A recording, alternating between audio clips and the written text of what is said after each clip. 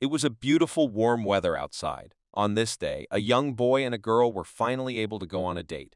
They enjoyed every minute they spent together, eating ice cream and talking about the future. They hadn't been able to get out on a date for a long time because they were both studying and had to take tests at the end of every month. And they need to prepare well for them to get a good grade. But their perfect day was ruined by a truck driver who lost control of the vehicle. People around them started to panic and tried to escape the possible consequences.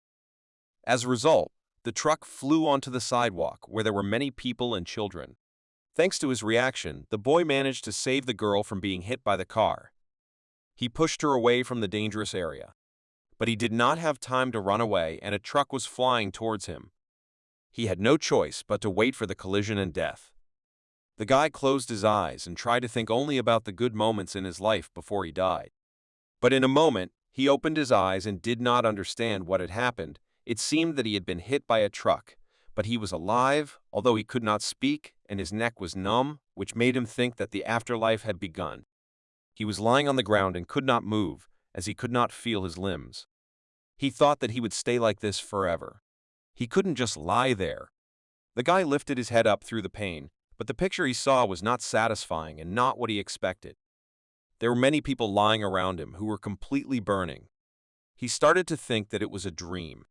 But it was too violent for a dream. There were also houses and other buildings burning around him. While he was trying to figure out what had happened to him and how he got here, a living person approached him. It was an old Chinese man who noticed that the boy was the only survivor. Although he spoke Chinese, the boy still understood him very well. The man said that perhaps what happened was called fate.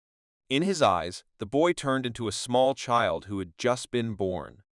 He realized that he looked like a child, but no one could explain how it happened.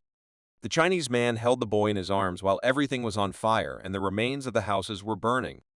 He was sure that this boy would be different from other residents of their city. The man ran somewhere and talked to the child. He continued to cry even at the age of 5. The boy understood everything that was happening in front of him. He grabbed the child very tightly and ran in an unknown direction. In front of them was a high cliff, and behind it were mountains. The boy could not believe that the man would jump down, because they would both fall to their deaths. But the man kept moving in cold blood and jumped off the cliff. Below them was a waterfall, which they flew over. As a result, the man landed very softly, and none of them were hurt. In the boy's eyes, he looked like a superhero who could conquer all natural elements. He didn't even cry, and the Chinese man was surprised at how calm this baby was. He touched him and promised that they would soon reach their goal. They just had to wait a little longer. When he touched the child, something strange began to happen. Some energy began to flow from the man and seemed to be transferred to the boy. This power was so powerful that it began to melt the snow on the trees nearby. The boy began to realize what was happening between them. His hand was a conduit of energy between the bodies. He remembered reading about this in books about martial arts. He was very sleepy, and after a deep sleep, the boy began to wake up. They reached some building that was not clear to the boy. He could only wait to see what would happen next. He almost slept the whole time they were getting there. He could not even imagine that there were such big buildings in the mountains. They were met by Sabaco students. One of the students asked how the trip went and if everything was okay. They bowed to the teacher and did not raise their heads until he said so. The man said that everything had gone well. Then he asked if anything had happened while he was away. The students said that nothing had happened, so they had nothing to say. The teacher thought that it could not be better than that. He had no news, but he urgently needed to see the master. They noticed the child in his arms and asked him what would happen to him next. He replied that Chun would take care of him. The students thought that the teacher had taken him away on purpose, but he immediately put them all to rest and said that he had found the baby by accident. After talking to the students, the man went to the building to see the master. He began to tell the kid where he had come from. It was the John Nam clan. It was one of the 9 strongest clans, but unfortunately, that time had already passed. The boy went back and saw the students training and practicing different strikes.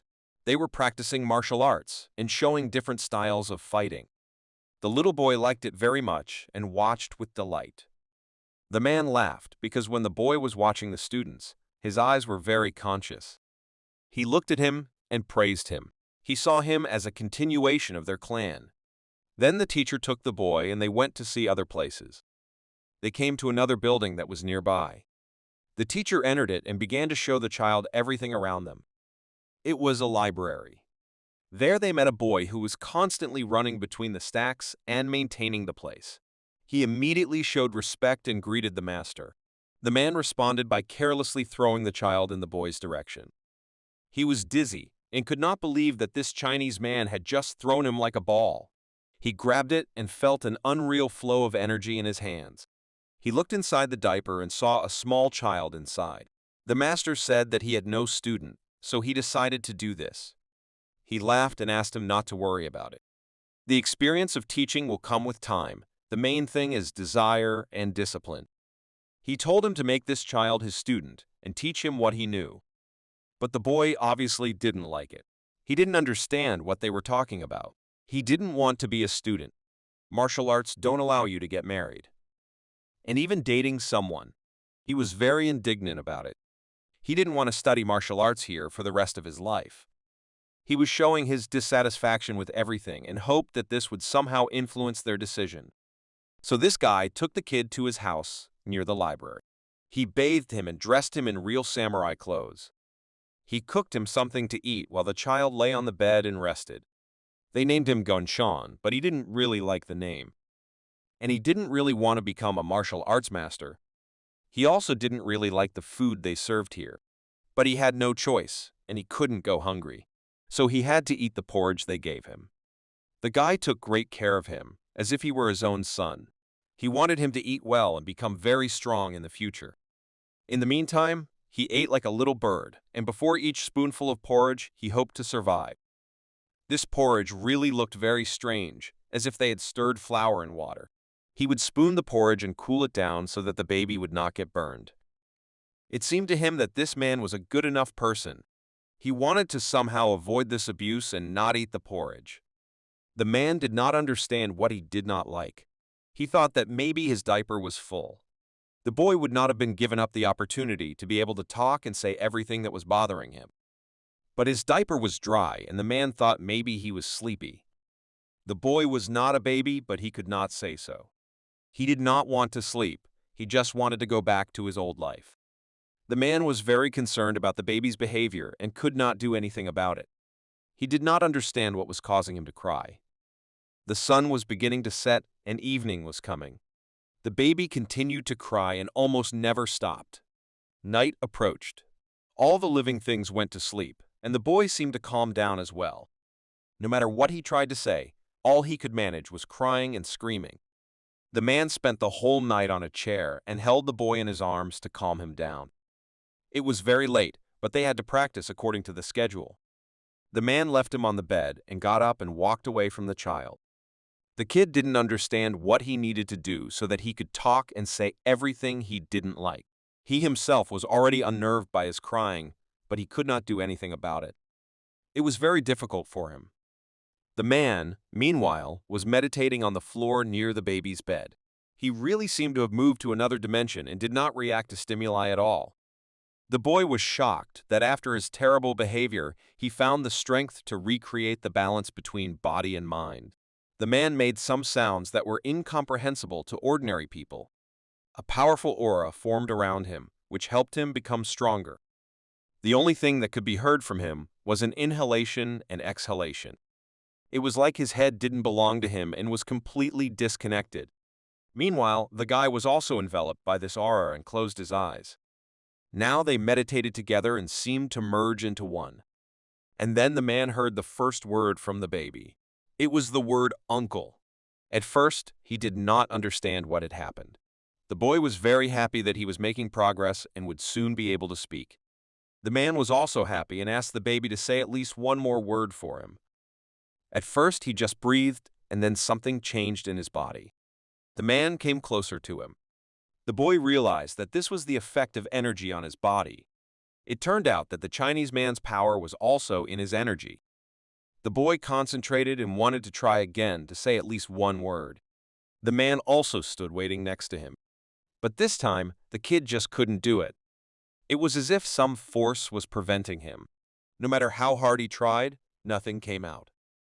The man thought he was just imagining things, because it was too early for him to talk. He thought he needed more practice and to try to speak more often. Morning came. The sky was blue and clear. Different birds were sitting in the trees next to the house where the boy and his husband lived, singing their songs. After a while, they flew away to their families and their nests. The boy himself tried to use the energy to speak again. He decided to start by trying to roll over and at least somehow control his body. Energy training allows for faster development. If he continues at this pace, he will be able to grow much faster. But where did these strange thoughts come from? One day ago, he was a happy student who went on a date with his girlfriend, and now he is lying in a diaper and can't talk. His head was very heavy and he could not roll over backwards. Because he couldn't lift his head, he couldn't breathe properly and gather energy to continue to develop and speak as soon as possible. The door knocked in the house. It was the husband returning to check on his baby. He saw the guy lying on his stomach and unable to breathe normally. He quickly ran over and did not understand how this could happen. The man grabbed the child and lifted him up so that he could breathe properly. He took him in his arms and asked him what he was doing here. He must have noticed the man meditating the last time and decided to follow suit. He began to look at the baby, but he did not look like a genius. With such intelligence, he could easily become a scientist and teach other children various sciences and techniques. The man was very happy to have this baby. It was snowing outside, although the man was already hoping for spring. 2 years later, much had changed, and it was time to find out what was happening to the baby. He was walking outside and found a stone nearby, which he decided to take with him. He didn't become much older. The boy carefully examined the stone as if it were some kind of valuable object. He was interested in absolutely everything around him. He transferred his energy into the stone. In general, thanks to this power, he could do different things. For example, he could simply break this stone into a bunch of small pieces using his energy. Once a man saw this and immediately ran up to the boy.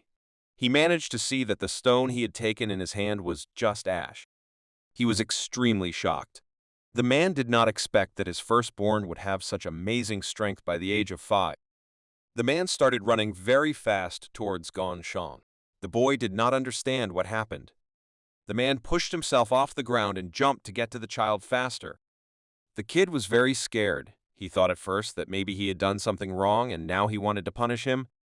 But in fact, when the man saw that first, the boy took the stone in his hand and then it disappeared somewhere. He thought that the child had swallowed it. So he flew up and demanded to see his hands. But it turned out that the stone in his hand had turned into sand. Now the man realized this, but he warned the boy that neither the stone nor the sand should be put in his mouth. He decided that it was better not to say what energy he used to do this. The man took him in his arms and they started walking home. And then came the moment when Gonshan turned 7 years old. He already had some techniques, and my control of his energy was much better than it was 4 years ago. He was very skillful on his feet and very agile for his age. He could also move energy from one part of his body to another. Thanks to this, he controlled his body and soul. His skills for a boy who was only 7 years old seemed phenomenal. He did not believe that it was real. The energy followed the body. This was called honing, which his adoptive father had talked about so much. While he was practicing, his teacher came out of the house. He said that the next day he had to go to the temple.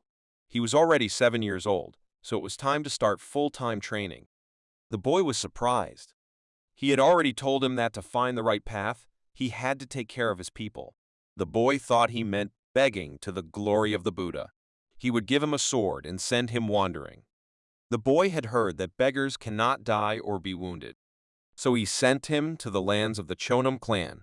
There he can see the world.it is dangerous for him to be alone. So he has to become a better craftsman. But he was only worried that they can't marry because of their status. But in their clan, the Chonam, they could marry, so he didn't have to worry about that. He was happy.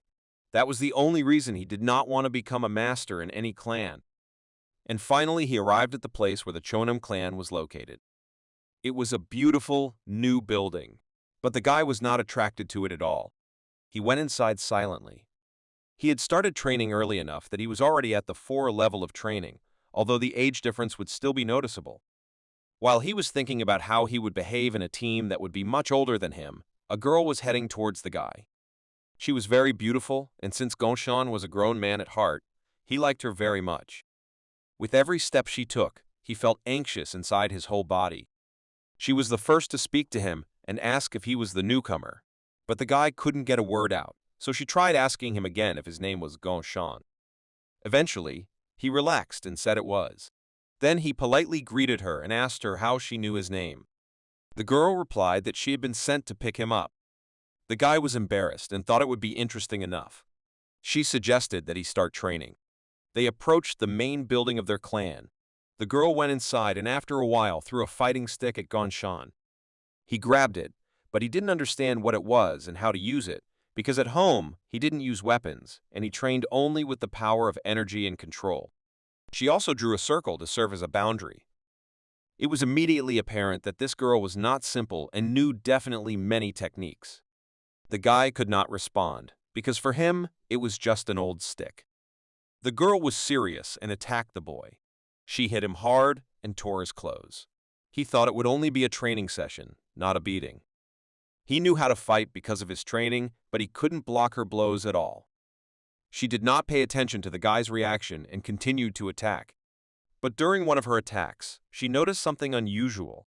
Gonshan was trembling. She stopped at the last moment and told him that he had no basic knowledge at all. He replied that it was the first time he had ever been in a real fight, but he should have known at least how to block basic attacks. The guy stood still and watched attentively as the girl showed him different techniques for defense. She was very skillful with that stick, and it couldn't even be considered a real weapon. He continued to watch carefully and tried to memorize her every move. Gonshan asked the girl to demonstrate again because he hadn't understood some of the techniques. She agreed, even though she knew he wouldn't be able to repeat them right now. She began to twist the stick so that it was not even visible in the air. The boy watched carefully and stored this knowledge in his head, to use it at the right time and protect himself or his loved ones. She maximized the energy of the stick. And again, she decided to attack Gonshan to see if he understood at least something. But she directed her strike at the ground, not at the boy. And now he was confident that he could defend himself against such attacks. He adjusted himself and got into a fighting stance. Then he asked the girl to attack him again and test his skills. She was very surprised at his persistence and effort. Although she was sure that he would fail, she agreed and also took a fighting stance.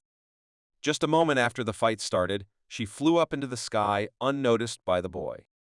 It was necessary to distract him from the moment of the blow. And then she attacked the boy with her stick. But this time, he took the full force of the blow on himself and his stick. Gonshan was able to repel this attack and launch a counterattack. Using his agility, he got closer to the enemy. And when the distance allowed, he would attack the girl. He learned very quickly and memorized everything the girl showed him, even though he didn't understand the meaning of the style itself. After he dodged, he needed to attack. But for some reason, the boy stopped and his stick lost its power and speed before he struck. The girl asked him what he was doing and why he stopped. He replied that he froze before he had time to think about anything. So, he didn't have time to think about how to attack. This guy was like a genius. His movements were not very well honed, but his head understood and memorized everything. He gathered his strength and invited the girl to continue their training. She agreed because she saw great potential in him. They spent a lot of time in the training arena. The sun had already begun to hide behind the clouds and set. It was night, but the moon was still illuminating the area like the sun.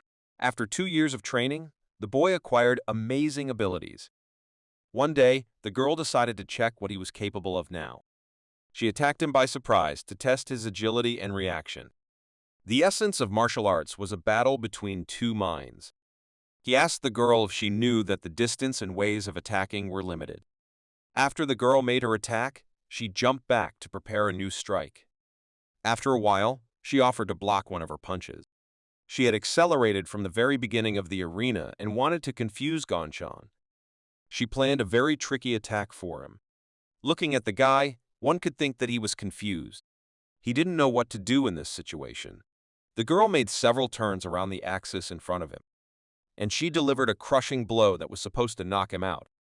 But he dodged in time and quickly changed his position. She thought he was just lucky to avoid this attack. Meanwhile, he was already behind her. But before he could attack, he started receiving a lot of kicks. But with the help of his shield, he blocked absolutely all the blows. The girl was not going to stop, so she accelerated and swung her fist with all her might. But Ganshan blocked her punch again without any problems. He continued to do so every time the girl attacked him. None of her punches reached the target, even though she was forced to spend her stamina on them. She was shocked that his shield could block all her blows. The girl asked him how he did it.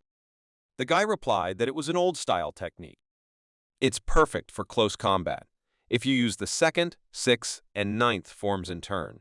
She didn't understand how to combine the 6th and 9th forms. The boy replied that this required a new style as well. Only everything in symbiosis could bring such a result. He began to show her how to achieve this. First, you need to move the energy from the top of the sternum to the bottom. He blinded the girl with his energy because there was a lot of light coming from him. He believed that this was directly related to the old style. Although he's still not sure, the new style was quite intrusive. Although the process should be continuous, the girl was shocked and couldn't say a word. Now here was a boy who was only 9 years old and saying things that even she didn't know about. In 2 years, he had learned a lot from her. It was time to show how much he had grown, but all his attacks were similar to each other. But it was the way he defended himself that made the difference. To frustrate the opponent when they failed to carry out their attack, the girl quickly changed her plan for the fight, and she started behaving in a completely different way, using a combination of different techniques. She was using skills that Ganshan had never seen before, but he was confident that he could easily defend himself against a kick. This time, luck was on her side and the kick was very powerful, that she was able to pierce his defense and cause damage. Ganshan couldn't believe it because he was defending himself perfectly. He asked her how she managed to break through his defense. The girl replied that she used air domination. He had studied all her attacks and how to defend against them, and she had mastered space and was capable of more extraordinary attacks. Simply put, he couldn't defend himself because he had just learned everything. Ganshan was desperate because he thought he was stronger than his teacher, but that was wrong and very arrogant.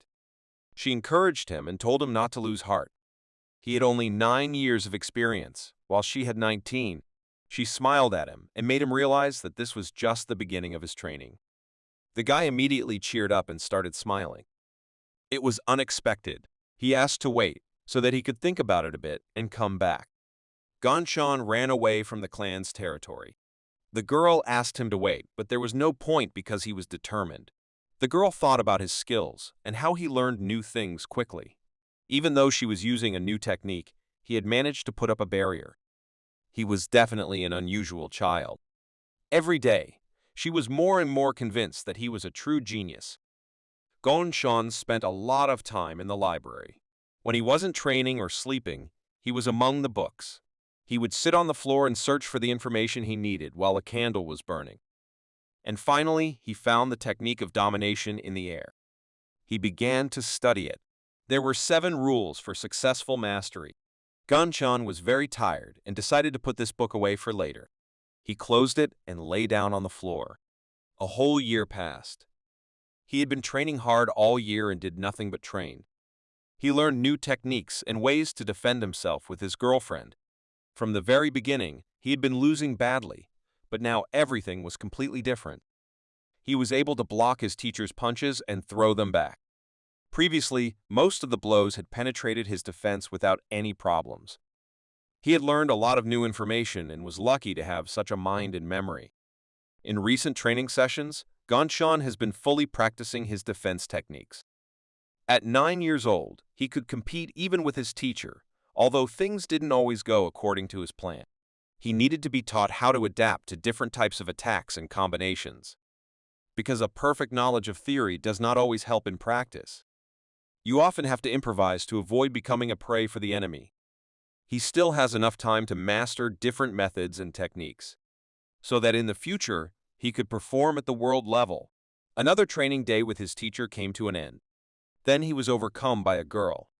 She said that today was a very good training session, but he was still powerless against a fighter who used air energy. He was sure that this was definitely not his maximum. Gonshan continued to lie on the floor and collect his thoughts. The candles were almost burning out, and he needed to go get some rest. He liked to spend time with books, and now the last candle was burning out. In a few minutes, it went out completely. In the old style, there was a way to relieve tension.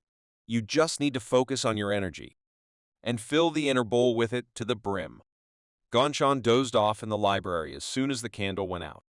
He smelled the wax in front of him, and because of this, he woke up immediately. Gonshan realized how he could use the air domination technique. The next day at training, he immediately told his teacher that he had learned this technique. But the girl did not believe that a boy who was not even 10 years old could master this skill. If he was so sure, she asked him to demonstrate it in practice. He agreed without any hesitation and was ready for the fight. He started to use energy to activate the skill, but the girl said it was a different technique. He combined the power of earth flows with the old style. It was hard for him to explain it in words, so he decided to demonstrate it better. Then the girl decided to test how similar their techniques were. She rushed into the fight without any preparation, and she attacked the guy while he was trying to activate his new skill. Her hand trembled as soon as she touched his shield. She couldn't pierce it and get to the boy. The girl continued to attack him, but all her attempts failed. The master who had found this little boy in a fire in a neighboring town was watching. Even then, he realized that the boy had not survived by chance. It was a demonstration of the existence of fate. Chun raised a good student. The girl was angry and could not accept the fact that this defense could not be broken in any way. This went on for quite some time, but to no avail. She decided to try another technique and jumped above the ground to do so. The girl was sure that this blow should destroy the boy's defense. She threw a punch that was considered one of her strongest skills. She rejoiced because the barrier was gone. But the boy was smiling because he had removed it himself. He used the energy he'd managed to accumulate during this time to attack the teacher with confidence. With a powerful punch, he threw the girl away and left her no chance of winning. He had exceeded all her expectations, and she certainly hadn't expected this ending. She had only one method left in her inventory. She activated her ground synchronization ability. The ground beneath her feet was destroyed by the intense concentration of energy. She wanted to force it to open its defenses, so she decided to call a big tiger for help. She attacked it with her new technique. She even managed to break through the Gonshan's defense a little, but he continued to keep his defense very coherently and effectively. The master was watching this battle, sitting on a tree branch near the arena. He was surprised at how the boy was able to concentrate his energy so confidently and direct it in the right direction. The boy began to smile because he realized that the teacher was failing and her plan had not worked.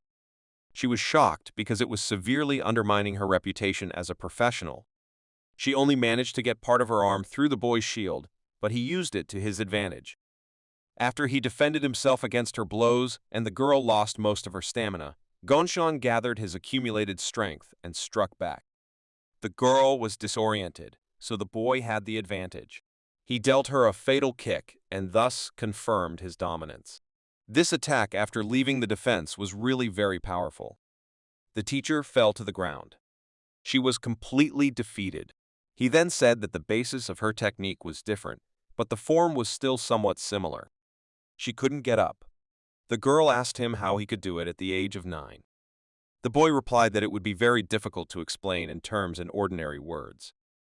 That day was one of the most important in Gonshan's life.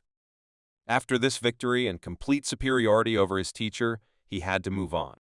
His foster father picked him up and they went to the elder together. The boy asked the teacher why the elder had called them to see him. The man replied that it was expected because he had made their entire school famous for his abilities at such an early age. You would have thought that Gonshan was pretending that he didn't realize this, but he was actually so interested in the different techniques and the process of training that he didn't even think he was doing anything useful. While they were talking, the road passed quickly enough, and they reached the elder's house. His assistant met them there and they greeted each other. He informed the master that Chun and his disciple Gongxuan had arrived. He told them to go inside.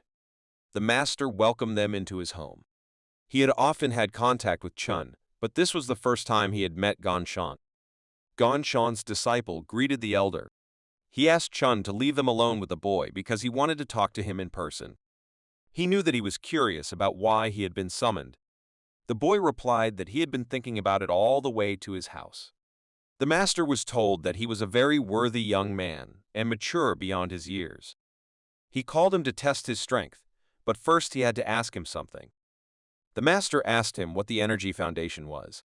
The boy was silent for a few minutes to collect his thoughts, and he said that in his understanding it is the only great connection, which is also called a separate type of energy concentration.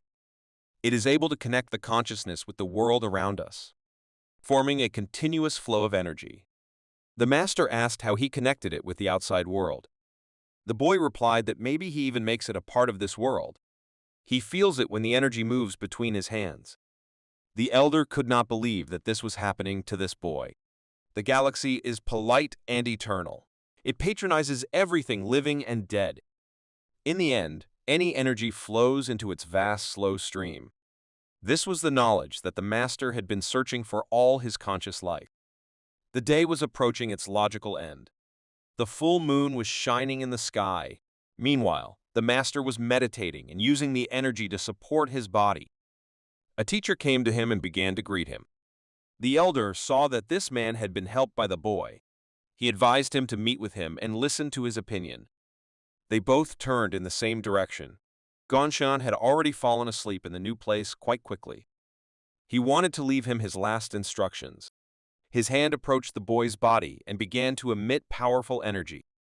At one point, there was so much of it that the light from it covered almost half the forest. All the animals began to hide and run away into the depths of the forest. Leaves began to fall from the trees. The master was not able to handle his energy, so he had to seal it up. When the time came to break the seal, he would have to set the boy on the right path. Because this child was the future of their clan, and his time had already come to an end. He had given enough strength and energy to keep this clan going. But nothing lasts forever, and every life comes to an end. After a while, there were a lot of young children training in the arena of their clan, and Gongxuan was watching them. Everything happened just as the master had said. He came down to the children to point out their mistakes. The boy was already an adult and could hardly be called a child. His powers had grown much since he visited the elder. Gongxuan, at the age of 16, had a very strong body and was 180 centimeters tall. He began training with the children and showing them his new abilities. His strength increased several times since he defeated the girl. He could use a thread of ki that rotated his sword and strengthened his attack. Every day, he read new literature that helped him practice it. He also demonstrated his ki shield, which was much more advanced than before. Finally, the trees blossomed and real spring came. The petals fell to the ground and created an unusual atmosphere around the garden. But when they hit Gongxuan's shield, they turned into ashes. The children were shocked by this skill and began to clap for the teacher. He promised that if everyone worked as hard as he did, they would be able to reach even greater heights. While Gongxuan was talking to his students, an assistant told him that they wanted him to go to the Temple of External Affairs. But he didn't understand why, since he didn't seem to have done anything wrong. The Temple of External Affairs was nearby. The guy went there on their orders. He went in and greeted the masters. They invited him in. The elder said that there was an urgent matter, but there was no one who could handle it and fulfill all the requests.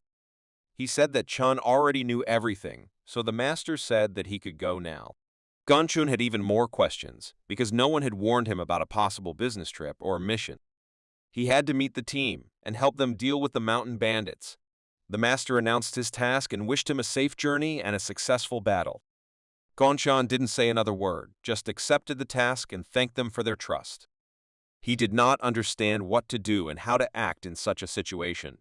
The boy went on a hike at the request of the elders. This was his first task, where he had to participate in a battle. He had already traveled quite a long way, so he thought he should stop for a short rest. Also, He was getting hungry. As soon as the conversation starts about China, he immediately mentions their delicious food and specialties. It was time for a snack, so he started to go down.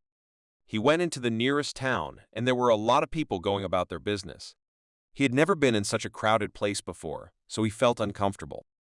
But it smelled really good, and now his stomach would be happy. He hadn't been here for so long that he had already forgotten this wonderful aroma. This was what it was like to be a lone samurai, always far away from civilization, to concentrate on his training. He needed to find a place where he could spend the night for one day. He decided to stop a man and ask him a few questions to get to know the area better. This man responded to Gonchan's request and recognized him. He realized that this guy was the master from Mount Shanam. He was very happy to welcome the boy to their city. The man was willing to help with any questions. He only had one question. He needed one bed for one night. The man replied that he knew where to find it and would be happy to show him. He began to draw a path in the sand to show him how to get to the sleeping place. Gonchan thanked the kind man for his detailed explanation and wished him a safe journey. When the man left, Gonchan realized that craftsmen are highly respected in this town. Since he had been told how to get to the lodging, he set out to find it. Although it would have been better to eat first, he decided to go to the lodging to get there before sunset, and so he arrived at the place. The third-generation Gonchan student greeted his brothers. He was met by 3 brothers at the entrance to the building. They did not expect to see him in the city, but they were happy to welcome him here. Gonchan immediately noticed one of the students. They told him he was small, but it turned out that they were not kidding. His name was Van, but he was known as the Swift Sword. They were told that one terrible brother had been kicked out of the clan, and a new talented one had been taken in his place. The student asked if they were talking about Gonchan. The situation was clear to them, and they had to go to Sokshan. There was a unit there that was responsible for transportation and security. Their goal was to clear those places of robbers who were robbing innocent and defenseless people. The guy asked if they knew anything about these hooligans. The brother replied that it was a good question and they would discuss it on the way so as not to waste any time. The matter was urgent and they could not delay any longer. On the horizon, they could already see the building where the detachment was located. The guys got there quickly enough and immediately rushed to the entrance. The leader of the unit was named Henzi. While they were figuring out where to leave the horses, the leader was already running out to them. He introduced himself as Henzi and said he was the main local leader. They approached him and greeted each other. The leader asked if they had any problems on their way to him and if they had any requests. They also introduced the Gonchan master who had come with them to help clean up the city from hooligans. The leader was shocked because he did not expect to meet a third-generation student here. It was the same Gonchan about whom there were a lot of rumors and talks, not only in their city, but also far beyond its borders. Henzi asked them to wait a little while they prepared their rooms. He also asked what the reason was for such an unexpected arrival. But then the manager himself began to guess why they were here. My brother confirmed his guess. It was night. The horses were grazing near the house while their owners rested and gained strength. The leader said he had heard the vagrants talking. They said that robbers were behind it, but they needed to find out who it was first before they attacked. Henzi replied that they suspected the Moen hands. For some reason, Gonchan was very disturbed by this information and began to get visibly nervous. It was very serious. His brother admitted that they might not be able to do it without help. But Gonchan believed that the Moya were not strong enough to be afraid of them. They explained to him because he didn't understand that being a moist was a feat. He didn't want to humiliate his martial arts school, but it was true. But even the most skillful student of their clan could not compare to a 16D generation Mosho. All the brothers were concentrating as hard as they could because this was a worthy enemy and one should not underestimate him. They say that there were only 2 warriors like them in the whole world. The guy listened to everyone's opinion, but he did not believe that they were so dangerous and invincible. The Sky Horse, Majin, and the Bloody King Sakshan. If he asked how strong they were. A few decades ago, one of them went up against 100,000-strong Mongol army alone without any help. And the other slit the throat of their Khan in front of thousands of people. After that battle, no one survived except them. Thanks to their victories, they received such surnames. No one doubted their strength, but whether they could stand up to them. Because they were old-style students, and there were only 7 generations in their school, they would not have a few warriors who could match them. They hoped that now Gongxan would realize the seriousness of the situation. They came to the conclusion that they would visit Haomun tomorrow, and if they wanted to solve the problem themselves, they had to hurry. The elder brother said that now they needed to rest and prepare for a hard battle. There was a full moon in the sky again, and no cloud could obscure its majesty. The robbers gathered for a meeting, although they said that the newcomer was weak. But a tiger is a tiger. One of them asked how they would proceed. He was told that they should retreat. The other robber listened to everyone, but said that in the end their tactics worked. A man from the Chonim clan began to hunt them down. He was a third-generation Gongxan disciple and had 3 swords from provincial temples. The only question was whether they could destroy them. The chairman ordered them to stick to the plan and follow the strategy. But he didn't order them, he merely recommended them. They were determined and wanted to destroy them for their rudeness and then quietly retreat. They had already made it clear to everyone who they were. But what was their main target for this task? The main goal is Gongxan. They agreed on the details and found a compromise. They wanted to destroy every hypocrite in this world and make each of them pay for their sins. Morning came. The boys spent the night in the house of a local leader. Gongxan didn't want to get out of bed because he knew what a difficult journey they had ahead of them. But he was still in full control of his actions and jumped out of bed. His thoughts were about whether it was worth getting involved in all of this. Such strong opponents were too much for the first mission. But he could not do anything because it was his job. Someone knocked on his door. He said that his older brother was at Haomun, but it looks like he's back. The boy went outside and met the brothers there. They asked him to join them and discuss everything. They waited for the last brother to return and gathered around a small table. The brother who had gone on the scouting trip said that they had left no trace behind them at all. They acted quite unexpectedly and decisively, so the boys thought they had just run away. But the thing was, the older brother didn't believe it. He hadn't even managed to track her whereabouts during the reconnaissance. Their task was to bring her back. But how could they do that? They had sold it, and they had no choice but to buy it again. But they were only interested in where the parcel they were looking for was now. It was on the west coast. So today they were there with the purpose of selling it. The power of the Moists was truly secret and powerful. But because of this incident, many of them disappeared, so the province will be calm for a while. But why do these Moists destroy everything around them if they want to get something? The elder brother announced the end of the meeting. They will be leaving tomorrow. He also asked to send a letter to the main temple so that they can take some action. Everyone agreed and was ready to fulfill this task.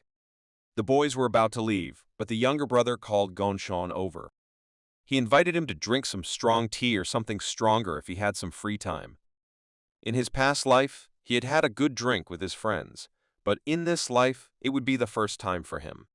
They took a good drink and decided to have a snack. It was the first time Gongxan had ever drunk so much, so he decided to start small. His younger brother tried to make fun of him and said that even though he was taller than him, he couldn't drink. But the younger brother could not even imagine how much time he had spent meditating. He had no time for such nonsense. But his fellow table-mate did not think it was nonsense. He was already in pretty good condition and called him very sharp. Gongxan admitted it and added that everyone in the main temple knew about it. Before he could even prove his point, the younger brother had already fallen face first into the plate. Gongxan had not expected this end to the day. For several days in a row, the moon had been full in the sky. But this time, the clouds managed to cover it at least halfway. One of the bandits stood on a hill and watched what was happening between the boys. Gongxan was forced to carry his younger brother because he could not walk on his own. He could not afford to leave his brother in such a state to fend for himself. While they were walking home, they noticed some movement in the bushes. Then someone started running on the roof of the house they were walking near. Gongxan began to suspect that they were being watched and were trying to trap them. And so it was, they were trapped. Someone wanted to restrain his movements so that he could not escape. A man appeared in front of him and asked him if he was the third-generation Gonshan disciple of the Shonen clan. Even at that moment, the smile on the man's face did not disappear. It was a robber. He'd been chasing them from the cafe where they were drinking alcohol and having dinner. Gonshan had never been outsmarted by anyone before, so he had to teach this guy a lesson and teach him some manners. But his younger brother was too much of a burden, so he tossed him aside while he dealt with this thief. Gonshan has long wanted to use his new technique with a real enemy. So he began to store energy for his defense, which he could then turn into a surprise attack. The robber did not expect the boy to resist at all. And so, the robber's first attack failed. He could not pierce the shield, and as a result, he just flew away from it a few meters. But this only angered them more. They planned to deal with him very quickly. He might have thought that they attacked him for no reason, but they didn't care at all because they never followed moral values. The guy thought it was an unfair fight. It was very mean of them to attack two of them against one, but he had no other option but to repel their attacks. They were sure that it would be very easy to kill this guy. But when they approached him, they realized that their plan was failing. The robbers felt something start to happen to their weapons. The closer they got to Gonshan, the more this feeling appeared. This guy was on a completely different level than the robbers knew. That's why they didn't cause him any problems. He was able to destroy two robbers who wanted to kill him with one powerful punch. They continued to lie motionless on the ground and were completely powerless. They only managed to scare Gonshan a little bit, no more. That's what they were hoping for before they attacked the boy. Now he needed to get his little brother home. Gonshan approached him, and he seemed to be in very bad shape. As Gonshan approached his brother, he saw something. There was a shuriken in the neck of one of the robbers, which had killed him. And then the boy realized that there was someone else besides them. He was killed so that he could not tell anything. He could die at the hands of his brothers only in this place. Only their clan allows themselves to treat their loved ones like that. When the boy returned home, everyone began to analyze this aggressive attack. The older brother said that he had exceeded all their expectations. They had no idea that he had such a devastating power. But they still asked him to be careful. There was a very powerful energy here. It would be very difficult to survive. The younger brother was also told to be careful and not to drink so much on the mission. His life could depend on it. While the older brother was talking to the boys, the other called him over and asked him to take a look at it. After a detailed examination of the body, he noticed something. There was a strong poison in it that was spreading through the body. Moists use it to kill their brothers after a failed mission, so it was definitely them. We had to immediately report what had happened to the main temple. But it was still unknown why they had attacked Gonshan. He was sure that his life was in danger and he needed to be much more careful. Still, it was no accident that he was sent on this mission with them. They tried to notify the main temple very quickly. The older brother said he would contact Moen and the guards in the meanwhile. Several days passed, and they were unable to track down the robbers, but rumors of their appearance quickly spread throughout the city. At the same time, the talented master Gonshan became an equally interesting topic of discussion. And now it was time to say goodbye. The boy had to return home to his clan. He had learned a lot from his brothers and was grateful for it. But the brothers recognized that they had not had time to teach him anything worthwhile. They wished him a good journey and that he would travel it without obstacles. They hoped that they would meet again soon. He, in turn, thanked them for their support and wishes. Gonshan went home. The boys could be calm for him because his strength was really unique. Although they did not see even half of his abilities. He was upset. Everyone was going back to the main temple. The enemies had disappeared without a trace, and he had to go back to training and practicing again. He hoped that he could train with the brothers of the other school for a while to gain new experience.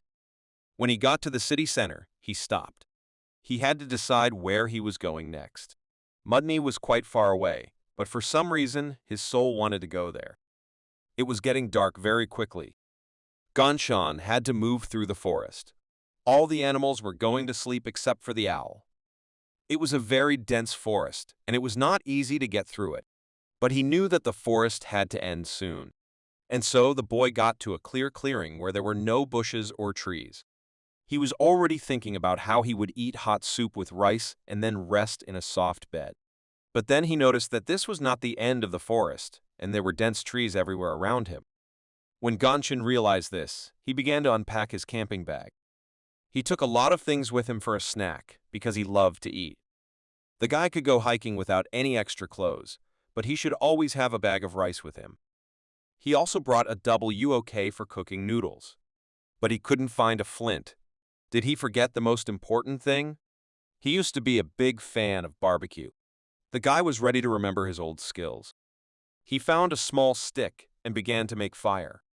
He'd been trying to light the fire for about half an hour, but it was no use. The stick was spinning very fast, but to no avail. Gonshin realized that he was not cut out for this kind of work. The waiters were better at it, and he started to blame the stick. Then he sat down and started thinking about what he was doing differently from the waiter. How could he make it so that he could have a fire and cook his favorite barbecue? In theory, friction should generate heat, and heat should turn into flame. And then he decided to try to add energy to the friction. Maybe he could do it faster. He began to accumulate energy and direct it at the stick. He was careful not to overdo it and set the whole forest on fire. He concentrated the energy in his hands and directed it downward. After a while, he had a spiral energy. So he could do without the tree and the extra sticks. He grabbed some dry leaves that were lying on the ground. He threw them into the place where the energy was concentrated. This helped him to make a big fire that could help him cook dinner. Although it is not an internal flame that can heal the body, it does not require flint. The boy could finally cook his long-awaited rice. Gonshin wandered for a very long time. Day after day passed for a very long time. He needed something to eat because his supplies had run out long ago. On the 10th day, he came to a hill and hoped to find a village nearby. He was dirty and tired, and his body was very hungry. From the hill, he could see the vast Chinese land. And then his eyes saw something. There was a hare running on the hill. The only thought he had was that he had to catch it. He tried not to frighten it and stood still so that the hare would come closer. The hare was also watching the boy and probably guessed what he was planning. In his mind's eye, Gonshin imagined a beautifully baked rabbit with garnish and vegetables. He ran after him and hoped to finally eat, but the rabbit turned out to be very nimble and dodged all the boy's attempts to catch it. But Gonshin could not let him escape. It was his last hope, and he jumped as high as he could. And as a result, he was able to catch him with his perseverance. But he didn't notice that there was an abyss in front of them.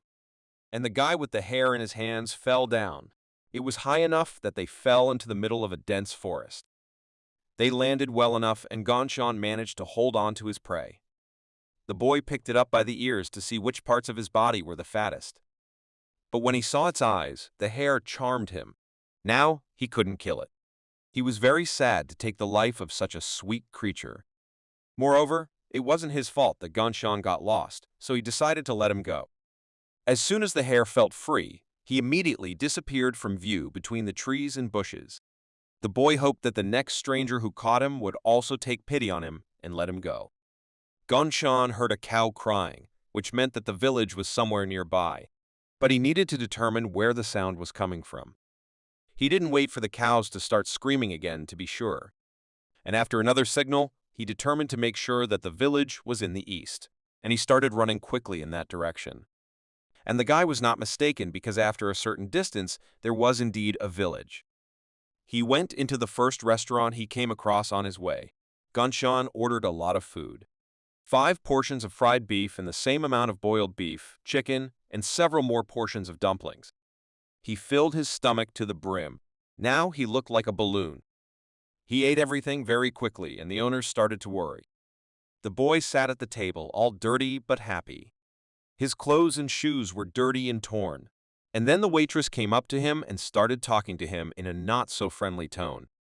She suspected that he would not be able to pay for such a large meal. But he replied that he would have no problem paying for all the food they had prepared for him. He put his hand in his pocket, because he had been taking his money with him all along. But his money bag was not there. He was confused. He must have lost it when he was chasing the hare. Then the cook came to his table and asked him how he was going to pay. It was impossible to let the master be associated with the rice thief. He made innocent eyes and asked if they managed to get everything done at night. The man showed his muscles and asked him not to talk to him. But the woman stopped him because she had an idea. The guy stayed working in that cafeteria and started drawing talismans. He asked her to put it under her pillow at home, and by the next night, her son would be much stronger. They made this up together with the owner of the canteen to attract customers. Many people immediately reacted and became interested in the mascots, and he is ready to give a very good discount to those who order dumplings at the restaurant. In the Chinam clan, he learned to read and mastered Chinese medicine. He also learned how to lure luck. Of course, no one could know how true this was, but it was clear that it made it much easier for people to solve their problems. He talked about how to avoid evil spirits and what good deeds to do, such as helping him. He successfully worked off the food he ate in that dining room, so he had to continue his journey. Meanwhile, there were new problems in the main temple. An ambassador from the Shaolin Temple came to visit them to tell them firsthand about the disaster that had hit their city. Everyone present at the meeting was silent. They lowered their heads and listened to the ambassador's admonition. It was their fault that they had ignored the words of the chief priest. He demanded that they do not remain silent, but begin to justify their foolish actions.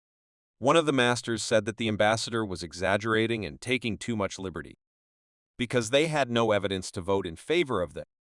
The ambassador became very aggressive and said that people were being killed in front of him and they needed more evidence. He got so angry that his energy started to flow out of his limbs. But it was too late. They started to act. But the main problem was different. They guessed that he was talking about the representatives of the three external sects. They said that not only the Moists had appeared, the Sun Temple, the Ice Butler, and the three gates of the south had also begun to act. The only thing known about the Sun Temple was that it was the main sect of the desert. They practiced resistance to high temperatures. The Ice Palace is located in the north and studies martial techniques of snow and ice. And the three southern gates are the Poison Gates, the Gates of the Beasts, the name given to those who shared power over the eastern lands.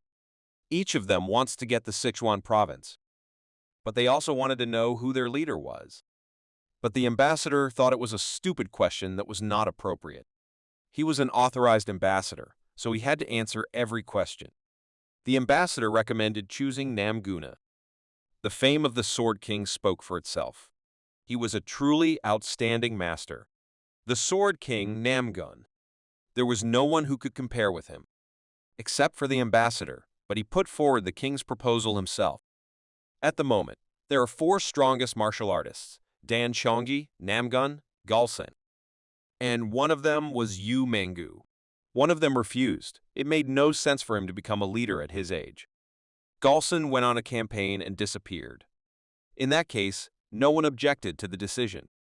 But it was also important to hear the father's opinion. The ambassador asked Namgun what he thought of their choice. He replied that it was a very great honor for him, but he could not refuse and was respectfully ready to take over as leader. Thus, the members of the ancient Urim Association elected the King of Swords as their leader. Meanwhile, the thieves sect sensed the approach of a difficult time and created their own organization in response. Gonshan, meanwhile, continued his long journey after so many years of training. He thought that he needed to earn some more money because he had spent it all. Because the old one didn't even look like clothes anymore. And this one was comfortable to move in. You always need to train in comfortable clothes to feel the full energy. His only drawback was that no one had taught him how to overcome hunger. He stopped again to have a delicious dinner and prepare for the next day.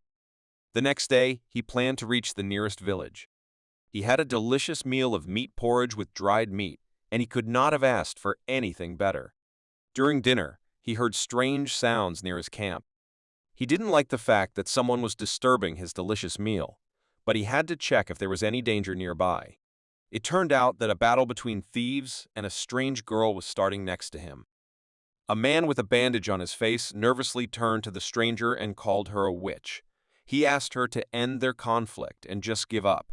These guys were going to have fun with her. They were serious and tried to achieve their goal to the very end. But the girl did not give up and licked her lips in anticipation of another battle. She turned to the frantic guys and asked if they really couldn't find a girl in the whole world who would willingly spend time with them. The swordmaster watched quietly, very surprised that these guys had attacked a defenseless girl for whom honor was more important than life. Still, to our hero, the behavior of the strangers seemed repugnant. The bandits rushed into the attack. They wanted to get this woman at any cost, even if he did not survive the fight. The girl became in a fighting stance. She did not want to give up, even knowing in advance that she had no chance of winning. Suddenly, the swordmaster decided to intervene and appeared right in front of her. He cheerfully asked the stranger if she was all right. It was unexpected, and now the leader of the gang of villains began to worry. The girl just looked surprised at the guy who was below her height. After a moment, our hero used the technique of instant month, and the battlefield was illuminated by a purple light. Because of this technique, the bandits were still unable to approach them. The instant month scattered all the guys that got within range of the technique. No one could understand what was happening. The bandits began to panic because of this unfamiliar technique. Only their leader understood what was going on, and he asked the guy why Chunam's disciple interfered in someone else's battle. But for our hero, it was obvious he could not abandon this girl that got into a heavy battle against the villains. He considers himself a fair master, so he cannot allow such disrespectful attitude to defenseless girls. Still, this dialogue was dragged on and he suggested going back to the battle. Around the guy again appeared a magical aura. He began to use a technique called Telkigon. The strangers recognized it and stared at the opponent in bewilderment. The master was surprised that the villains knew about the combat technique of the School of Basics, so he asked who they were. But for the leader of this faction didn't care about the strength of the enemy, and he furiously gave orders to his guys to start fighting. A large number of fighters went for their only opponent. The calm guy was not afraid and started using the 5 Thunder Seals. After that, he used the 5 Heavens technique and secured himself from the enemy's attacks. As the situation became more and more difficult and the villains began to panic, their leader nervously rushed to attack. He decided that he could cope with such an incredible opponent alone. Using all his strength, he rushed into battle. But the unfamiliar master easily stopped and nullified his attack. Just a moment later, he launched a counterattack using one of his techniques. Using such incredible power, the master was able to deal with all the enemies in one attack. After the fight was over, he recognized that he had probably overdone it, and now all of his opponents were destroyed. That was bad, and he clenched his fist nervously. On the other hand, he had managed not to lose his mind, but that was only because of hard training. After his musings, he looked towards the injured girl and wondered if she was all right. Still, not a single fresh scratch appeared on the girl after he joined this battle. She thanked the stranger for being so brave. The friendly master stepped closer to the stranger and said that she looked pretty strong. He thought she had previously taken down a couple of the villains and immediately ran away from them. This compliment brought joy to the girl, and she replied that it was a common thing for her, and such guys could not withstand even one of her blows. After that, she started to justify herself and tell about what had happened earlier, but was distracted by what the master was doing. He had a case more important than their conversations. He asked the surprised girl to wait until he was done. The guy started praying. It turns out that he buried the bodies of his enemies. He explained to the girl with a smile on his face that everyone deserves to rest, no matter how they were. He then said that he noticed that the girl was injured, so he offered to go with him to his setup camp nearby. He was going to treat the pretty stranger's wounds. Despite his appearance, he had studied healing and now he was able to help her. The surprised girl looked at the back of her new companion and noticed that he was not like the other masters. On the way back to his camp, the Chongnam apprentice asked the girl if she was embarrassed that he called her little sister. He suggested that she address her as a friend on the path of self-improvement. The second option proved to be too crazy, and the girl agreed to let him continue calling her sis. Gonchan was satisfied with the answer and introduced himself. After that, he asked what the sis name was. The girl was a bit confused by such a question. After that, she sadly and shyly answered that her name was Seol-hee. The guy then asked how old she was. He thought she was the same age as his own sister. This surprised the girl as she was over 30 years old. Gongchan replied that he was only 18 now, but his own sister was 10 years older than him, so he immediately remembered her when he saw Seol-hee. These judgments seemed strange to the girl, but she just agreed with him and walked on. As they suddenly stopped, Seol-hee turned to her comrade unhappily. She didn't think that this was the one convenient camp. She was disappointed because she didn't think the master would lie to her. But the fellow began to justify himself, and in his defense said that it was not a lie, for he had a fire and no wild animals were near. He then shouted with incredible admiration that his camp even had a starry sky right overhead. In addition, he had made a delicious porridge for dinner, and so this place is just wonderful. The satisfied guy sat down next to the fire and said that in the forest wilderness, there could not be anything better. After that, he invited his friend to sit down next to him. But unexpectedly for him, Seol-hee took hold of her stomach and fell to her knees. She was exhausted and injured. The girl started coughing up blood. It turned out that she was poisoned, and that's why she couldn't kill the bandits without Gong-chan's help. The guy decided not to hesitate and asked her to give him her hand. He needed to check her pulse. The girl replied that she shouldn't worry so much. She was sure she could handle it herself. But the caring guy said with a smile that maybe her internal organs were damaged and that it wasn't easy to deal with the poisoning on her own. He thought that they might be able to suppress the poison with their inner strength. As a blue aura suddenly appeared around the girl, she concentrated and began to use her technique. She really didn't lie and started to get rid of the problem. The girl was easily taking out the poison. The surprise guy didn't understand how she could do that. After all, he knew that such a thing was only possible after 120 years. Gong-chan stepped aside a bit. He didn't know who this girl was. It turns out that Seol-hee was sold to Hwangong School at the age of 10. This school was famous for its great knowledge of the dark arts. Its followers were able to absorb yin and yang energy. 50 years after its founding, the school fell under the onslaught of foes. Its founder was severely injured by a mace and then passed away. At that time, Seol-hee was only 15 years old, by which time she had already become a first-class warrior and learned how to masterfully draw energy from people. After these events, many villains tried to acquire the secret writings of the dark spiritual practices and martial arts of the Hwangong School. Eventually, the writings passed into the hands of Seol-hee. By the age of 30, the woman had mastered this knowledge and became one of the 16 strongest. Absorbing the energy of the earth, she took out the poison in the blink of an eye. The boy decided to make sure that it was true and touched the liquid that was on the rock next to the girl. He asked her if she was all right, and Seol-hee warned him to be careful with the poison because one drop of it would kill a cow. Suddenly, right in front of her, the guy absurdly put his finger with the poison in his mouth. After that, he just folded his hands in front of him as if nothing happened and sadly replied that this liquid is really poisonous. The confused girl did not know what to say. He smilingly turned to his sister and called her strong because she was able to remove such a powerful poison. But the girl again did not know what to say. She was still shocked by her friend's behavior. After curing Seol-hee, they returned to the camp. Gong-chan was very concerned about his new little sister and said that she must be tired after fighting the villains and getting rid of the poison. He suggested that she rest and restore her Q energy. The pretty girl calmly replied that she was not tired, but the guy did not think so, because he knew that this poison was quite dangerous. He realized that to resist this kind of action requires a lot of ability. He analyzed the situation perfectly and said that according to his calculations, it would take a lot of strength to resist such a poison. So it turns out that the girl's life energy was only 30 years.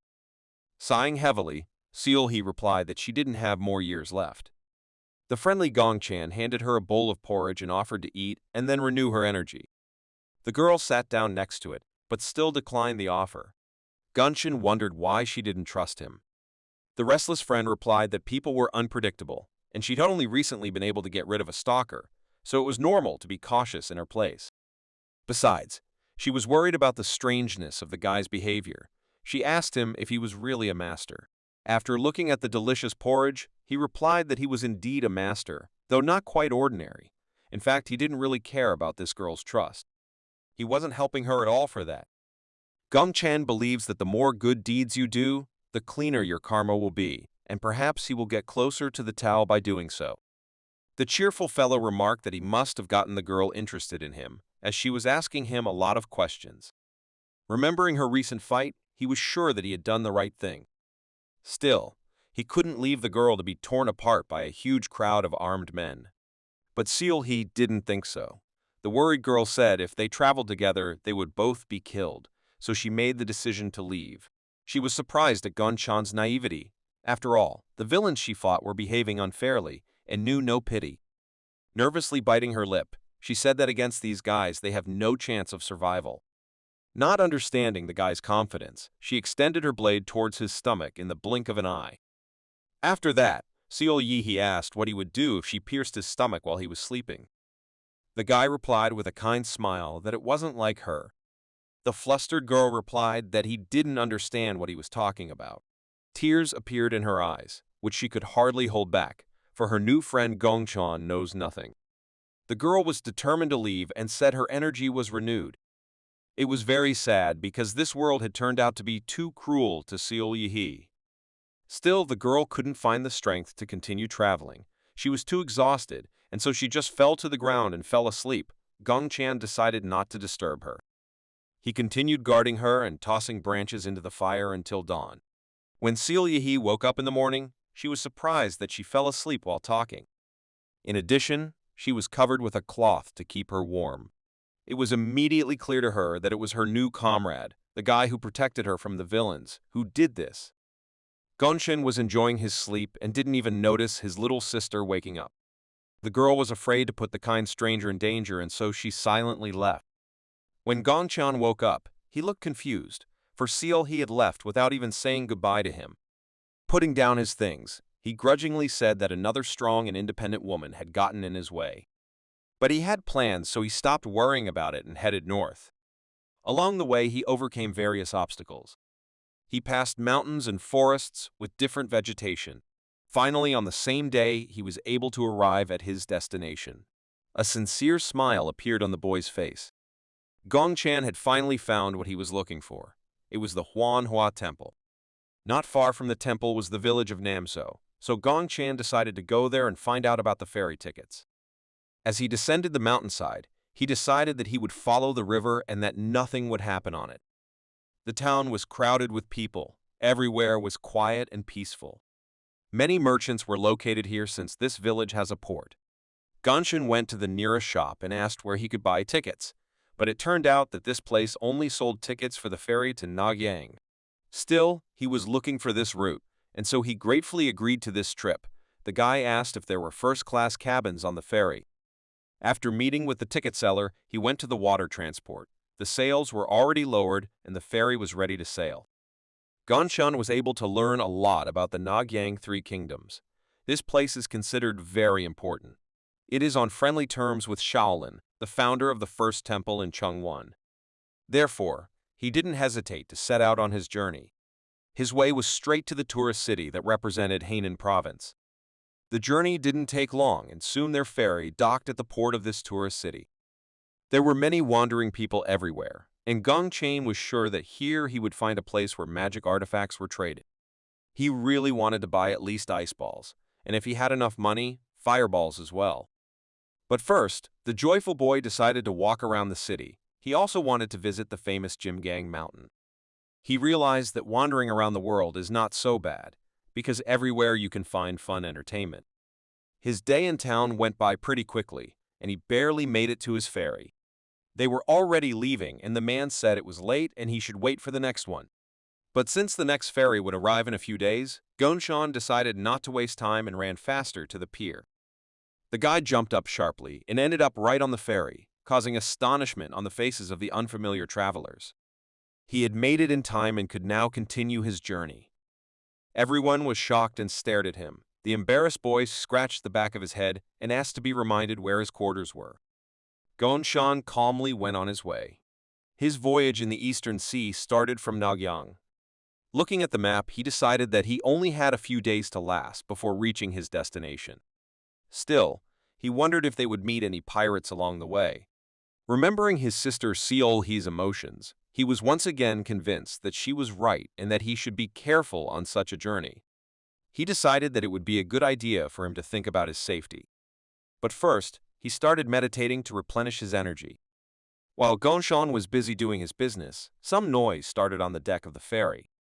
The master couldn't help but notice it and decided to look around. He came out of his cabin and heard that they were being asked to pay a toll. On the face of the young man immediately appeared discontent, because he did not understand what toll could be talked about. After all, they are just traveling on the sea. The pumped-up stranger made an argument and said that a few days ago, the current had increased because of the rain, so all tourists should pay extra if they wanted to get there faster. Gonshan realized what this was all about. These guys probably wanted to make more money and came up with some kind of fee. He said they couldn't get away with it, but the calm, understanding woman said that nothing was certain yet. The guy's arm said they had to move on, so they didn't have much time to negotiate. They warned that if the ferry didn't pay the toll, then they would face a showdown with the bandits. None of the tourists knew how to proceed. Everyone started handing over money. Gonshan was pensive, for the mere sight of injustice and hopelessness made him angry. But he realized that if he got involved in this conflict, he would make things worse. The strangers said goodbye and laughingly wished the travelers a pleasant journey. The bewildered travelers didn't know what to say to them. Excited from such a tense dialogue, the man wiped the sweat from his face and said that it was already getting dark, so they would dock and continue their journey the next day. The anchor was cast to the bottom of the eastern sea. Meanwhile, the moon had already appeared. It was bright in the master's cabin. He was thinking about his plans. The guy hoped that at the next stop, he would definitely be able to find a dark store and buy an ice, fire, and outer ball. Gonshan already knew for sure that it was a good idea to prepare for such situations in advance. But when he took out his wallet, he realized that he might not have enough money because he had blown through all his money at the previous stop. The guy started to carefully count his savings. Suddenly, he was distracted from his work because he felt something strange. He immediately realized that it was ki energy. Its pressure was very well felt, and the master looked out the window. Surprisingly, he could not see anything, but he felt it very well. He was convinced that there was a lot of it somewhere. As it turned out, those armed guys had tricked them. Many boats with bandits prepared for battle appeared on their way. Anger appeared on the master's face as he felt that the ki energy coming from the boats was not like the ki energy of those who visited them during the day. Without wasting time, the boy went straight to the captain's cabin. The confused man didn't understand what was wrong. The young guy told him that they should sail as soon as possible because bandits were approaching them.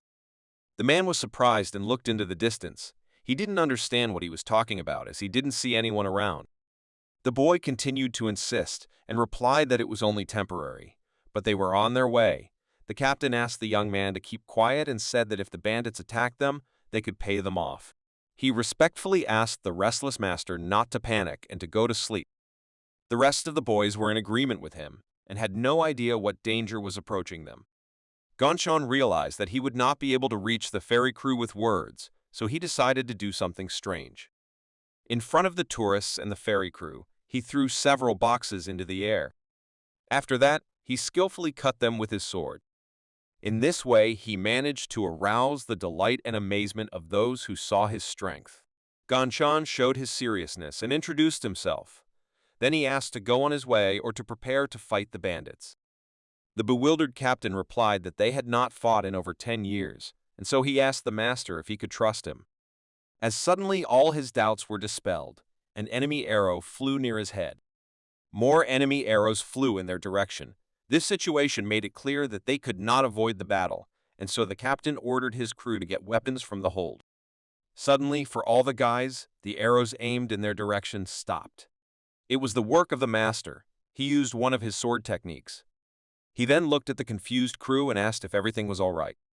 Now their confidence had grown, and they were convinced that the master was not lying to them. The captain continued to give out orders and asked them to raise the sails. The ferry was on full alert. Looking overboard, Gonshan was convinced that the number of bandits was incredible. The villains had already started to make their way to their ship. They went on the attack with a shout, not even knowing that their opponent was a sword master. 3 enemy boats had already dropped anchor on the tourist ferry. The fight between the swordmaster and the bandits continued under the light of the young moon. Not far from the ferry was an enemy ship with the head of the bandits. The girl standing next to it was surprised by the shouts from their target. They had sent 20 of their best fighters on this mission. There was a smile on her face, and she didn't understand the behavior of the gang leader. It seemed to her that the outcome of the battle was obvious. She thought that their guys would have no problem getting rid of the enemies and sinking the ship. But in a moment, the bodies of their fighters floated up next to them. It appeared that something had not gone according to plan. The man decided to check the situation and asked his companion to stay on the ship. He was not afraid of being wounded in battle, as he felt that he should not keep his body as a relic, because in such a case it would not be worth a penny. The angry stranger felt the bloodlust of his blade. In just a moment, he was already heading towards the ferry. Meanwhile, the swordmaster's fight continued. His enemies had a numerical advantage, but even so, they failed to wound the young fighter. Most of the bandits were already unconscious. Gongchan was getting tired of fighting alone. But fatigue did not affect his desire to protect ordinary people, despite the fact that there were a dozen villains fighting against him. He did not give up. Another motivation was that if he didn't deal with these bandits, he wouldn't be able to get into the dark shop. After that, he decided to take an unexpected action and destroyed one of the crates that was next to him. Using his sword technique, the master easily attacked the enemies with parts of the destroyed crate. No one could resist such a dangerous application of energy. Some of the best fighters of the pirate crew were defeated. Gongchan had barely had time to accumulate enough energy for such an attack.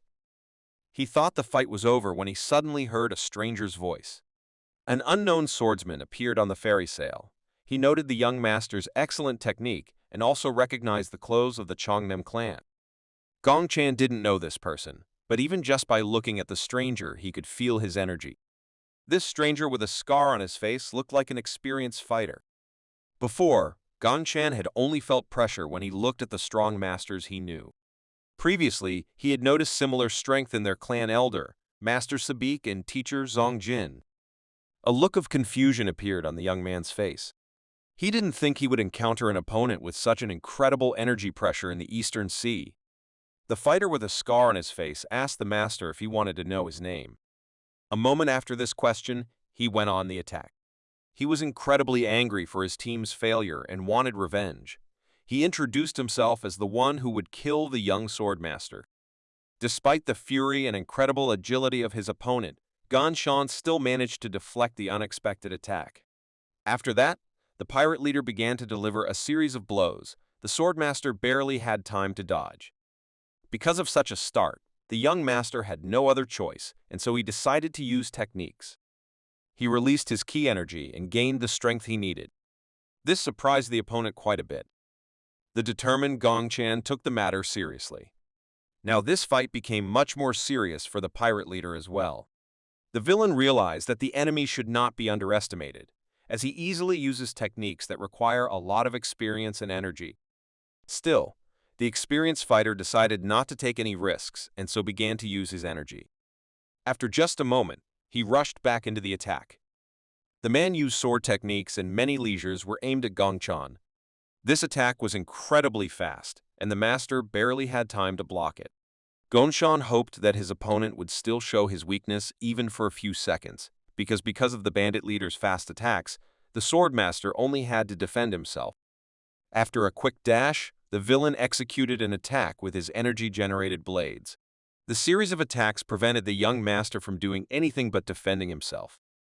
But as he recoiled to a safe distance, he finally realized his opponent's weakness.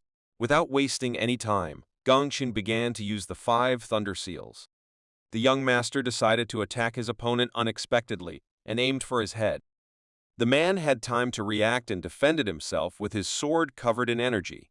He was surprised that his opponent was so skilled, so he said that the Chongnem clan had raised a real monster. But such words were not compliments for the master, and he asked the assassin not to be so disrespectful to the clan. The battle turned into a battle of the amount of energy. The villain was very angry with the clan and said that their monks were no better than him. But the young master didn't agree with him and thought that his clan's monks were definitely better than some psycho pirate. Besides, innocent people had died because of this man's orders. The pirate replied that the Junam clan boys had no right to condemn anyone for the death of innocent people. He called them hypocrites.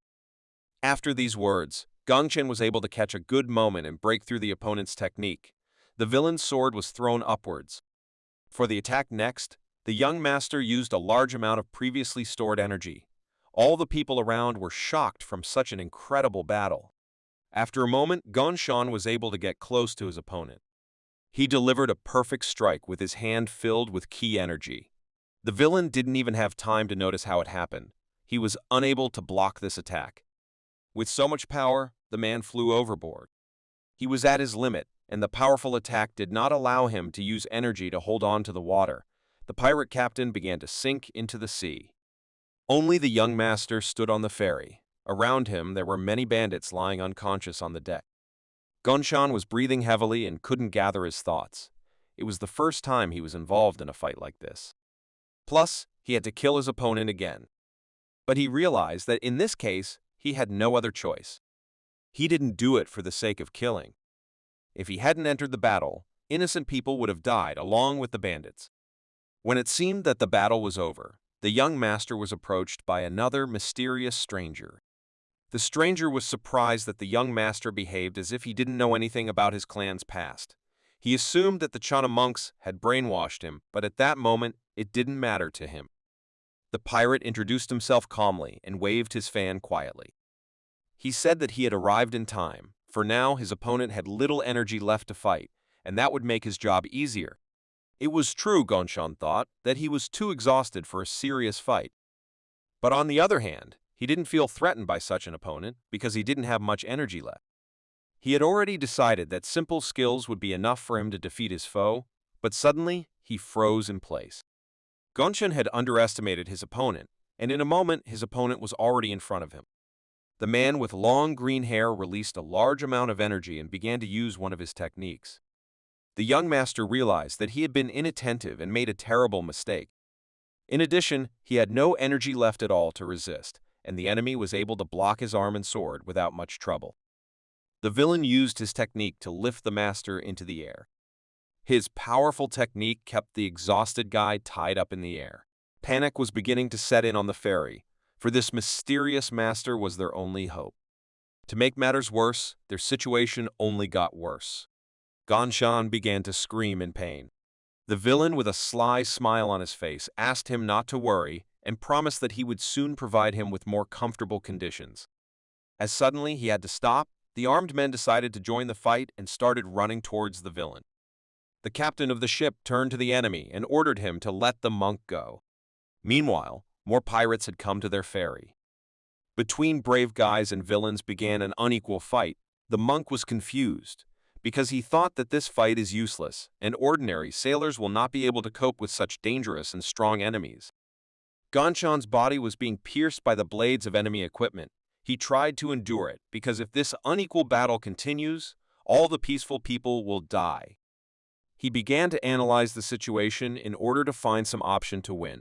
Gonshan was not going to give up as long as his sword was with him, and as long as he could still move his body. But the enemy master noticed that his hand was pointing towards his sword. He interrupted him and told him that he really respected his willpower. It was because of respect that he decided he would send his enemy to the other world in comfort. After saying that, the man released even more energy and aimed his sword at the young monk. Gonshan managed to grab his enemy's blade, but this technique was so powerful that the master's body was able to pierce through the deck of the ferry. The fight seemed to be over. The guy with long green hair turned away from his opponent. He was surprised that the monk from the Chongnam clan was able to master the lightning energy. He recognized his opponent's incredible abilities and regretted that he didn't even recognize his name. The villain approached the hole in the floor to look at his opponent. He doubted he would get a response from the dead man. But suddenly for him, Gonshan was still holding on to the enemy's small blade and didn't give up. He was able to release an amount of energy to resist the enemy attack. The guy was on the verge of death and dared to use the incredibly powerful Sanchon Jiki technique. The pirate couldn't believe his eyes that the enemy he thought was dead was actually able to use such incredible power. The lightning energy burst out in the form of a huge pillar into the air due to the use of the forbidden technique of the Chongnam clan school. It is believed that its use takes away all of the user's life force. From such a powerful flow of energy, all the pirates could not stay on their feet and fell to the deck. The sword from the leader was destroyed into small pieces. He also could not resist. From the hole in the deck, ki energy in the form of lightning was rising. The fighters gathered their thoughts and approached their captain. They asked if he was all right. After all, their enemy's attack was too unexpected. They already thought that they had won this battle. The wounded man couldn't move his left arm. It looked as if the young master's technique had drained all of his life energy. Looking at the hole in the deck, the pirate captain ordered his guys to get rid of the enemy. He realized that Gon had used up too much energy, and most likely he didn't have long to live. The guy really couldn't even move his arms. He didn't even understand how he managed to use his clan's secret technique. His mouth was already bleeding. The master was wounded and felt that it was the end. Gong Chan felt that death was already approaching. Along with the feeling of death, he also began to feel strange things that he perceived as auditory hallucinations. He could hardly see anything. His eyes were closing, and the last thing he saw were the distraught enemies. The guy's eyes finally closed completely. He was unable to watch what was happening and continue the battle. The enemies looked at him through the hole in the deck. Judging by the state of the enemy, they thought that the young master had already died. But after a moment, Gonshan began to overflow with an incredibly powerful yellow-colored energy. It turned out to be the last instructions of one of the oldest masters of his clan. The man had asked his brother to take care of the young master's future. He was unable to handle the incredible reserves of his personal energy, so one day he had to seal such a huge power. All this energy was sealed in the young master's body. The old man said that when the time came, this seal would be broken. He believed that Gongchan was the one who would tell the world about their Chongnam clan. After these memories, the young master regained consciousness. From his grandfather's energy reserves, his body had fully recovered, and he was able to jump out of the ship. Looking at the surprised enemies, he motioned for them to continue this battle. The outcome of this battle was a foregone conclusion, and Gongchan had managed to protect the crew of the ferry. This news quickly reached Taishan Mountain, where they had already started discussing the whole situation of their team's failure. In this clan school, only 36 people were able to pass the master's threshold, and it was surprising to a man we didn't know that he had sent 2 of the masters, but they both failed to accomplish the task set before them. To one of the clan elders, this task seemed simple, and he couldn't understand how this happened. He couldn't get enough information as the information was still in the process of being gathered. However, he wished to familiarize himself with the situation better, so he asked his servant to find out what their masters were facing. A satisfied and sly smile appeared on the mysterious man's face as he realized that things were much more interesting for him than he had originally expected. Meanwhile, Master Gonshan appeared with new opportunities in Henan Province. As soon as their ferry docked at the city, the news of the extraordinary master immediately spread among all the inhabitants. With incredible admiration, those who saw the battle on the ferry told how the young master single-handedly scattered hundreds of enemies. Surprised listeners wanted to at least once see this legendary fighter from the Chongnam clan. While the discussions of the city's new star were spreading at an incredible rate, Gonshan himself was quietly passing by in search of what he was interested in. It seemed strange for him to be discussing strangers, as everyone was just talking about how the young master was on the verge of life and death. Still, he did almost die, though he thought it was just luck. He was very lucky that his grandfather had left him his energy before he passed away. When the last of his life force left his body, his grandfather's seal was broken, and he was reborn with new strength and even more key energy. At that moment, the guy wasted no time and raised his sword to continue this fight. The most important stage of energy contemplation had been completed, and at that moment, Gongchan had known all 12 energies of this world. He was very grateful to his clan grandfather, for with his help, he was able to become much better. Still, he still had a lot of things to do in this city. The guy was trying to find a dark shop to buy important things for his adventures. He was looking for magic balls with different elements. He was afraid that the attacks on the ship may be repeated, so he did not want to waste time on entertainment and began to look for ways to improve himself. The determined master wanted to become better, so that innocent people no longer died in such battles. As he was suddenly distracted from his thoughts, the guy caught his shoulder with a stranger in torn clothes. But what surprised him the most was a strange feeling. It was the first time in his life that he was able to feel this unfamiliar energy of a beggar man. He saw in this stranger a movement for freedom and decided he couldn't let him out of his sight. Being in a big city, He was sure he would find a dark shop here. Along the way, he had met various people with powerful energy, so he figured the shop was somewhere nearby. The town was crowded with visitors, and it was hard for him to walk between the crowds. Gongchan tried his best to catch up with the stranger with powerful energy. To his regret, due to the sheer number of visitors to the city, he lost sight of the poor man. But the guy decided not to be disappointed. A simply brilliant idea popped into his head. He stretched out his palm to the side and tried to focus on the energy. He applied one of his clan's techniques to fulfill his goal. Standing in the middle of the road, the guy took a deep breath, and at the peak of concentration he began to feel a presence. He could feel all the energy of the people of the city within 2 miles of his location. There were many people with bad intentions among what he saw, and there were also those who allowed themselves to be disruptive in the middle of a clear day. The boy's feelings continued to heighten, and after a moment he felt a rather familiar energy. That warm feeling immediately reminded him of that poor man. The guy decided not to waste any time and went to meet the mysterious stranger at the edge of town. The poor man was very surprised when he was disturbed by an unfamiliar craftsman in unkempt clothes. The young fellow introduced himself politely and respectfully as usual. The mention of the Chongnam clan made the poor man slightly wary, but he continued to listen patiently to the young man. Gongchan turned to all the gawkers of the place and said that he had a question for them. He had come with an interesting proposition, so he asked them how they felt about the freedom movement. The poor man, who was being chased by the young master, was very surprised. He assumed that in front of him stood that immortal guy about whom there were so many rumors in the city. It was embarrassing for Gongchan to admit it, but he agreed with the assumption of the stranger in the hat. The man with a powerful energy of freedom replied with a smile that it was a pleasure to meet him. His name was Hogue, and he was in charge of various guys in Henan. Gongchan was very excited when he heard that the leader of the local movement was standing in front of him. The calm man replied that he was just like a beggar. The guys behind him couldn't contain their laughter and started laughing. Of course, Hogue didn't like this, and he was silenced his comrades with a stern look.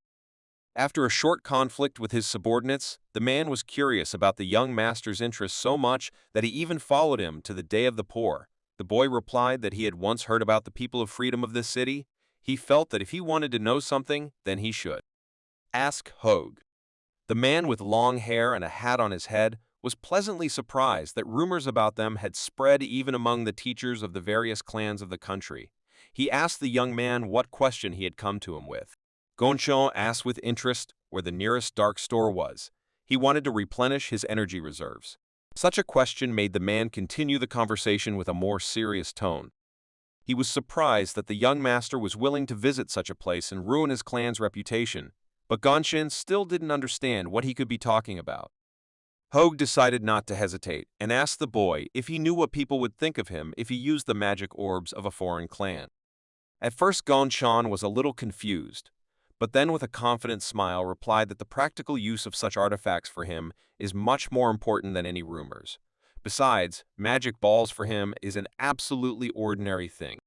For a poor man, such an answer seemed frightening, because such things can't be ordinary for a common man. The boy was shocked by him again when he replied that he was actually more interested in dark magic than such ordinary energy artifacts.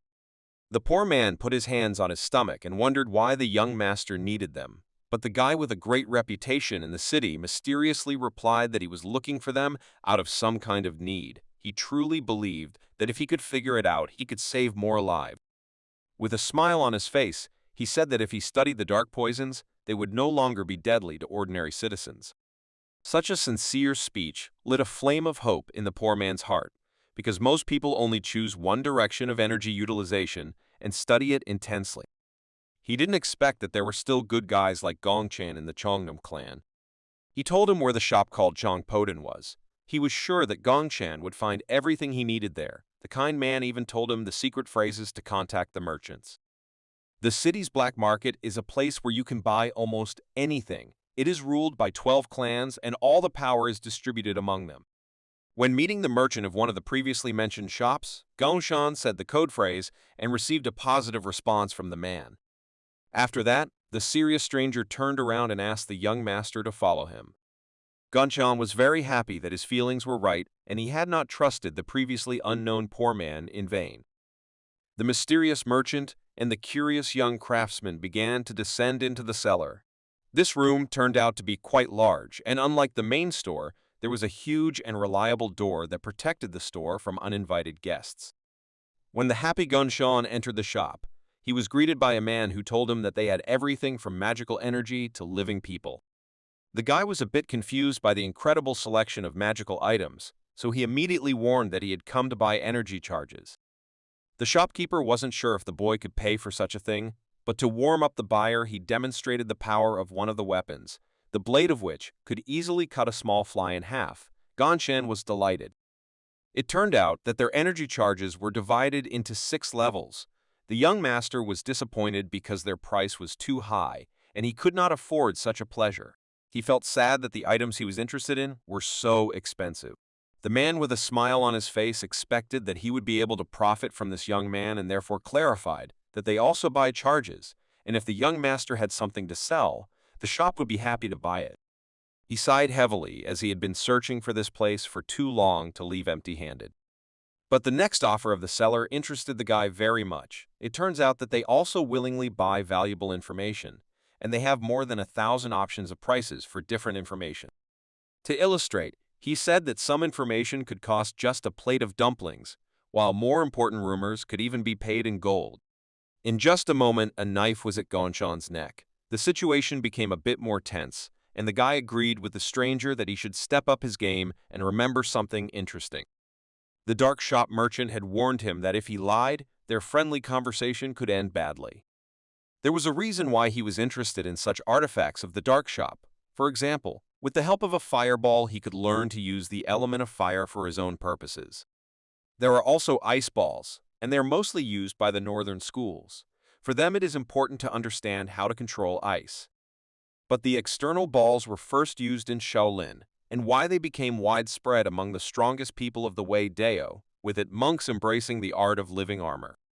Incredibly, in the city of Halamoon were created combat energy balls that can take the form of any weapon. The poison balls were invented by the palace healers to easily kill enemies of the empire, but they quickly found their way onto the city's black market. Still, Ganshan was able to interest the dark shop vendor. With the money he earned from selling information, he was able to obtain the 5 strong energy balls that had just been discussed while he was on the ferry. It was interesting for him to study these abilities. He couldn't even think that the information could be as expensive as such artifacts. It seemed to him that the story about the fight with the bandits was actually already quite famous among the people of the underworld. Despite such strangeness, he decided not to think about the past and happily set about learning the abilities of the fireballs. Studying a lot of information, Ganshan slowly began to understand the principle of this power. The talented young monk was able to master this ability without much trouble and began studying the rest of the techniques. Meanwhile, while Gongcheng was studying the records of the 5 artifacts, the ship passed the Huanghe River and entered the Yellow Sea. After a while, they docked at a small trading town for food resupply and tourism. This voyage was not so easy, and Gongchan was even glad of such a stop, for they had been sailing for a very long time, and he was sickened by the constant noise of the waves of the sea. He decided that he would continue walking. He was going to get to one of the provinces of the country called Liaoning. Orientation in space was not his strong suit, and so he remembered his recent conversation. A few days ago, a kindly poor man had advised him to follow the signs, and he had also asked the young monk to be careful and try to choose crowded streets, as there were Jeagle family's retail chain units in all areas of the province. The man excitedly suggested the young monk to go to that place, saying that he was a student of Chongnam School and that the Jeagle family would help him get to Liaoning.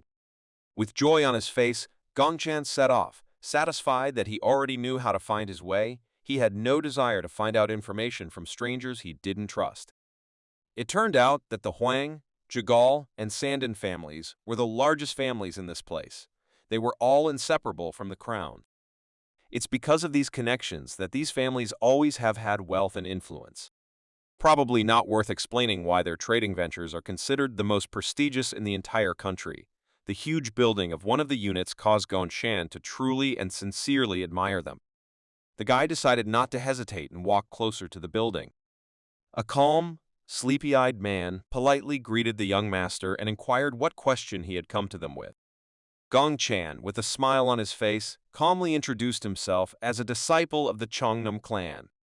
The young monk asked if they could find a wagon that would go to Liaoning, or if they could simply point him in the direction of the province he was interested in. The man replied that he didn't know about a carriage to that province, so he would have to find out more. He invited the monk to come with him to the visitor's room, and the young man gladly accepted. The friendly stranger led the monk behind him and told him that they had a very cozy place and that they had just finished cleaning it. He wasn't lying, and the place really did look wonderful. The conditions were also top-notch, and tea was immediately brought for the young monk to wait for a quicker response. After this treat, the stranger asked the monk to wait for a while and left the room. Despite such pleasant service, Gong Chan was upset, for he had been brought fresh and hot tea. But in this weather, he was not reluctant to have an ice-cold drink like in his previous life. It used to be much easier for him to bear this kind of heat, for he could always buy himself a cooling drink at any convenient place along the way. But after a moment, he was back in a good mood again, because he remembered that now he was able to deal with such a problem. Gong Chan decided to test his own abilities and used ice energy. He had only recently learned to use this magic, but with his talent, he was able to use it successfully the first time. It turned out that such skills could be needed even in such routine situations. The boy enjoyed the cool tea with a smile on his face, finding it more suitable for the weather outside. He realized that this was yet another reason to develop his own skill in using energy. After the refreshing tea, he turned his attention to the sweets on the table. The company's hospitality was at a high level, as expected from such a wealthy family. The boy enjoyed the pastries happily, realizing that at this time people had not yet invented a cookie factory. He didn't manage to eat the whole thing as he was approached by a man in expensive clothes. The stranger respectfully apologized for disturbing the young monk. He introduced himself as the manager of the Eastern Division of the Jego family's trading network. His name was Donan, and he was very happy to meet a guest like Gong Chan. The young master smilingly introduced himself to the man once more. He was surprised that the manager himself had personally come to meet him. Mr. Donan decided to admit that he was very surprised when he found out that the famous immortal master Gong Chan had come to meet them. Such a nickname surprised the shy guy because he didn't think that rumors spread so quickly. It turned out that this company had learned about it from their sources in Hayamun City. Everyone already knew that in their country there was an incredibly strong master named Gong Chan, and that he was a third-generation student of the Chongnam school. The guy surprised everyone by the fact that in his 20s he had already received such a title among other warriors. All the information that Gong Chan had sold on the black market immediately spread among the masters of different levels. For the story of the attack on the ship and a few personal details, the owner of the dark shop did not just pay the young man a large sum of money. But despite such fame, Gong Chan was not proud and friendly, asked the manager to speak less formally. A little embarrassed by the fact that, knowing his age, a respected man would treat him so respectfully. The calm man agreed to the proposal. Then he asked the cheerful fellow why he wanted to go to Liaoning province. The fellow replied that he wanted to meet someone important to him. He also mentioned that for some personal reasons, he was now practicing religious poverty, so he had time for such a meeting. The manager recognized that in such a case, the young monk was very friendly with the mysterious man. The boy agreed and said that he would like to train with him. The respectful man replied that on this day, luck was on the young monk's side, as there was a wagon passing nearby that was going to Liaoning province, and in 10 days the boy would be there. The enterprise would be happy to help him reach his goal. This was great news, but Gong Chan was still worried about paying for such a service. Still, it wasn't about money. The manager just left, and the young master was left alone in the visitor's room again. The man asked him not to worry about the money, and he said that there would be no other passengers on the way to the province he was interested in, so he would be able to have a good rest on the road. In return, he smilingly asked the young monk to show the children of their family some of their clan's techniques. Gong Chan gladly agreed to such a condition. Still, he was expecting something more complicated. After such a pleasant conversation, he was relieved to return to his meal and continued to enjoy his good fortune. Meanwhile, the business manager was analyzing the information he got from the conversation with the young monk. He understood that if Master Gong Chan could go to Moen's family at will, then they were on very close terms. It was obvious to him that the relationship between Moen and the Chongnam school was one of support and power. The man turned to his ward and said that they had a visiting master and he would be teaching him these days. He said hopefully that he believed that their boys would be able to learn everything possible from the dear guest. After saying that, with a serious face, he held out a letter towards his ward and asked him to send it as soon as possible.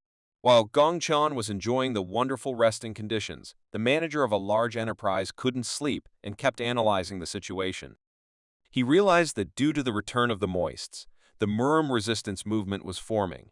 Meanwhile, the influence of the Chongnam school was growing and a true genius even appeared among their students. The nervous man could not believe that Gongchan in his 20s could become a true master. He continued to walk around his room, pondering the situation, for the history of Kanho had never known such a young master, and at this rate, by the time he was 30, he would be on par with the Buddha himself. Still, he wasn't the only one who realized that this young man was more valuable than the entire Chonam school put together. But there was something that seemed strange to Mr. Dongjin, because Gongchan had decided to stick to religious poverty, and it was strange that the Chongnam clan had let go so easily of the man who had the future of their martial arts school in his hand. He could only guess who the masters of the Chongnam school were, not knowing if they were really people who were doing great things, or mere fools who had made a huge mistake. As he looked up at the starry sky, he knew only one thing for sure, that history would put everything in its place. In the morning, the young monk continued on his way and was about to fulfill his promise before traveling to the Moen family. He was escorted by an employee of the company, who told him that there were several people waiting for him on the platform, who wanted to learn at least a little of his skills. The guy was very puzzled and confused, because he did not know what he could teach those guys. He realized that he could not teach the Jegal family fighters the art of Chonam school. Besides, even controlling the orbs would be too much for them, as they are the ones who train internal energy, or are already capable enough that they don't need other people's guidance. The only option left for him was to train the fighters to dominate the air. The guy decided to at least simulate the training in return for a big favor from the Jegal family. After a moment, the company employee stopped and respectfully asked the young monk to come to the students. The boy was surprised, for there were so many fighters coming to the training. He was a little confused in front of such an audience, so he decided to introduce himself and explain that he had come to them at the request of an older comrade from the Jegal family. He asked them to ignore the fact that he was young, hoping that he could help them with future training. To his surprise, the fighters reacted very motivated and respectfully asked him to teach him one of the great skills. Gongchan didn't think they would want to learn from the young master, but the older guys had a twinkle in their eyes and were excited to begin their training. This cheered the young monk up a bit, and he decided to start by telling them about air control while fighting the enemy. This suggestion surprised the Jegal family fighters. Gongchan convinced them that even though these were not full-fledged attacks, it would still be useful to know because this technique would make their senses much sharper. To begin with, he asked the fighters to take out their daggers and get ready for the first exercise. The confused boys still didn't understand what was in store for them. Suddenly, the young master, with a smile on his face, asked the fighters to throw their daggers directly at him. The excited students took this request as some kind of joke. But the calm and confident young master asked them not to worry, because everything was under control. After a moment, dozens of daggers flew towards the Chonam school student. At first he was confused and looked as if he didn't know what to do next. But after a moment, he began to display the strength that he had previously decided to train all of these fighters with. With his dominance in the air, Gongchan was able to fend off all the blades that were flying towards him in an instant. All the blades ended up at his feet. An incredible look of surprise appeared on the faces of the Jegal family fighters. The guy asked all the students to memorize it. He said that he was able to do this, not because he was some incredibly strong master, but because the technique helped him learn to better control the airspace around his body. After demonstrating his strength, Gongchan began training. For starters, the fighters decided to improve their breath control. Meanwhile, the fighters' training was already being watched. An attractive girl noticed that Gongchan was indeed an unusual kid. The manager was standing next to her, and he agreed with her words. Looking at the young monk, she asked her uncle if he was thinking about winning this guy over to his side. The man didn't answer the question, but he said that Gongchan was 2 years younger than her, but his level was already much higher. Despite such words, the beauty was still sure that even so, the young monk would never be able to equal the gods. However, she was also not sure that even her husband would be able to equal the skill of the gods. She was still thinking about the Namgoon clan, and she needed a meeting first. Despite the fame of this clan and her family's high expectations, she still felt that her premonition was much more important.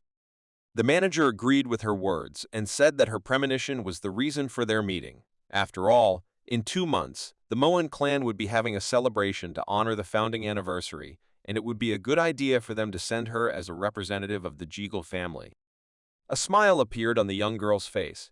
She had expected her uncle to make such a decision, but she was also concerned if he wanted to return home. The man replied that he would do so later when he had a job to do, but for now, he had no reason to return. Taking another look at the young master, the girl decided to approach him closer to get acquainted. The manager agreed with her decision, for tomorrow they would be leaving for another province together, and they should talk for a while until then. The daughters of the Jagal clan are famous for their incredible abilities, and the strongest of all Kandyo is a woman named Jihua, the daughter of the main family and the successor of the clan. She was anticipating an interesting encounter with the young monk with a smile on her face. Meanwhile, the Zhongnam clan disciple was diligently trying to teach the fighters space control techniques. The frightened man beside him was afraid that he might die if he didn't manage the 17th part of this ability, but Gong-chan talked about it as if it was nothing. He was happily trying to explain all the nuances and risks of the technique he was teaching these guys.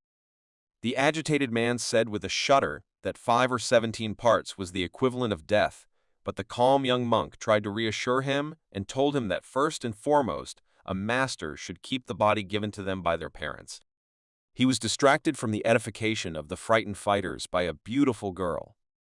The pretty lady interrupted his lesson and introduced herself as the successor of the Jagal family. She had decided to approach and introduce herself after she knew that they would be traveling together to the Moen family. The boy thought about this meeting and the high status of his future partner. A few days later, they set off on their journey as planned. It was a huge caravan with several crowded wagons, lots of horses and guards. The young master was surprised when he noticed the number of gifts prepared for the Moen family. He was a little upset that he would be the only one coming to visit empty-handed. The guy sighed heavily, not knowing what to do to improve his situation. His partner noticed this. She glared at him to see what he was thinking. At some point, the guy concentrated and stopped showing his emotions. He seemed to sense something and paid attention to the gaze of the Jagal family's successor. The girl immediately turned away, and the boy wondered if she was all right, for he had sensed something strange. He noticed that she had red cheeks and a fever. The girl started to worry, not knowing what Gonshan would say. The guy wasn't smart enough and said that it was a cold symptom. The girl decided to play along and breathed a sigh of relief. Despite this awkward outcome, she remarked that Gonshan was a very attentive monk. The boy smilingly replied that he was so sensitive due to his advanced control over space, yet he kept thinking about their safety on the road. The successor of the Jagal family was surprised that he was thinking so deeply. She dared to ask if he was really going to check on the nieces of the Moen family. Gong-chan immediately started their first meeting. They called him uncle, and he liked it a lot. He thought they were cute. The young monk decided to tell him that the Moen family nieces were sickly girls when they were children. So they were sent to school, and he still didn't know if they were in good health, because the last time he had heard from them was a year ago. Jiwa asked him what the names of those 2 lovely girls were. The master was touched by the pleasant memories, and he replied that they were twins named Moen and Moen. It was about the 2 flowers of the Moen family that share the same place in the Kanho list. Moen's fire magic is particularly powerful. Even though she is still quite young, her skill is undeniable. The successor of the Jagal family knew much more than Gonshan, so she told him that there were rumors that their family would be getting married soon. From hearing this information, the guy was simply shocked. It seemed strange to his partner. She thought he knew about it. The guy started to act strangely. His brooding caused the successor of the Jagal family to be alarmed. Gong-chan was still in shock. He was surprised that those charming girls were already thinking of getting married and had found the love of their lives. This kind of reaction made the girl feel awkward. She looked at his heavy sigh and thought that maybe he was already in love with one of them. It was hard for her to continue this journey with such a thought. After an awkward pause, she turned to the master. Jiwa apologized and said that she should get some rest, so she would head to her carriage. Without waiting for a reply, she abruptly turned her horse around and headed to the other end of their caravan. The young and pretty girl excitedly continued her journey alone, sitting in the carriage. Her body trembled. She tried to collect her thoughts, realizing that she was the daughter of the Jagal family and her main weapon was a cold and hard mind. But despite realizing these things, she still continued to sit nervously biting her lip, for during their conversation with the master she felt jealous for a moment.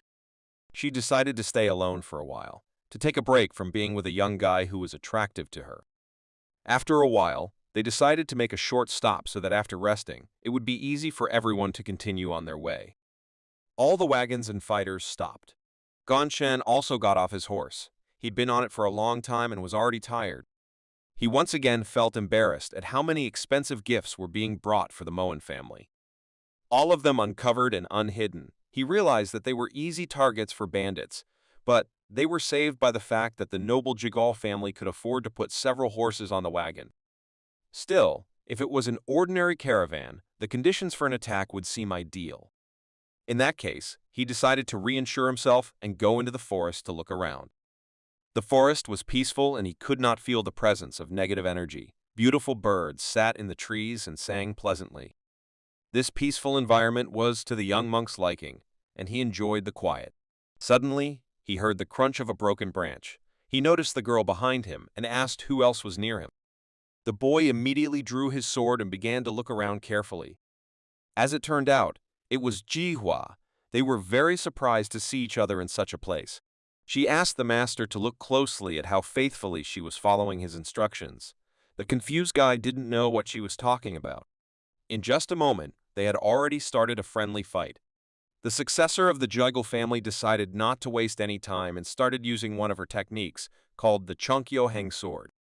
The Chonkyoheng sword is used with over 36 different defense and attack techniques, which is why it is known among masters as a rather dangerous and effective technique. The way it is used has many subtleties, which is why it is considered difficult to learn and control. Still, such weaknesses of the technique were impossible to hide from an experienced master like Gongchen. He noticed the girl's excellent speed and skill, but suggested that she start her training with defense techniques.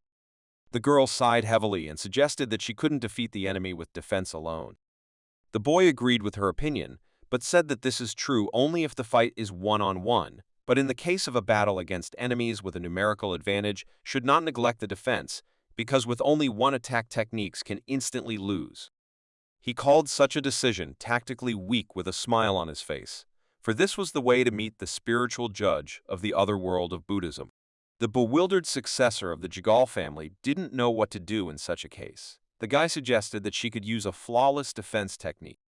He also mentioned that one should be mindful of all the directions that determine the movement of the body in space. That's why when using the whole body should create a space of absolute protection, which will serve as a kind of invisible shield.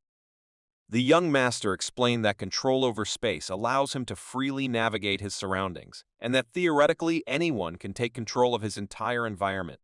Jiwa began to realize what he was talking about, for if she captured an area, she would be able to hold it confidently and effectively take control of it. With a little thought, she understood the essence of the defense that the young monk had offered her. For the sake of efficiency, she decided to rationalize letting the enemy get closer to her. The girl closed her eyes and began to concentrate her energy. Such a talent was rare. Gongchen had not often seen people capable of learning new abilities so quickly. In just a moment, she surrounded herself with a powerful flow of energy and began to control the space. Another man appeared next to them. He noticed that Jinhua really understood what the young monk was telling her.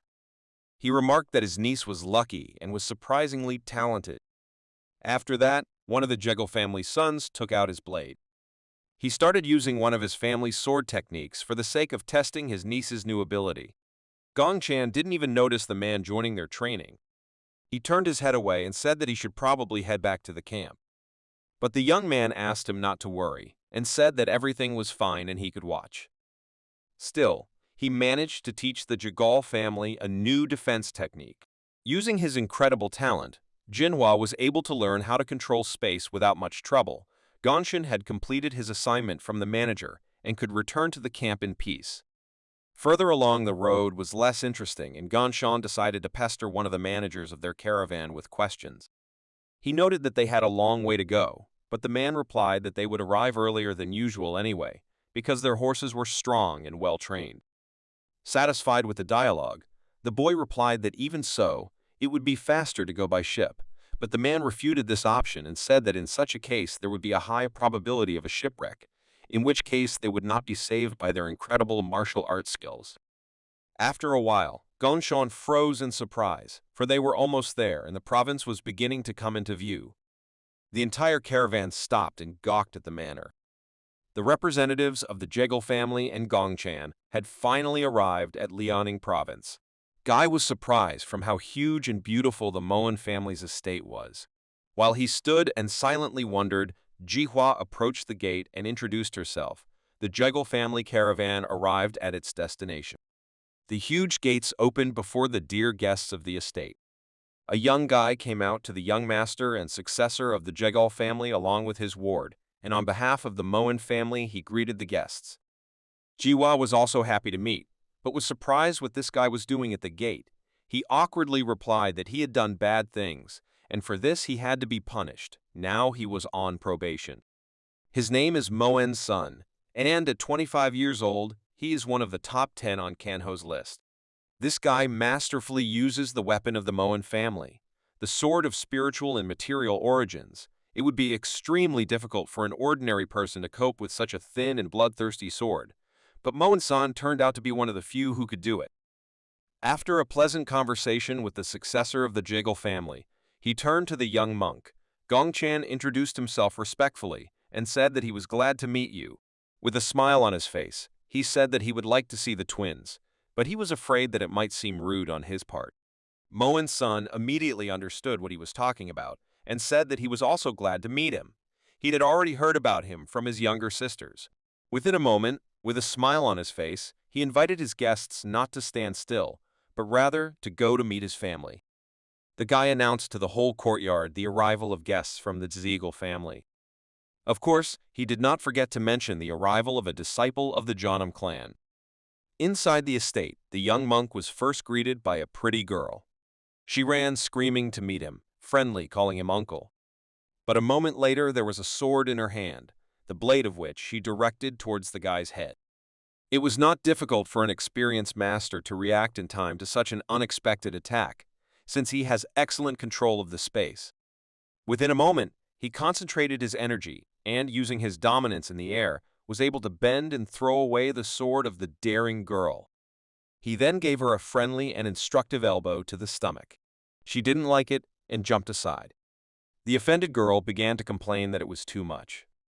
But her offense seemed misplaced, and Gongchan replied that she was the first to attack him with a sword without even saying hello, which is why he decided to kick her in the ass, as he did before.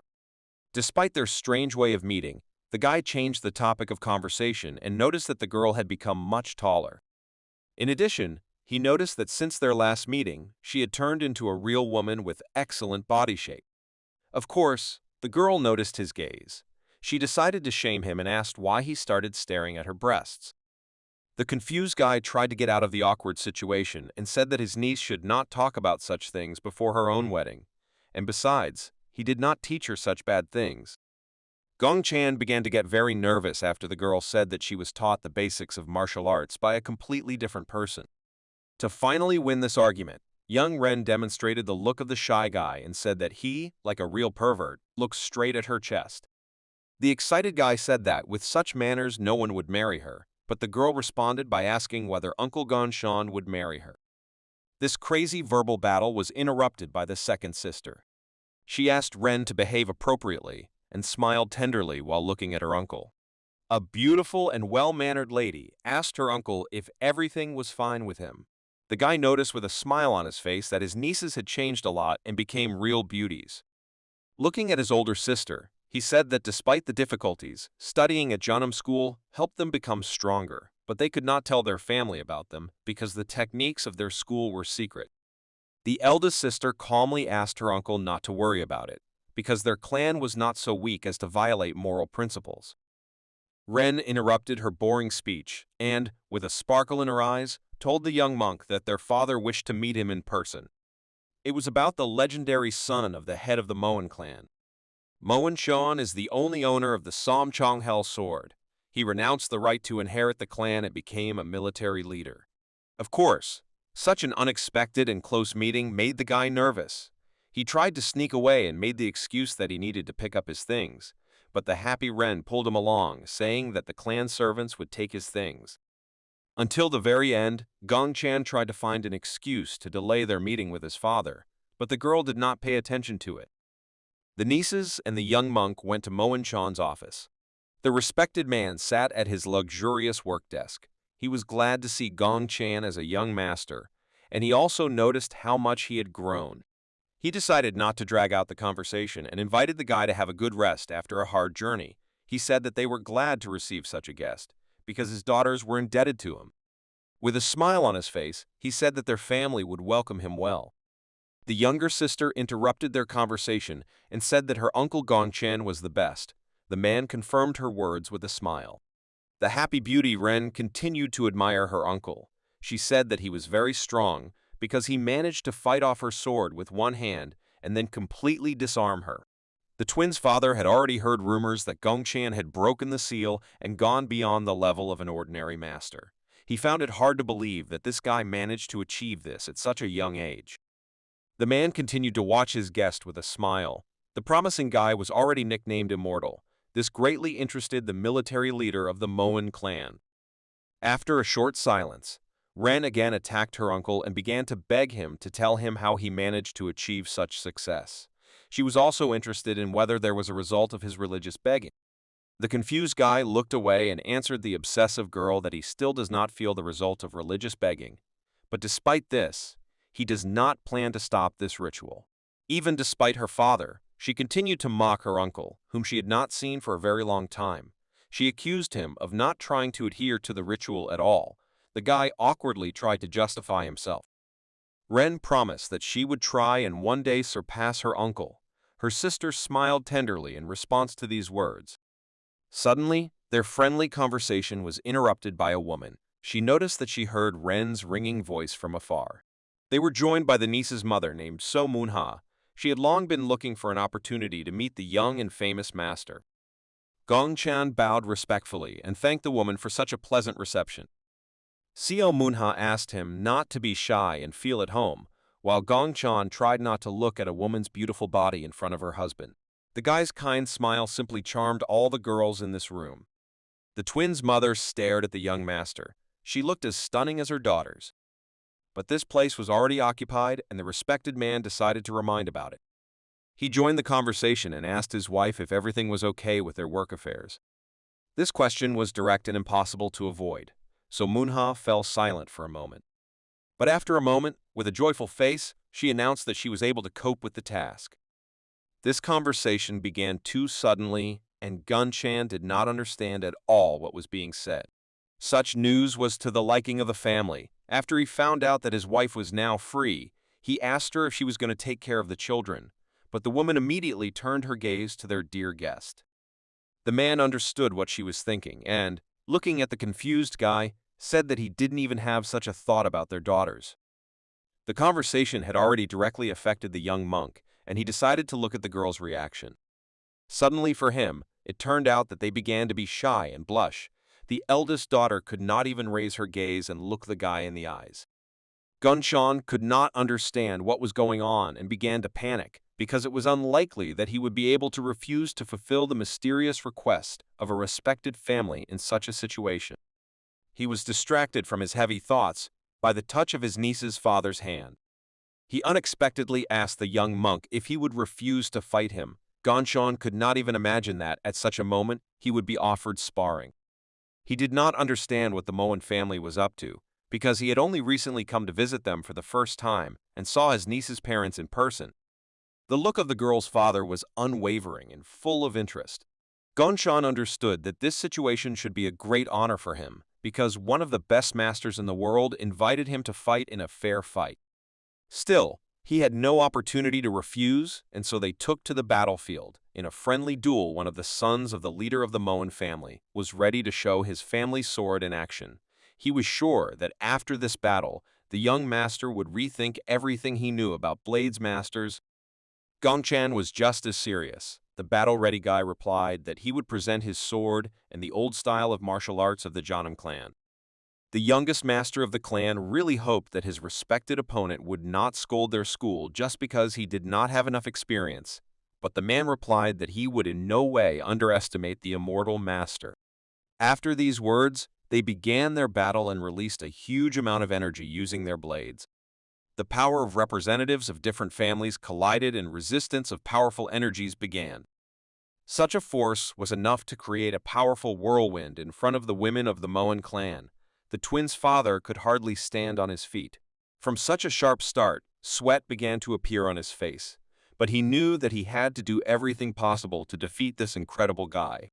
His admiration for his opponent's strength was not in vain, as Gongchan decided to take the battle more seriously and began using one of his famous energy management techniques. Of course, his nieces recognized this technique, and Ren shouted that it was the Yelshingong. Within a moment, a powerful blow from the young monk threw the experienced warrior a short distance away. The man did not expect that he would miss such a move. His opponent began to gain an advantage. He was very surprised at how freely Gongchan controlled his incredible reserves of energy. The representative of the Moen clan suggested that his opponent was able to overcome the line of human capabilities, but the calm and focused guy replied that this was just a secret skill of their school. Due to such pressure from the young monk, the twins' father could not even raise his sword, so he did not even think about launching an attack, but only continued to look for weak points in the enemy's defense. Amazed by such an incredible battle, he admitted that the knowledge of the Jeonnam clan really scared him. This knowledge in the hands of a young genius forced the experienced fighter to seriously take up the equation of power. But while he was trying to figure out a counterattack, Gongchan had already taken a stable stance to use the full power of his secret technique. Unexpectedly for everyone, his dominance in space began to dominate in the air. The commander of the Moen clan troops had no choice but to defend himself with the sword. With an interested look, he admitted that he did not expect to see such abilities performed by the young master, so he proposed to also show pure strength in this battle. Proudly raising his hand in the air, Gongchan replied that he had shown them his best technique, which was the result of the secret teachings of his Jeonnam school. He also honestly admitted that in fact he prefers masterful control of ki energy to the art of wielding a sword. The experienced man understood what was being said and replied that this was amazing, because Gongchan compensates for his lack of fencing skill with skillful control of magic, but after that he warned the enemy that he was going to show that the path of the sword can also be incredible. After that, he struck back with a blow that rushed towards the guy's head with great speed. Despite controlling space, Gongchan was unable to withstand this attack, and his opponent was able to break through his defense created by the competent use of ki energy. The guy began to lose his advantage and decided to use another technique called confrontation. His opponent could not hide his surprise at learning the true power of the young monk's technique, because at one moment he lost control and stopped hearing and seeing his opponent's actions. The unexpected change in the course of the battle made the experienced fighter begin to get nervous. But despite such tension during this friendly battle, he recognized that the young monk's abilities were extremely interesting. Rushing into a counterattack, he shouted that despite such efforts on Gongchan's part, it was still not enough to take his daughter. This sudden phrase took the young guy by surprise, because he did not know that 2 years ago various rumors began to circulate about the possible marriage of his nieces. People were talking about how the Namgung and Haebok clans were going to send matchmakers to the Moen family, even though the clan's daughters still wanted to continue to diligently study the martial arts that their uncle from the Jeonnam clan had taught them about. Without raising her eyes, the eldest daughter decided to declare that their marriage was out of the question. Their mother was very confused by such a sudden answer. She did not understand why her daughters were rejecting good candidates to increase their family and influence in the world. The youngest daughter sighed heavily and took upon herself the responsibility to answer this difficult question. She admitted that she actually liked her uncle, and of course, she was talking about a well-known representative of the Jeonnam clan. After that incident, the twins' father was eager to meet the mysterious master who could win the hearts of his daughters. He didn't expect that Gongchan would actually be able to exceed his expectation. With a smile on his face, he recognized the strength of his opponent and inquired about what exactly he was studying at his clan school. Continuing the fight, the guy replied that he paid special attention to the hidden techniques of the main school. This answer made the man freeze in place in surprise. After a moment, he began to laugh loudly. After that, he removed his sword from the enemy's defense and stopped the battle. He apologized to the young master for this test and said that this fight was enough for him. After this unexpected ending, the man turned to the guy and calmly said that he trusted him with his daughters. The confused guy asked what he was talking about and where the respected member of the Moen family came up with such thoughts. Instead of the son of the family leader, his daughters decided to answer. Gonshan carefully turned his gaze in their direction. Sweet smiles appeared on the blushing faces of the shy beauties. The young master froze in place and, looking at his nieces, began to understand what he was talking about. After a friendly battle between representatives of different martial arts schools, everyone went to their rooms. Gongchen and his nieces left together for a serious conversation. After hearing the shocking information, the guy could not control his feelings and accidentally released so much energy from panic that he knocked down the front door of his room. At that moment, he learned that the Moen family had long ago decided that their daughters were going to enter into an arranged marriage with a promising representative of the Jeonnam school. The guy thought that his nieces had decided to use him to alienate other suitors. Kneeling in front of the guy, they asked their former teacher if he was ready to marry them. Grabbing his head, he nervously shouted that they had lost their minds. In his opinion, without discussing this issue, they could not even think about marriage. Ren could not stand it and began to argue with him.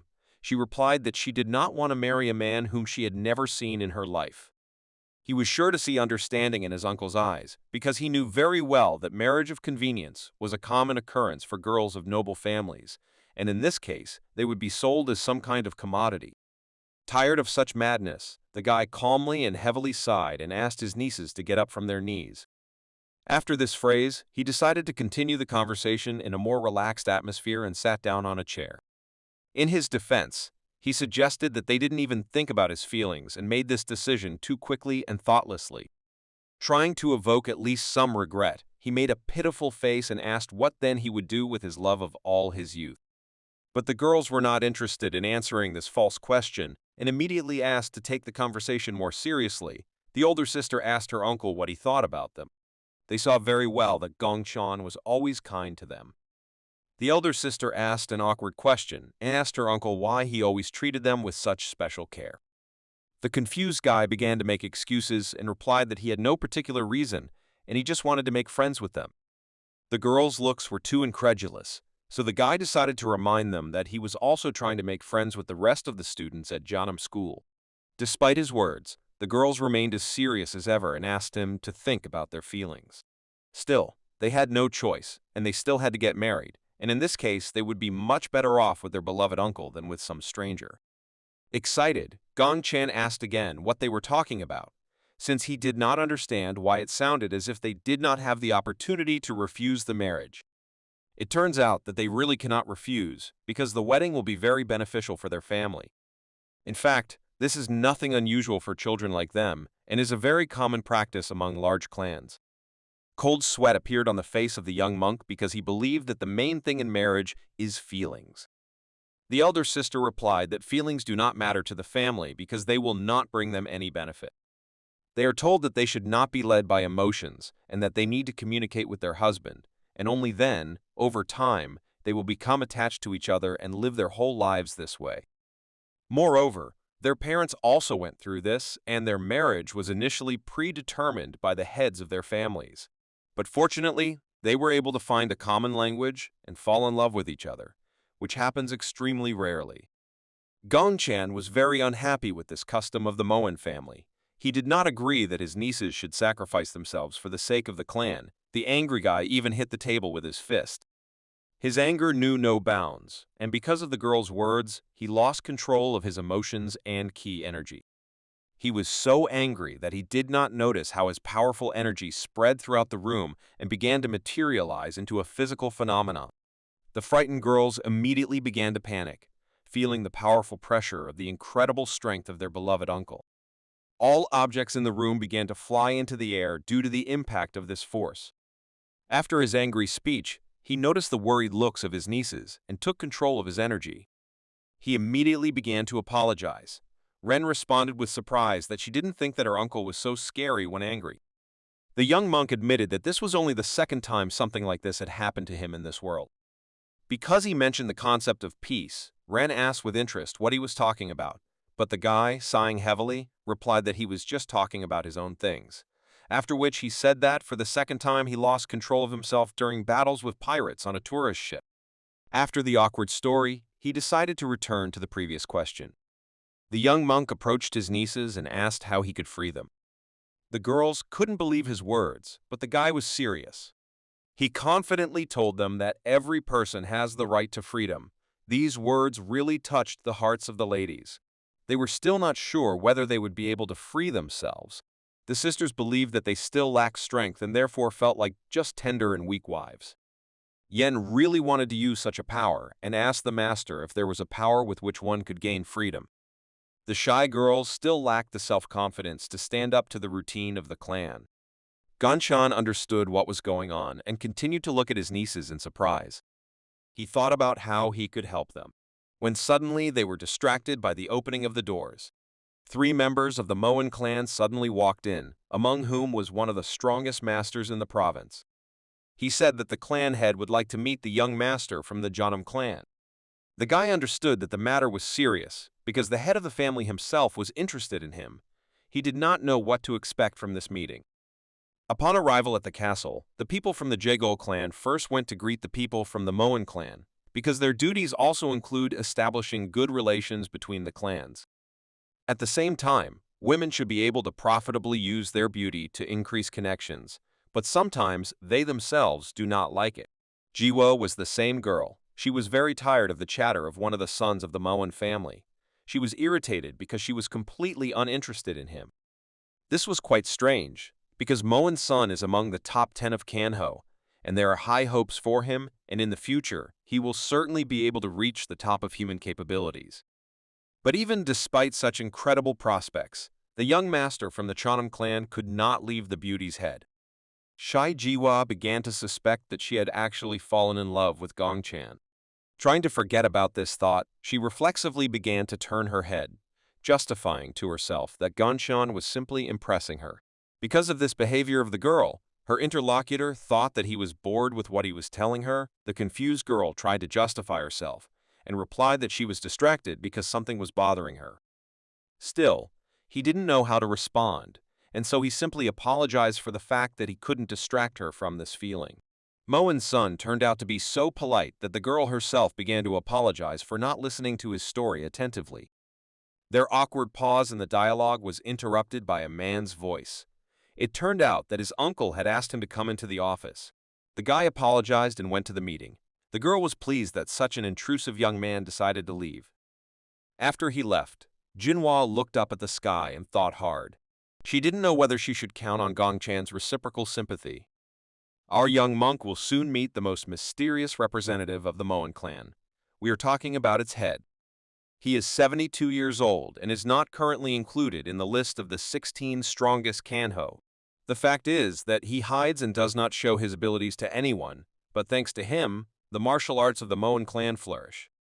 Having lived for more than 70 years, he literally became fulfilled in the minds of other people. Sometimes he prefers to communicate with carps instead of people. That's what the head of the Moen family is like. Gongchan was already there, worried about the reason why the head of the Moen clan was so passionate about carp life.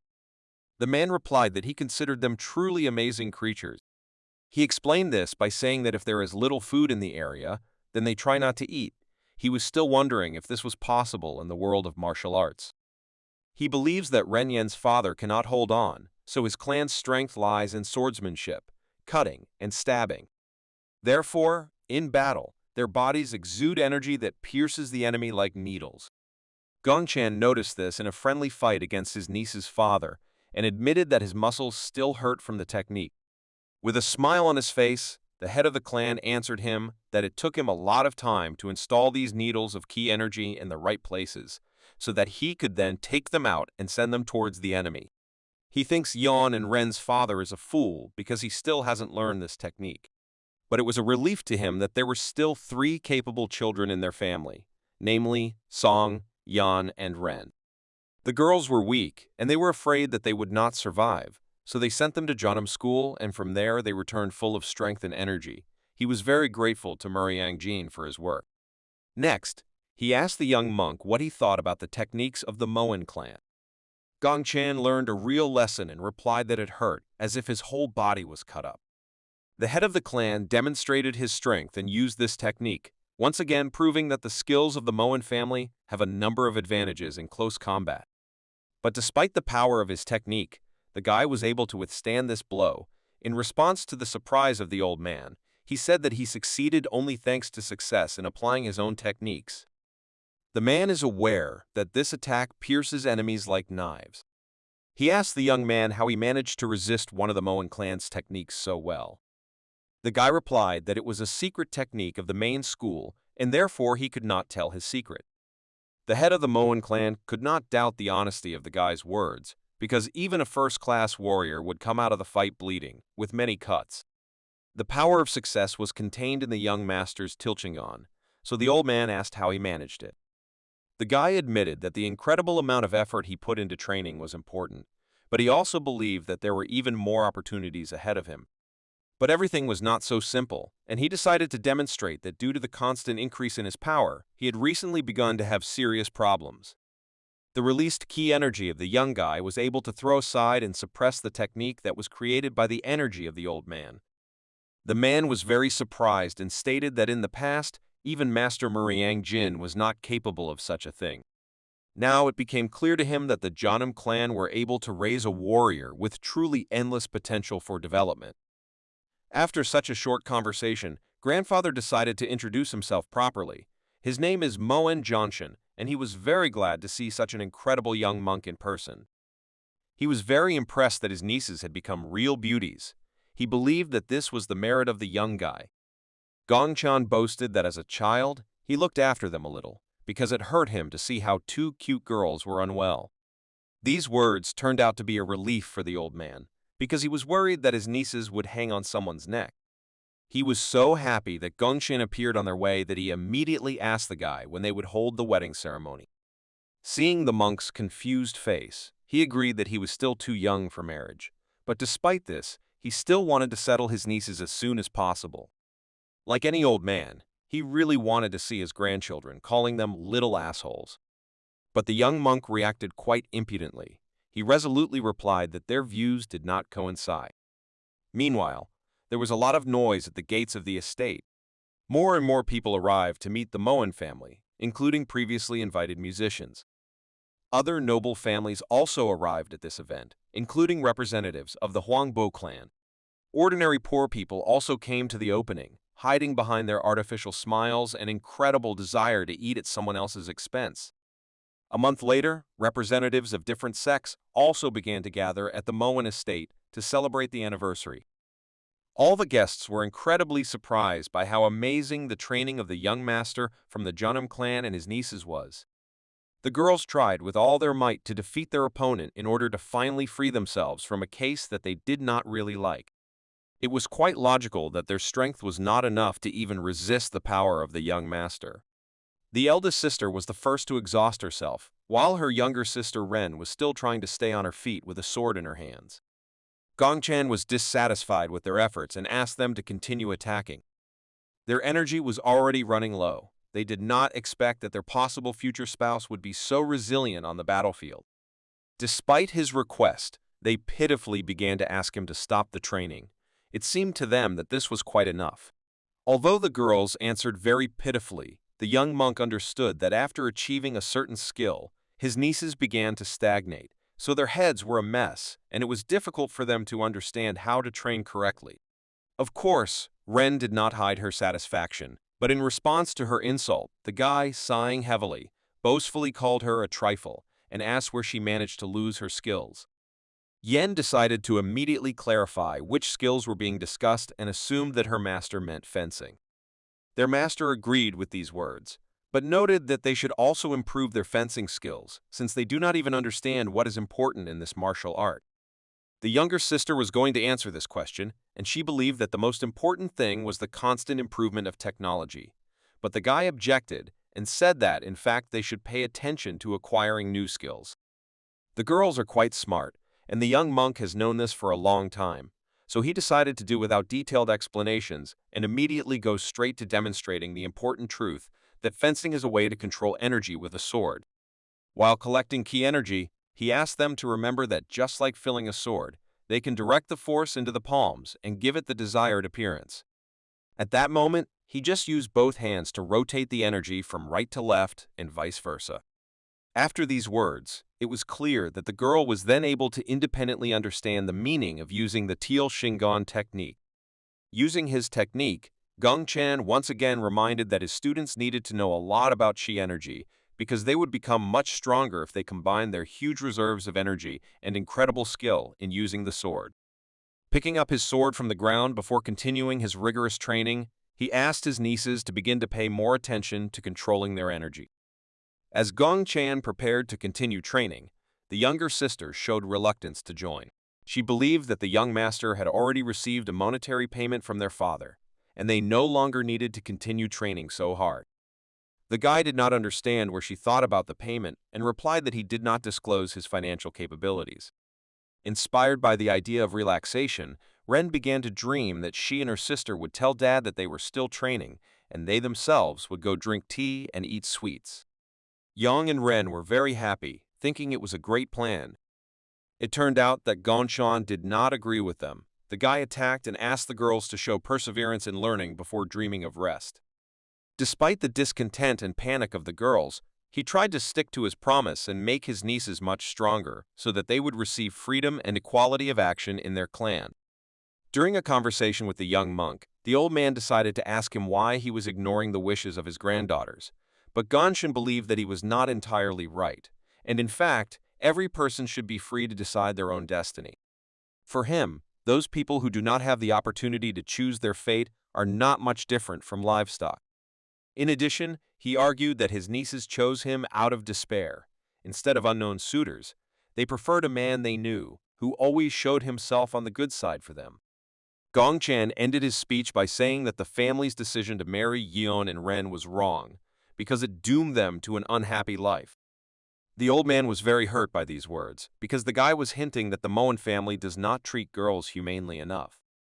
When the question came to feminism, the old man could not stand it and felt that the young monk from the Jeonnam clan was behaving too impudently, although thereby showing concern for Yeon and Ren.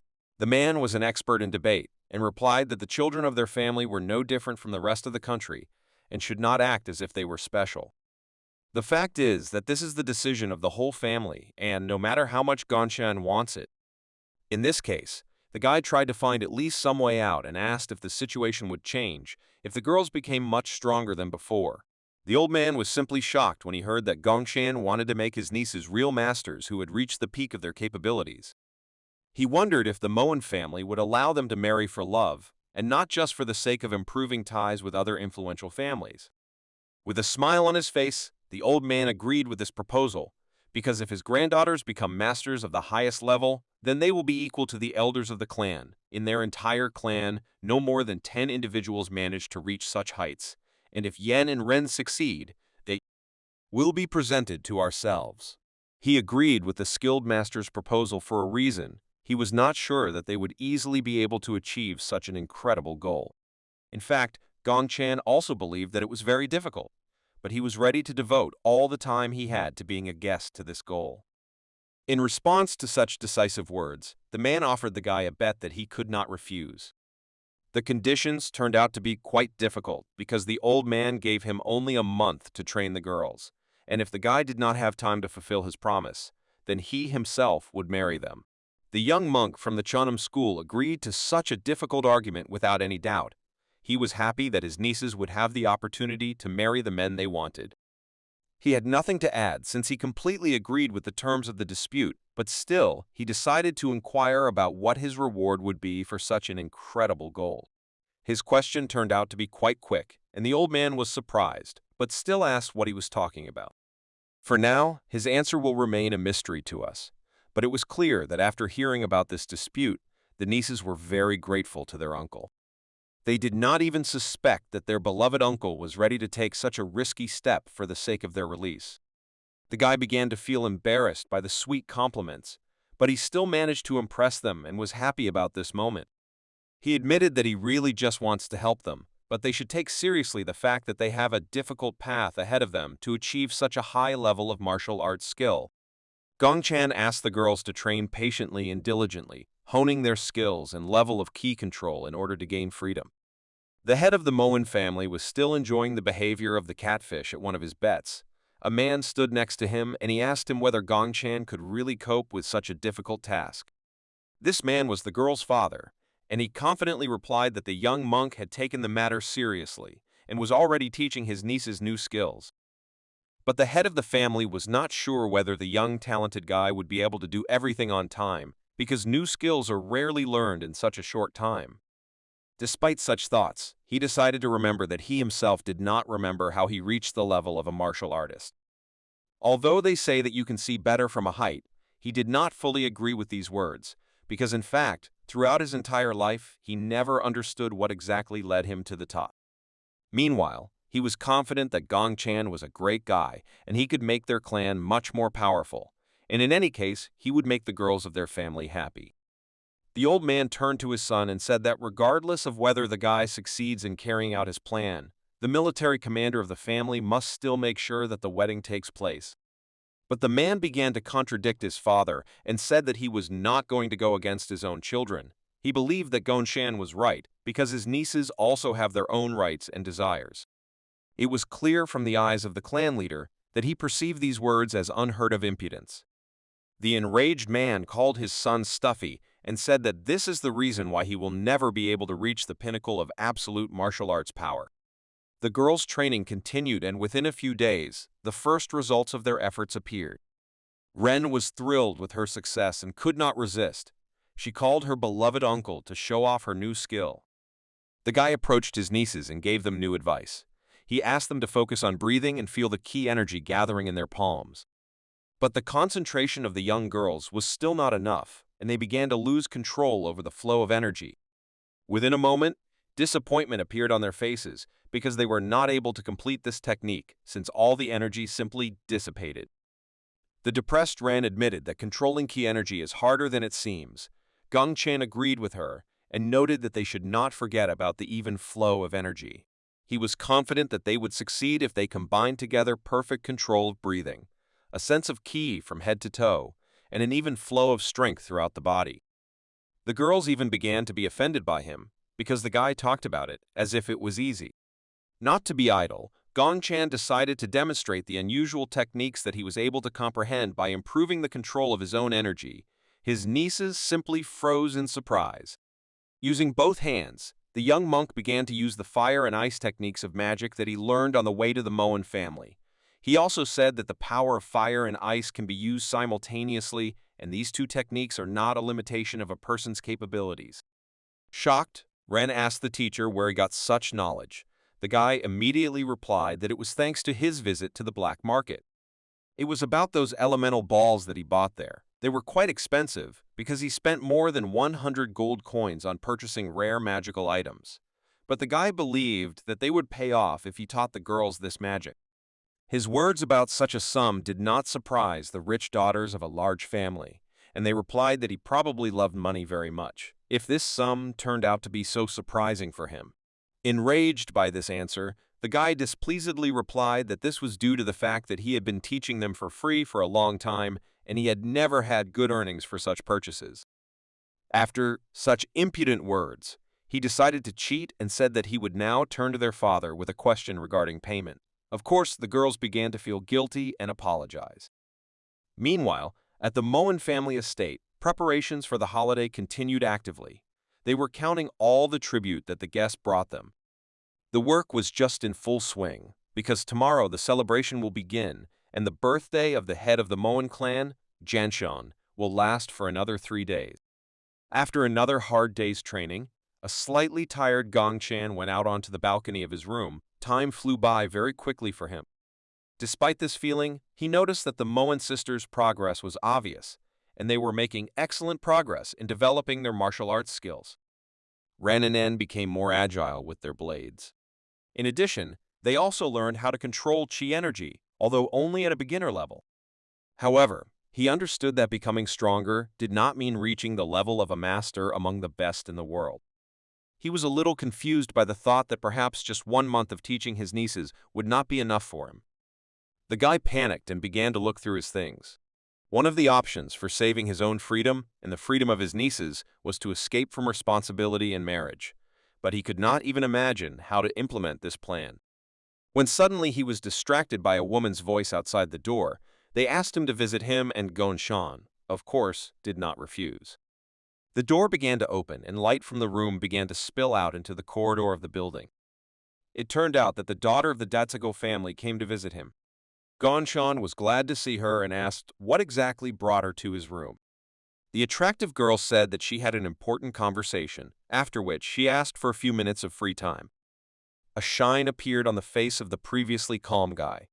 He could not refuse her and, out of excitement, nervously and abruptly opened the door and invited her to come inside. Jihua was also confused by such strange behavior. The young monk justified himself, that the old sayings say that everyone needs to be listened to, so he cannot refuse her. Such insecure behavior of the master from the Jeonnam clan greatly increased the self-confidence of the attractive girl. She began to feel his excitement and was glad that she had the advantage. When they both found themselves in the room, the girl was surprised to see the barrier. She asked the master why he was using it.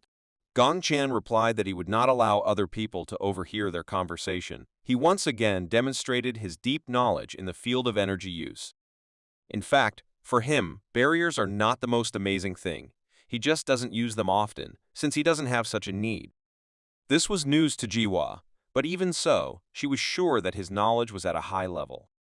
Another compliment made the guy behave even more respectfully. He admitted that it was an honor for him to hear such words from the famous Jegal Jihua. The behavior of the good-natured and shy guy was so sincere that it aroused pleasant emotions in the girl, and she began to laugh quietly and politely. Still, she was distracted from the topic of conversation, and the guy suggested coming closer to the point. Jihua replied that she came to discuss the fact that strange rumors began to circulate within the Moen clan, but Gongchan did not know what they were talking about and asked her to tell her more about it. The next words of the confused girl caused real panic in the young monk. The girl asked if he really hadn't heard that Master Gongchan and the flowers of the Moen family were going to get married. The guy began to feel angry. He believed that the grandfathers of his niece's family had deceived him and conspired to catch him and marry him. He simply had to face the fact that the wedding would take place in any case. The first thing that came to his mind was the desire to immediately run away from the estate and hide, because it would be better for both him and his nieces. Despite such exciting thoughts, he behaved calmly and replied that the Moen family was only wishful thinking, and they were unlikely to be able to carry out this plan against the wishes of the family flowers. His words surprised the girl very much. She continued to listen carefully to the speech of the guy she liked so much. Gongchan sighed heavily and replied that such rumors only started because he was close to the sisters of the Moen family, and in fact the old people should pay attention to the problem of gossips inside their estate. To once again prove to the daughter of the Jegal family that he had everything under control, he said that under no circumstances would he marry the children whom he had previously raised and trained. His determination brought a pleasant smile from Jihua, who now began to think that she had a chance to have a relationship with this pleasant young man.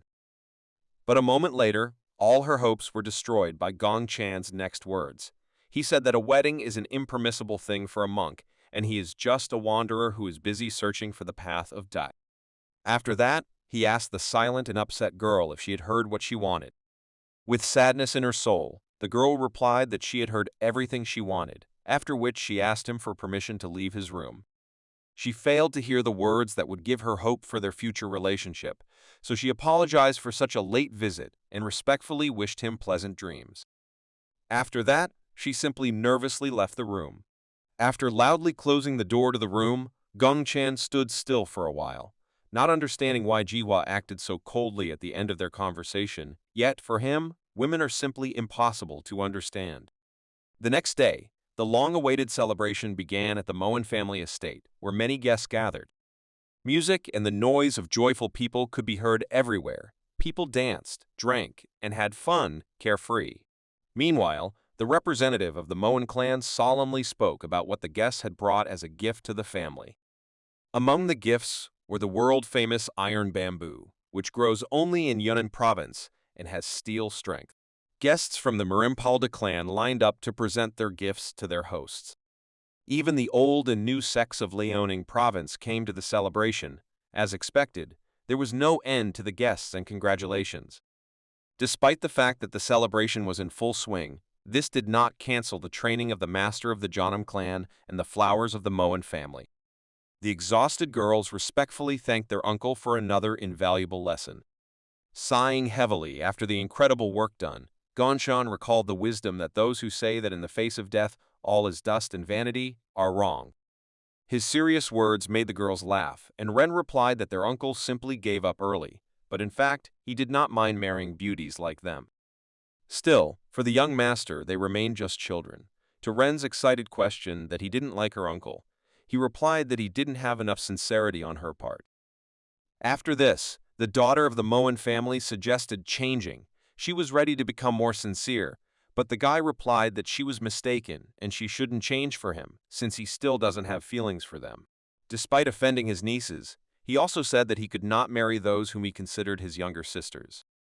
Master Gongchan did not understand the sadness in the girl's eyes and asked what was the matter, but in response he only heard a cry that they didn't care, and they were not against him living as he wished. After this nervous breakdown, Ren defiantly turned around and left the room without explaining anything to her teacher. Gongchan put his hands on his hips and, not understanding the situation, assumed that his younger sister had fallen in love with him. In response to his words, Yang just sighed heavily. She said that their uncle was still too straightforward, and he should think about his behavior.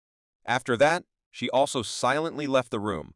By doing this, she made the guy panic, and he shouted at her back that they were going to have tests soon, and they shouldn't think about such things. He began to suspect that it was they who persuaded his father and grandfather to their marriage. Gonshan disagreed with the fact that they wanted to decide his fate without his knowledge.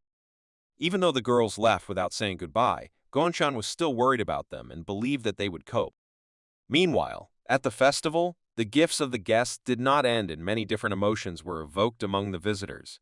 The influence of the Moen clan amazed two comrades.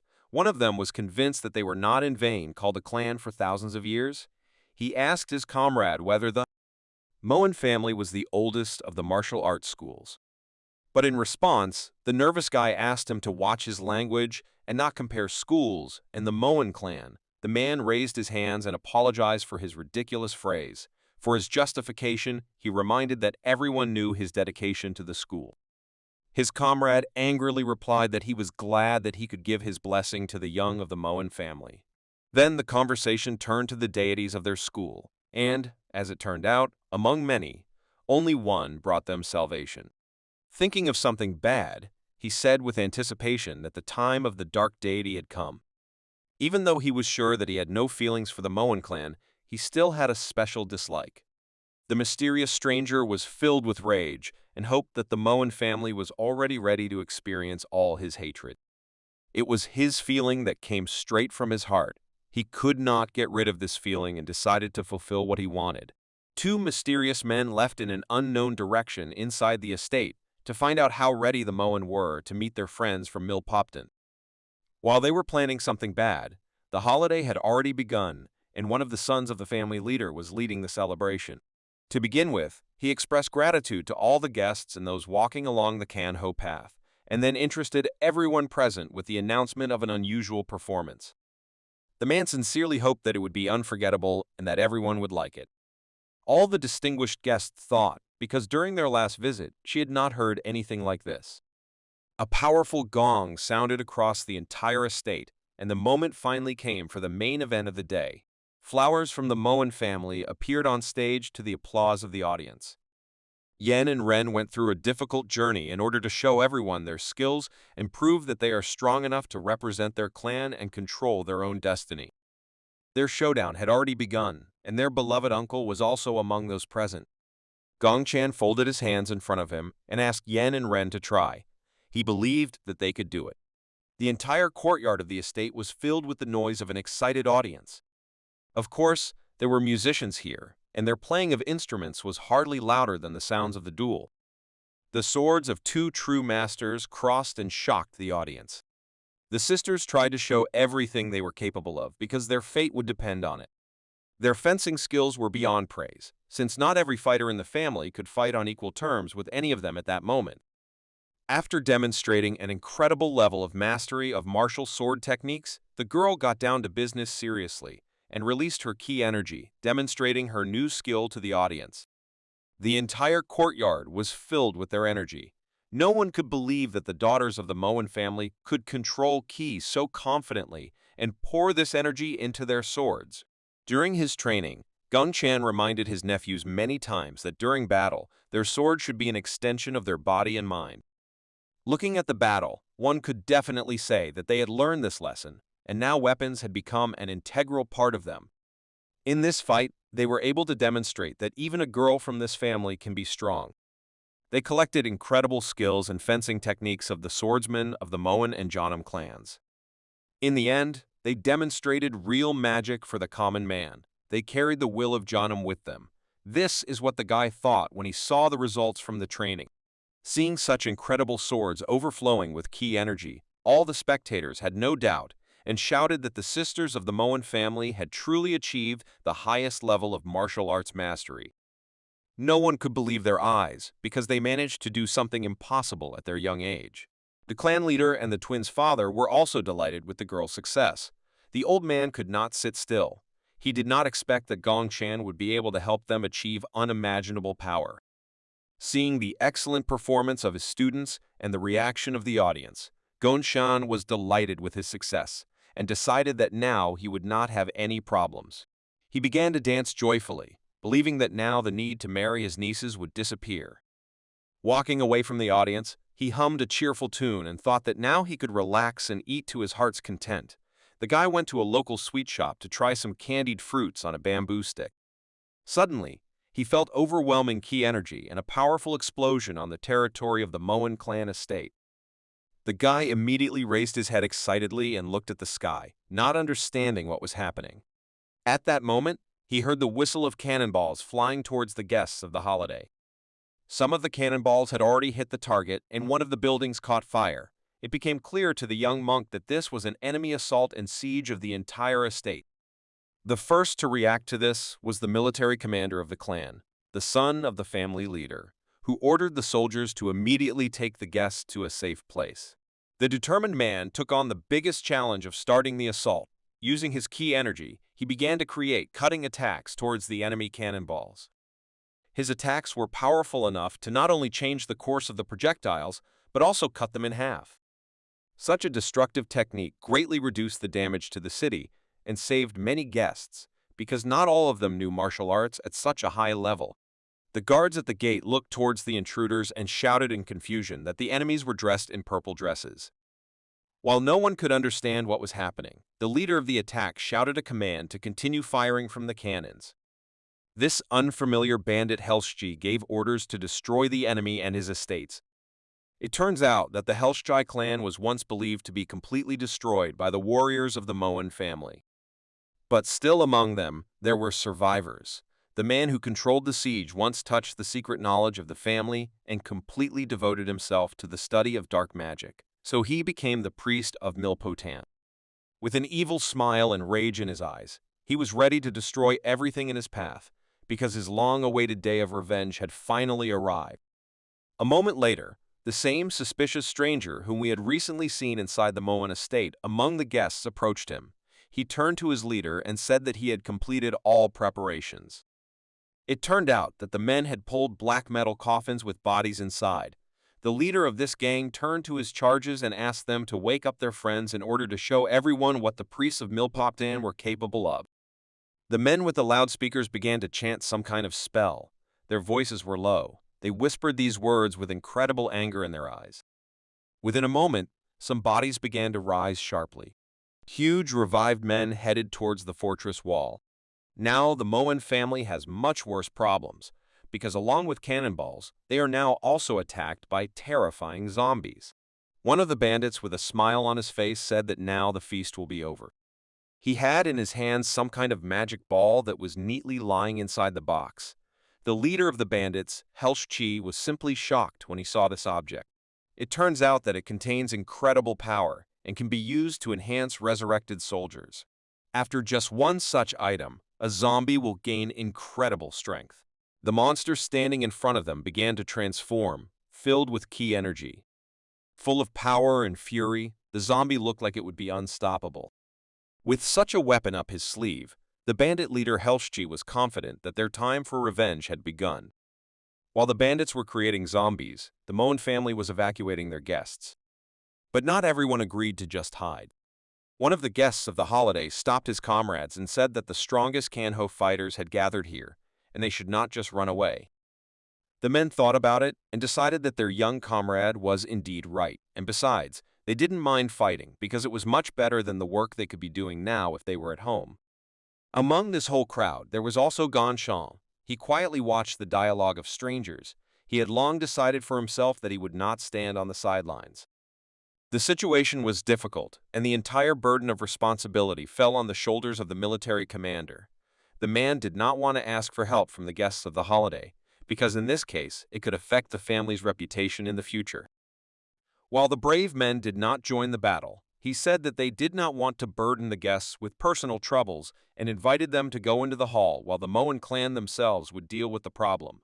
No one could refuse this offer, because it is much better not to risk your life at all and to be in comfortable conditions with a glass of wine. The fighters who were ready to fight for the Moen family gathered in the square near the house. Among them was Gong Chan, his body suddenly trembling. He didn't understand why he suddenly felt so anxious. It turned out that he felt some sinister energy that was threatening the estate. The guy decided not to waste time and immediately went to the place where this terrible energy came from. The military commander asked where he was going, but the excited master did not have time to answer this question. All the people headed towards a safe shelter, while Ganshan walked in the completely opposite direction. Among those people that he did not notice, due to his worries, was the daughter of the Jigal family. She felt something was wrong because she had never seen Gongshan so worried before. Most likely, she understood that his behavior was due to the fear that his nieces from the Moen family might be in danger. In the center of the estate, there was complete chaos. The young monk saw that one of the cannonballs hit the stage where his nieces had recently performed. As soon as he remembered the girls, he began to worry about where they were now. The experienced martial artist concentrated on ki energy. Thanks to this, he was able to sense a trace of the twins' energy that led to their location. The guy immediately followed the trail and ended up inside the house. As soon as he saw the girls, he immediately shouted their names. The frightened beauties did not expect to see their uncle at such a moment. Curious Ren asked how he managed to do this. Her teacher replied that he simply followed the trail of ki energy, since he perfectly remembers the features of their own energies. The younger sister said with admiration that it was simply incredible, but the shy guy replied that it was not that difficult. While in shelter, the girl was asked about the situation outside. Their uncle replied that the cannon attack had stopped. Yeon also joined the conversation. She asked her uncle not to think that the Moen clan is weak. She said with confidence that they have people who are engaged in military affairs and will easily defeat uninvited guests. In fact, Gong Chan did not doubt the strength of the Moen clan at all. He replied that he wanted to help in order to reduce possible damage to the estate. He began to feel this strange and ominous energy more and more, and therefore said that something terrible was approaching the estate. As soon as he concentrated on this strange energy, he immediately realized that it was very close. His nieces found themselves in a truly dangerous situation. The young monk of the Jeonnam clan realized that their building was surrounded by aggressive enemies. Without wasting any time, he boldly shouted to the confused girls that they should take out their swords and prepare for battle. They listened to such sudden advice, and a moment later they heard some noise. Ren, with a trembling voice, asked the teacher what it was. Enemy fighters broke into their building. Gonshin warned the girls in advance. In this building, there were also those who could not defend themselves. These were children and women who had never studied martial arts at all. Gong Chan went to protect this stranger. He immediately drew his sword to destroy the enemy. The guy instantly closed the distance and delivered a powerful blow to the enemy's neck. Suddenly, with a trembling voice, he realized what was really happening. His enemy was an animated human body that moved due to the desire to fight. Having taken a good look at the enemy, our young monk realized that he was facing a real zombie. Despite a series of attacks, he failed to destroy the enemy. Moreover, the zombie was able to grab the master's blade and did not even cut himself. Realizing that he could not defeat the zombies with fencing alone, he released energy into his sword and delivered a powerful instant blow. This time, he was able to defeat his opponent with ease. Continuing to destroy these zombies, the guy realized that it is unlikely that every fighter on the estate is capable of this. Their situation was quite difficult.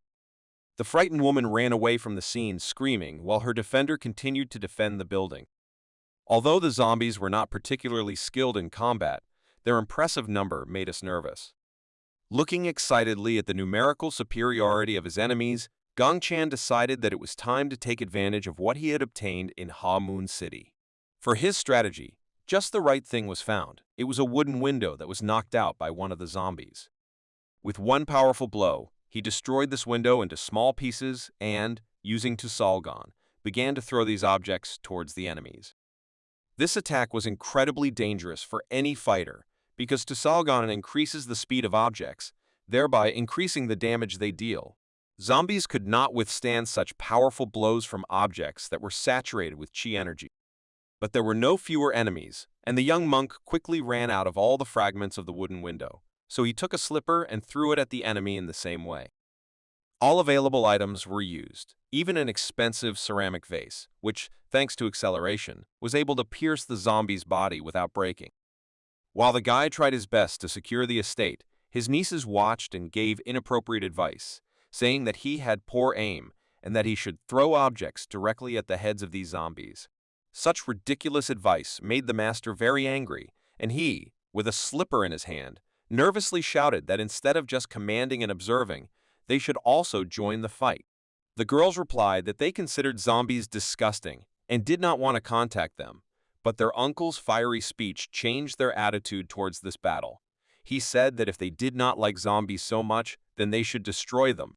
After these words, the young beauties rushed into battle against the vile enemies. This was their best moment to show off in front of their teacher. Their control of ki energy exceeded all expectations, thanks to which destroying opponents was not a problem. Gong Chan began to feel calmer, because his nieces could defend themselves without much difficulty. Moreover, the military detachment also began to fight, and it seemed to the guy that the worst was over, when suddenly his body began to tremble again. When he looked around, he saw a strange, ominous energy that was not like the zombie energy he was used to. The guy feared the worst, so he immediately ran in the direction of this previously unfamiliar energy. As it turned out, the entire estate was already filled with enemies. It was simply impossible to pass like that, since a whole crowd of zombies appeared in front of him. The young master will have to wait a little longer before he can engage in battle with the huge monster. In the place where Gongchan felt the strange and terrifying ki, there was the same zombie that, with the help of forbidden blood magic, became an incredibly powerful monster. This monster among monsters managed to defeat 5 fighters of the Moen clan without much difficulty. The military commander understood the danger of the situation and ordered those with weak energy to retreat from the battlefield. Despite the incredibly powerful energy of this enemy, one of the brave guys decided to try his luck and rush to attack. Self-confidence alone was not enough, so this brave guy could not even approach such a terrifying enemy. All the men present from the various clans simply froze in fear because this guy was the best martial artist of the Huabo clan. The military commander still did not engage in a duel with the enemy. Continuing to observe the enemy and analyzing the situation, he realized that after unsuccessful attempts to attack, not only novice warriors, but also masters of families and sects began to hesitate. Fearing the worst possible outcome, the man was worried that this situation would destroy their clan's reputation, but it turns out there was still hope for them as an incredible fighter joined the battle. The leader of the Moen family, with a sword in his hands, shouted that zombies are just the dirty remains of the dead and should not be afraid of them. The old man invited the frightened fighters to stand behind him. All the clan fighters were confused when they saw that the most respected member of the family had come to their aid. The head of the clan stepped forward and put the frightened crowd behind him. He was ready to engage in a duel without the help of other fighters. Conversations began among the frightened guys. Some of them believed that the head of the clan had fallen into insanity on his own birthday, and besides, no one even knew how many years he had been practicing martial arts. Despite his age, he is never included in the Kanho list, and no one has heard of whether he has become a master at a level comparable to practicing martial arts for 20 years. The clan leader simply silently walked towards the enemy while people from the crowd excitedly begged him to retreat. They asked him to go to a safe place and take cover while the new generation masters went into battle. However, the old man did not like such conditions, and he nervously asked his fighters to get out of his way. Because of such rage, he even began to release his ki energy, and so his request began to look even more convincing. After analyzing the situation, the old man gave advice to the young fighters. He asked them to stay away from zombies shrouded in blood magic, as it is too dangerous for the bodies of unprepared warriors. After this, the leader of the Moen family spoke inspiring words that changed the crowd's attitude towards his desire to join the fight. He said that he could tolerate the fact that the enemy showed up on his birthday without warning, but he could not forgive them for trying to humiliate the honor of his family. The military commander had no choice but to order his soldiers not to interfere.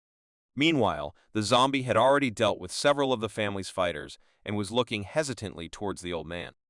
A confident man turned to the monster and invited him to start a fight. After his words, a huge monster overflowing with energy rushed to attack the elderly man.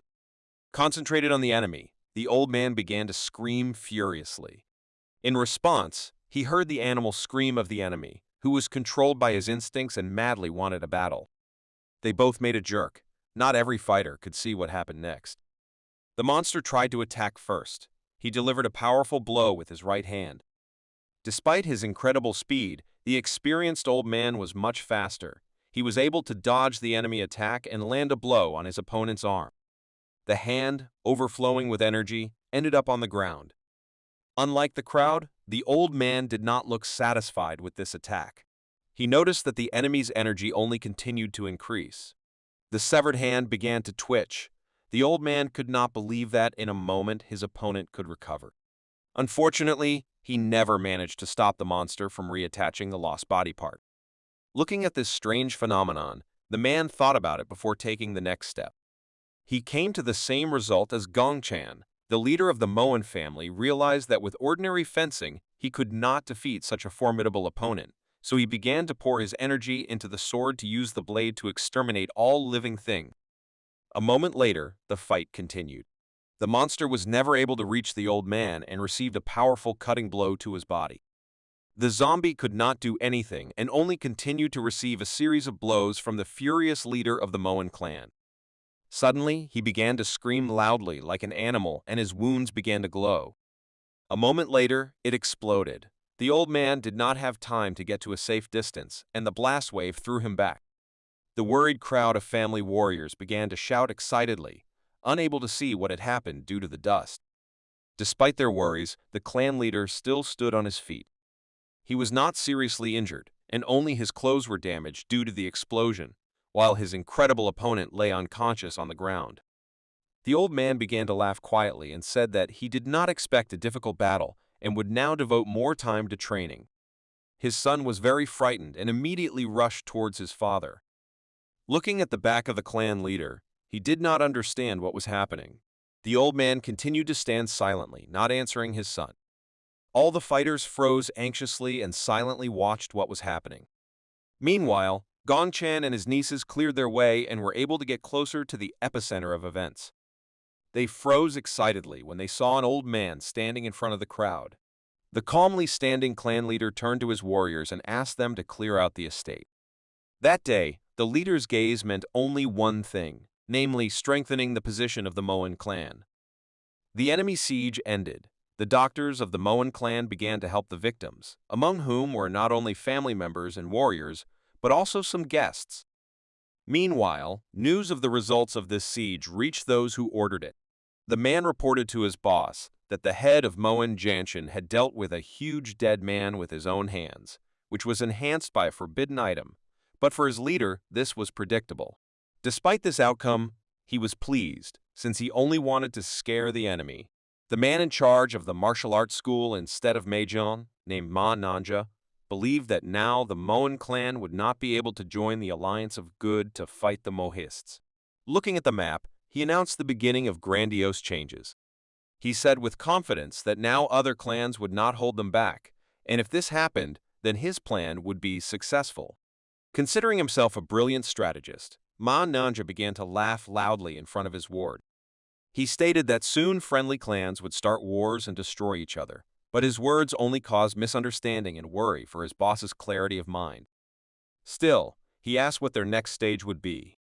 The arrogant man replied that they should gather a group of people to cooperate with the Moen family. He planned that it was this group of people who would attend that very feud between the clans. With hope for a bright and prosperous future for his family, he walked to the window and looked beyond the sunset. His main target was the Moen family, whose influence was the greatest danger. He believes that when the Moen clan is finished, then it will be easy to deal with the remaining families. In this case, other sects will not remain indifferent in this whirlpool of events. In his opinion, the Moen clan is strong because it is great. With a crazed look, he shouted that the world would be in flames when the Elder Master returned. A pleasant shiver runs through his entire body in anticipation of these long-awaited events. His evil laughter broke the silence and spread to the mountains that surrounded their sect's temple. A month after what happened in the Moen clan, life became calm again. The estate was repaired. Gong Chan was still here, and he did not waste time resting. He continued to train diligently, and his level of proficiency in the realms of fire and ice continued to grow. He realized that the uniformity of the flow of ki was important in the formation process.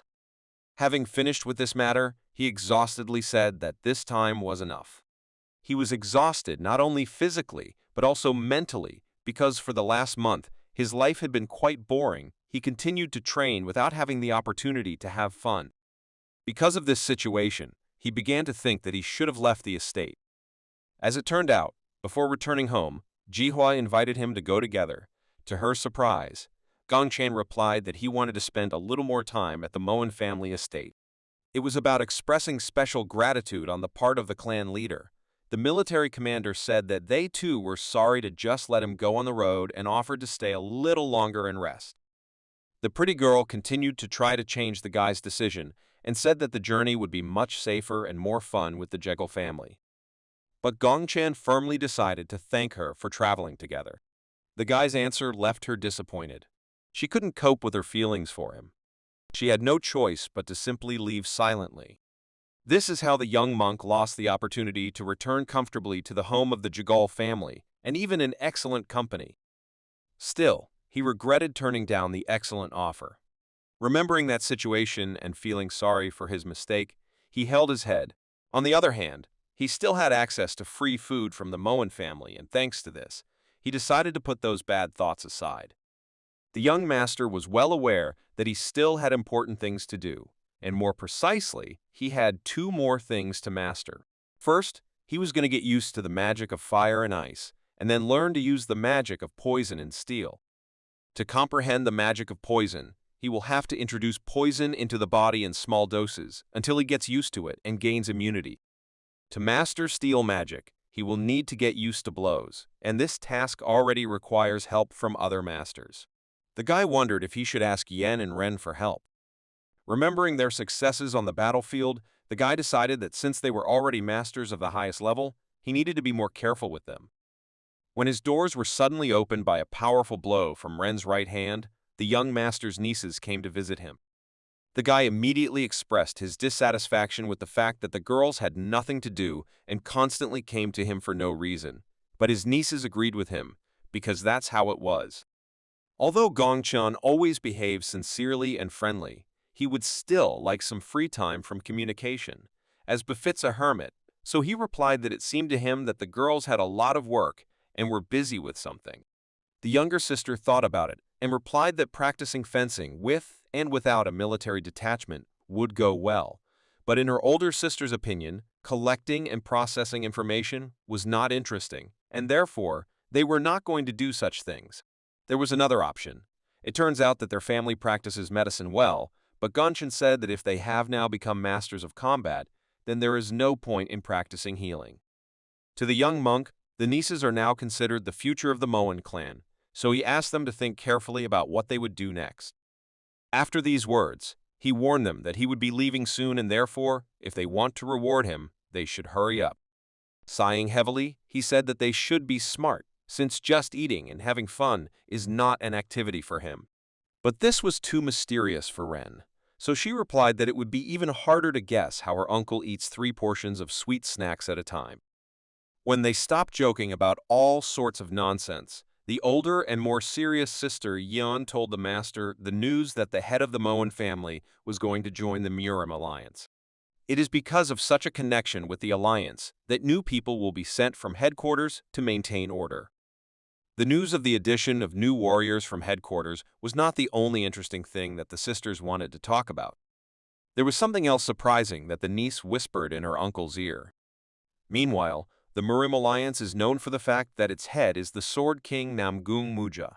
Along with him, 3 other famous swordsmen are always ready to come to the aid of their allies, Dan Chongi and Jae Galsa and Yu Mangu. At the moment of the founding of Murim, a certain dark, bloody organization entered the arena, the head of which wields terrifying dark magic. On the other side, there are their Kanho masters, who receive swords by committing lawlessness, and besides, they collect sorcerers and shamans from all over China. Looking out the window, the young monk sighed heavily in response to the difficult news. He was not the only one who was so worried. In fact, everyone in Kanho was confused. Based on such news, the young monk realized that now there was no way they could avoid the storm, which would affect all of China. It was already late at night, time passed quickly, and Gonshan invited his nephews to return to their rooms, although they were sorry, since they still wanted to tell their uncle a lot. The next morning, the young monk could not escape the family's gifts. He was given a lot of jewelry, such as whole skins of mountain tigers and various antiques. Among the gifts, there was even a unique work by the best master of the country, strange but beautiful shoes. The guy accepted all these gifts with a smile on his face and showed himself to be grateful, but despite the fact that he received many expensive gifts, he did not understand what use they could be for him. At the end, the military commander decided to announce the main gift, but the guy beat him to it and said that it was not worth it, because a monk like him must experience poverty for the sake of his religious enlightenment. The man upsetly looked down at the whole box of gold that was in his hands, and said that in this case he would have to return these 100 nannies of gold, but the young master abruptly changed his mind and asked to go towards the treasures, saying that he could not help but accept a gift that is offered to him from the heart. The young master's eyes shone with happiness and brought a smile to the face of the family leader's son. Now Gongchan admitted that his wait was worth it, because hundreds of gold bars would be enough for him to last 10 years of revelry, and thus he would get rid of several worries for the near future. He has already imagined his sweet life, where he will train and lead a luxurious religious beggary full of pleasures. As it turned out, there was also one request for such a gift. Gongchen happily replied that he would do anything if it was in his power. But the guy rejoiced too early, because he had no idea what exactly interested the cunning commander-in-chief. The man said that the headquarters had already contacted the alliance and expressed their desire to join. Therefore, they must send warriors there, and he should also go with them. In addition, he is also going to take his daughters with him and invites Gongchan to accompany the Moen family on this road. In fact, the young monk didn't really want to go on such a trip, and he was really worried about going to the alliance. The guy imagined how he would respectfully shy away from the military commander and thank him for the jewelry he provided, but would refuse to accompany him, since he was still on a religious journey, and in fact it was time for him to continue it. Still, this would be too rude, and the guy realized that he had fallen into a trap. He could not simply refuse them, since while he was in the estate, he was given a warm welcome. Moreover, at the end of his stay with the Moen family, he even received many expensive items, as well as a huge amount of money. Even the request did not come from just anyone, but from the military commander of the family himself. Having no other choice, the young monk agreed with the proposal and said that he would not mind helping them out and would gladly accompany the clan warriors. The preparation of the Moen clan for the trip took about 10 days, at the end of which the military commander gave the order to prepare the best horses and weapons for the trip. Warriors from the Moen clan went to Hainan province, where the base of the Murim Alliance is located. Among all the clans of the Murim Alliance, the Moen clan became the largest, since there were over 100 people in its detachment. From the Moen family, a nationally renowned Zampakut team was dispatched. The only goal of this squad is revenge with the sword. Each fighter was excellent at fencing and constantly improved their skills through diligent training. Hundreds of craftsmen from all over the country flocked to Hainan province. All these people understood perfectly well what this was leading to. The more warriors gather, and the more powerful they are, the more influential their leader's position will become. The other sects only provided 50 people each, so the Moen clan had nothing to worry about. After the news of the Moen clan joining the alliance, thousands of warriors also went to the Murim alliance base.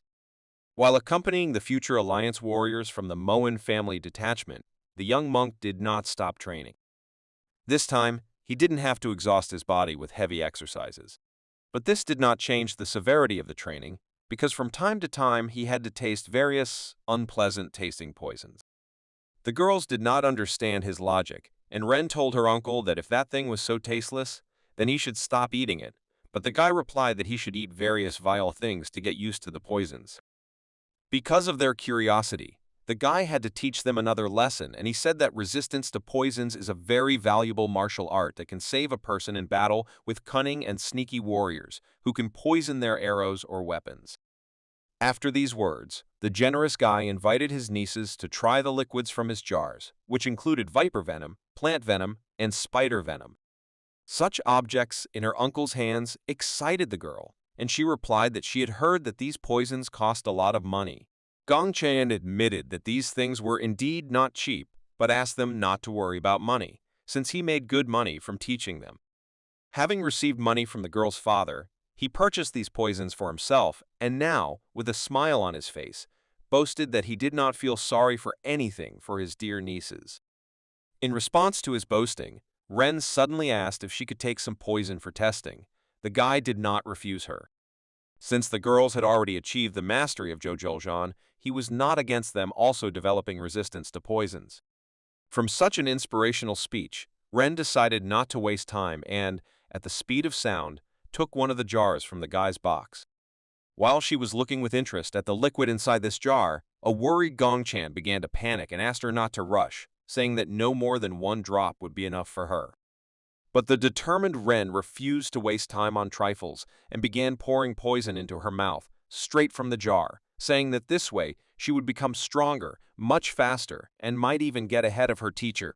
Gongchan shouted in response that her body would not be able to withstand such an amount of poison, and she would die. While the guy was nervous and tried to dissuade the girl, her sister acted more decisively and in one powerful and quick movement covered Ren's mouth and caught all the poison that poured out of the bottle with her blade. After that, she immediately swung her sword and shook all the poison from it onto the ground. The girl scared her master to death, sighing heavily. He thought that he would get a heart attack if so much poison got into his niece's mouth. Next time, he will draw up instructions on how to use poison, especially for the girls, but it is unlikely that it will be enough to prevent the nieces from doing something bad. Still, that poison was very dangerous, and the drops that fell on the ground caused the plants to dry out instantly. Closer to sunset, they reached the province they needed.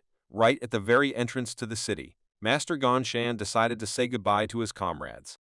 His words sounded as if they would never see each other, and so the excited Ren asked where he would be in the near future. The guy replied that he just wanted to come in and say hello to the guys from his sect, and after that he was going to go back to school. The sisters were very surprised and asked why he decided to say goodbye to them. Gongchan once again reminded that he has been engaged in religious wandering lately, which means that he must travel all the time. True, his journey hardly looked like a proper religious wandering, while real monks wander around the world without money or food, surviving only on the gifts of generous people. Gonshan, with a calm soul, rested for several months on the estate of the Moen family and did not limit himself at all. Food, in addition, he did not refuse valuable purchases and spent a large amount on those 3 copies of poisons. After mentioning his religious begging, he added that he hoped to meet them again after the end of this ritual. In parting, he asked the girls to always be on the alert and try to avoid all dangers, But Yun boldly replied that a monk should not give instructions to real masters of Shojoljan. At this point, they finally said goodbye and went about their business. Gonchan went in search of people he knew. He had heard that masters from the Janam clan lived somewhere in this place, and he couldn't wait to see them. True, when he looked around the part of the city he needed, he saw that the houses on the right side looked luxurious, and among such a great atmosphere, there were probably several establishments with hearty food, while the houses on the left looked tired and outdated. Still, he did not fall for the beautiful picture and decided that he should go left, because he believed that his great Janam sect valued internal qualities, not reputation and money. On the way to a less prosperous area, he hummed songs and thought about how delicious the Moen clan's sweets were. It turned out that the guy guessed right and came to the right place. Gongchan introduced himself and asked which masters were present in this city. The man replied that the oldest martial arts masters of the sect, John Yu and John Su, had arrived. In addition, 3 elder masters were present here, as well as 12 strong senior generation masters and 34th generation masters. Although Gongchan was reluctant to compare Janam with other sects, it was obvious that the alliance had definitely gathered the strongest masters. While the young monk was thinking about the power of the new organization, one of the Janam masters distracted him and said that among the guests there was one person very close to him. As it turned out, it was about Gonen's sister. Hearing such joyful information, Gongchan opened his mouth in surprise, because he had not seen his older sister for a long time. Due to long travels, Gongchan did not have time to visit his sister. He still misses the times when they learned energy control together. But first, he wanted to say hello to all the other masters of the Janam clan. His comrade suggested that Zhonghan Sabika was now in the meeting room. The man took the young monk to another building. At the meeting, Gongchan introduced himself respectfully. The man sitting at the table recognized him and said that he remembered that the young monk had previously been an obedient child. He had something to tell. In fact, their school had recently become more and more influential. He wanted Master Gongchan to also constantly improve. A little shyly, he replied that he was indeed still working on some interesting things. Gongchan was doing his best. I sat down at the table. He asked how his teacher was feeling and if everything was fine with him. The man replied that Chunjin felt great, as before. In addition, he has surpassed him in improvement and continues to work hard on his skills, despite his age. After this, the master asked the young monk if he really was a mentor to his nieces from the Moen clan. The guy confirmed these rumors and said that it was an honor for him. This news was good for the master. He replied that thanks to this, their school can count on help from the Moen clan, and this is to their advantage, because 20% of their facilities are located in Liaoning province under the supervision of a Chinese transport and insurance company that belongs to the family Moen. Gongchan was very happy, because knowing that the Moen clan dominated Liaoning province, he did not think that his help would lead to such valuable support for his sect.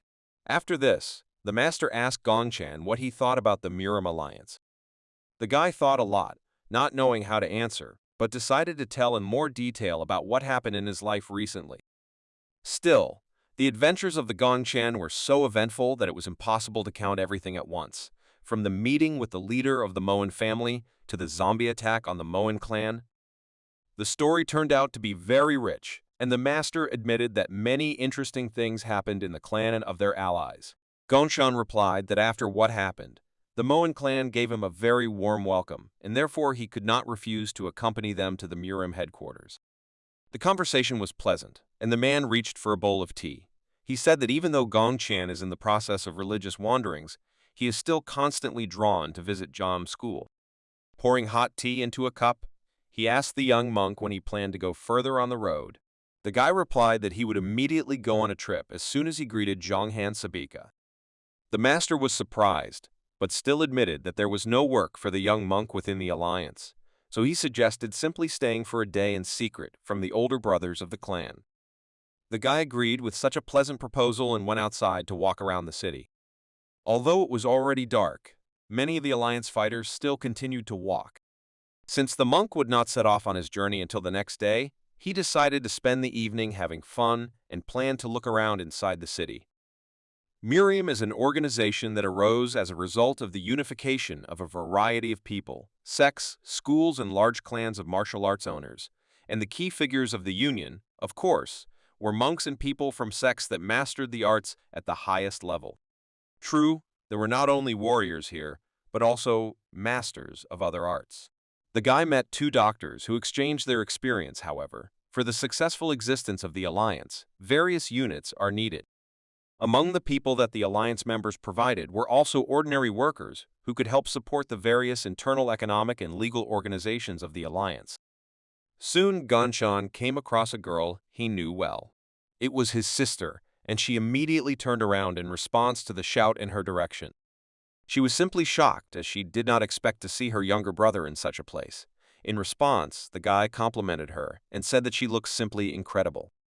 The young monk came closer to the girl from his clan and asked what caused such changes, and assumed that it happened after she was assigned to Kanho. The girl was not very happy with such an ambiguous compliment and tried to hit him with a sword. The guy jumped back as he was ready for this because girls often greet him in this way. The confused guy made an excuse that he just wanted to see her, but in the end, she started a fight. After these words, he asked who the people were accompanying her. The sister said that she forgot to introduce her comrades. It was Mr. Namgung and Mr. Huangbo. Hearing these names, the young monk froze for a moment, because he had already heard that these fighters were simply incredible. Namgung Mu is considered the pride of his clan and was recently elected as the new head of the family. He was recognized as the best among the 10 true dragons for his rare and undeniable skill. And Huangbo Gon not only became the head of the family, he is also the only one in Gangho who uses the fist-fighting style. He is a young master who is able to hone the thunder and lightning strike style. In his mind, he admitted that his little sister was in rather dangerous company, but he still believed that their energy levels were still lower than Sister Gonin's. As usual, the young monk respectfully introduced himself and stated his name. Namgung Mu replied that he had heard that he was nicknamed Immortal, and because of this he was looking forward to their personal meeting. Both fighters properly introduced themselves to the young monk. Taking a closer look at them, Gongchen was wary of how strange and unfriendly their energy seemed. At that moment, he realized that he was not the most welcome guest for them. The guy even began to worry whether his new acquaintances would start a fight. In order to avoid conflict, Gongchen decided to apologize to these masters and told his sister that he should leave them since he had previously planned to look around inside the city. After these words, he turned to the young masters and respectfully said goodbye to them, wanting to have a good time free from work. For his sister, such a farewell was very sudden, but she replied that they were just about to leave, and therefore she would go with him and show him the city. With a charming look, she turned to her comrades and invited them to say goodbye and continue their dialogue during the next meeting. The talented masters had no opportunity to refuse, and so he said goodbye in return. The two strong men left, and Gongchen began to complain to his sister that these masters looked at him unfriendly, and it seemed to him that they could barely restrain themselves from starting a fight. The girl replied that her younger brother should also behave more restrained. After these words, they went together to meet mutual friends. It was about the two daughters of the Moen family. Yon and Ren were very happy to see their mentor.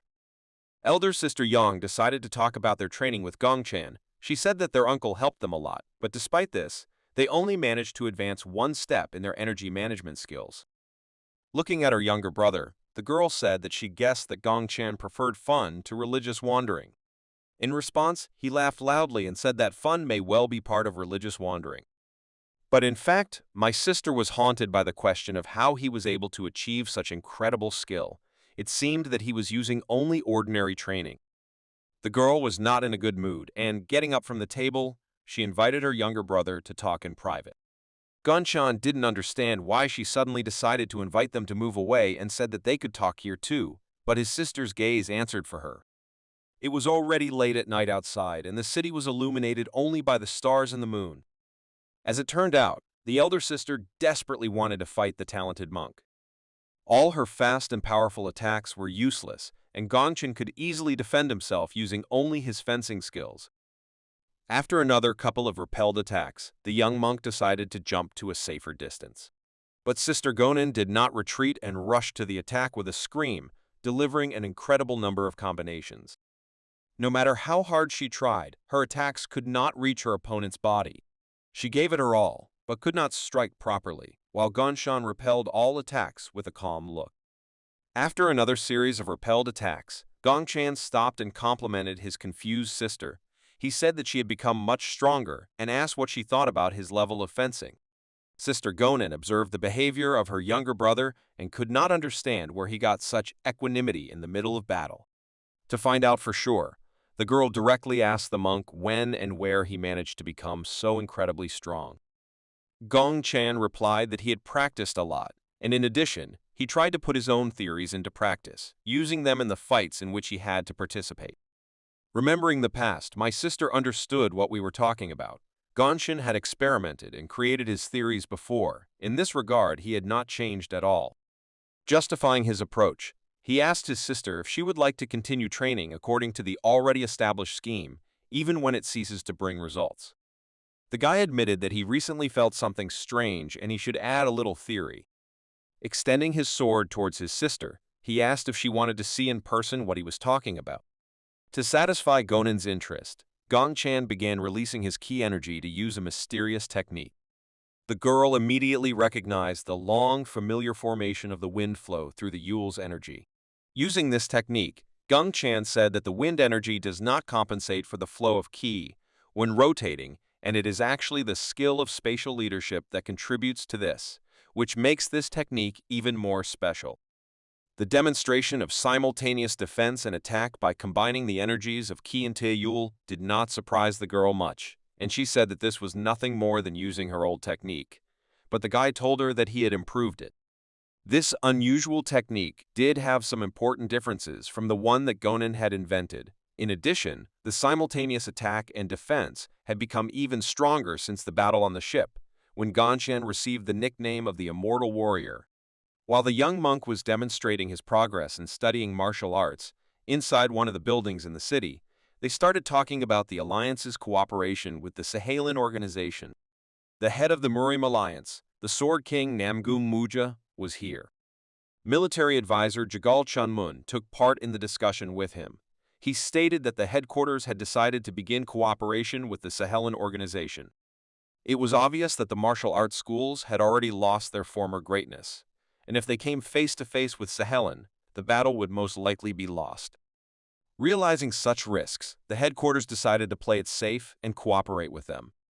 This decision was very difficult, but the Alliance had no other choice, since they chose the path that would be less risky for all members of the Alliance.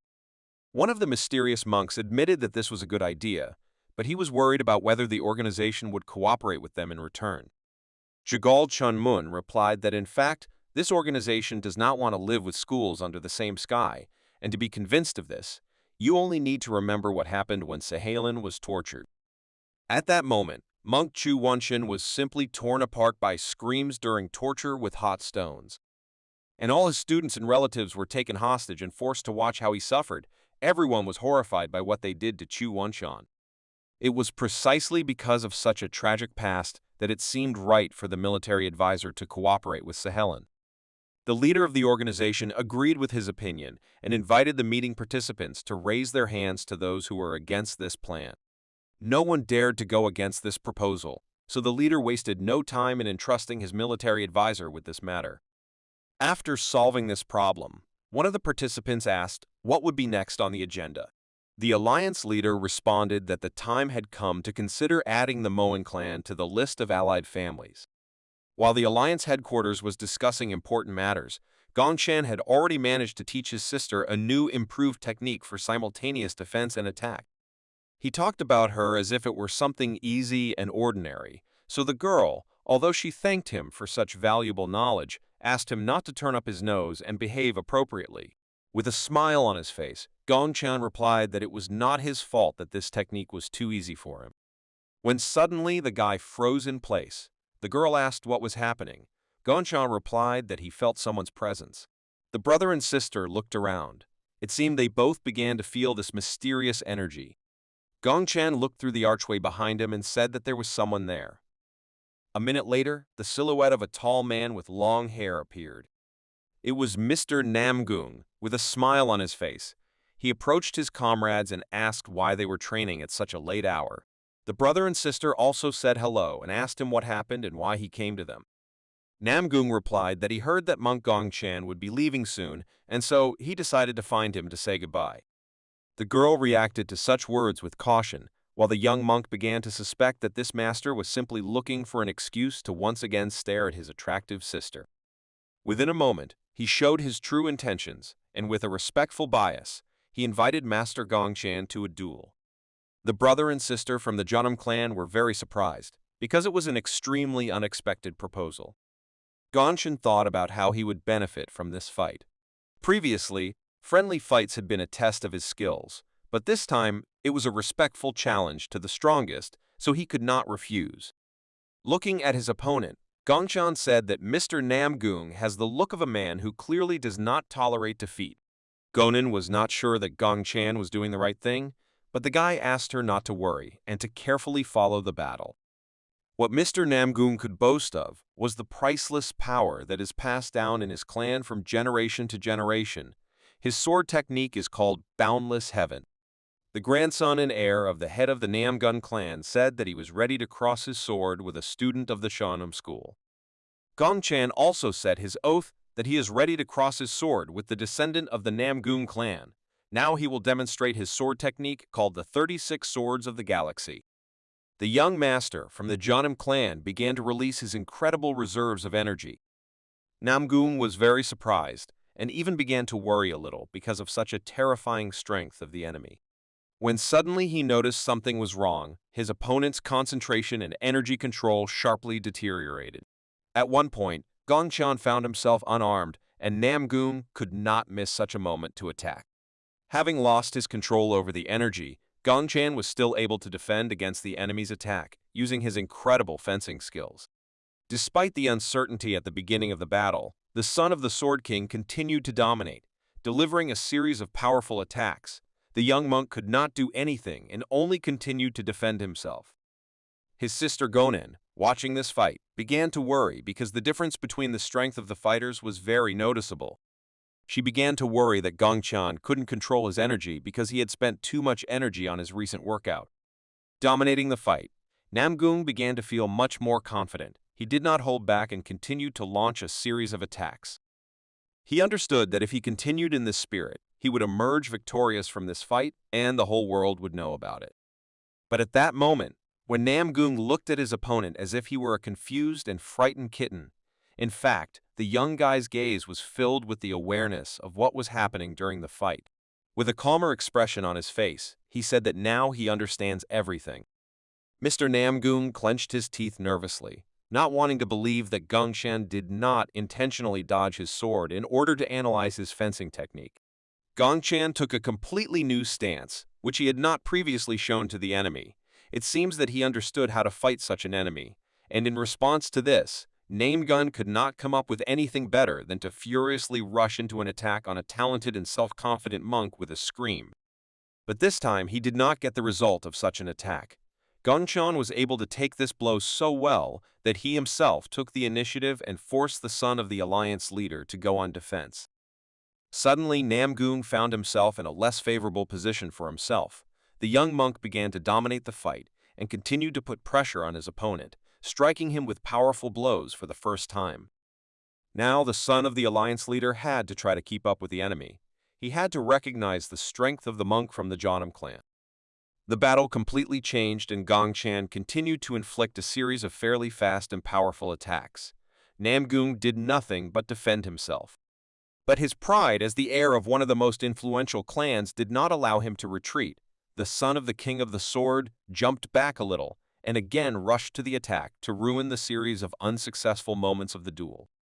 It turned out that he underestimated the power of the enemy and paid for it. Gongchan instantly closed the distance between them and delivered such a strong blow that his opponent flew back. Due to an unsuccessful attempt to attack the enemy, Namgung used his sword inappropriately and stabbed it into the ground to stay on his feet. From the last attack, he was thrown back strongly, and now he began to feel the real strength of his opponent. The noise from the fight spread to the neighboring buildings, and those who were awake could not help but pay attention to it. The news of the fight soon spread throughout the alliance. The young monk from the Jeonnam clan began to be noticed. His fighting spirit and incredible skills with the sword and energy made him famous among the best of the Gangho Alliance. The next morning, the behavior of the residents of the Alliance fortress changed greatly. A crowd of excited warriors of the Union heatedly discussed the recent news. Several of them saw this incredible duel of young and talented fighters live. This seemed strange to Gonin. She had never seen so many Alliance members gather in one place before. The fighters found it hard to believe that Gong Chan had actually managed to defeat Namgung Mu. Some said that a worthy student had finally appeared at Jeonnam School. Due to a recent incident, representatives of various families began to become even more interested in the affairs of the Jeonnam School. They found out that the school of a young and promising monk began to cooperate with the Moen clan. Some of them immediately went to establish friendly relations with them. The same girl who saw this legendary fight live in the evening decided to explain what was happening. She said that all these people came to greet Master Gongchan, and some of them even brought gifts as a sign of their future friendship. This situation haunted the young girl, because the world around her began to change again. It all looked to her like Jeonnam School was finally returning to its former glory, all thanks to just one incredible master. Gonin turned out to be the only one who decided to visit the young and promising master without knocking on the door. As a sister, she burst into his room and asked where he was packing his things. The guy replied that he had nothing to do here, and he must go on a new journey to complete his religious wandering. After these words, the girl opened her mouth in surprise. Gunsha noticed her expression and asked her not to worry, justifying this by the fact that he was not just walking away from his duties. The young monk turned to his sister, as the only one he could trust, and asked her to take care of his nephews, because they do a lot for the sake of their Jeonnam school. His words about the affairs of the girls from the Moen clan for the benefit of Jeonnam turned out to be strange for his sister, and she asked in confusion what he was talking about. The guy replied with a satisfied smile that they persuaded their father to pay more money for his education, and this would definitely have a good effect on the overall budget of the school. Then he threw a rather heavy bag full of money and other goods onto his back, which did not at all look like the kind that a monk should wear while undergoing religious begging. The guy said goodbye to his sister. Gonin smiled slyly. The guy, suspecting nothing, smiled back. When he left his room, the reason for that sly smile of his older sister became clear to him. Shocked by the number of guests, the guy confusedly asked why they were all gathered at the entrance to his room. While the young monk was trying to deal with the problems that were caused by his sudden popularity, the Murim Alliance had already managed to send couriers to the Sehelen organization. They set out on a dangerous and long journey for one task: to deliver a secret message from the leader of the alliance. This message states Murim's intention to cooperate with Sehelen, and also states his intention to join forces to suppress the dark martial arts schools. Of course, this could not go unnoticed by the enemies, who closely monitored the actions of the alliance. After Gongchan freed himself from the attention of persistent visitors, he went to the nearest river, believing that the fastest way to reach Shaanxi province was by boat. True, to implement such a plan, he needed to avoid getting caught in the rain, and the sky looked rather gloomy. With a smile on his face and hope for a good trip, he said that the main thing for him is that it doesn't rain. But fate reacted quite quickly to his words. The guy began to hope that it was just a little rain and it wouldn't turn the Yellow River anymore. But without a big flood, he would be able to cross to the place he needed. But as it turned out, he was once again unlucky, and local people predicted flooding, which meant that the crossing was impossible at that moment. The man who was transporting people and things said that it was getting stronger and soon it would flood everything, which meant that the boat could not be lowered very soon. Looking at the sky, the completely wet young monk thought that this option, despite the fact that it was the fastest, would definitely not work. Moreover, he could not wait for the time when the rain would subside and the flood would go away. Having opened a map of the area, Gongchan began to look for a new route to travel. Despite his topographical cretinism, he believed that if he continued towards Guangdong province, he would definitely not get lost. Meanwhile, an experienced merchant had already begun to offer him a free room on the second floor of the hotel. Although the man was already sure that several silver coins would soon be in his pocket, the young monk refused and ran into the street, saying that he would walk. The merchant shouted at his back that this rain would not end soon, but Gongchan firmly decided that this would be one of his tests during his religious wanderings to achieve enlightenment. In fact, Such bad weather conditions were to his advantage. Gongchan managed to find at least some positive in any difficult situation, and this time he turned this test into training. He concentrated his energy so that it enveloped his body and protected him from the wind and rain. This plan was truly genius, because in addition to improving his sense of energy control, he would also increase his stamina and overall amount of ki. In such rainy weather, villains often carry out their crimes. The same situation happened on this gloomy evening. A mysterious man in a cape came to visit a man unknown to us in his solitary house on the top of a mountain in this province.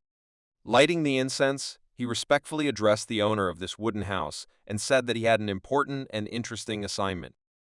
It was a contract killing, of course. The customer had to remain anonymous. A man with a stern look immediately warned the hired killer that his target was one of the most dangerous opponents, namely a master of the Chozhulshan level. So for the fulfillment of this order, there would be a double reward. The stern man with a scar on his face began to think before giving an answer to such a risky request. After that, he said in a low and quiet voice that the murder of the Master Shodelshon is an order of a special class and customers should prepare payment in advance. The mysterious stranger threw a whole bag filled with gold. Inside it was an incredible sum of 10,000 nani gold. Of course, the assassin could not refuse such a well-paid offer. After paying for the order, a man in a cape and mask with eyes full of rage named the target. It was about the treasure of the Janam sect. Of course, he was talking about our monk, a master named Gongchan. That's how the order was accepted for one of the most promising masters of that time. Of course, his enormous power at such a young age threatened many families and clans, because it would soon lead to the dominance of the Janam sect and the inability of the villains to realize their insidious plans. Meanwhile, Gongchan continued his arduous journey. Within a few hours, he was so exhausted that he could no longer use his control over space and therefore had to get wet in the rain. He was quite tired of this weather and was beginning to doubt that he had done the right thing when he did not accept the offer of the caring shopkeeper. The completely wet guy walked on the damp ground and his shoes were already falling through, and the swamp was sticking to his legs and pants.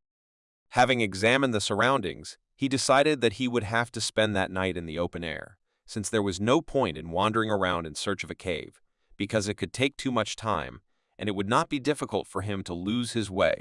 As usual, he did not lose heart and faced all difficulties with a smile on his face.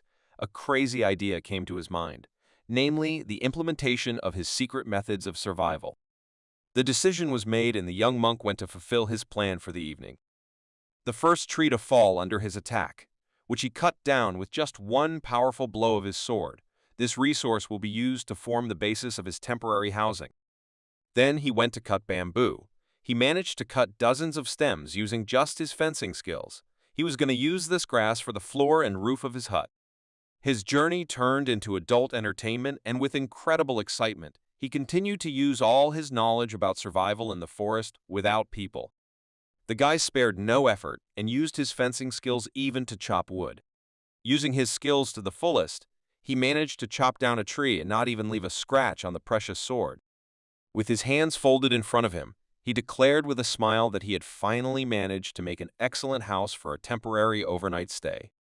It's hard to say whether he did a good job, but things he made with his own hands always evoked a lot of positive emotions in him, and having had plenty of rest from the boring journey, he went to try out his temporary royal mansions. He had to use similar survival tricks more than once. As the weather did not get better, his journey through the Guandu Pass took more than 10 days. The expression on the young master's face completely changed. He had already spent several days in a row sleeping in the open air and began to feel like a savage. This depressed him, even though his journey was originally a religious wandering. Still, such religious begging had its consequences. He had not taken a shower for a long time and was already very agitated by the stench of his clothes, understanding that if he met some person along the way, his reputation as the most promising fighter of the Janam sect would suffer. But after walking a few more kilometers, he stopped and looked into the distance in surprise. A city appeared in front of him, and he assumed that it was Nanin. His mood immediately improved, as this was an excellent opportunity to rest and replenish supplies to continue his journey on foot. Tired of the bland food, the guy immediately attacked a local eatery and began eating several bowls of local fatty chicken. Local men were surprised by his behavior and could not understand how he could eat such incredible amounts of food. This amount of attention forced the guy to be distracted from his hearty snack. A crowd of onlookers had already gathered around him, suggesting that the young guy had a bottomless stomach. With a smile on his face, he suggested that even at that time bloggers were popular, eating various delicious things on air. As soon as he had eaten his fill, he went out into the street without saying goodbye to his fans to move on. After thinking carefully, he decided that he should go to the pharmacy to replenish his supply of poisons, which he uses to train resistance to such dangerous substances. To find out where the nearest pharmacy was, he approached an unfamiliar woman and respectfully asked her to give him this information. The local pharmacy turned out to be overflowing with goods interesting for the young master. While the guy was looking around and trying to find the things he needed, the merchant noticed his interest and offered his help in selecting the goods. With a smile on his face, the old man proudly said that their pharmacy had any product that visitors asked for. Since the guy did not have very good memory, he took with him a list of necessary poisons and asked the seller to check the availability of these goods. The smile instantly disappeared from the man's face. He did not expect that this young guy would bring him a whole list of dangerous poisons. Knowing his craft well, he said that excellent medicines can be made from those ingredients, but only if you handle them skillfully, and this process is not within the power of everyone. After these words, he thought carefully and assessed the risks. Cold sweat appeared on his face from the understanding that such a set of poisons could kill about 300 people. In order not to spoil his karma, he mentioned that the number of ingredients from the list is not small at all, and therefore he is interested in how the young man plans to use all this.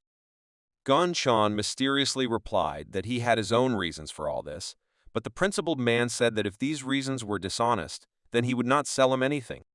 Realizing that this merchant was afraid of using these poisons with bad intentions, Gong Chan sincerely replied with a smile on his face that he was just planning to eat it all alone. Of course, the experienced merchant refused to believe such words. He asked the young master to tell the truth about how he plans to use all these poisons. This dialogue came to a dead end, and Gong Chan, sighing heavily, realized that he had only one way out of such an awkward situation.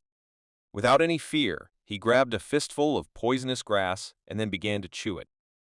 With a calm expression, he said that there was nothing special about this, and for him, it was nothing. Excited, and for the first time so greatly shocked, the merchant could not believe his eyes. The young monk stopped for a second, but explained this by saying that half an hour ago he had left the eatery, where he had eaten so much that nothing else fit into him, but despite this, he had to prove his pure intentions with action. After such a brave act of a young guy that he ate so much poison in front of the seller that it was enough to kill dozens of strong men, the shopkeeper collected all the ingredients and handed them over to the buyer without any doubt. When suddenly he was again shocked by the behavior of the young master, the guy began to feel unwell before his very eyes, and turning pale from poisoning, sat down a little. As it turned out, he overestimated his strength and prematurely believed that he had completely mastered the art of resisting poisons. After a heavy, poisonous belch, he asked the shopkeeper to sell him something else to improve his digestion, justifying himself by saying that he had overdone it in a nearby establishment and had overeaten. The shopkeeper agreed to sell him one more product and said goodbye, inviting him to come again. After all, it's not every day that you see such a strange young man. After such a fun trip to the pharmacy, the young monk went to a cozy hotel and, forgetting about his religious beggary, went to sleep under a soft blanket on a comfortable bed instead of bamboo sticks and hay. Gong Chan stayed in Nainan City for only a day and moved on to the location of the Janam sect. His journey was quite productive as he continued to use his free time to improve various skills. This time he trained the acceleration technique, which was just right for long wanderings through the provinces of China. There was a smile on his face as usual, but this time it was because he had slept well and energy immediately filled his body, exhausted from the journey. The road was still long, and so he tried to run with stops, only to replenish his energy reserves. Evening came and he was still not close to the Janam sect, so he had to stop again, but for the sake of a little rest. This time, he was no longer so interested in building a temporary hut. and so he simply sat down on a stone under a tree and went about his business. Gunshan couldn't think of anything better than to snack on the poisonous herb that he bought at the pharmacy in the nearest city. The guy decided that if he maintained this pace of movement, he would definitely be able to get to his home school by nightfall. Suddenly, his keen hearing heard the ringing of sword blades. He had not checked the presence of other people in the area, and therefore the sound of battle was sudden to him. As it turned out, there was a fight nearby between some masters. Another fighter fell from a strong cutting blow from the enemy's sword. Gunshan did not understand where these people came from in such a place among the deep forest, but it was clear that at that moment a battle for life was taking place. Fearing being noticed, he carefully looked out from behind the tree and recognized the clothes of these warriors. They were fighters from the Hwasun school. The opponents of the Hwasun school fighters were shamanists. It seems that their situation was difficult. But despite the difficulties, they were still motivated to defend their honor and continue to fight until the end. Screams continued to fill the depths of the forest, and blood stained the ground red.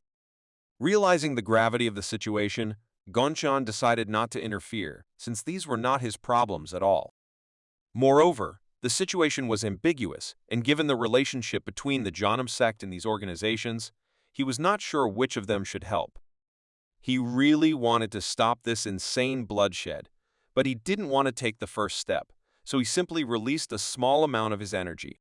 People continued to die, but even so, he could not simply intervene, since he was a representative of the interests of his school, and besides, he never had any other serious reasons to interfere in this battle. Massive bloodshed for no apparent reason was an unpleasant sight, so he left the battlefield while not hiding his key energy in case one of the parties to the conflict noticed it and wanted to make contact with him. Yet such bright and strong energy could not go unnoticed. A fighter from one of the parties to the conflict felt an unfamiliar energy that went deep into the forest. He realized that they were being followed, and that's how he fell for Gongshan's trick. As a result, that guy immediately decided to go to intercept the stranger. He caught up with the young monk and stopped him to find out what he was doing near their battlefield. The calm Gongshan turned towards the fighter and asked what he needed from an ordinary passing person. The restless man said threateningly that the stranger saw the battle and, like a coward, ran away from the battlefield instead of supporting one of the main schools. Showing his determination, he threateningly extended his sword towards the young monk and asked who he was and what his purpose was. Within a moment, he was joined by several more furious fighters who were armed and ready to fight with the mysterious stranger. Gongshan took a good look at them and their energy. These guys could not hide their evil intentions. The young monk once again asked the soldiers what exactly was happening now, but they refused to explain anything to him. Apparently, their conversation reached a dead end, and one of the fighters ordered his comrades to attack the stranger. Gongshan sighed heavily, realizing that the battle was already inevitable. Before, he had hoped that what was happening in the depths of this forest did not concern him. As a rule, battles between schools occur due to differences in beliefs, and this is beyond the concepts of good and evil. Remembering this truth, Gunshan still could not understand why these fighters attacked an innocent person who simply happened to be next to the battlefield. Filled with anger, the young monk threateningly asked what human life meant to them and whether they were really going to kill the witness without any conversation with him. Releasing his huge reserves of energy, Gongshan instantly rushed to attack a whole crowd of armed fighters. His opponent didn't have time to dodge, so he immediately took a defensive stance and changed the position of his sword. But even despite such protective measures, the guy was unable to cope with the thunder technique of the young monk from the Chanam clan. Filled with rage, Gongshan was able to disarm all the attackers without much difficulty by simply destroying their swords with the increased pressure of the technique. A moment later, the entire crowd of previously angry fighters was left without any weapons. The young monk addressed the shocked fighters and warned them that they had no chance of escaping.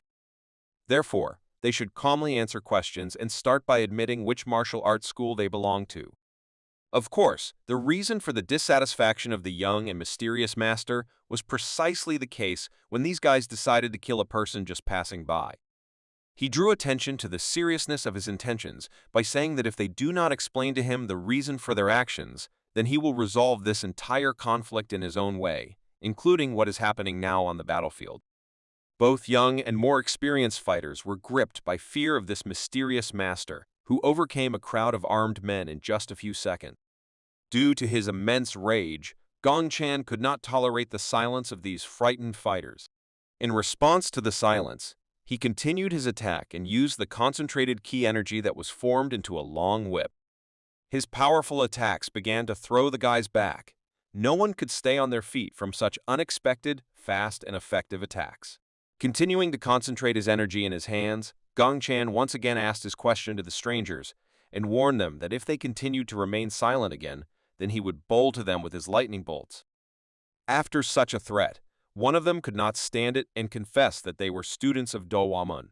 Having learned who they were, Gong Chan stopped releasing his ki energy and with a serious look turned to the beaten fighters of the Hwasun school and said that despite the big name of their sect, there was no justification for their actions.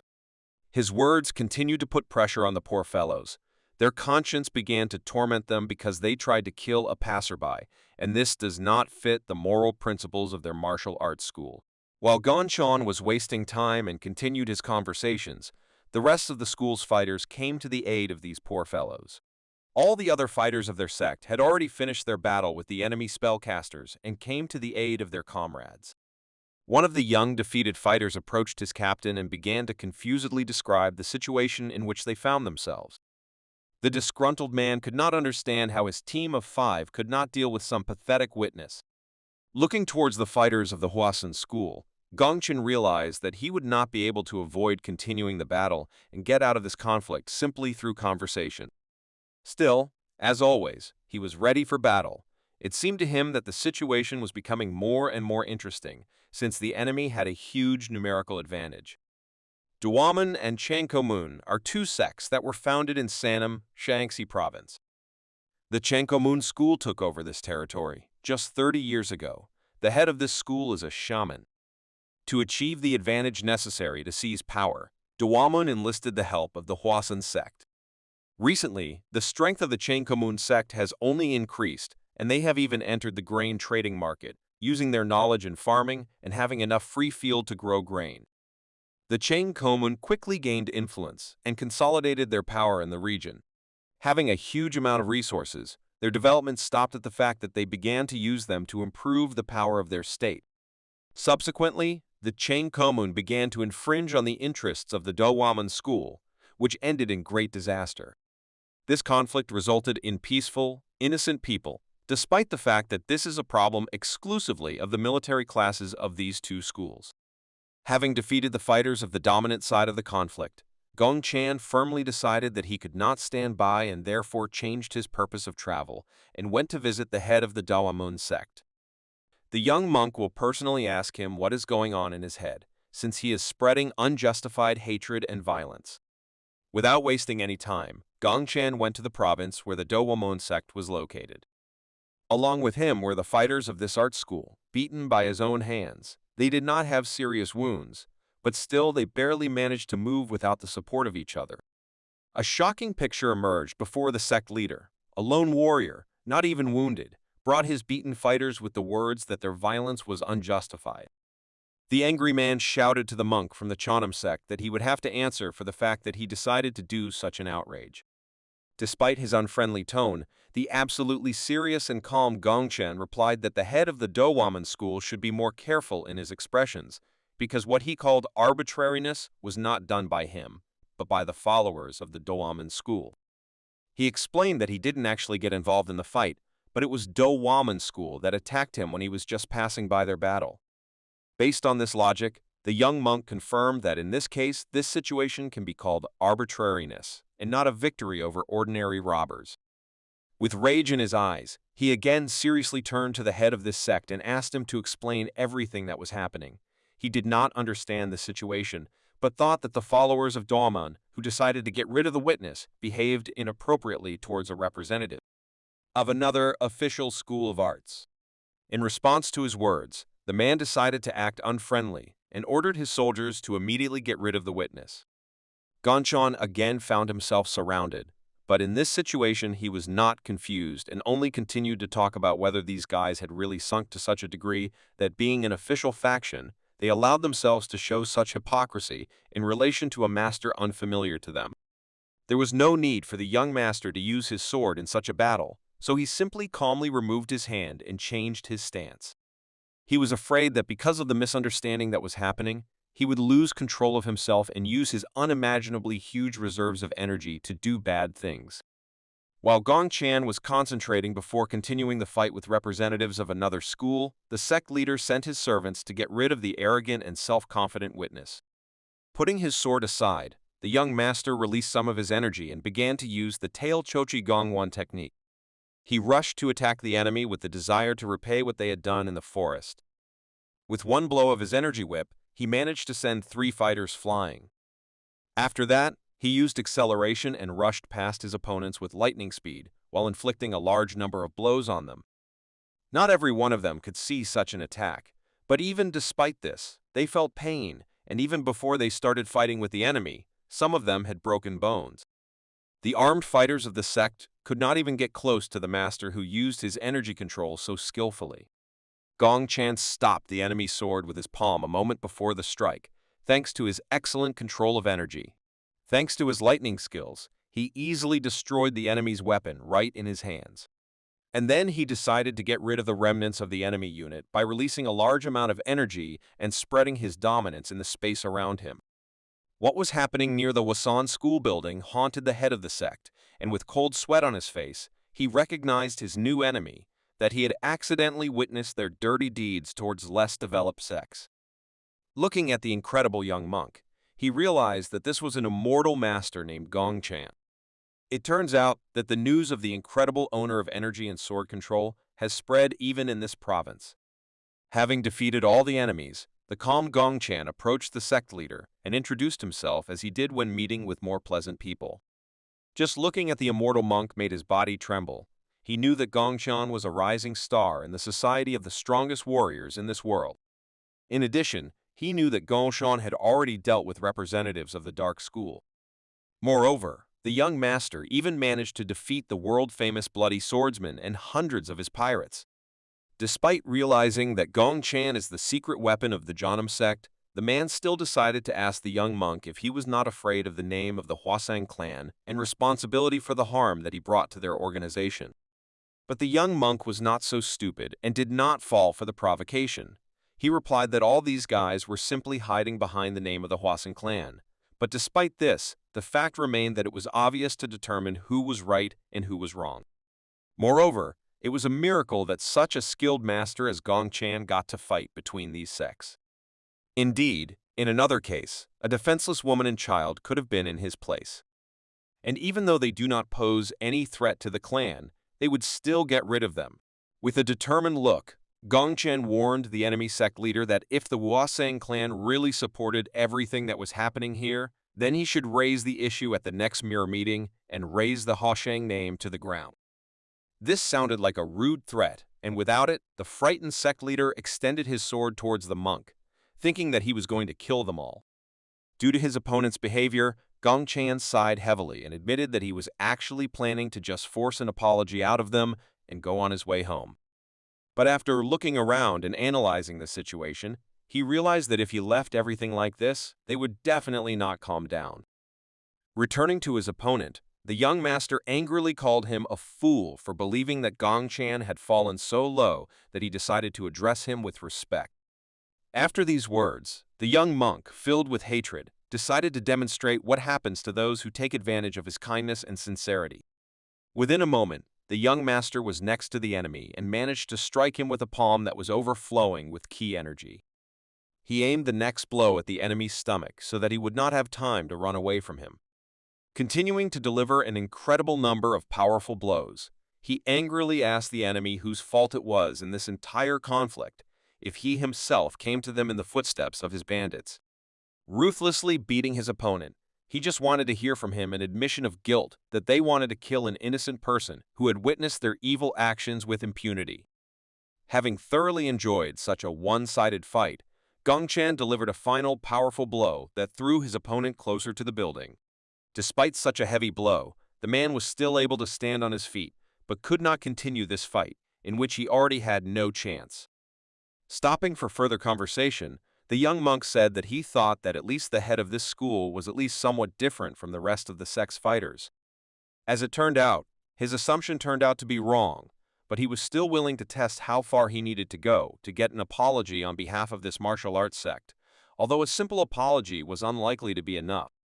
But the leader of the family greatly surprised the young monk as he quickly realized the gravity of his situation and knelt before the master, respectfully apologizing for the recent conflict. In fact, he understood that if Gongqian told the other Kangho about what happened, then they would be disgraced in front of the Huasang sect, which would cover up their dirty deeds. Feeling truly panicked by such a dangerous enemy, he admitted with a trembling voice that they were wrong.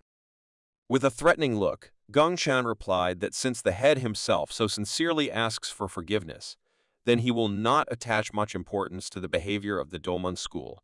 After these words, he asked them to try to prevent this from happening again. This situation was a real shame for the sect leader, so he silently clenched his fists with anger and tried not to show his weakness to the others. Gongqian turned away and sighed heavily. He had to lose his way and be distracted by a showdown with some mad clan. After the conflict was resolved, the fighters finally felt safe and immediately went to the aid of their leader.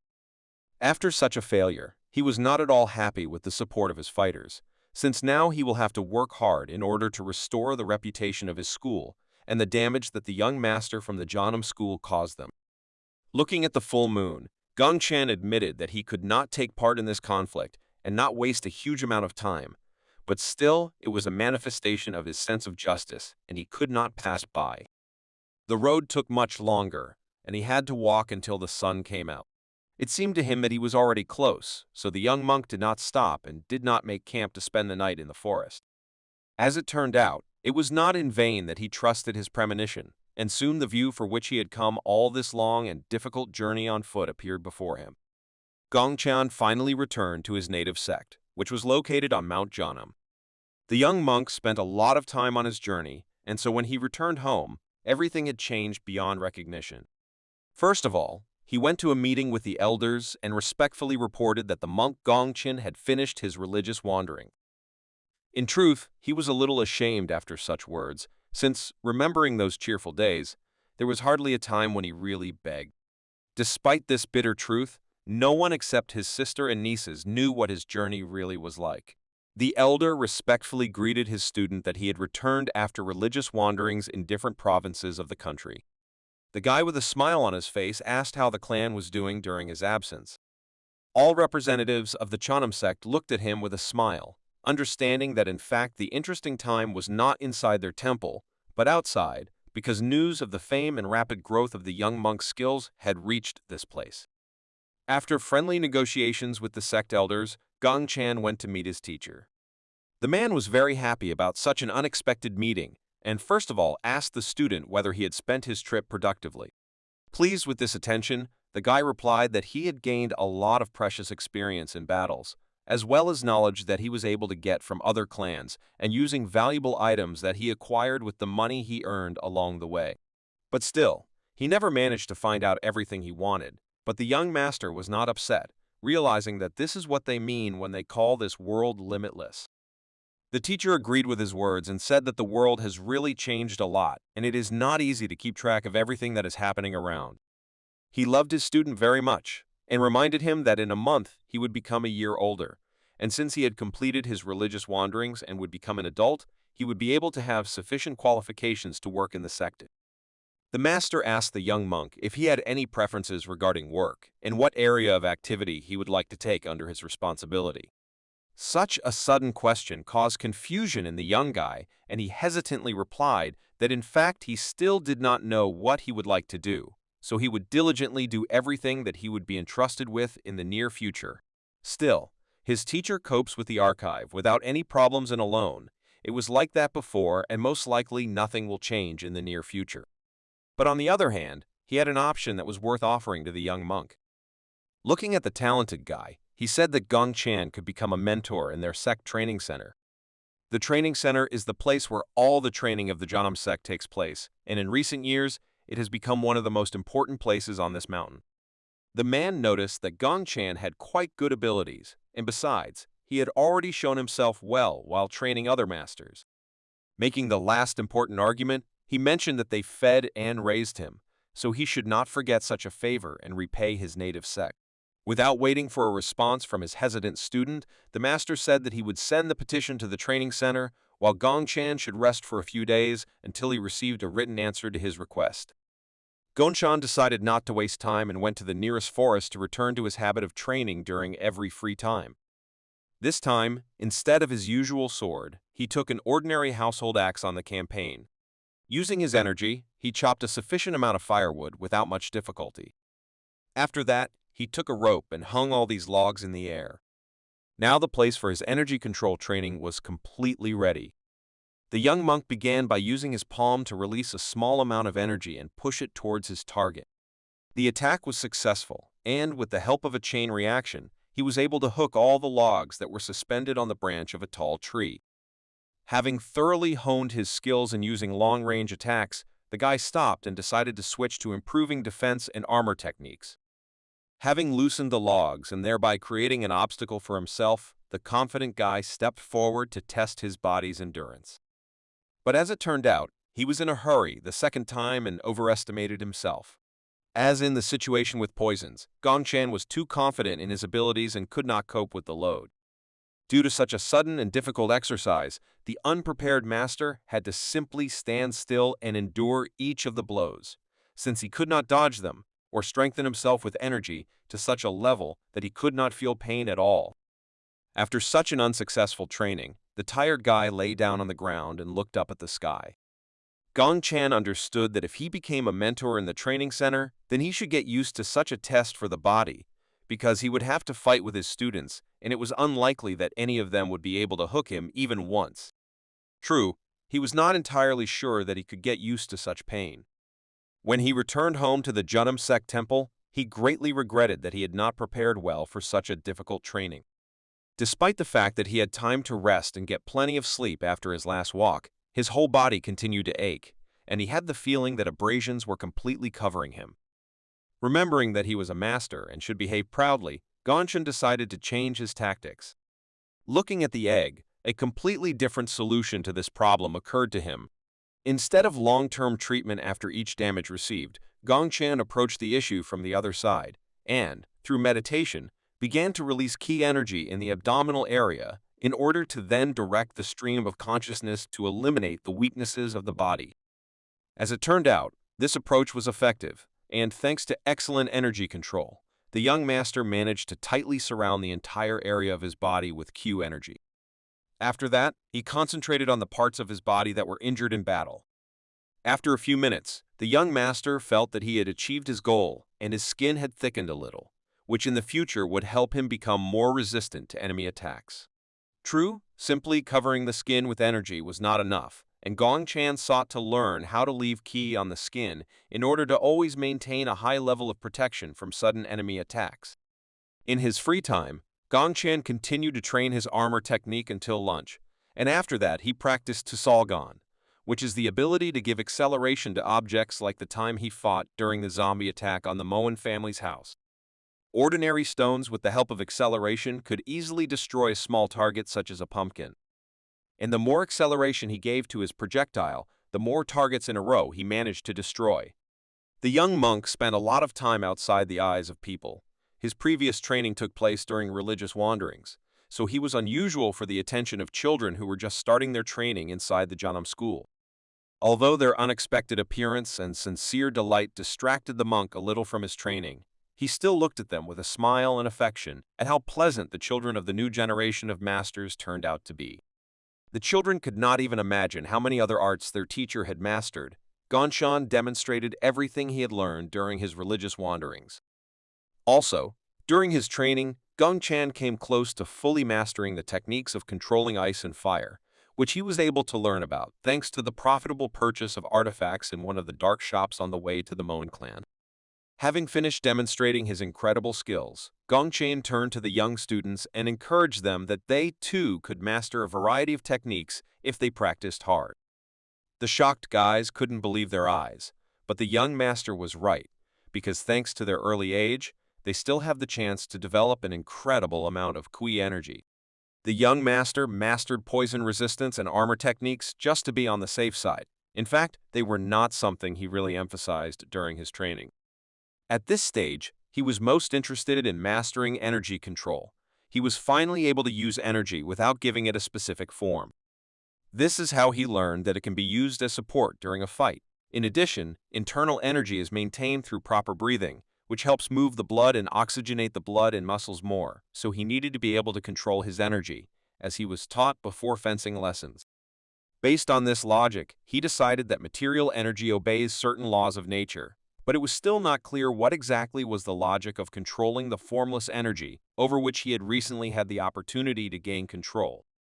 Suddenly, during this routine training, he felt that he had come closer to the answer to his question.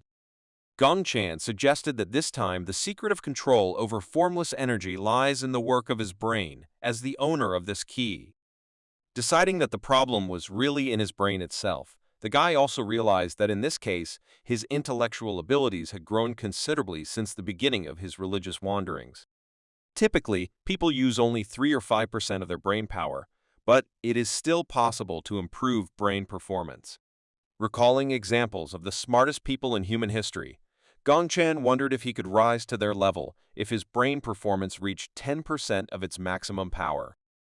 While studying this phenomenon under full concentration on energy, he noticed that the brain waves were strengthened so that it would be possible to move energy through sheer force of will, as the body was driven into motion by electrical impulses sent by the brain.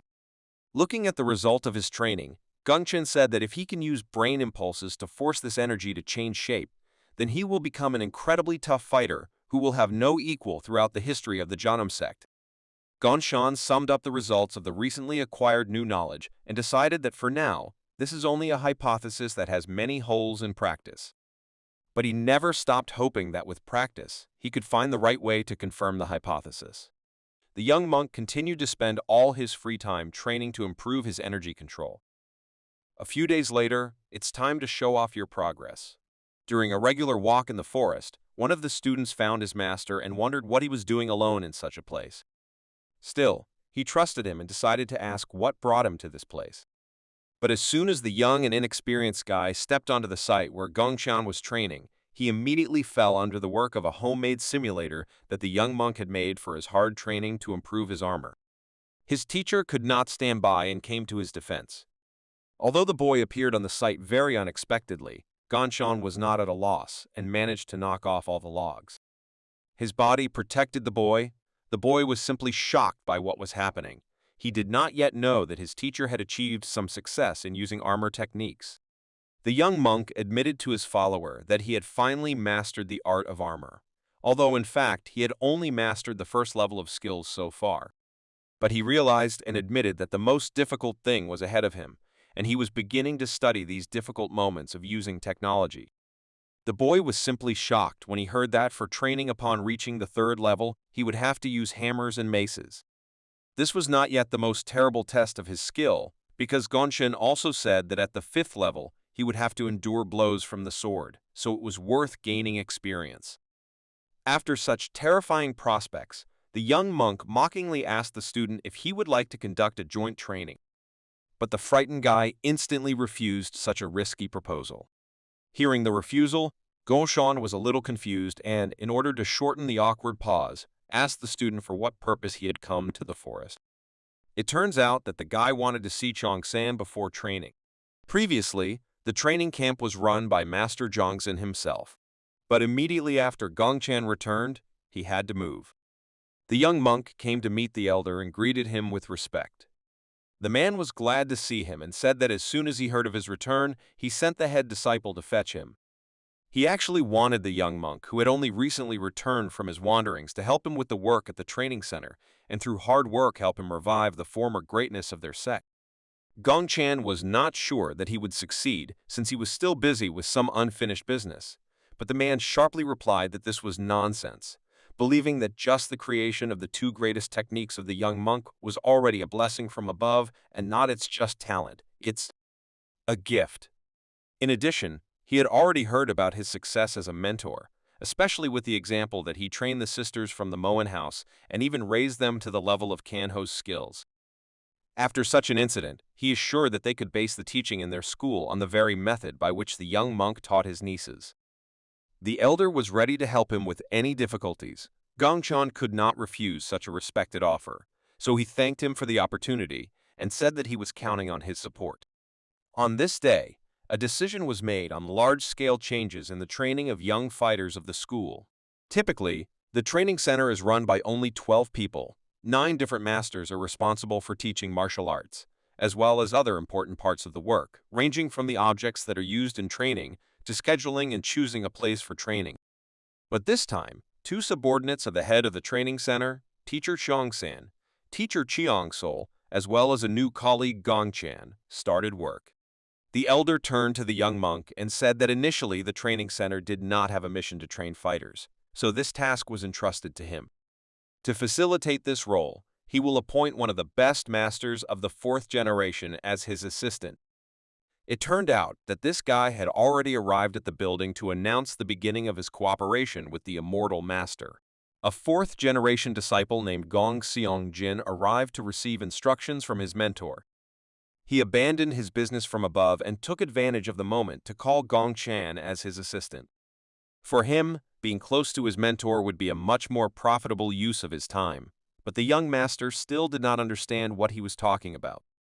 His misunderstanding caused resentment in the student, because he did not understand why then he did not achieve the mastery of Chozhou-chan, like the daughter of the Moen family.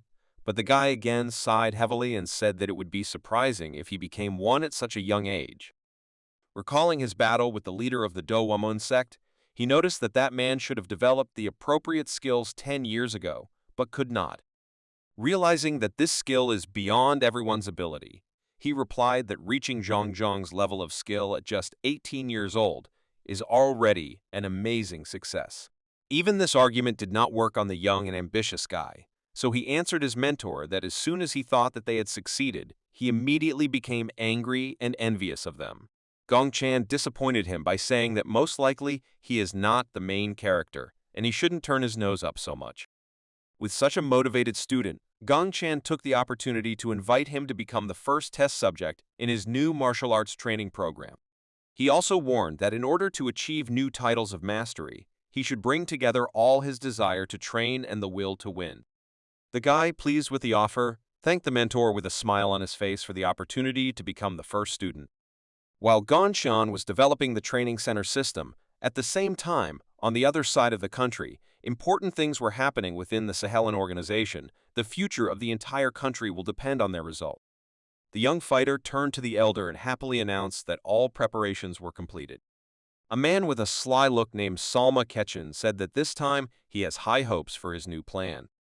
This is the head of Moon, one of the dark organizations that considered their goal to interfere in various associations and destroy them.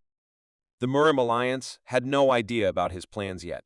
The bloody red glow in this man's eyes is proof that he has studied Helkel Maragon, the best and most terrible practice of the Dark Blood School, and he is also known as a descendant of a dark sect that disappeared in the past. However, in fact, this mysterious man is the founder of that legendary dark school. Thanks to his dark training, you cannot tell that more than 60 years have passed since then. A mysterious-looking young man turned to his ward and asked how many zombies they had prepared for the future plan. The man replied that in the past they created 12 zombie squads, and in the future they plan to create 8 more squads in 5 years. Advisor Helen Moon, a master of dark blood and brain magic, replied that one expressed monster would be comparable to a master, so they did not feel the need to improve quality and focused on the number of troops. All the news sounded great, so the sect leader turned to Hermit to find out his opinion regarding the invitation to enter into an alliance with Mirim. But the man replied that they should not rush, and according to his plan, after some time, the schools and the alliance itself would become their food. The leader agreed with his words, and came to the opinion that in this case, they should accept the invitation and wait for the right time to attack. But still, he was not entirely sure that everything would go according to their plan. This opinion was not surprising to Hel Magni, so he replied that he had taken into account all the risks and was going to create 20 detachments. But first of all, they would strive for world domination and nothing more. Anticipating victory over the entire country, The leader instructed his advisor to come up with impeccable tactics to achieve such an ambitious goal. Filled with gloating, he shouted to the entire meeting room that he should get the whole world into his hands, not limiting himself to just China. Let's return to the affairs of our young monk. He remembered a moment from the past when one of the mentors, after hard training, stopped together to have a heartfelt conversation under the light of the stars.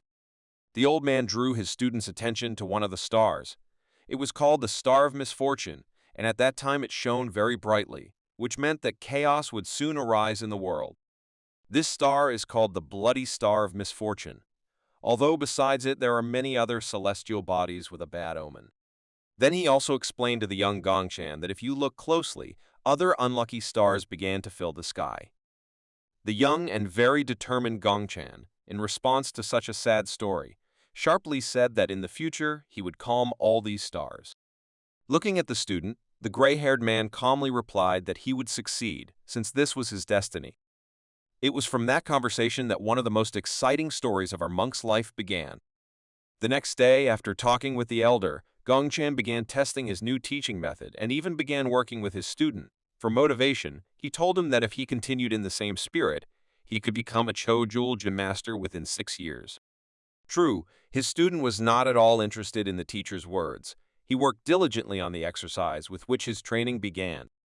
During numerous repetitions of the exercise with a heavy stone, he asked his teacher in a trembling voice not to distract him and allow him to concentrate on the goal. This answer seemed too weak to the young monk, so he declared that his disciple was simply going to give up in a minute.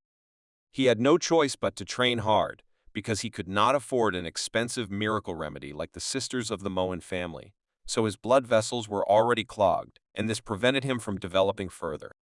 But the master had a solution. He said that first, it was necessary to conduct strength training and strengthen his blood vessels, and only then cleanse them and train the flow of Q energy. In fact, Gongchan couldn't admit to Dojong that his situation was noticeably different from the Moen twins. At the moment, his skills do not exceed the entry level, and it will be surprising if he even becomes a Chojol master. But if he trains with Gongchan, then he can make a big breakthrough in training. To achieve the desired skill, you need to practice a lot, including reading books about martial arts, which is worth developing. For example, Dachin right now is striving to improve the physical capabilities of his body, and in order to increase the rate of accumulation of internal energy, he needs to train the body, while the body itself is a vessel that collects internal energy. The young teacher had to explain to his student that despite the fact that this process is difficult and tedious, in any case, it is considered the fastest, and it is unlikely that you can come up with something better. For motivation, he also praised Dujong for his perseverance, and also provided him with a special tincture, and said that he believed that he could do it in a year. In this world, everyone knows that if he trains hard for a year, he can quickly learn to accumulate internal energy in the body, and this will allow him to master the Tulian Sanjian technique. At that time, they had already begun to lay the foundation for becoming a Choljin master. Having trained according to the young monk's method, Dachin after some time became noticeably stronger, and the weight with which he practiced continued to grow rapidly. After some time, he was already able to lift huge stones into the sky, and he even managed to throw some of them a short distance. While the first experimental student showed tremendous progress, the rest of the students continued to study according to the old curriculum that was created centuries ago. Gongchan decided to leave his student for a short time and visit the nearest training center to personally see how the rest of the fighters were training. Still, for him, there was nothing to be said about training in the Peace of Mind Hall, since it was a base that did not carry any specific effectiveness in learning martial arts. This made his task much more difficult, because now Gongchan realized that he had to work on group training, otherwise the rest of the students would fall behind. The guy decided that he needed to combine his knowledge from his past life and a collection of martial arts that he managed to get in Zunyuan. He was sure that if he combined all this, then he could learn from him to create a new way of training at the Cheonam school. A month has passed since Gongchan took up this important matter. He had just completed his manual on teaching martial arts with the best results and most effective approach. Based on the results of the training tests, the elders learned that if you follow everything that Gongchan wrote, then in 3 years you can achieve skills that will be only slightly inferior to a master, which previously required 10 to 20 years of practice. The young monk was very curious whether he could improve the teaching system so much and whether he would be able to implement everything he had planned in practice. At lunchtime that day, after the students' daily training, one of the elders gathered them to announce that Gong Chan would be the new person in charge of the training center. A man with dark hair turned to the students and asked them to listen to the advice of the young teacher. At first, there was some confusion and disbelief on the faces of these guys, since Master Gongchan was just the first to develop a manual for martial arts training, and moreover, he did it without the help of his more experienced colleagues. Some students began to whisper that their teacher had never taken such risks before and always gave preference only to time-tested masters. Seeing the chaos in the crowd, Gongchan decided not to waste time and attracted all the attention of the students to himself. He began his welcoming speech and first of all agreed that he really knows that they have always trained in ways that were previously developed by many respected teachers. He also agreed that in a school whose basis is the reading of history and traditions, everyone should receive proper training. That is why he decided that it would be correct and important to introduce a system of individual training that would take into account the characteristics and wishes of the students. At that moment, all the students appeared in front of the young teacher at once, and the idea came to him to take advantage of the situation and analyze the future masters of the Janam sect. Among the crowd, the majority were those students whose energy reserves were equal to 10 years of practice. But having a subtle sense of energy, Gongchan also caught personalities that were more interesting to him. Between the unremarkable guys, one could even find 26 fighters whose energy reserves were equal to 40 years of practice. All these guys were gathered in the hall in order to select the most suitable type of individual training for each, and Gongchan had already managed to divide the training methods into 4 categories. Each of these categories will be applied individually to specific students during the learning process. After announcing the details of the changed education system at Janam School, the new teacher Gongchan asked those students who had a reserve of internal energy equal to the level of 40 years of practice to come forward. The elders and their talented young master Gongchan were still unsure of how effectively they could apply individual training and how the students would cope with it. But still, the young monk already had a new experimental student, on whom he managed to test his approach to teaching. After a fairly short period of training, he managed to achieve such a level of control of internal energy that, although hesitantly, he could already use a sword made of Q energy. Although he still had not perfected this skill, the very fact that it was possible motivated him to continue to improve himself. This was not surprising for his teacher. He fulfilled his promise and congratulated the student on achieving the level of mastery of Chozhou-chan and said that with such skills, he would definitely cope with all difficulties in the future.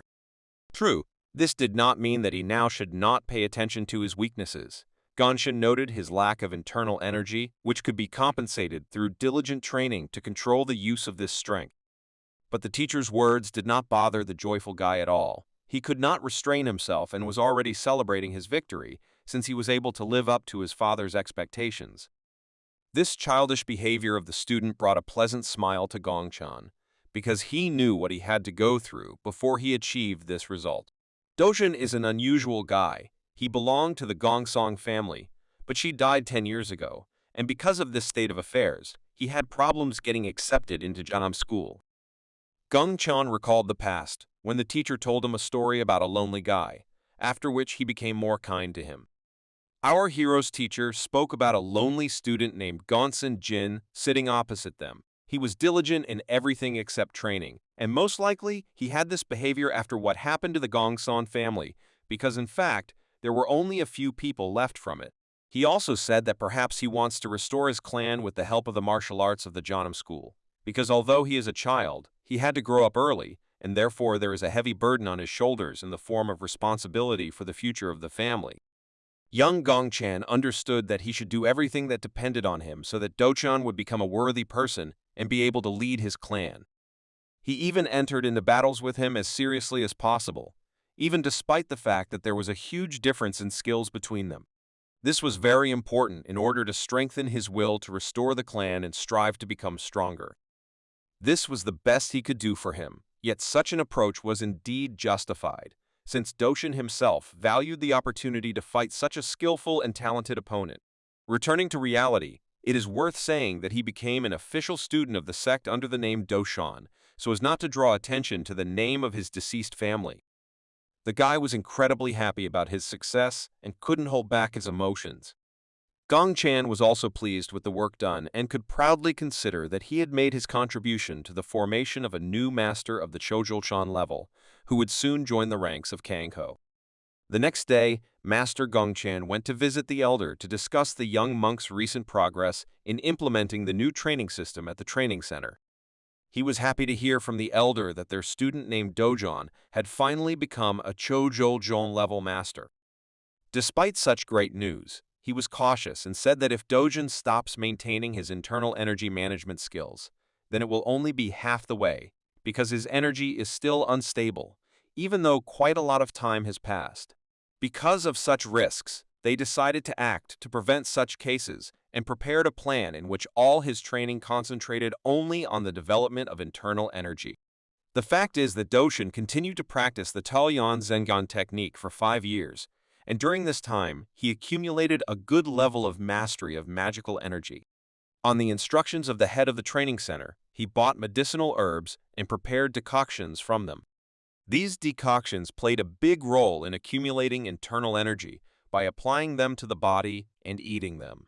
As a result, Doshin accumulated a reserve of energy equal to 50 years of meditation and grew so much in skills. Only all this allowed him to make a breakthrough to the level of Master Cholchan in a fairly short time, using the training method of a talented young monk. The elder was satisfied with this report and, looking at Gongchan's methodological developments, stated that if other students were taught according to this method, then they too would be able to reach the level of Kanho, or simply the limit of their capabilities. He was confident that this method would become unique in the Shonan school, and, moreover, there is not a single method anywhere in the world that is comparable in productivity to this one. The return of the young monk after religious wanderings brought many positive changes to the sect in such a short time. The elder was sure that this incredible guy would soon become a member of the council of the Janam school. True, he was not sure whether he looked like someone who could even reach the level of the head of their school. The talented guy's teacher did not completely agree with the old man and replied that he did not have to be like that, and that the incredible help that Gongchan provided them should be enough for them.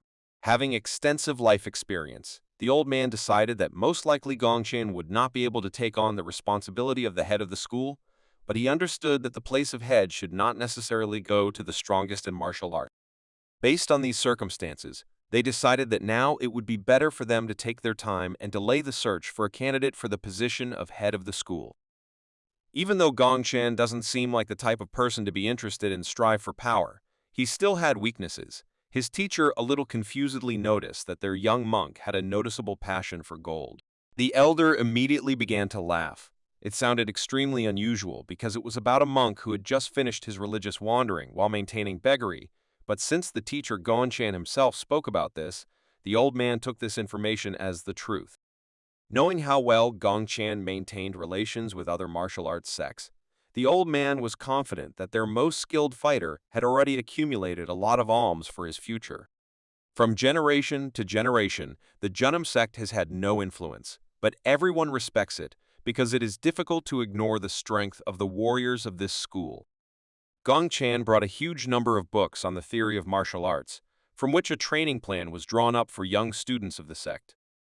Even the martial arts of other cultures were collected in these books. In addition, Gongchan knows many martial arts and believes that the fastest way to achieve great success is only by understanding the working principle of various abilities.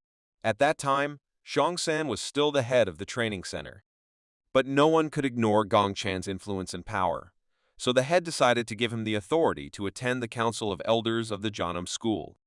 The teacher could not believe his words, because the meeting of elders is intended only for masters who have the rank of elder and above.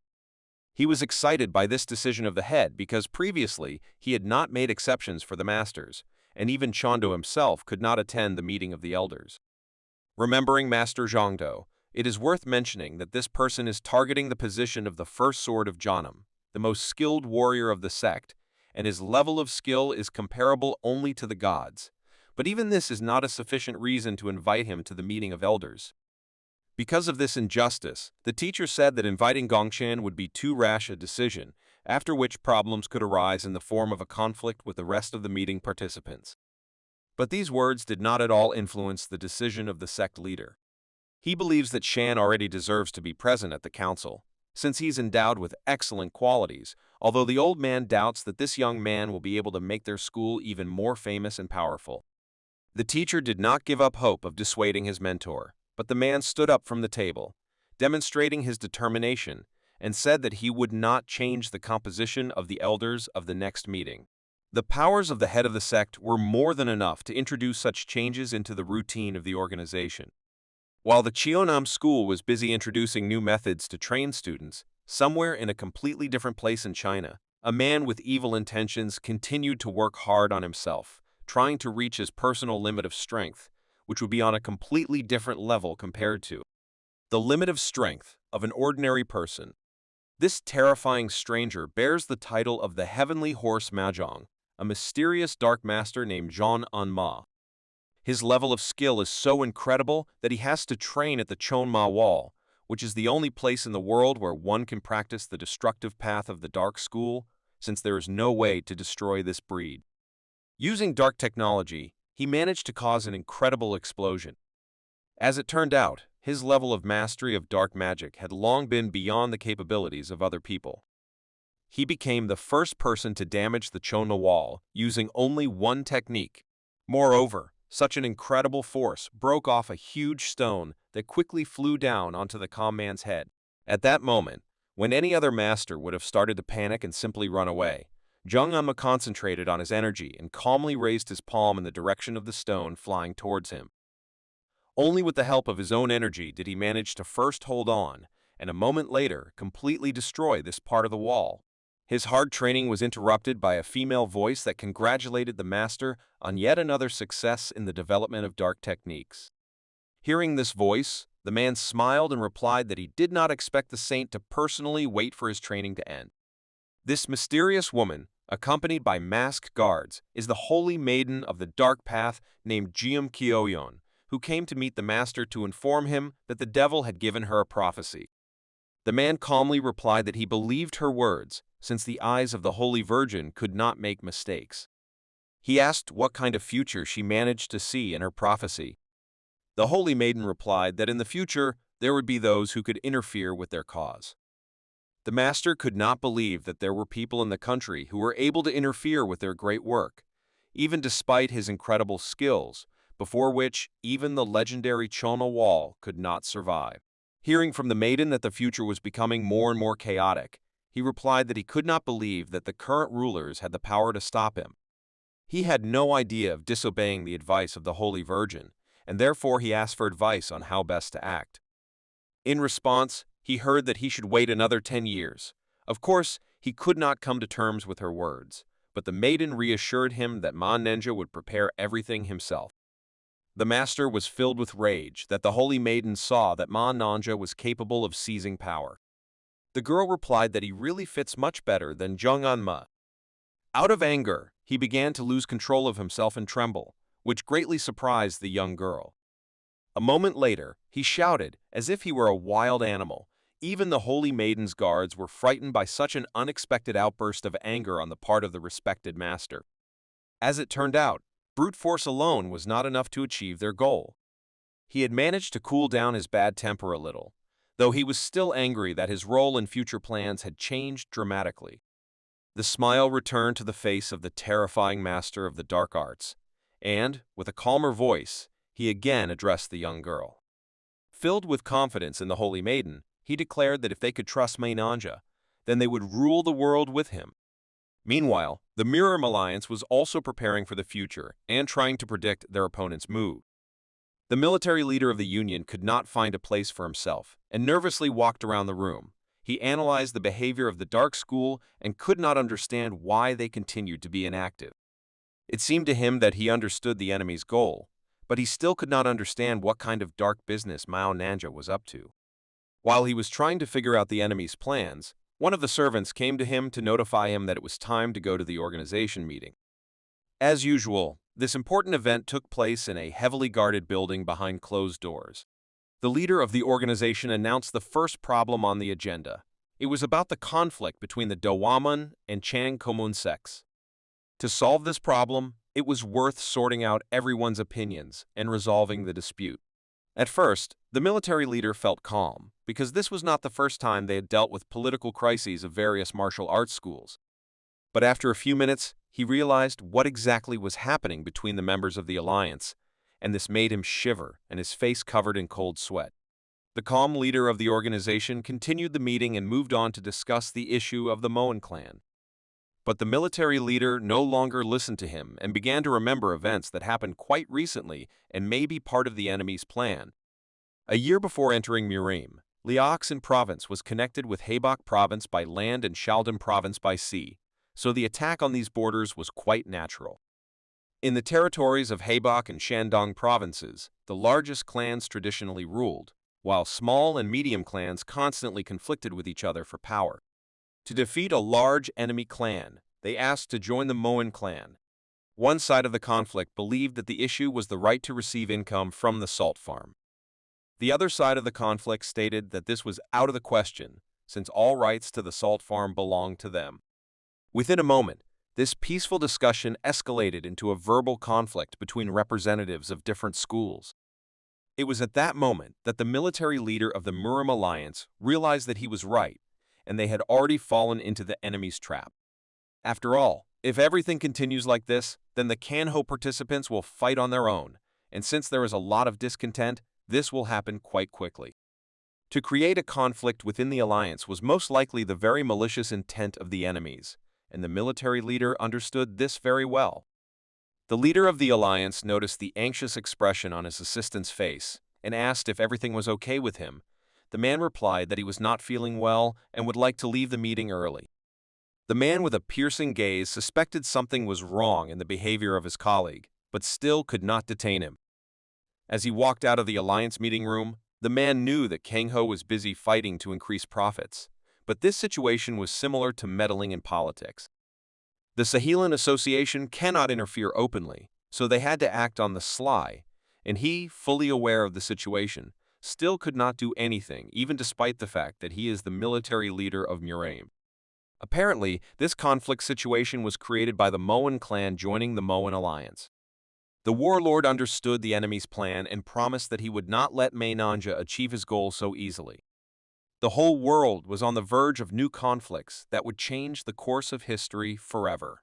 Shanam also did not lag behind in preparation. During a walk around the school grounds, the teacher provided the head of the sect with a report that, thanks to the developed Gongchan method, more than 30 people had already achieved the mastery of Shojolkan, and if they continued like this, they would soon have the power to suppress other martial sects' arts. Not only did he begin training young students after his return to the Gongchan clan, but he also began to conduct joint research with his older brothers, and therefore the teacher thought that the young monk should be given some time to rest. But the head of the sect did not want to remove Shan from work, because he believed that now the creation of a research center is a very important matter, because for Janam it is necessary to obtain a unique secret training plan. The research center in question is a place of professional martial arts research, with a new concept. It was Gung Chang who brought this system to Janam, which made it possible to achieve great success in an extremely short time. Meanwhile, the young monk continued his inspiring speech and concluded that among Kanho, the potential of martial arts is limited only by life force. Many clans exterminate each other to obtain secret techniques.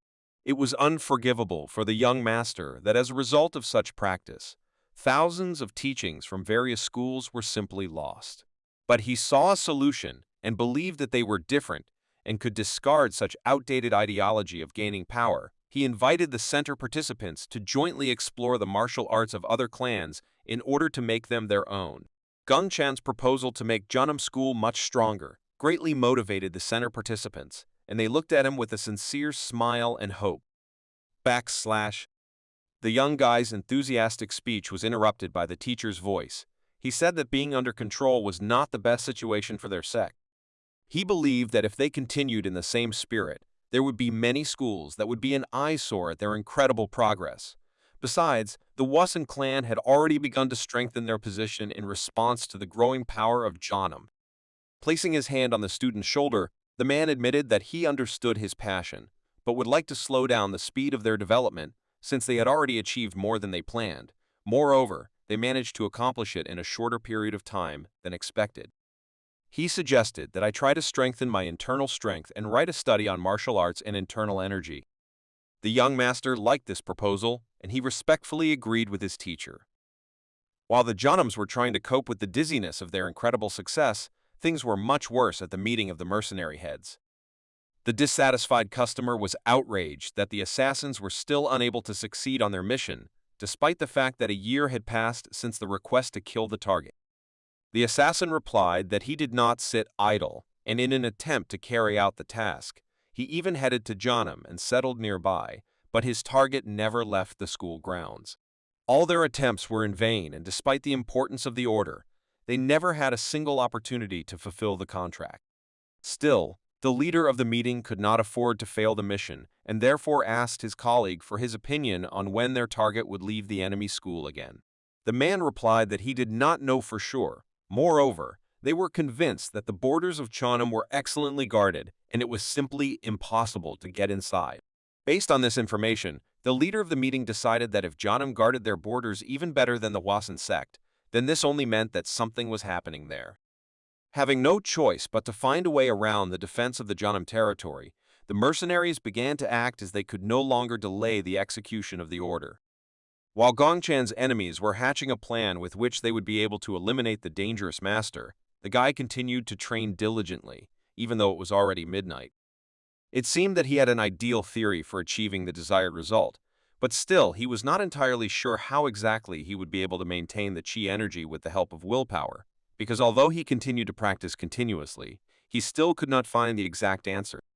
He thought for a moment and said out loud that if he tried to develop the waves of higher consciousness, it would become possible to direct the ki with brain waves, and thus he could move the energy around him with the help of willpower. True, he soon realized the real risks, because if his brain waves and the flow of ki were incorrectly connected, then most likely he would get a very unexpected and dangerous result for him, so in no case should he get carried away with such an experiment. These conclusions made him think hard, but even such a bad outcome was still considered an important result for future research. Gongchan was disappointed because he didn't know what he should do next to continue to develop in this direction. It seemed to him that the only way out would be the mysterious enlightenment that the elders constantly told him about. He did not stop at the bad moment and continued his work. Gongchan wrote down all his experiences in a notebook. Moreover, he described his feelings in his native Korean language, which was unknown to the inhabitants of this world.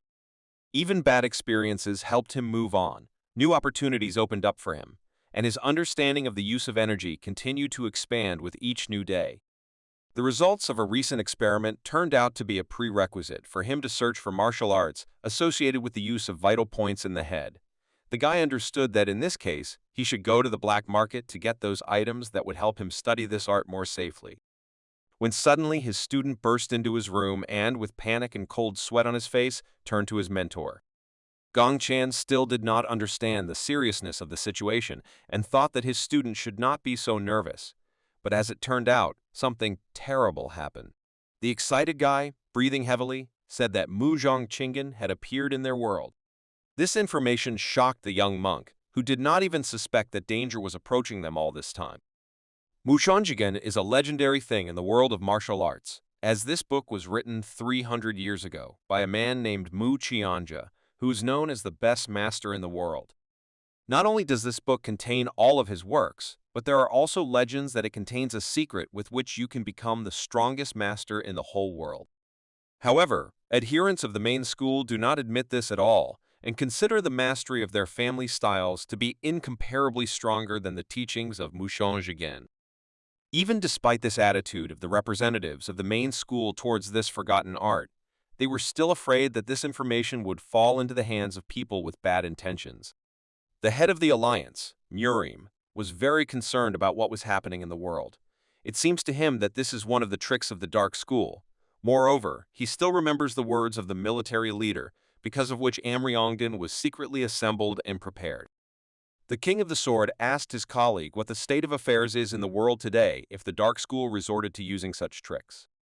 As it turns out, a satanic sect that used dark and bizarre magic, known as the Huangjok faction, visited Mu Zhongjia's burial site, where his book is supposed to be located. The leader of the alliance understood what was going on. He knew that Huangjok was also known as the first sect in Gangxi-Xiang province. Now the area known as Kanzo-Xiang is under the rule of the Sahelan organization. The sect that lost that battle was known for carrying on the traditions of Hua Ganja. In fact, no one in the Gangxi-Xiang area could resist them. Continuing to explore this topic, the top of the alliance wondered how the Huangjok sect was able to find the burial place of Mu Changjia. The advisor did not know the exact answer, but heard rumors that they've been excavating for 2 months at the supposed burial site of the legendary master. Since the information is hidden, it could be assumed that they still do not have significant progress.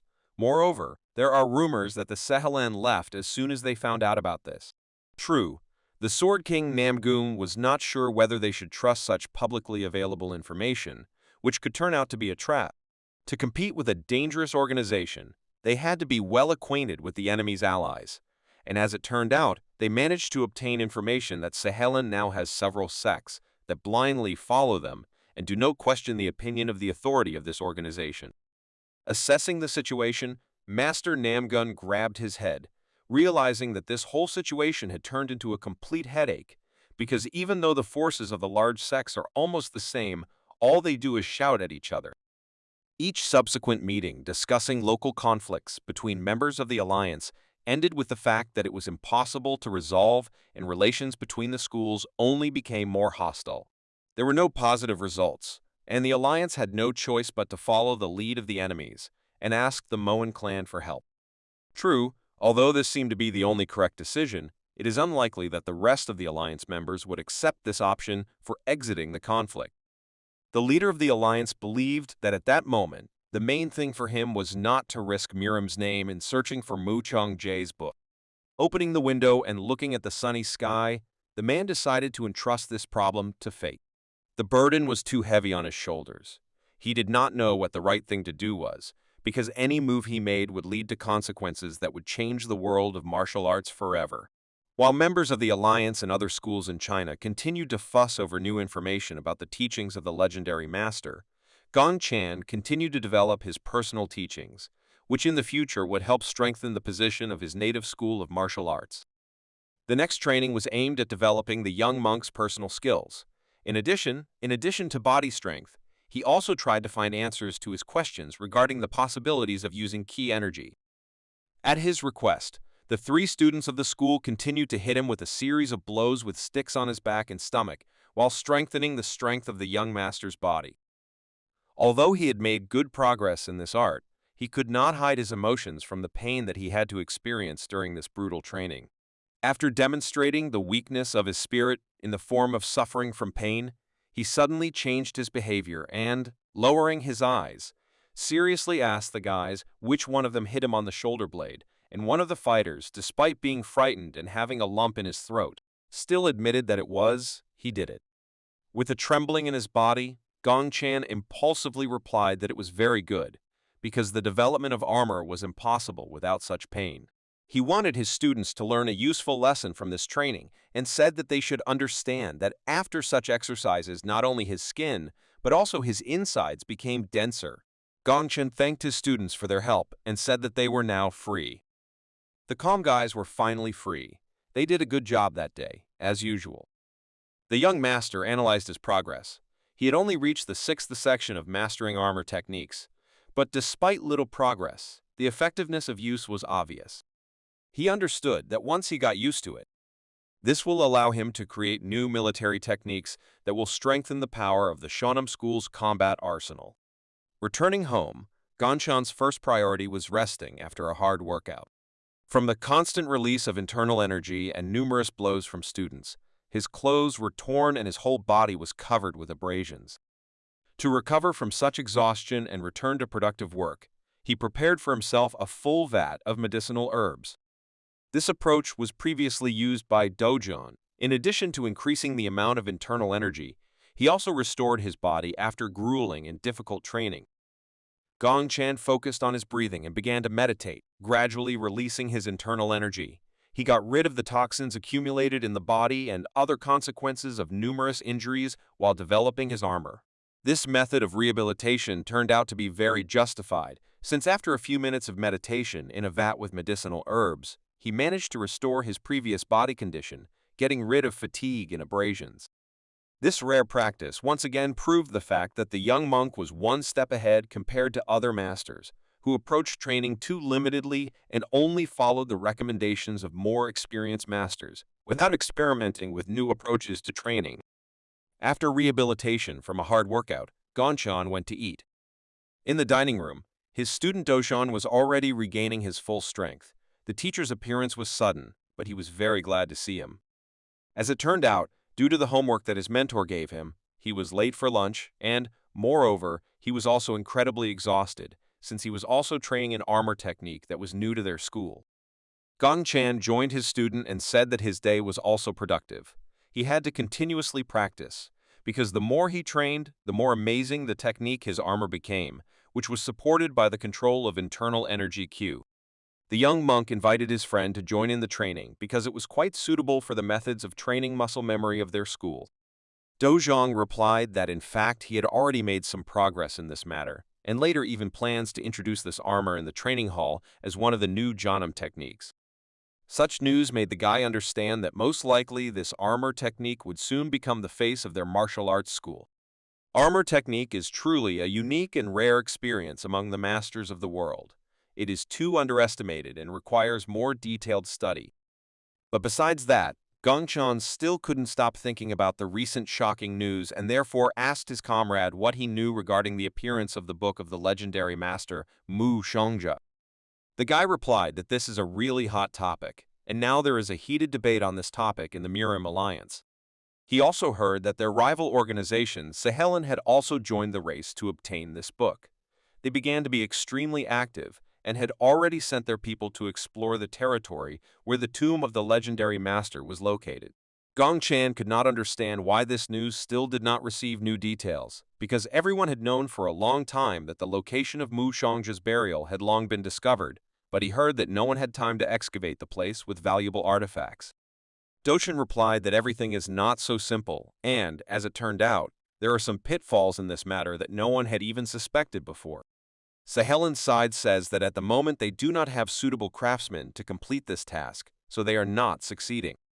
This justification for the lack of success in this matter seemed stupid to the young monk, and he folded his hands in front of him with incomprehension and looked at his friend.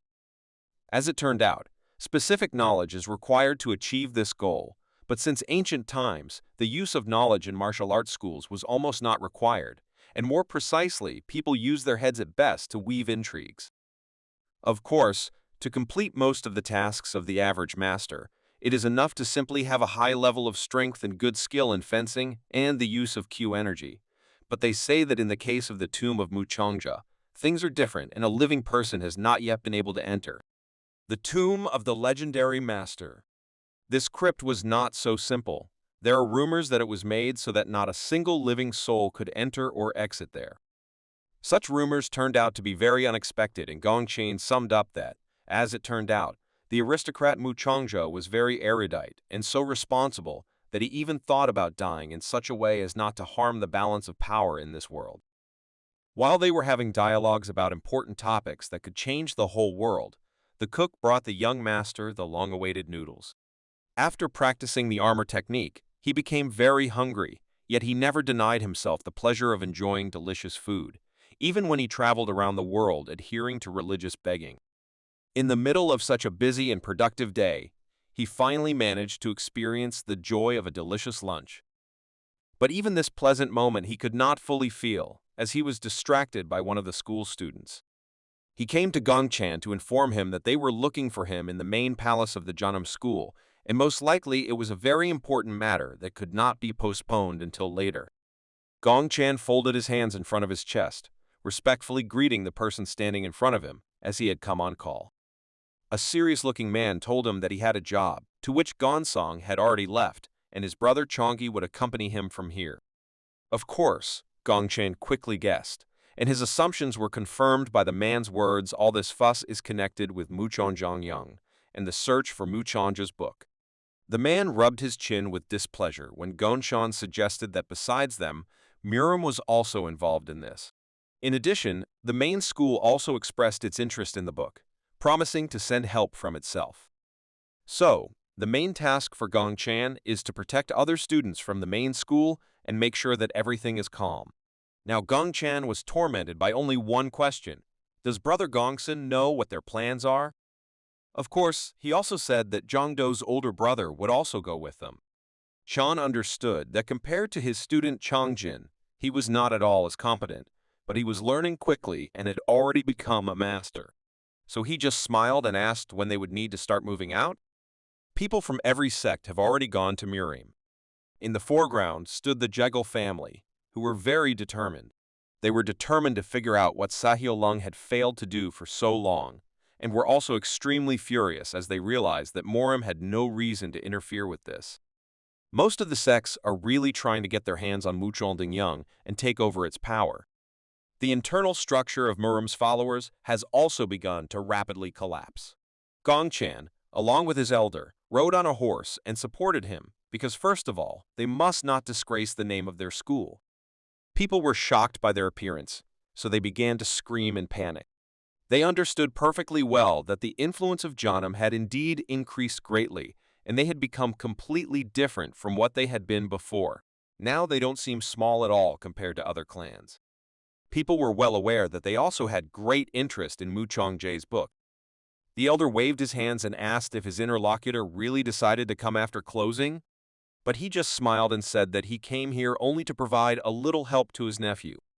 After that, it all became clear that the conversation was now about Chongjin, but the guy was also interested in how much Chongjin had advanced thanks to Chan. Talion Sangon is very effective because he grew thanks to it.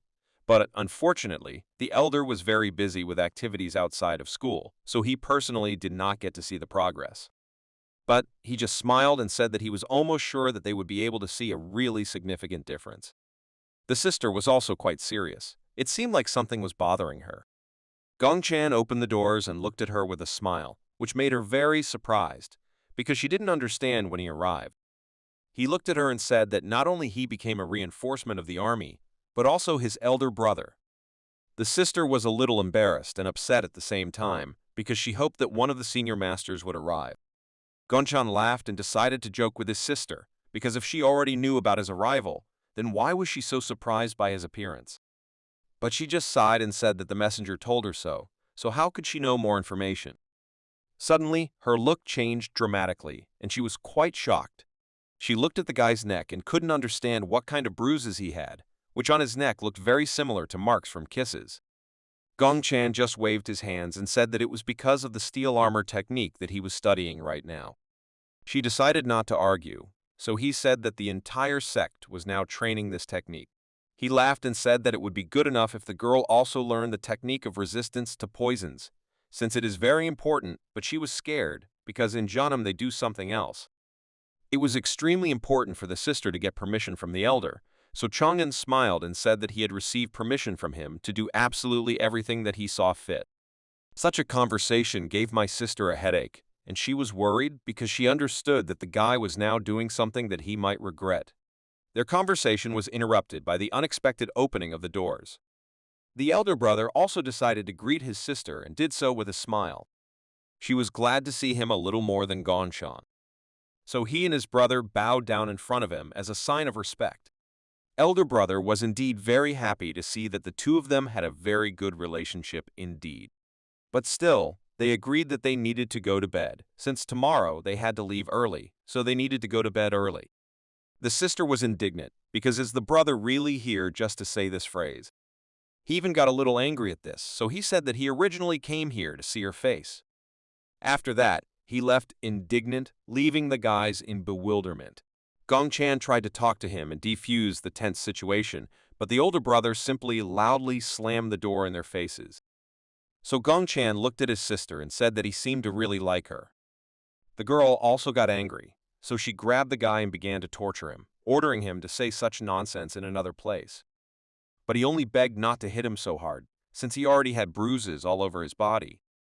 The next morning, they built their sect and began to give them a lecture, because the school needed a commander-in-chief, So when making any movements, people should always remember that you should always defend the honor of your school. The elder brother looked at the people and explained to them that even if the book of Muchangzhou is a real treasure, their school is now in the process of restoring its greatness, and its students should in no way forget this or say anything that might interfere with this. Therefore, they were all once again ordered to be very attentive, to which they all unanimously agreed. Gongchan was very happy that they were finally going on a hike to get Mu Qiongzhe's book. Only a few from Cheonan remained in Murim, while the remaining 150 people moved on. Gongchan began to suspect that perhaps other sects would also set off on the road after preparation. Now a large army will be concentrated on moving to the burial site of Mu Qiongzhe. In fact, the pattern of two tigers fighting over food has always been effective. The guy understood perfectly well that these fools would fight among themselves, and the spies stationed everywhere would only aggravate the situation. He quickly began to laugh at this whole idea, because very quickly all this would push him towards a battle with Sakalan, who don't even suspect whether this is a real tomb or not. His eyes lit up, and he began to realize perfectly well that he might not even have to wait 10 years. There were also movements in the Zhongshan sect where disciples asked their leader if they could actually take possession of the book. He was confident that success was inevitable, but the real problem would be distribution. The teacher did not understand why it was impossible to simply prohibit all clans from going there at the same time, because one way or another, when the main school starts distributing something, the smaller ones may miss this event. He thought about it, because it really became unclear whether they could control it. He mounted his horse, and was well aware that if they had a chance to take the book for themselves, they should certainly take it. After this, he abruptly ordered the horse to stop and stand on its hind legs, once again ordering everyone to remember these words. Gongchen, meanwhile, continued the trip and was extremely outraged because he ordered the girls to go with his family. One of them looked at him and said that this was her way of expressing her deep gratitude to her mentor. After that, she smiled and said that if they wanted to repay, they should accompany him wherever possible. The guy was really very surprised, and began to suspect that the girl was a little sick, because he still couldn't understand why she was saying such nonsense. So he turned to the eldest, telling her to look after her. The girl heard this and decided to ask Gong Chan if he really thought she was crazy. He felt awkward about this, so to defuse the situation, he said that he thought that she was really tired. After that, he still decided to ask them, because if their gratitude is so great, then who would even think of persecuting someone as gratitude? The girl got angry at this and started screaming because the guy had just hinted that she was an idiot. But still, he did not have any such thoughts in his head. But she couldn't be convinced, so Gung Chan simply continued driving on, trying to ignore her. Even the main escort no longer had the strength to listen to this, so he turned around and started shouting at them, ordering them to immediately concentrate because the territory of Sehil Yang would soon begin. Ganshan apologized and understood that they were almost there. The girls also couldn't wait for the events to begin. Meanwhile, serious conversations began in the infirmary where they discussed the fact that Mao Neja's head really works perfectly. Therefore, the guy put his hands on the table and tried to find an answer to the question of what was best for them to do, but his interlocutors still assumed that the most correct option would be to simply retreat. He was shocked by this because he couldn't believe his ears. Therefore, the old man tried to explain to him that this was definitely the work of a dark school, and if Mo Chanja's tomb was real, then his book could well be kept there. The guy was outraged because he did not understand the logic of such a similar conversation. Therefore, the old man suggested preparing a fake just in case if everything goes according to plan. They are all waiting for this book, so they will never achieve peace in the reigning chaos. Surely Ma Neja had long ago found Mu Changja's crypt. But he simply did not open it, because he understood perfectly well that anyone who touched that place would die. Compared to Mu Changzhou's book, the Dark School has a much more outstanding and valuable thing, Ish Chinra. Compared to the benefits of receiving the Muchon Jinkian, by using the book for their own purposes, they will receive much more benefit. Therefore, they looked at each other and both agreed that now they could only wait. Finally, now there are only two groups, them and the Murim, who share the same land. The guy got a little angry because he was tired of listening to this long introduction so he asked to be more specific. The old man smiled and said that it was all thanks to the fact that Ma Neja did a good job for them. His plan will be very simple and effective because they have already made it known that Mushongja's crypt is located in the Jade Mountain area.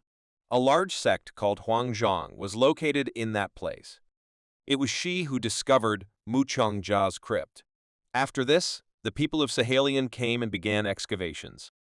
But they really overworked themselves and left. But did the Murims simply arrive unopposed in Gangseo Seong? Hell Magni, your intentions are so clear to me. So even Mirim would be able to understand such a simple plan. So he put his hands on the table and stood up as anger began to control him. He took out the ink and understood that now he had to send a letter to the commander-in-chief and report everything that was happening. People have already approached the tomb of Muchongja, which began to glow very brightly. They were a little perplexed, but still watched the process with great interest. A second later, one of them was very frightened by the fact that the first and second hexagram meet here, which in Chinese philosophy means the final part of the initial evolution of the cosmos. His grandfather started yelling at him, because these things are not at all compatible with each other. But absolutely everything in this press contradicts all the rules. The strongest of them decided to try to remove this seal without any fears or worries. They tried to dissuade him because there was no reason to remove this seal, since it could be very dangerous. Gonshan didn't understand what was wrong with them, because there is a fairly simple way. The original seal that is used here is also one of the hexagram seals, and there are many small ones around that make everything rotate together. The basic system is created according to certain rules, and in order to open the seal, you need to use the rules, but you can simply break it by force. Gonshan approached the people and said that there was only one way to implement this, so he smiled and said that he was ready to offer to use explosives. The old man completely refused to use this method because Muriam has a reputation. Is it really necessary to immediately blow it up if you don't know how to remove the seal? Everyone began to criticize the guy. Gongchan was upset because he needed to practice more to convince people. Therefore, he sat down on a stone and understood that he first needed to try the selection method, in which endurance and protection were very important. He thought about it because he had already come up with several options for solving the problem, but the effectiveness would probably be unimportant, so he needed to find some innovative way. Gongchen threw his notebook on the ground and knew that now it was better to practice the typing form. He was so focused on this process that he did not even doubt that he would be able to achieve a positive result. But this process was interrupted by the screams of the girl, who had already told Gongchan not to even think about opening the seal. He turned to his sister and said that being here with nothing to do was just a waste of time. But my sister had a completely different view of this situation and decided to ask whether Gongchan was really going to selflessly help everyone around him. He smiled and asked if she really decided to teach him. Gongchan made it clear that he did not need unsolicited advice, so he inquired about the main reason for her coming. Is Namgung Mu just annoying her again? This question made her feel very awkward, so she didn't even know how to react, so she just started denying everything. Although later she admitted that it was not only him. Gongchan changed the topic and asked when they would break this crypt. The sister herself didn't know, because people still can't find a way, even though they have already asked for help. This surprised the guy very much, because do they really think that someone will come and open the tomb for them?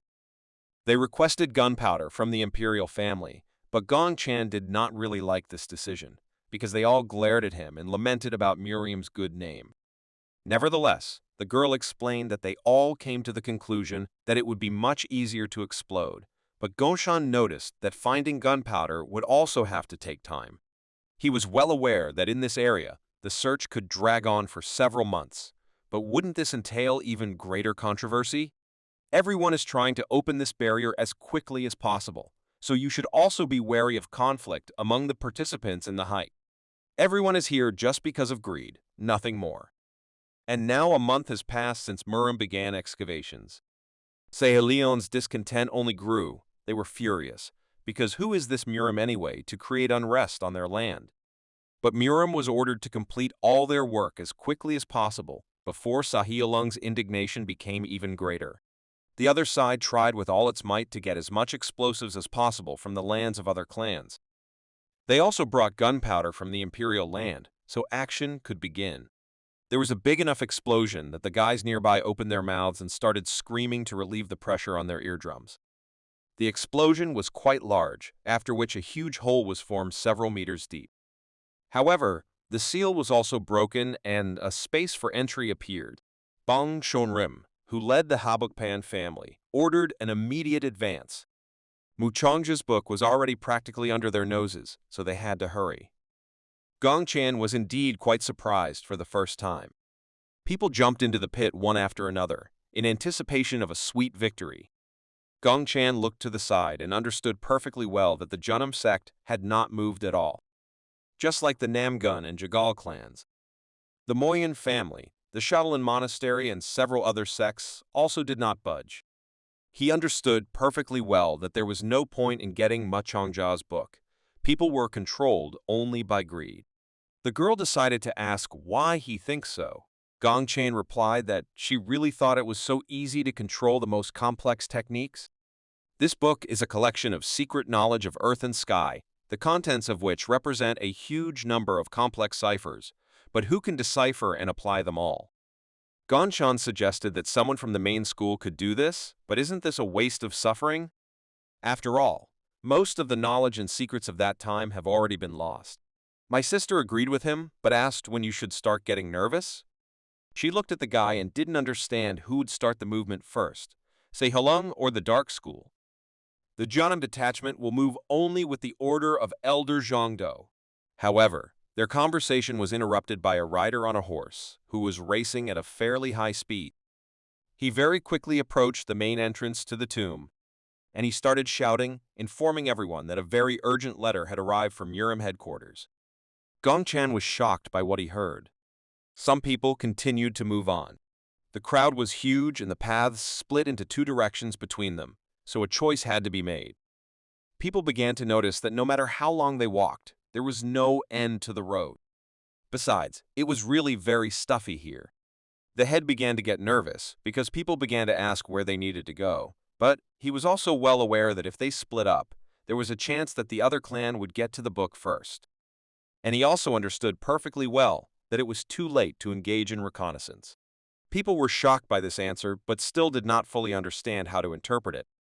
One of the people on the street caught up with them and ordered them to return immediately, which made them even more bewildered. He informed them that the Sayulong army was approaching, so everyone was given the order to gather and prepare. People asked for a little more time to find the book, but they had to go back to deal with Sayulong. Bang Shonrim understood that he and his people had come quite a long way to get to this place, and now Sayulong themselves were going to get their hands on the book. This made him furious, so he came up with an idea. He ordered the men to immediately set up the remaining explosives and get ready. Meanwhile, the people from Sahelian were rushing to get to the site in order to catch Murim by surprise. The guy was very angry. He understood that it was necessary to prevent the book from getting to their opponents. However, what he saw really surprised him. It was at that place that a huge explosion occurred, which was visible to the naked eye. Gongchan also turned in that direction, as he understood that something truly unplanned was happening. He was upset because as a result he would not be able to look at this book or take part in the fight. He looked at his neighbor, who was standing next to him, and wondered why he was so scared. This irritated him very much, so he could no longer control his emotions. Gongchan understood perfectly well that this was quite stupid, but did not argue. Sahayan brought a large, strong army here, and the people who are here are completely different, because they cannot even be called an elite army. But on the contrary, it seems that now they will still want to engage in internal squabbles, so it would be better to try to avoid a meaningless clash.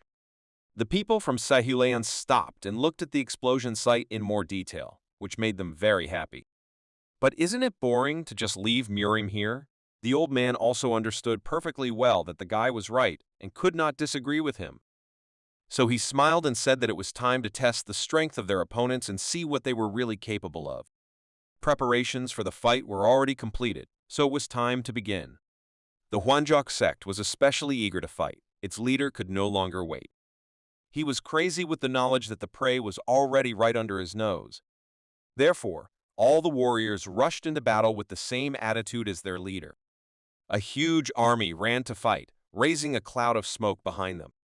People began to worry and informed the elder that the Sahyolung group had already begun to act, so it was necessary to urgently take some measures.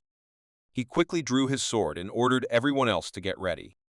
People did the same, because they understood that they would likely have to suffer for this book and that they would not get it for nothing. Their enemies approached with a smile, because they understood that such behavior was a rather bold decision for illiterate mongrels who could not even distinguish heaven from earth. Absolutely everyone was preparing to fight, since their commanders did not sleep and ordered them to accept the battle with dignity. The commander raised his sword and said that he is now the eldest, so in order to survive, he must now obey him. The captain of the Sahelian army did not understand how they dare behave like this on his land. Therefore, he immediately ordered an attack on the opponents, realizing that he really seemed to be a captain who had been sent to people by heaven itself. He showed them a piece of paper and with a smile ordered them to immediately get out of this place, where it was said that water would turn into fog, and fog would turn into darkness. The people from Miriam were indeed a little scared now, but there really was no other solution. There was only one way. After the spell, a huge cloud of smoke formed, behind which absolutely nothing was visible, and it also seemed to have already grown into a real tornado. Salyong had a huge advantage, so they attacked with particular zeal, realizing that the opponents were scared and could see practically nothing. The Miriam warriors cried and were afraid, since now everything was playing against them.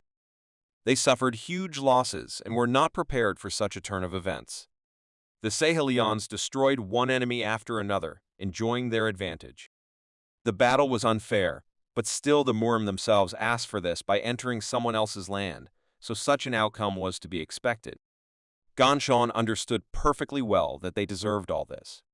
The commander ordered the soldiers to maintain their positions and stand until the last, but they already had doubts, so they asked him to find a way out, since they couldn't retreat, but they shouldn't run straight either. The foreman ordered them to wait their turn and listen to his orders, to which they kindly agreed. Gong Chan looked in their direction and was a little upset, because he understood that everything had gone a little in the wrong direction as he had planned. He looked at these meaningless fights and felt sad that it was all in vain. But he was not the kind of person who would simply silently observe the process, so he immediately prepared himself, because he must urgently find a way to avoid a collision. He understood perfectly well that in order for all this to end, it was necessary to deprive the snake of its head. The second part of the warriors also continued to advance, so Commander Muriam ordered to immediately make a huge and stable shield. The thing is that Sahyolung has three main groups of attackers, one of which is called Hwanjok. The second consists of small clans that join Sahyolung, and the third includes lone mercenaries from different places who have no honor and dignity. In other words, these are those who have nothing to lose and who have dedicated themselves to serving the sect. The warriors lay unconscious on the ground, and also a huge number of them received severe injuries, which could have easily been avoided if the commanders had agreed. Gonchan was determined, so it was necessary to act. He went to the very epicenter of the battle and prepared. His team began to worry and asked him to return, but he had already made a decision on his own. He went absolutely alone to the epicenter of the battle to immediately stop everything. Commander Sahelian was a little surprised by who he saw in front of him. It looked like he was starting to panic. Therefore, he immediately decided to find out from his assistants who was so brave in front of him now. Ganshan was coming closer and was already taking out his weapon, but the commander still believed that this was an act of surrender. Gongchen smiled and said that he still surrenders, just like the rest of the warriors. After a second, the commander was scared and raised his head very high, since it was Gongchen who jumped as high as possible. He gathered all his strength into a fist and was ready to destroy the enemy. Fury drove him, but there was no turning back. He had to finish what he started. Commander Sahelyong was extremely scared because he did not understand what it was. But Gongchen was not going to stop and only strengthened his striking power. The blow was so strong that the soldiers began to cover their faces so as not to lose their sight from such a bright flash. Gongchen was just mad. He was angry and he wanted to end this right now. So he waved his hand while continuing to scream, thereby making it clear that someone would die today. The soldiers received enormous damage and were thrown back several meters. A few seconds later, half of them were already dead. Ganchan understood that it was impossible to die from such a blow, so he got even more angry and started shouting at them, telling them not to even think about pretending. After which he used magic in his hands and began to prepare a real blow, after which they would no longer need to pretend, because only those who ran far enough could survive. The soldiers were scared and did not understand what was happening now, because they did not expect a torpedo attack now. This is one of the key attacks of the land style in Janam. Some of the soldiers were already dead, while others were extremely frightened by this. They threw their swords to the ground out of powerlessness and hoped for a miracle. Gongchan understood perfectly well that he was absolutely ready to cope with almost their entire army, so Chanam's impulse completely destroyed Huanjok's entire attack. This gave the Moen and Jagal clans confidence, so they began to suppress Sehul Yang. The leaders and other warriors were shocked when they saw such a situation, so they immediately decided to retreat to save their lives. The commander was truly at a loss because he never expected this. Therefore, he was furious and ordered to immediately catch up with them and destroy them. The guy approached the commander and said that the group of people who remained on the mountain had begun to move, but still recommended that Muram now need to be released in order to avoid further losses. He also ordered the bodies of the dead brothers to be taken away, after which the main alliance would also leave. Their school had lost a lot of people, so now the main task was only to pick up the bodies of their comrades and retreat. Meanwhile, another commander received a letter in which he also learned that due to Sahelian's intervention, the main goal could not be achieved. He understood perfectly well that Jiumoan could not be ignored, since he had joined Sahiolung, but still his interlocutor understood that there were some concerns in this regard. Jiumoan asks a lot for his work. The commander was well aware that although he managed to understand Nenga's plan, they still suffered heavy losses. So right now, it's only a matter of time before Mu Zhongzhe's book ends up in Saolung's hands. Therefore, he understood perfectly well that now they had no choice but to respond to Saolung in full, and also to use the trump card in their sleeve. The guy didn't understand what the commander was talking about, so he explained that right now they were talking about Volyon Shintu. No matter how scary it was, it still seemed like it was the only way out. The guy was scared because he understood that such decisions should be discussed at a meeting of elders, and only there. But the commander had his own view on this matter because the fewer people know about it, the better. After which they both thought again and tried to make the most correct decision. But still, the guy was not entirely sure that Wolyong Shintu would be able to steal Mochongzhou's book. The commander understood that in any case, they should try, because if Wolyan can help them, then the chances of success are quite high, and the commander also understood that now they need to try to undermine Sahiolung's mood in another way. It was decided to send a secret letter to the government. But will it really be impossible to link Corona and Miriam after this?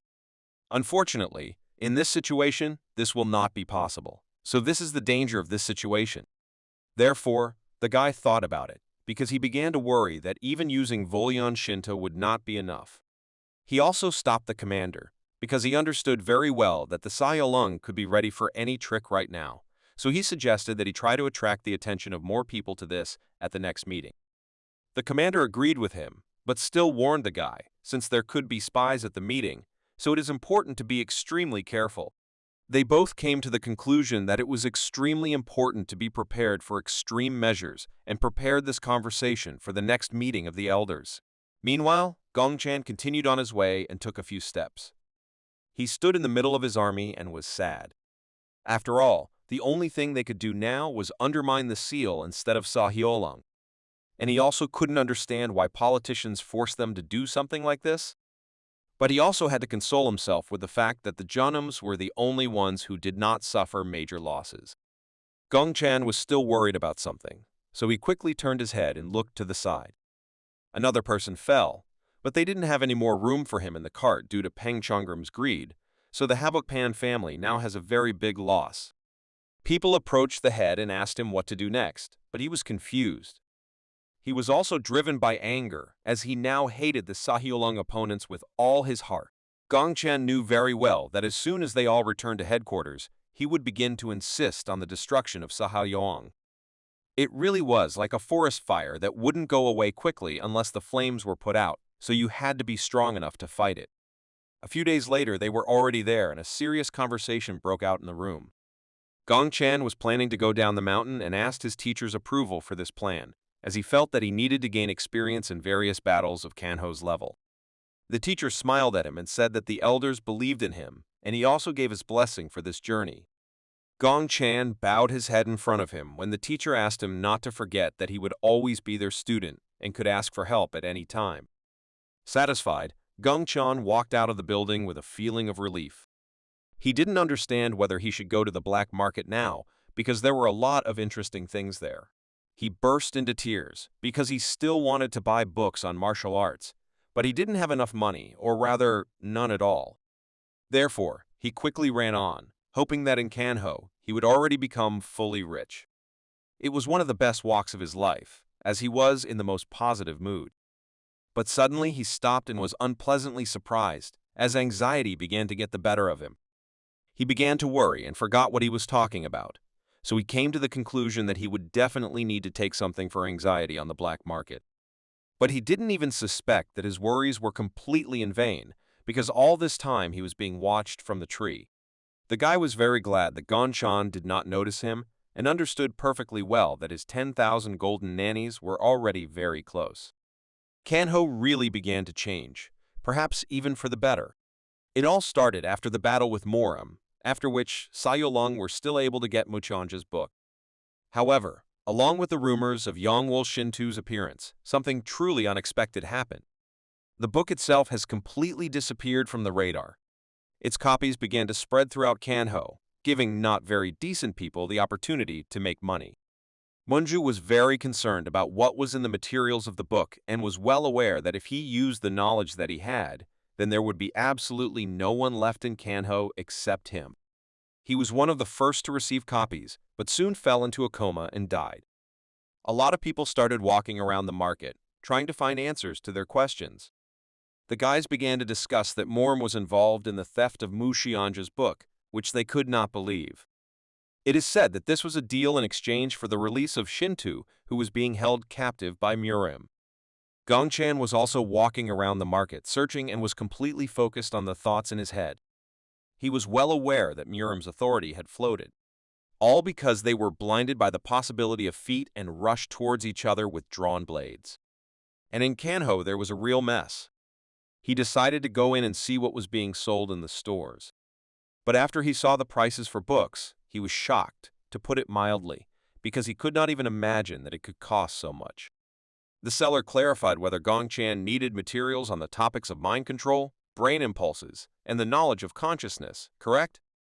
Gong Chan explained that he plans to develop Shang Dan Tian and also asked if the store had treatises on blood circulation in the brain.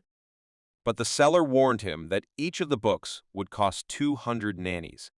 Although it was a little expensive, first-class materials are very problematic in terms of management, so I suggested that the guy take second-class books. Gong Chan thanked him and awkwardly said that today he only came to find out the prices and said goodbye.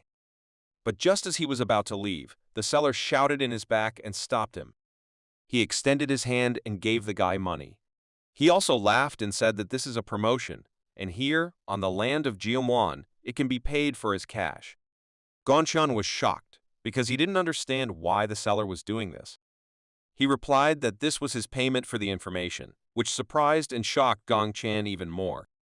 The seller laughed because the unkillable master trains Shang Dantian, so this information is definitely worth the money. Gong Chan was perplexed and just continued to listen, as the seller was happy that Gong Chan came to his store on the black market and sold him information, and also wondered why he didn't want to take a reward for it. Still, he had no choice but to accept the money and leave this store, surprised that information about him was also worth money. He was not at all an expert in speedwalking, but this is a great time saver. In all of Janam, only Gong Chan is capable of using a technique called void step. People who watched this process were shocked, because before their eyes, there was a feeling that it was a real racer flying in a sports car. Meanwhile, Gong Chan very quickly arrived at the right place. But he immediately covered his nose because he did not understand what this terrible smell was. but if you take a closer look, you can understand that the situation is far from being the best. Gonchan began to realize that most likely he had taken the wrong road and came to the slums. Among them was a little girl who was carrying a basket of things.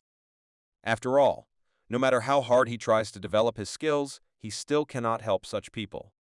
He understood that although it was offensive, he still had no opportunity to help such people.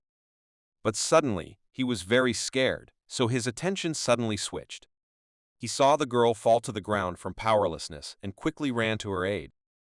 I immediately remembered memories where a little girl was playing in the yard with a dog, and her father was standing next to her. She thanked him for such a gift and was very happy, since this dog is really very cute. The father smiled and said that from now on, she should take good care of him. After that, he took her and said that now they need to go. All these memories were in the girl's head, and she really didn't understand what was happening to her right now. She was just scared. After all, there was no end to this dust, which never ceased to worry. Gonchan was next to her and understood that he was now able to remove all this using his own method. After some time, he smiled and looked at the girl, who had already woken up. He turned around and ran towards her, collecting a huge ball of dust near him. After which he waved his hand and threw all the dust onto the street, saying that the cleaning was now completely finished. He asked her not to be afraid and introduced himself, saying that his name was Gongchan and he was a master, which surprised her quite a bit. Gongchan said that he is a man of Tao who seeks perfection and improves himself. Therefore, he came closer to the girl and said that he had a plan and a clear understanding of how she could be cured. Now she was no longer in pain, so Gonchan decided to talk to her, since he knew that her name was Wifwa. To defuse the situation, he also wanted to ask who gave her such a wonderful name. Was it really her mother? The girl was shocked by such a question and began to scream in panic as she remembered her mother. Still, Gonchan realized that it was pointless to talk to her now, since even though he had treated her, she was still quite far from complete recovery, because she had rather poor stamina and needed to monitor her health now. The girl began to cry because she realized that now it was her fault, because this Moeno could have been avoided if her mother had eaten better, but they couldn't do it. After these words, the girl began to cry again, as she was in great pain. Gonchan understood that she was begging to feed her sick, weak mother. The girl cried and thanked the guy for the help he gave her. After that, Gonchan went to the next place, since he had already spent enough time. He understood that he needed to help, but he didn't know if he was capable of truly helping them. Nevertheless, Gonchan walked through this area and was extremely demotivated and depressed, because everyone around him was drinking and their lives were simply sliding into the abyss. Therefore, he decided to immediately return back to the girl. He opened the doors and asked Wefwa to help this master. Having sat down by the fire and taken out all the necessary ingredients, Gonchan began cooking. He threw all the medicinal herbs into a cauldron of boiling water, saying that when the brew boils, it will become a medicinal decoction. Teaching the little girl, he clarified that they should be careful, because it is important to constantly maintain the heat. All this had to be done because of the condition of Vikva's mother. Gonchan believed that she was not sick because of some terrible illness, but simply weakened. These medicinal herbs were supposed to boost her immunity, after which she would feel better. The girl was surprised because the cauldron was huge and she could not understand how her mother should eat it all. Gongchan satisfied her curiosity and clarified that her mother only needed to drink this decoction until she felt better. After preparing the decoction, the young master went to meet the residents of this small town, where he introduced himself as a 3rd generation student of the Jeonnam school. To gain trust, he said that despite his young age, he already had more than 10 years of martial arts practice and the secrets of body control behind him. He admitted that he came to this place in order to help them. The crowd was very skeptical. One of them said that recently all sorts of crazy people have been calling themselves monks of the way of Do, and in fact, they have never been of any use. Another old man ventured to suggest that Gongchan was an ordinary swindler who had come to visit to sell them some rubbish. After such an unpleasant greeting, some of the men simply demonstratively turned around and left in search of cheap drinks. Gonchan was not happy with this result. He had difficulty gathering so many people, and one of them simply ruined everything. Despite the failure, the young monk was not going to give up. Since calm words did not reach them, Gonshan gathered all the air and began to introduce himself by shouting, saying that he came from somewhere, where they accumulate wisdom and become celestials. To attract people's attention, he declared that he could solve their problems and offered to bring patients to him for examination. Words that this was a real monk from Mount Janam quickly spread among people. They still couldn't believe that the guy was going to treat them for free, but it was noticeable that trust began to increase. Among the curious people, there was also a stranger in a hood who was probably engaged in surveillance and gathering information. In order to check whether the monk was lying and whether he was an imposter, one cunning man from the crowd found a candidate suitable for treatment. He was a famous drunkard in the whole area, an example of ridicule and a victim of constant ridicule. The man could barely move and only got up to find a drink. The crowd started talking about how this poor guy took 4 steps and immediately fell down. This turned out to be true, and he really couldn't stay on his feet. Seeing the man's condition, Gonshan sighed heavily, but losing enthusiasm, he got to work and walked towards the victim of the crowd's ridicule. After examining the patient, the monk noticed that his body was incredibly cold, and it also accumulated dirty qi, which mixed his energy flows, making him so weak. After the examination, the guy realized what he should do and began treatment, which looked like real magic in the child's eyes. Moreover, the entire skeptical crowd froze in place. They were shocked by what was happening before their eyes. The kneeling man began to repeat the name of his savior out loud. Having seen a real miracle, people began to kneel and praise the gentleman who volunteered to help them with their problems. At that moment, Gonshan was a saint for them, who came down from heaven, condescended to sinful souls to give them salvation. That same evening, the stranger we saw in the crowd returned to his customers to provide the information he had obtained. He said that their goal was in the slums of Shaanxi. He also got rumors that he was a good master, but still did not see the point in being too careful. They hoped to wait for the death of the so-called immortal master, but they were afraid that both the Janam clan and the Hwasang sect had eyes in that place. Having collected enough information, he began to implement the plan of their commander-in-chief. Returning to our young master, he continued to reach the top through diligent training as usual. By changing the speed of his breathing and concentrating his ki into several levels, he finally managed to achieve his goal. This success was such a significant event for him that he suddenly began to jump for joy. The Gunsen technique was finally completed, and the guy's reaction was quite predictable. Watching the strange uncle, the little girl trusted him and believed, because after his medicinal decoction, her mother really began to feel much better. Seeing the girl, Gongchan apologized for his behavior, thinking that the noise had caused him to wake up everyone in the house. The shy girl had nothing against his behavior at all. She came with a question that she was afraid to say out loud. Gathering all her determination, she assumed that the master was becoming healthier after performing these strange exercises. With a smile on his face, Gongchan confirmed her words, saying that after them, he really became stronger, more resilient, and healthier. Leaning towards the girl, he asked if she wanted to do the same things as him. Shaiwa wanted to know if she could protect her mother if she was as strong as him. With a smile on his face, the guy replied that this was so, after which he invited her to study together. Viva was happy and agreed to the proposal without delay. The little girl was the first to be taught the new Gonsen technique by Gongchan. The effect of this technique improved people's health. Naturally, this bore fruit. Energetic people began to work harder than before, turning their slums into a small and cozy town.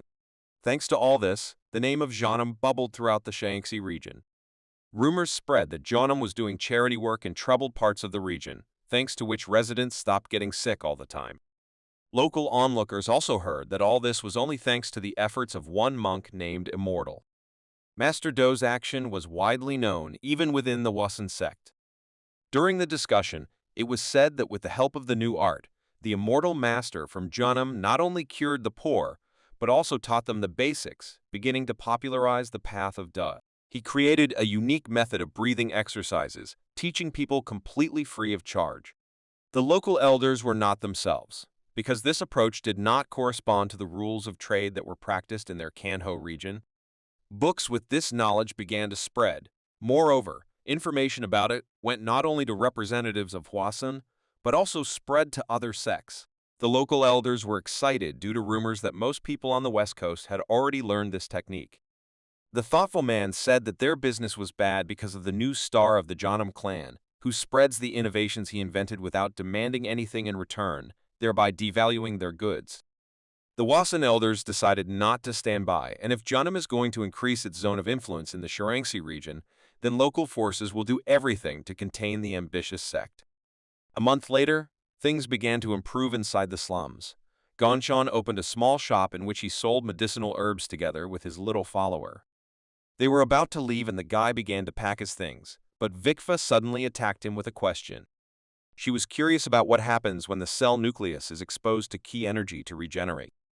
The guy with a confused face looked at his student and replied that he could not know something like that. He clearly didn't expect that the little girl's question could stump him. This was unexpected because she had only recently begun training, but Viwa clarified that she simply heard him talking to himself during one of the training sessions. After these words, everything became clear. Instructively placing his hand on the student's head, he said that these conversations were still too difficult for her, so she shouldn't bother her head with it. To cheer her up, he told her that she was smart because it was usually very difficult to remember such complex, unfamiliar conversations. It was clear that she could be recruited as a spy, but the bright mind of the young master could not think of such a trick. The girl was surprised, because she had never been called smart because she remembers other people's words well. Looking at the girl, it was hard for him to believe that, despite the lack of a good education, she was well developed. He first noticed her strengths while cooking. When they made a medicinal decoction, he used a lot of ingredients, complicating the process with an individual approach to every detail. While preparing a decoction for people from the slums, the girl approached the cauldron and noticed that the fire was too strong. Gongchan was surprised at her words. She was right, but he had not yet taught her how to prepare this healing decoction. Viva admitted that she carefully watched how the master did it last time, so now it was not difficult for her to repeat the same thing. Gongchan couldn't believe that after seeing this complex process once, the girl could repeat it after some time. She still didn't realize how much progress she could achieve through training, so the young master challenged her to show her how smart she really was. After these words, they conducted some kind of experiment, after which he surprised the student with the words that she was truly amazing, since despite her young age, she already had a very adult perception of the world. Looking at the pensive Waiwa, Gongchan realized that she had absolute memory. This was a completely different level of memorizing knowledge. Gongchan spent a lot of time training to develop his memory, using various methods and techniques known in the world, while his student had this ability innate. After thinking a little, with a smile on her face, the girl thanked the teacher for the praise, even though she considered it something special. In fact, there are not many people in this world who are able to use their brains in martial arts. Thanks to his training, Gongchan was able to develop much faster than others, because he was strong in understanding the nature of things. Apart from him, it was obvious that members of the Jegal family also practiced a similar approach. It is quite difficult to use this ability for even a second during a fight. This is only possible if the master is able to think rationally and very quickly. Looking at the calm student, Gongchan admitted that this was a child who harbored an unusual talent, or a real innate gift. Understanding her prospects, the guy asked her an important question about whether she had an interest in martial arts. The curious girl's answer was obvious, so the young master decided that he could not miss the opportunity to give her great prospects in life. He decided to take her with him to the Junam clan. The girl's mother trusted this proposal and asked him to take care of her child. She looked like she was saying goodbye to her daughter forever, so Gongchan supported her and said that teachers and mentors would be like parents to her, but despite this, she herself would in no way become less important to her. In addition, he was worried that Wifwa would be bored at first, and it might be difficult for her, so he suggested that her mother work in the main building of the sect, where there is an overnight stay for the heads of the household. In addition, he advised her to continue to take care of her health. Placing his hand on the head of the talented child, he asked her to take care of herself, because she would certainly want to be able to see her in good health after her daughter was educated. Looking at her daughter, she rushed towards her with tears in her eyes, and once again thanked the master for all the good deeds that he had done for them. It was so cute that the guy could barely restrain himself from crying. Leaving her home, Viva remembered her mother's words. She asked her not to worry about her hometown and listen to the teachers. The young master asked if it was difficult for her to leave her mother, but the girl resolutely replied that everything was fine. There was real courage in her words, because despite her young age, she declared that she had to endure everything and complete her training in the path of Do in order to protect her town and her family. Her words brought a smile to the young master's face. He praised her and said that Viva is very smart. After some time, they reached the Junam building on foot. They were met by one of the masters who introduced himself respectfully. Introducing the girl, Gongchan told her that the person opposite her would be her big brother from that day forward. A student named Doan accepted Wifwei for training. From a young monk, he learned that she did not yet have status on the path of Do, so she should be called by name. Leaning closer to the girl, he greeted her and expressed hopes that everything would work out for her. Gongchan asked his student to treat her well. The guy replied that it was an honor for him to take care of his mentor's students. Dakan asked his mentor what his plans were for the near future. The guy with a pleasant smile on his face replied that he was going to start training the soul of his young student. After that, they went to inspect the arena, where little Vaikfa will see real fights of masters for the first time. In order not to waste time, during the trip, the student diligently trained her body using breathing techniques. Gongchen praised her for her dedication and advised her to continue until she feels a change. She didn't yet know where they were going, so she assumed that it was to the library in Hubei. The young master decided that visiting the arena would be much better because thanks to his experience, he understood that if she studied only from books, she would be left with nothing due to lack of practice. Even though they took several books with them, Gongchan warned the student that there were still many things in the world that were not written about in books.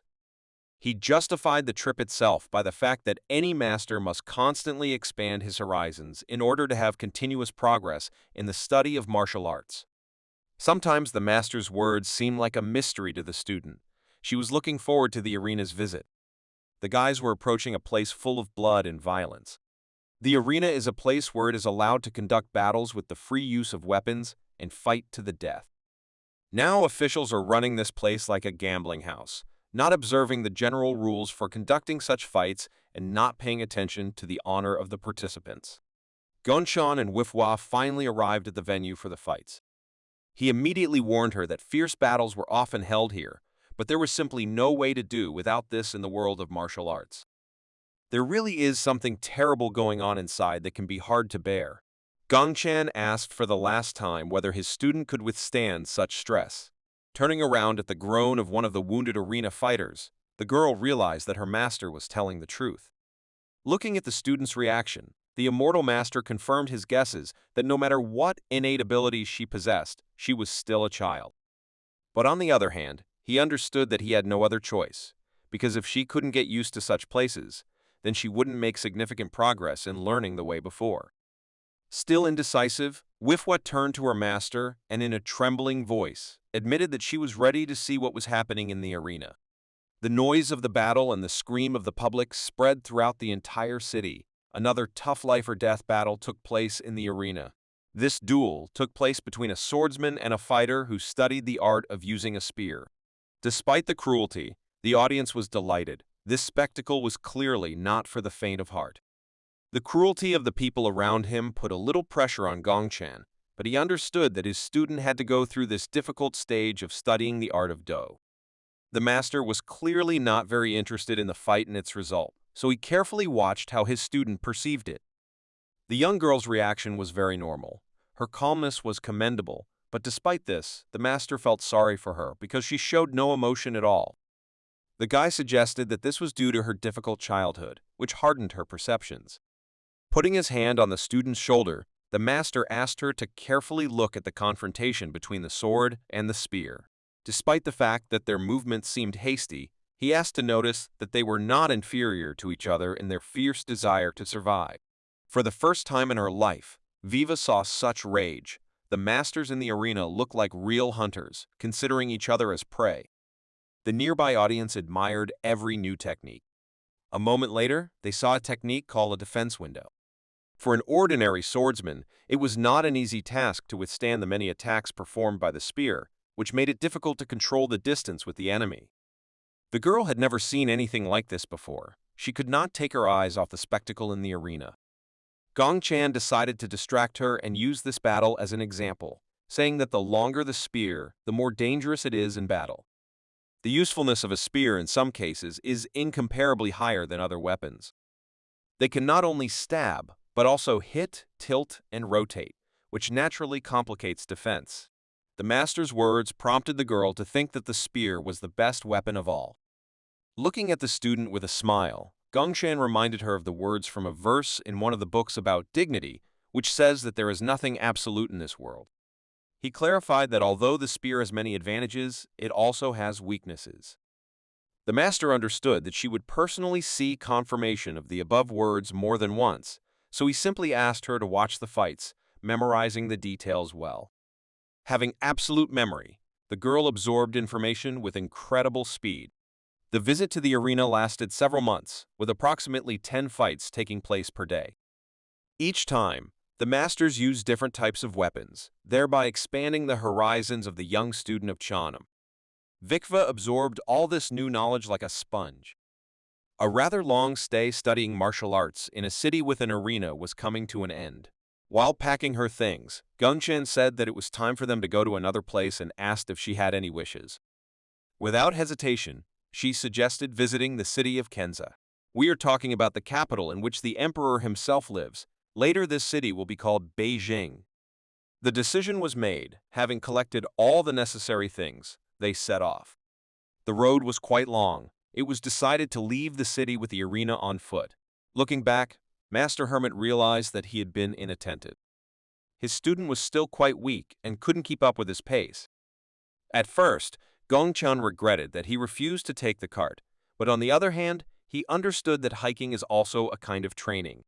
Despite her fatigue, Vikva asked her teacher not to worry, assuring her that everything was fine.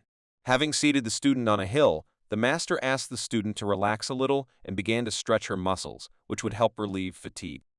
Having extensive experience in understanding the body, he knew in advance how to do this much more effectively.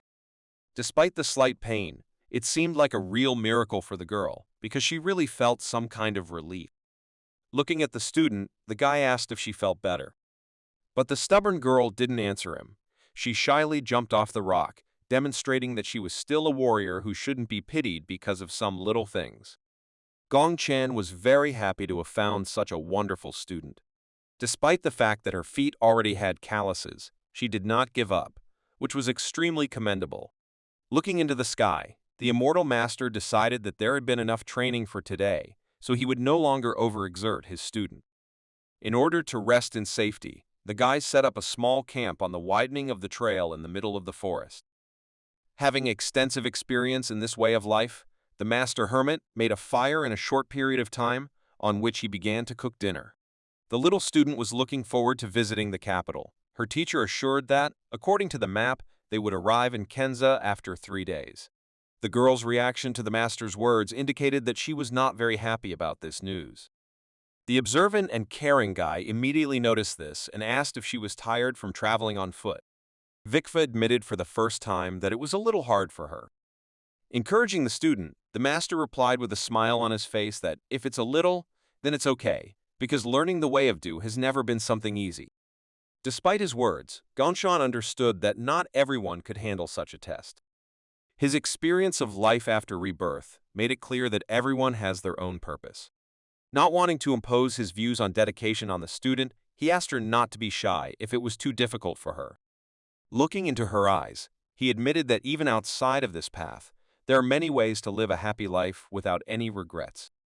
The girl was glad to hear such words of attention from the caring teacher, so she thanked him and promised that she would not hide from him her fatigue and emotions that accumulated after their journey. After the conversation, the student continued to eat calmly, while the body of an experienced fighter began to warn him of approaching danger. Gongchen immediately reached for his sword, anticipating the intentions of his ill-wishers.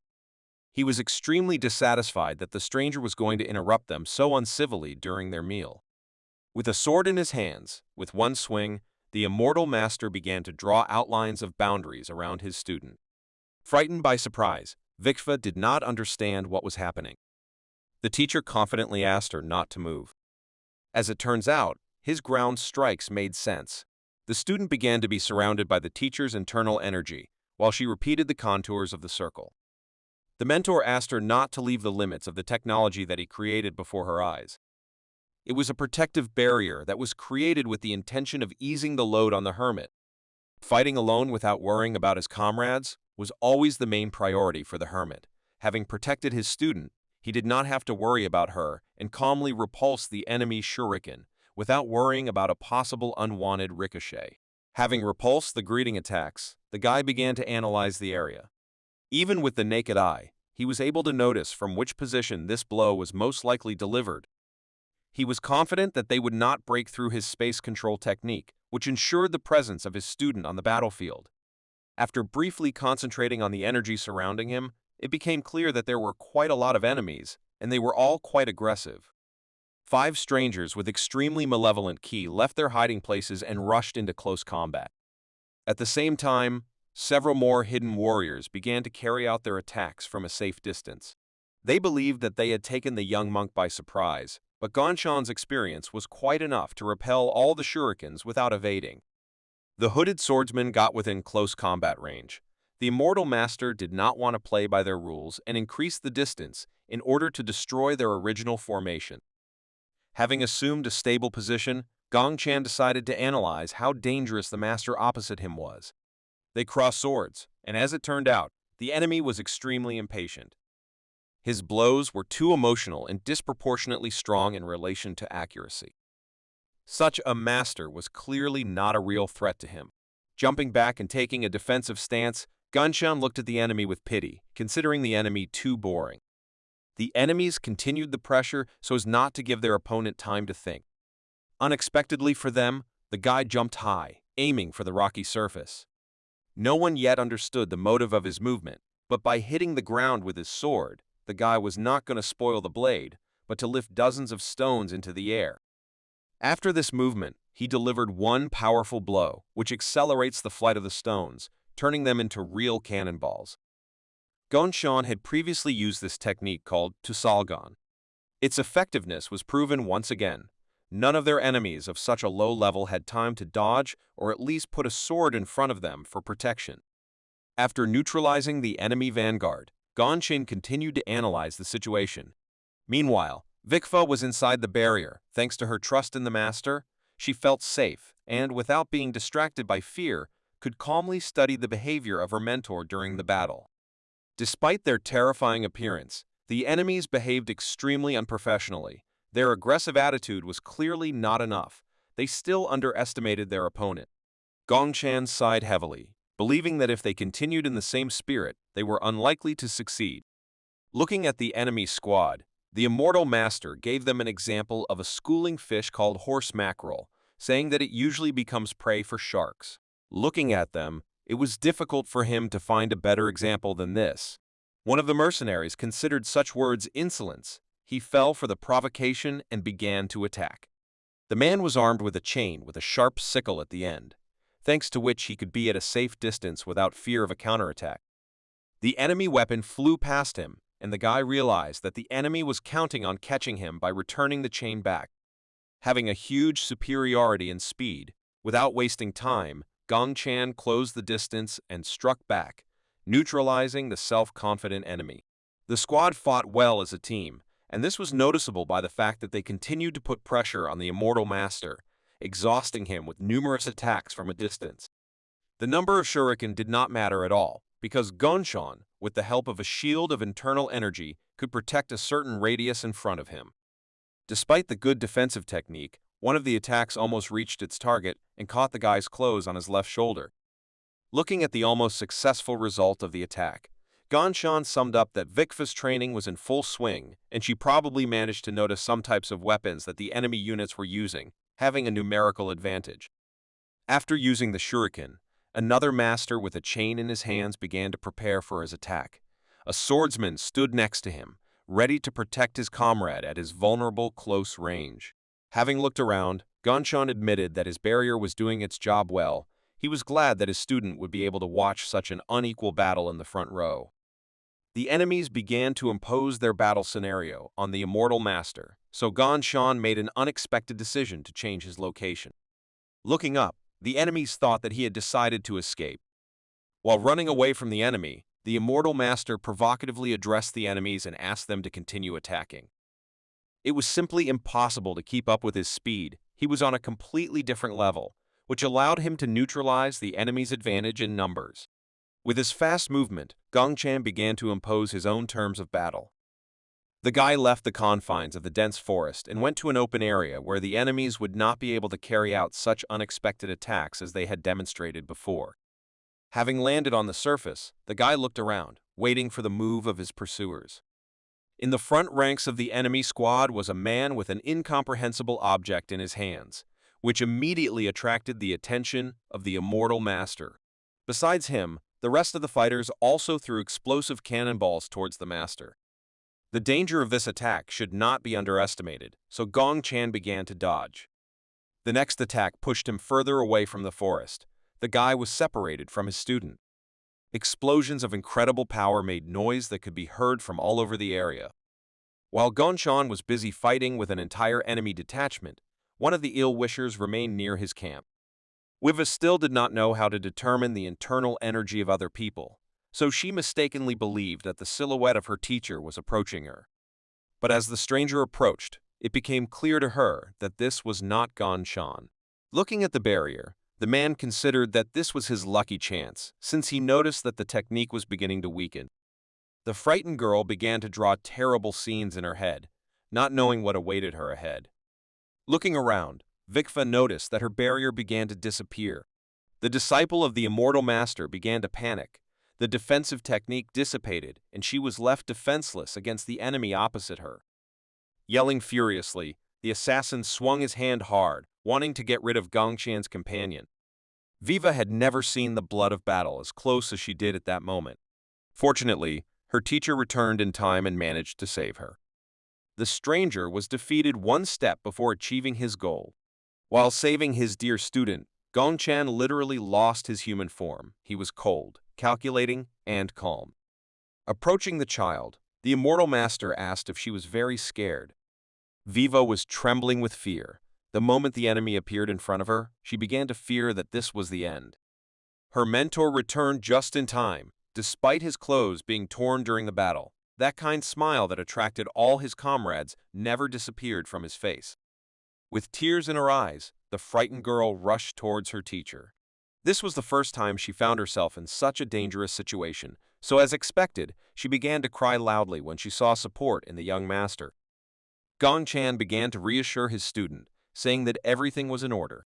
Through tears, she shared her experiences, saying that when she heard the sound of an explosion, she thought that something had happened to her mentor. The guy immediately understood what exactly Vikva meant. Leaning towards the student, he said that only she was in real danger. Those bombs really turned out to be a real problem. Shan decided to briefly retell what happened on the battlefield outside the student's sight. From the use of many bombs on the battlefield, a column of dust rose, which made it difficult for enemy soldiers to assess the situation. The self-confident mercenaries believed that there was no trace left of their enemy, which could prove their successfully completed task.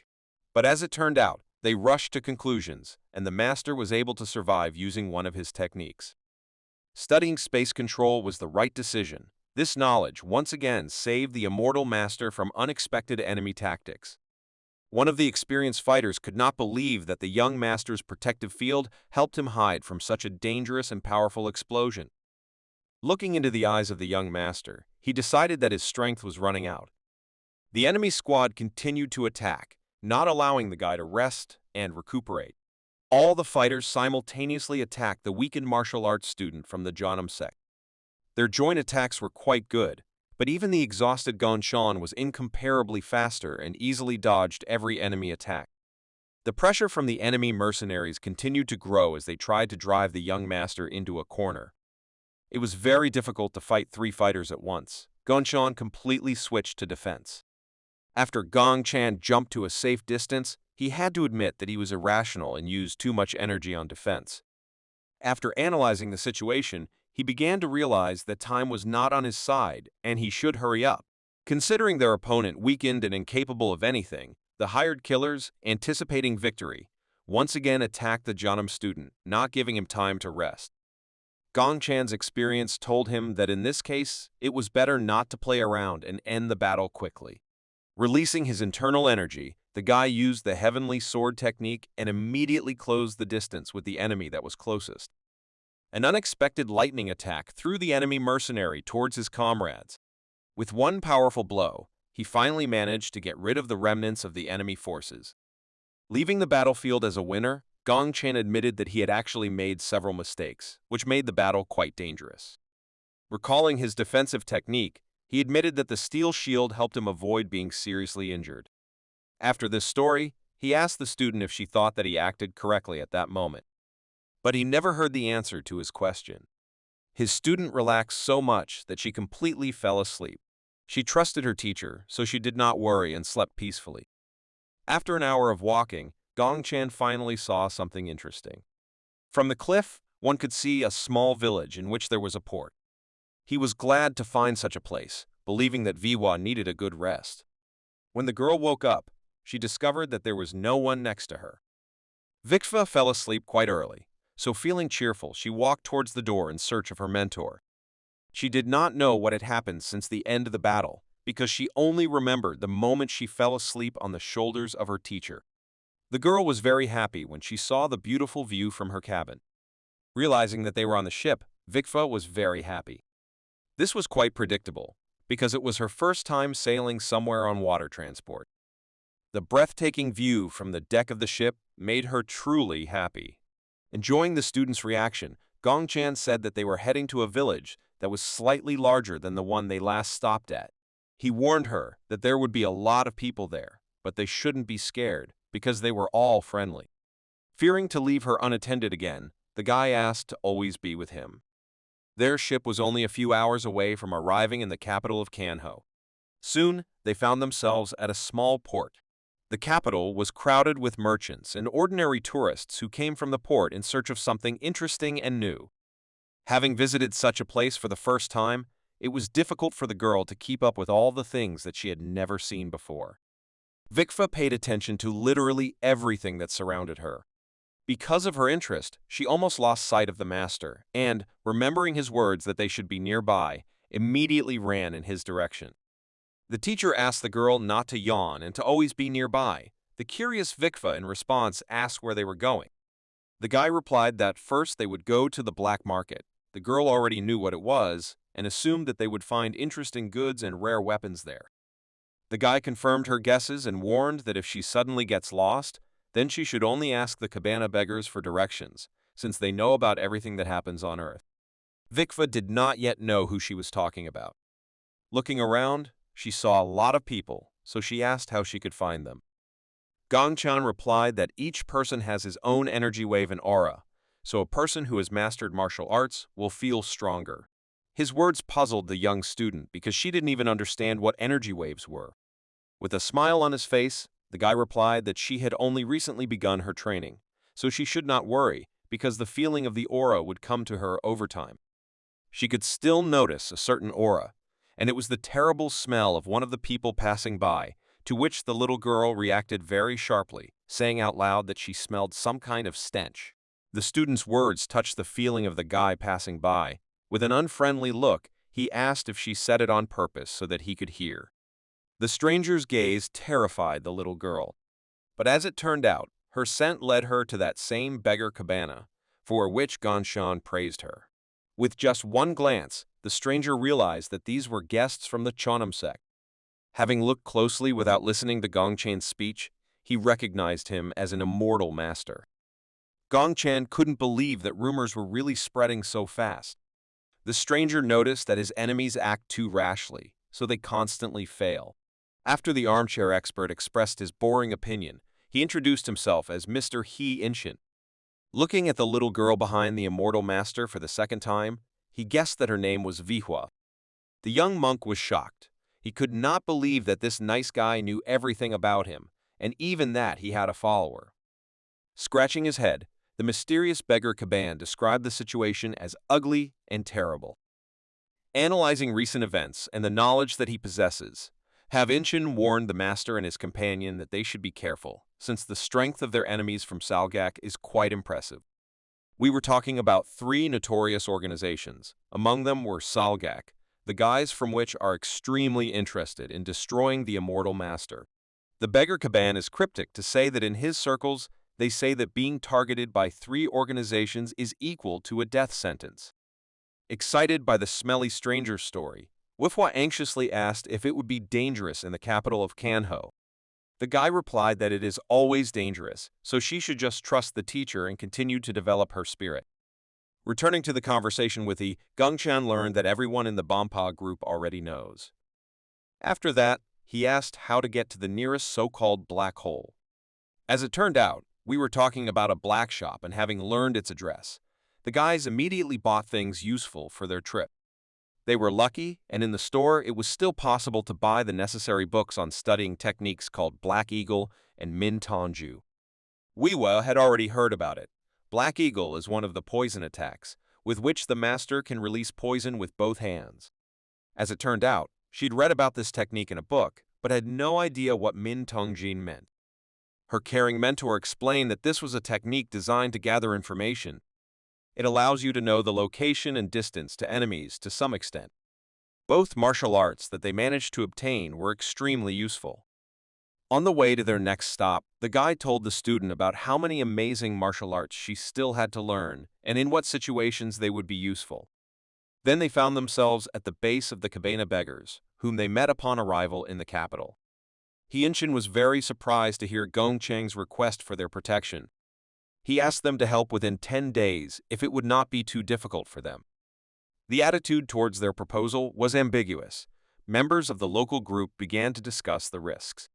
Rumors that the killers of the Salgak organization were chasing the guys from Chonam haunted them and raised doubts about the safety of such a deal. Despite the behavior of his comrades, he replied that he was not afraid of their group clashing with such dangerous enemies. His only concern was that it would cost a considerable amount of money. Gongqian was surprised that this time he couldn't get away with just information, so he reached into his pocket for his wallet.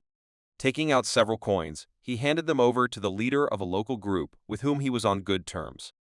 Looking at Yingshin's palm and seeing only 2 gold coins, the guy felt somewhat disappointed. Noticing his reaction, Gongqian, together with his student, bowed respectfully and said that later they would definitely pay off the debt as much as possible. The words of the well-known immortal master in Kanho aroused confidence in the leader of the group, so he did not object. The guy sat down next to his student and seriously asked her to take what was happening as an emergency. Hugging the student, he assured her that she should not worry. The girl threw herself into his arms with confidence, believing that next to him she should not be afraid of any enemies. Gongqian promised that he would return soon. This gentle behavior only increased the group's trust in the Junam student. Some of them were so sensitive to what was happening that they could hardly hold back their tears. Seeing the positive reaction from his comrades, their leader stated that from now on, Kibeng will be responsible for the personal safety of the guests from Junam for 10 days. His words immediately received support from other members of the group. Taoist Gongqian respectfully thanked them for their support and expressed their trust. Having left the lair of the friendly group, the immortal master went to prepare to welcome the guests. They have already thrown the bait, so they just have to wait for the visit of ill-wishers. Before he said goodbye to them, another condition was added to the agreement. Gongqian asked he to spread a rumor that would help attract Salgak's attention. Anticipating a meeting with enemies, Gongqian continued his preparations. Meanwhile, the Kevin had already begun to act and new conversations appeared within the city.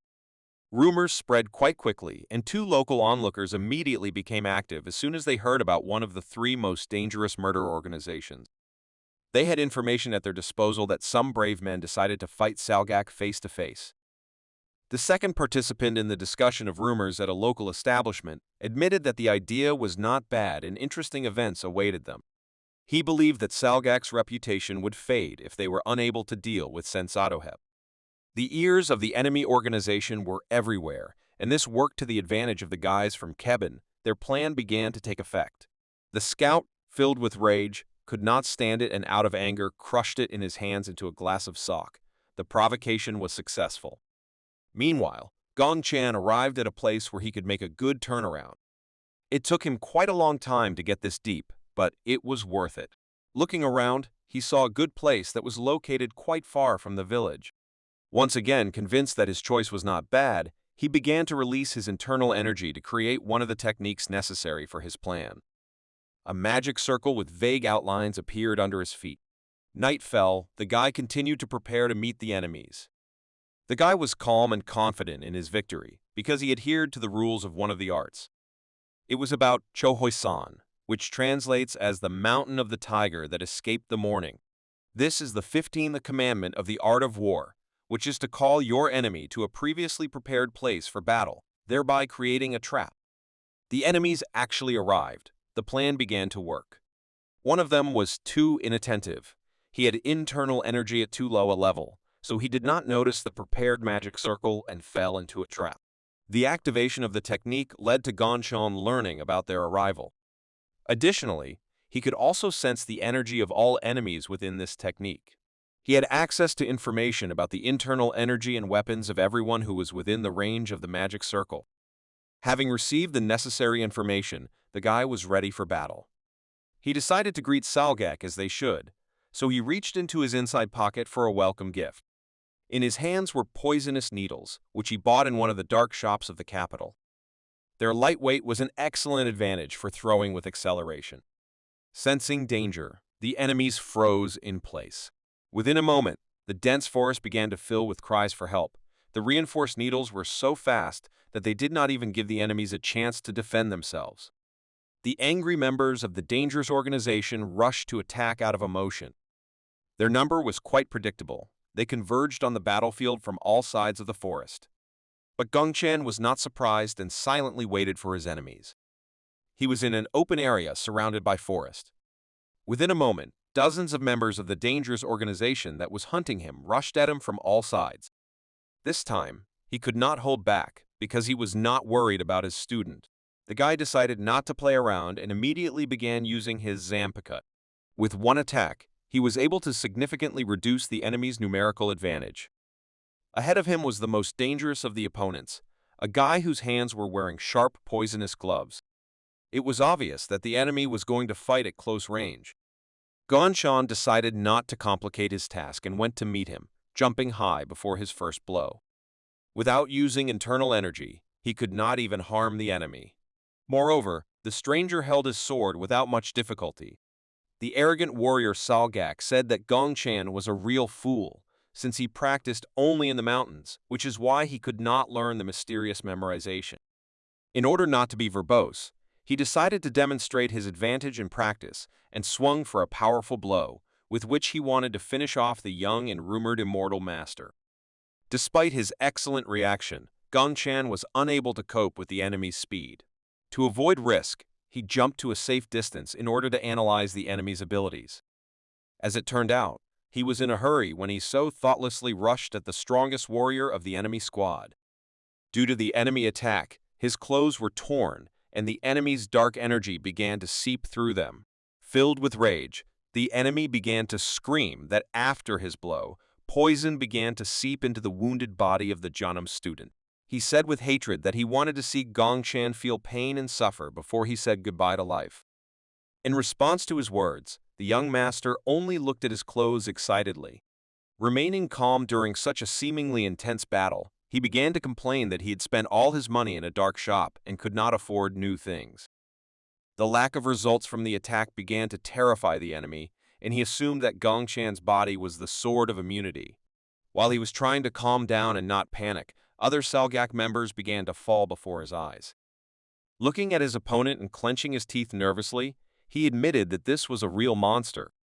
Despite being hit by the poisonous glove, Gongchan was still alive, and according to the enemy, he was waving his sword as if he was dancing joyfully. He could describe the young master's sword as terribly fast and accurate, which made him even more afraid.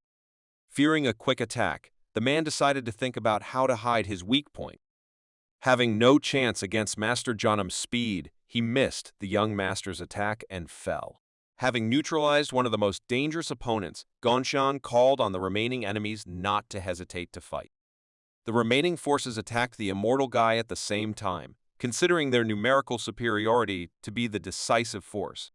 But the control of space and excellent skills in using the Zanpakut left no chance for the enemies to escape.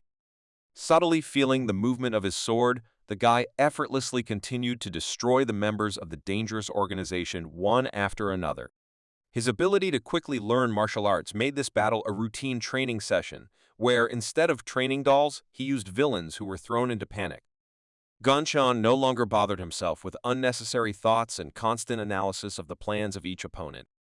His lightning-fast radial strikes prevented anyone from coming within striking distance of him with a sword. A student of the Jeonnam clan finished the fight against one of the most underground organizations without a single injury. The last of his enemies fell to his knees due to severe wounds. Looking at the battlefield, Gong Chan admitted that recently he had turned into a real emotionless monster. After a successful operation to suppress Salgak's activities, Gongchen returned back to the base, where he was met by a joyful student. She admitted that she was very worried and could hardly sleep because her teacher went on such a dangerous task himself. Understanding the fears of his dear student, the immortal master promised that he would not leave her alone again. After their conversation, Inchin joined them. The man was very glad that the master returned alive from such a dangerous mission. The other comrades also couldn't believe their eyes and were already thinking about what to do with the self-confident guy's student. He admitted that he still couldn't believe that Gong Qian could take on hundreds of professional assassins and still come back alive. They simply did not have enough words to describe their admiration. The guys were already busy discussing how they should spread rumors about recent events. Tentatively, they called it a salsa battle. The fact that Ganshan made it out of that fight alive meant the obvious defeat of the entire organization. Rumors spread almost instantly, and on the noisy streets of the capital, everyone was talking about the fall in the honor of the Salgak organization. Against the backdrop of this news, people began to talk about the Jeonnam sect even more often, and all this thanks to the efforts of their most talented student. Despite the calmness of the immortal master himself, the Jeonnam sect took these events more seriously because their disciple was under persecution. Based on such circumstances, the clan leader was forced to ask for support from the Murim League. Meanwhile, a heated discussion began in the Murim League, in which the name of the immortal master was repeatedly mentioned. Despite the admirable attitude towards his skill, some of the participants were bold enough to call him a rather problematic guy. One of the monks furiously declared that the only right thing to do was to kill those villains who kill people for money. After such loud words, another discussion began, full of disputes and conflicts of interest between representatives of different clans. The Murim League warriors continued to attack and pursue Salgak for 6 months, and as the number of casualties among members of the criminal organization increased, their desire to pursue the Taoist of the Jeonnam clan gradually faded. Thanks to this reaction of the alliance to the request of one of the participants, Murim strengthened its position as the most influential organization in Kanho. The next day, new adventures awaited the guy. While walking through the streets of the capital, a stranger addressed him by name. He introduced himself as a monk named Ho Mokwan, who was in charge of the altar at the Hogan Buddhist temple. Gong Chan had heard of it before, but had never seen it before. The man continued his speech and said that he had made a deal with the Jeonnam group for long-term cooperation, and therefore he would work at the temple starting this year. He admitted that he was looking forward to the hermit's arrival in Beijing. As it turned out, he turned to him not just for the sake of acquaintance, he wanted to ask the immortal master for help. In order not to waste time, the monk invited Gonchol and his companion inside the temple. They were received as expected. Rumors about the young master's morals suggested that he should be greeted with either food or money. Having eaten to his heart's content, Gong Chan was pleased with the service of the tallest temple in Upper Beijing. After a pleasant lunch inside the huge living room, he was ready to cooperate. Not knowing the intentions of his colleagues from the capital, the guy asked the student what she thought about this. The girl could not even imagine what exactly the local monks were interested in. While she was thinking about possible options, Ganshan said that this was most likely due to the need for their strength. Viva believed that power was not always a bad thing. In response to her words, Ganshan began to laugh, after which he asked not to complicate his life with such assumptions and advised not to worry. Despite his reaction, he himself was on guard, because one of the monks was already approaching their hall. The guy began to analyze the state of the monk's internal energy and, trusting his feelings, determined that he had been improving his own abilities for at least 10 years, which made him a truly worthy master. It was Mr. Mokwan himself. Gong Chan began to wonder what request he came to them with. Approaching the door, the man decided not to enter without asking and stopped. His manners were of a high standard, truly befitting a representative of such an incredible organization. The Hogan Private Army was known for its production of high-quality goods, with a long history dating back to the Yuan Empire. Officials are very favorable to Hogan, since medicine is developed there, and they have always had products of the highest quality, which attracted their attention. So the private army strengthened its power, but more recently, they had personal reasons, because of which they were forced to turn to the Chonam group. Having met the man inside the large hall, Gongchen was convinced that his assumption was correct.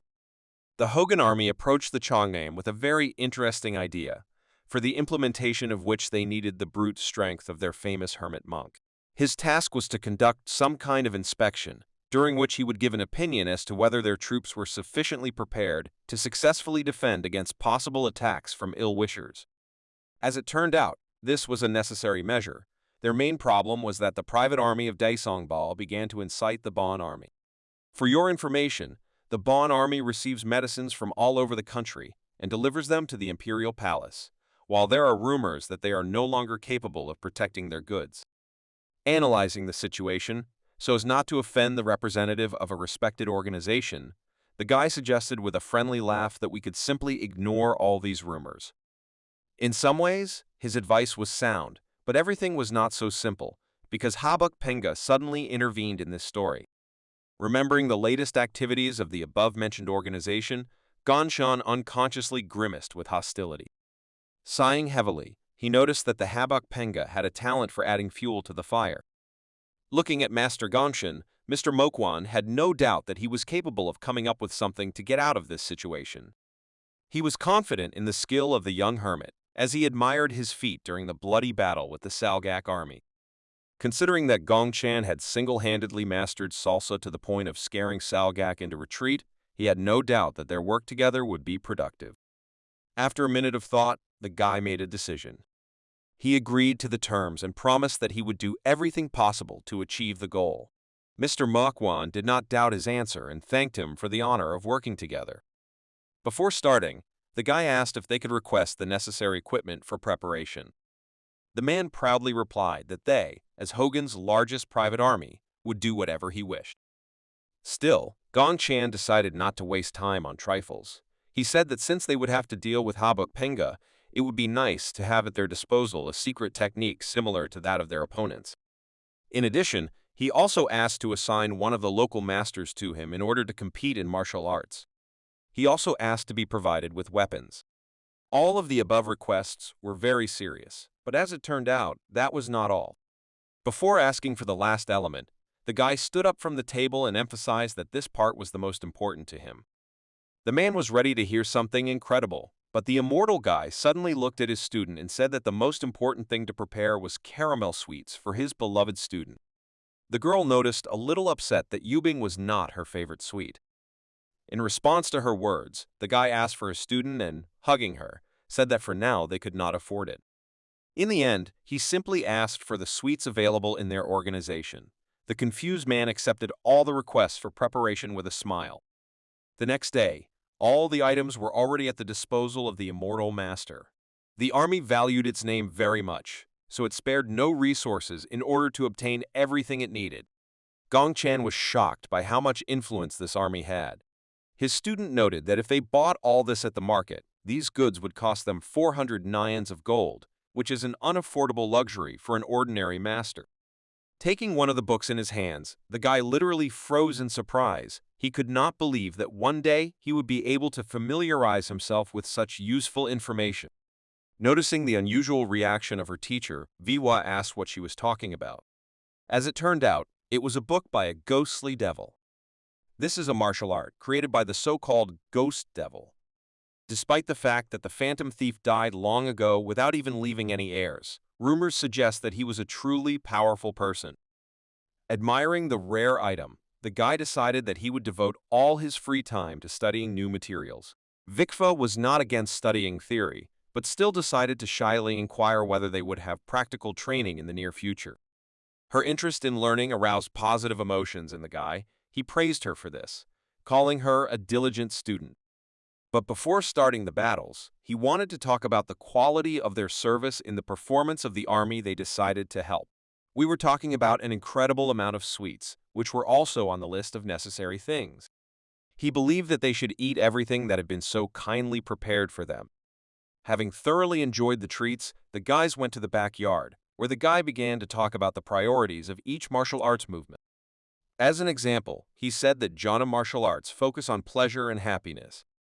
He explained that the changing of the sword is inexhaustible, and the speed is like lightning, so everyone who encounters the Jhana sword has to overcome some difficulties.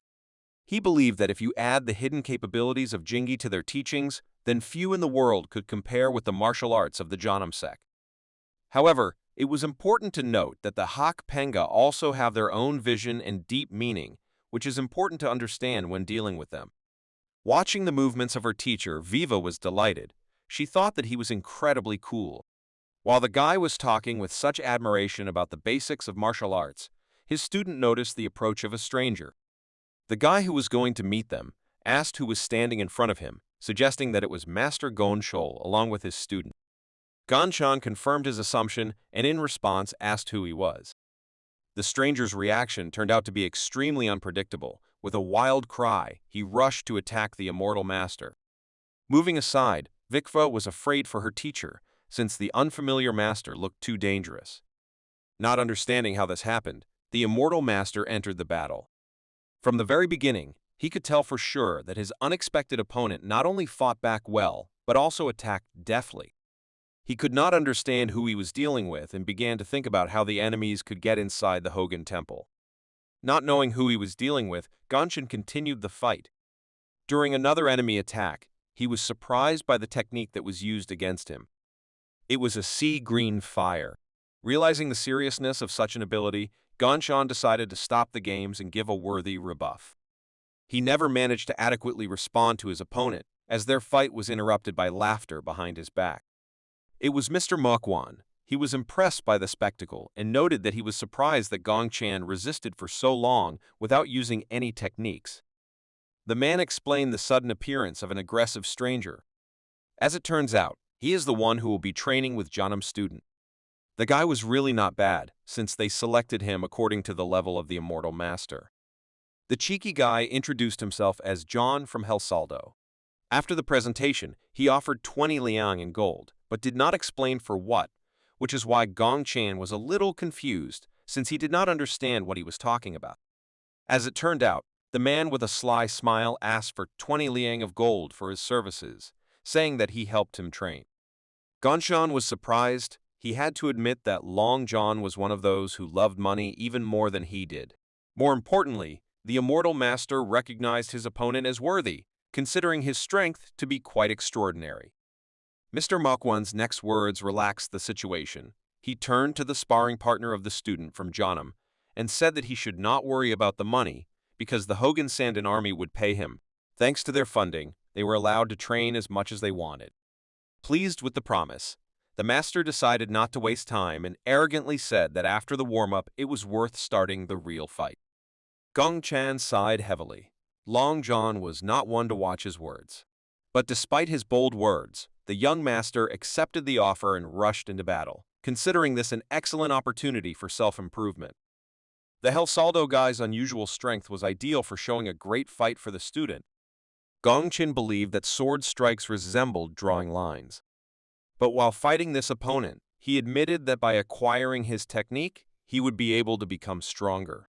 It didn't take long before the guy was able to find the weaknesses of his daring opponent. He believed that Long Pants made mistakes due to a flaw in the Blue Devil's technique. All his movements were simple, making them too predictable. Upon returning to his room, Gong Chan and his student began to discuss a recent friendly fight, where the teacher suggested that combining the Janam techniques with the features of the Jingi technique could completely change the concept of fighting. He believed that in this way he would be able to level out those flaws in his technology that limited him during past battles. Vikva agreed with every word of her teacher and diligently wrote down new information.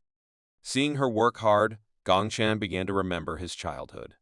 He believed that he was looking at her the way Master Suzuo had looked at her before. Having great hopes for the girl, he promised himself that he would make the name of his clan resound throughout the world.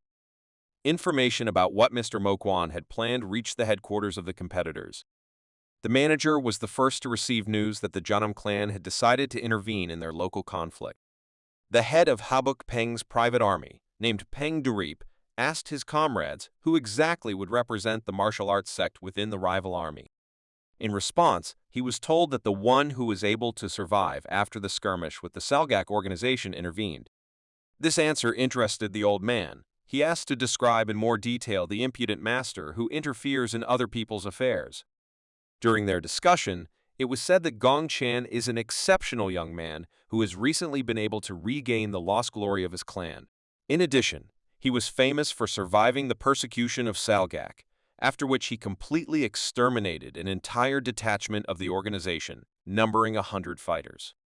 Having learned that Jeonnam was interfering in their affairs, Mr. Peng Dorip asked his eldest son what he was going to do with the insolence of the young master.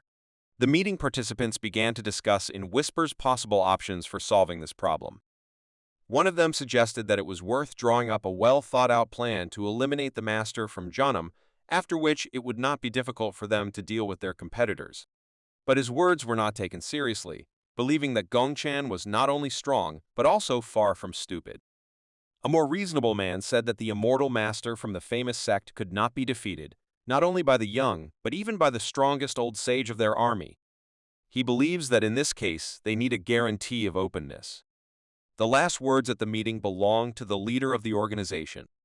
He admitted that Jeonnam had gotten a really strong young man who had exceeded their expectations and was probably an ace up their sleeve. The gentleman stated that they should let the guy work, after which they would have options to eliminate this threat.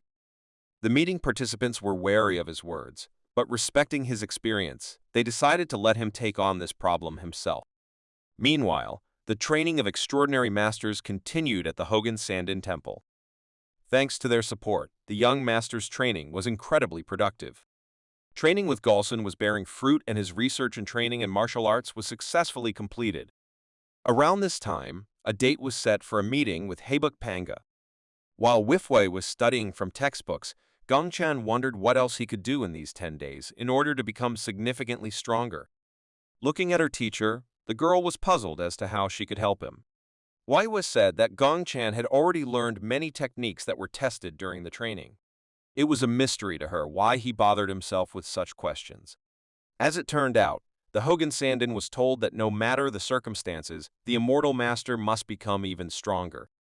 He did not seek to defeat the army of rival soldiers. First of all, he wanted to reach the level of Huagian.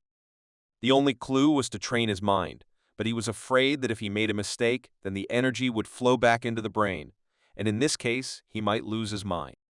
He was afraid to take so many risks, so he continued to look for ways to achieve new levels of strength, continuing to conduct research and confirm the results of training. Extremely puzzled by the master's words, Vihua asked why he wanted to become stronger. Gongchan didn't know how to answer this question exactly, so he said as an example that people who want to get rich don't actually want to get rich, but to become free from money. As a more obvious example, he said that the rich can eat any food they want, which makes them independent of the circumstances that oppress all the poor. On the other hand, the power of the rich costs them time, while the poor have more freedom over their choices of actions and plans for life.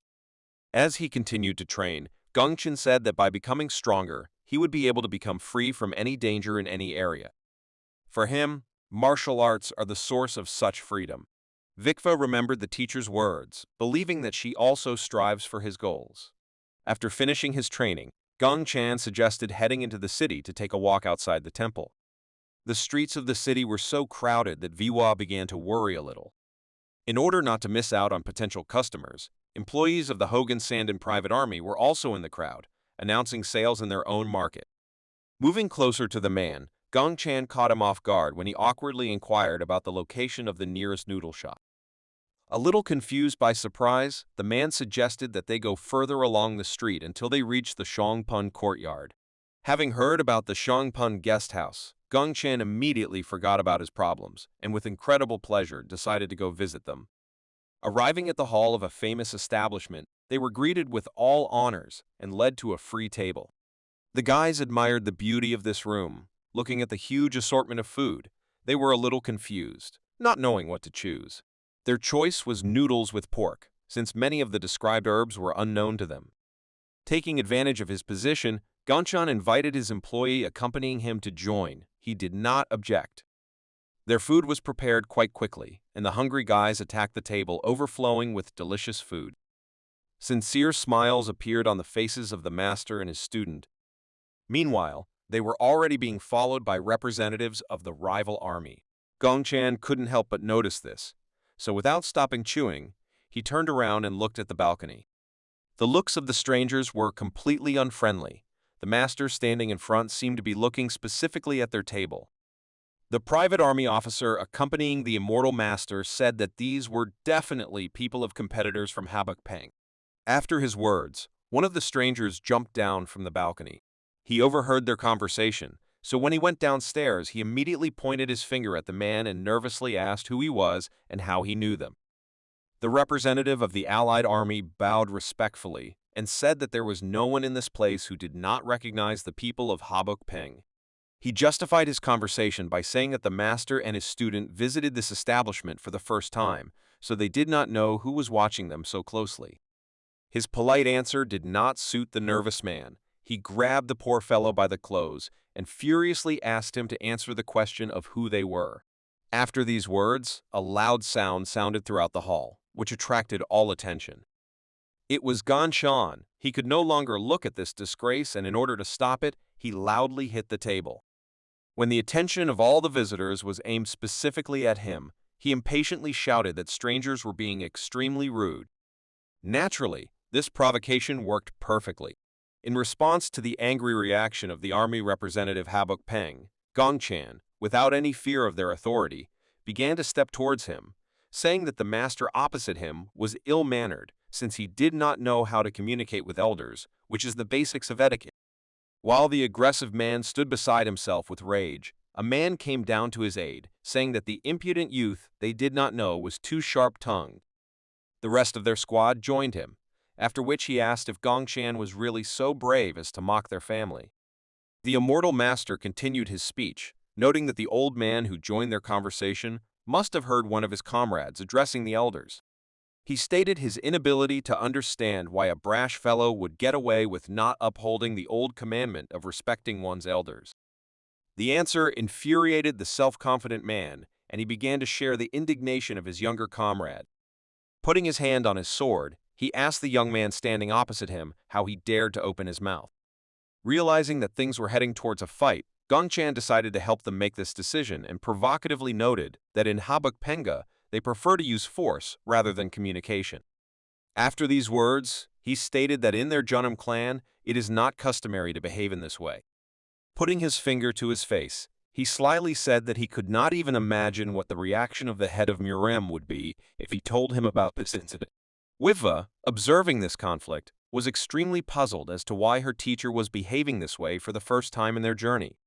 Previously, he always avoided conflicts, but this time he himself provokes enemies into a showdown using force. Naturally, one of the men could not stand it and took out his sword and aimed at the face of the impudent young man. The calm Gongchan was ready for such behavior from his ill-wishers, so with one sharp movement, moving his finger away from his face, he began to release internal energy.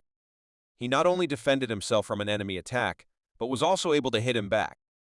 A brash member of a group of fighters from a private rival army flew back several meters, while Gongchan said that he wished that the brash and ill-mannered man would disappear from his sight, since he did not want to talk to someone who did not know manners. Despite the fact that one of the fighters flew into the wall right in front of the eldest of their squad, the man declared this counterattack a bold decision and asked the guy from Jeonnam how he even dares to tease their great Habuk clan. Gongchan replied that he did not start this conflict, after which he provocatively clarified that representatives of their detachment were unlikely to admit their guilt.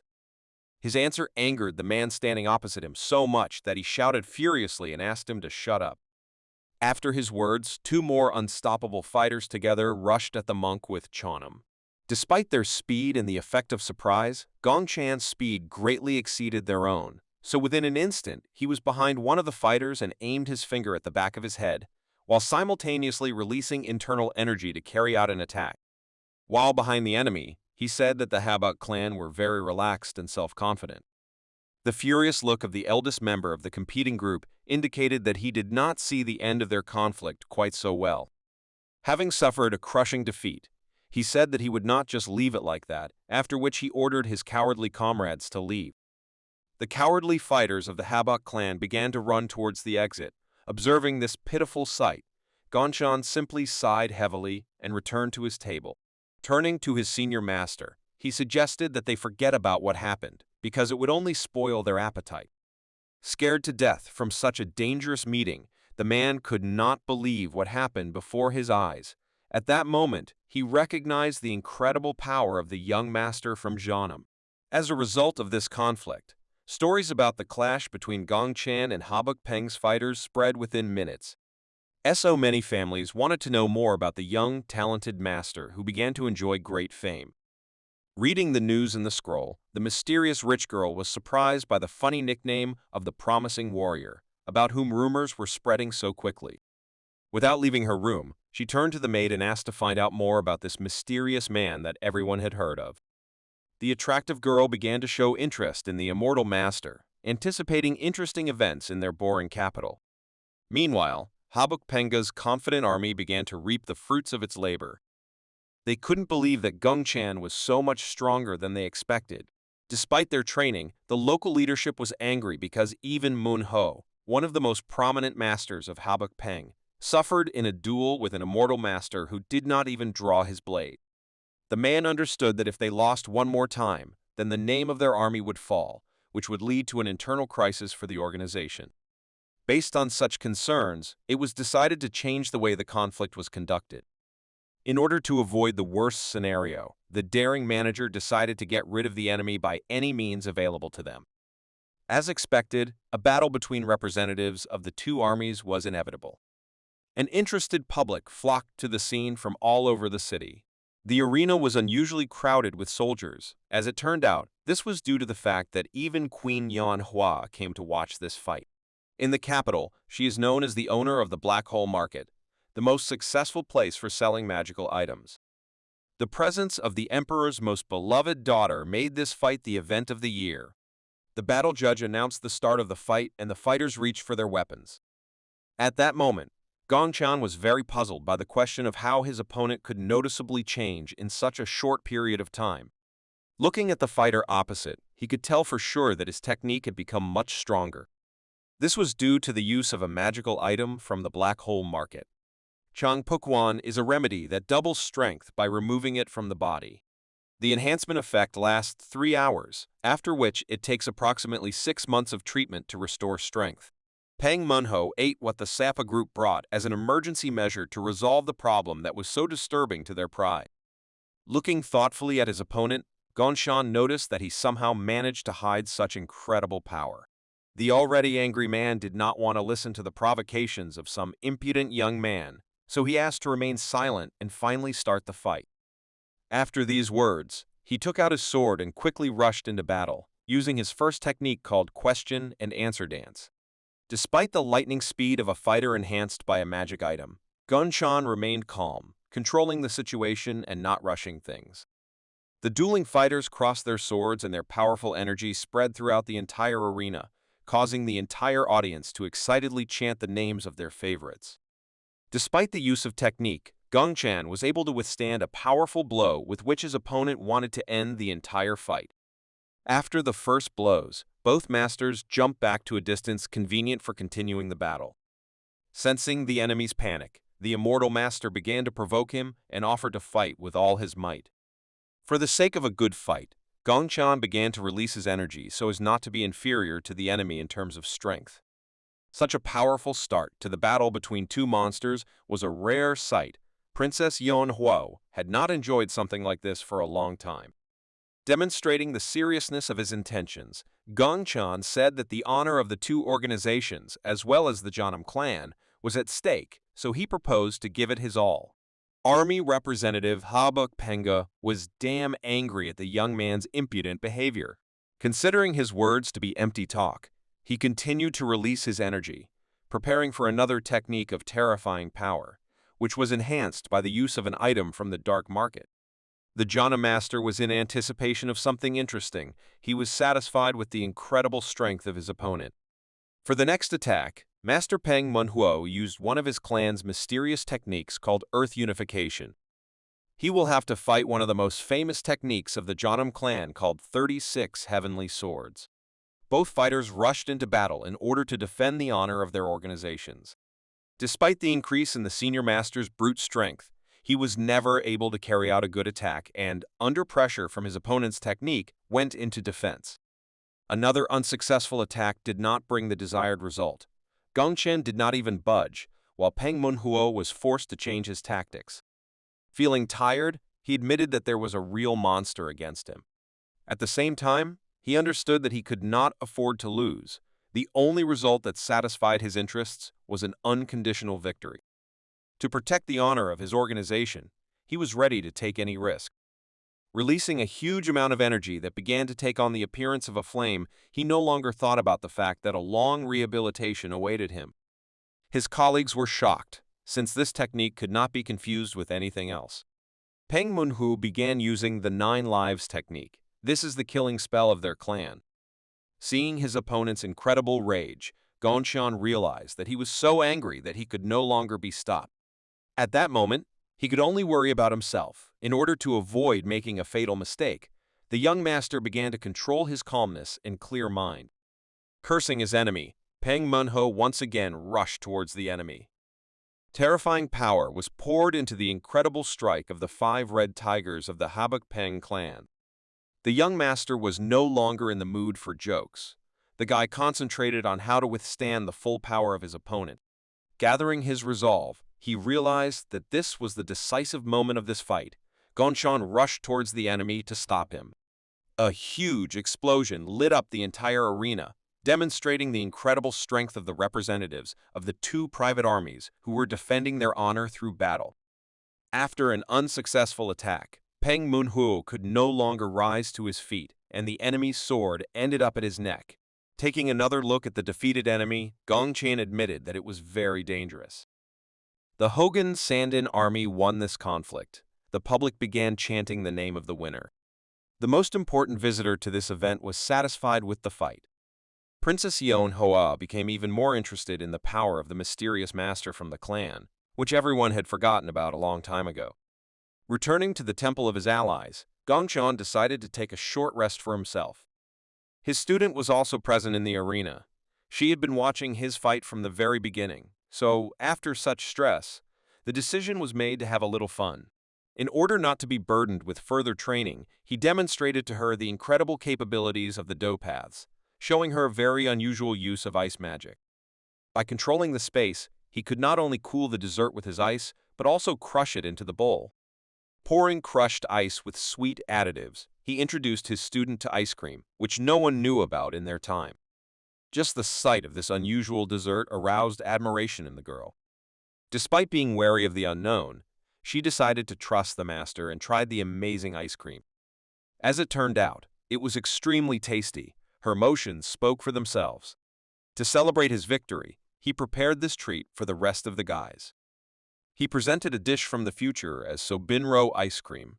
Travelers could taste his dessert every time they visited Hogan Sandin. Rumors about the delicious dish spread throughout Hogan. After the celebration, Gongchan decided that he should return home. But the rumor that he was already packing his things led to unexpected events. The Hogan army received word that Queen Yeon Hwa was going to personally visit their temple, which meant that she expected to see Gongchan as well. According to the messengers, she was interested in an incredible dessert called Song Bin Ro. The leader of the organization understood that this would change the schedule of his dear partner from Janam, so he apologized for the inconvenience and admitted that he relied on his decision, justifying the importance of this meeting by the fact that the queen has many influential people under. her command. The man also assured that he would definitely repay the master for this service. Gonchan could not refuse and admitted that this was not a problem for him, since the preparations were not complicated. The manager promised to do everything possible to facilitate his participation in servicing this visit, and once again thanked the young man for agreeing to help them once again. Wei Wei looked at her teacher, not understanding how such a young master could be so respected even among the owners of large companies. The young master began preparations to receive important guests. The student distracted him from cooking. She was interested in the reason why the head of the Sandan army was so polite to her teacher. The guy replied that it was a matter of honor, and besides, merchants, doctors, officials, and fighters were treated differently. In addition, he believes that although people are obsessed with honor, the leader's request can actually be to the detriment of the fighter, so he was very careful when asking for another favor. Wifwai did not notice this, so the teacher said that she was still too inexperienced, but when she grew up, she would learn a lot of things and be able to understand what happened that day. The ice preparation was completed. Gongchen was the only one in the temple who could use this kind of technique. A local chef with 30 years of cooking experience took it upon himself to prepare a unique songbinro for Her Majesty. Gongchen did not doubt him, so he confidently transferred all responsibility to the experienced chef. Since they had some free time, the young master decided to put it to good use by training hard with his student. The girl honed her striking technique, stance, and proper breathing. Gong Chen sat behind her and simply made sure that his student did everything correctly. Although he was planning to leave this place soon, he did not care about Queen Yan Hua's visit because he hoped that she would do something to help his allies. Just as he thought about this, one of the servants of the Hogan army appeared on the horizon, hurrying towards the young master. Gongchen asked what happened and why there was such a rush. Exhausted and anxious, the man replied in a weakened voice that Her Majesty Queen Yanhui wanted to see the immortal master in person. Such unexpected news literally shocked the guy, because he believed that he would only have to deal with making ice. One of the most attractive and influential women was already inside the temple. Queen Yanhua is the daughter of the emperor who received the most love. She is also known as the owner of the Black Hole Market. She is a woman who can make the entire capital move with a wave of one hand. She has enormous money, information, and loyal followers at her disposal. Her hobby is martial arts. She is not only talented, but also incredibly strong. People don't know this. With such a personality, she has long been at the top among top-class masters. If she had been born a man, she would certainly have become a powerful emperor.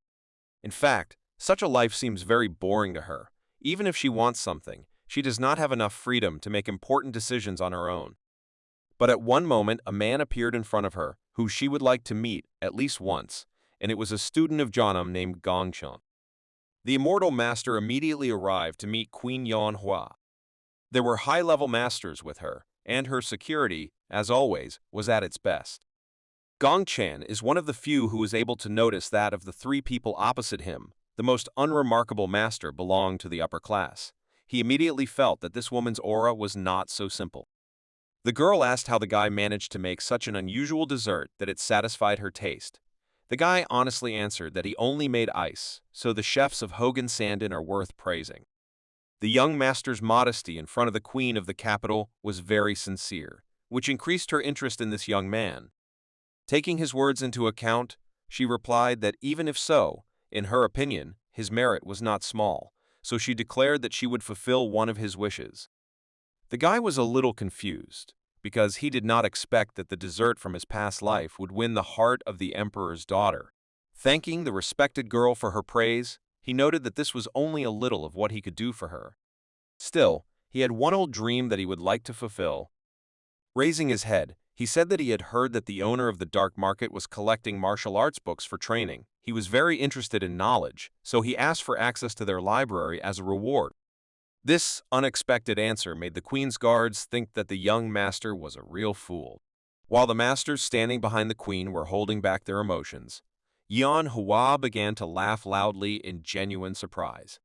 She couldn't believe that instead of something truly incredible, the immortal master only wanted access to martial arts books.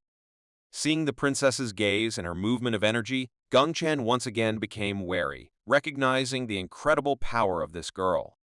Nevertheless, the unusual answer of the famous master from Cheonan once again confirmed that he is a very interesting guy.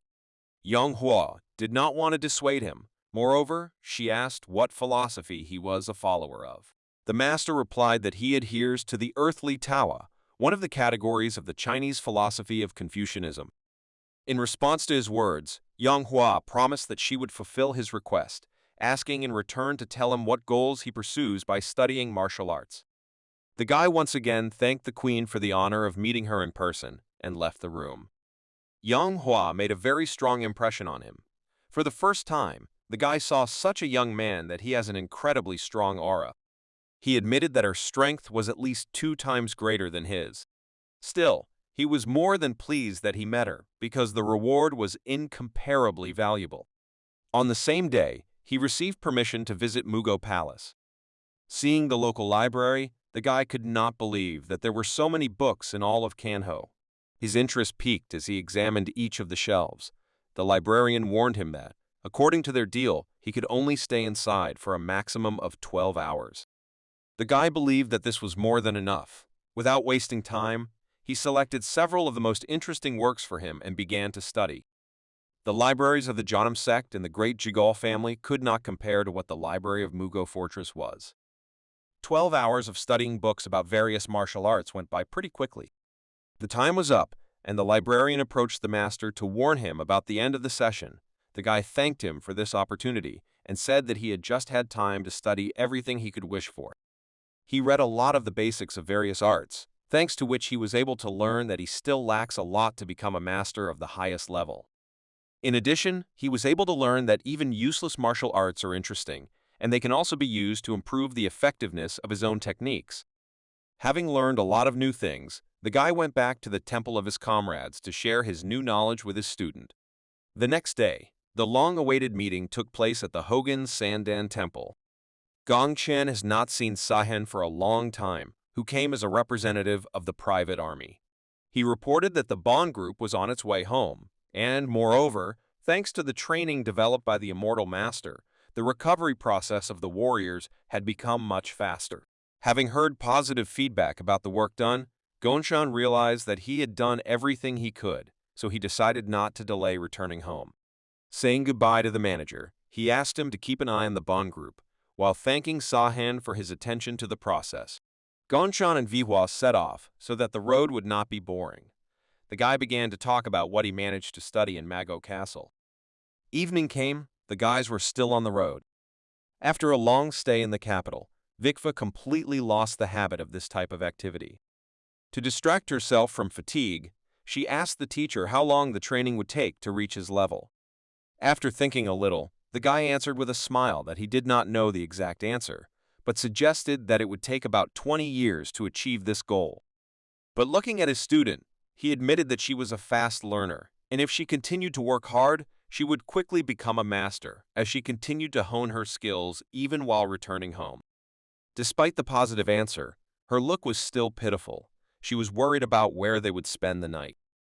The guy reassured her, saying that this time they would not set up camp because they were already very close to the village, where they could spend the night and take a shower. This answer cheered up his student and she began to walk much faster.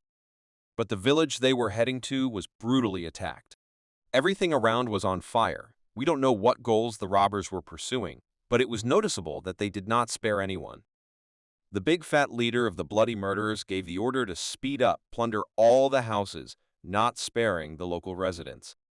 The surviving people tried with all their might to escape.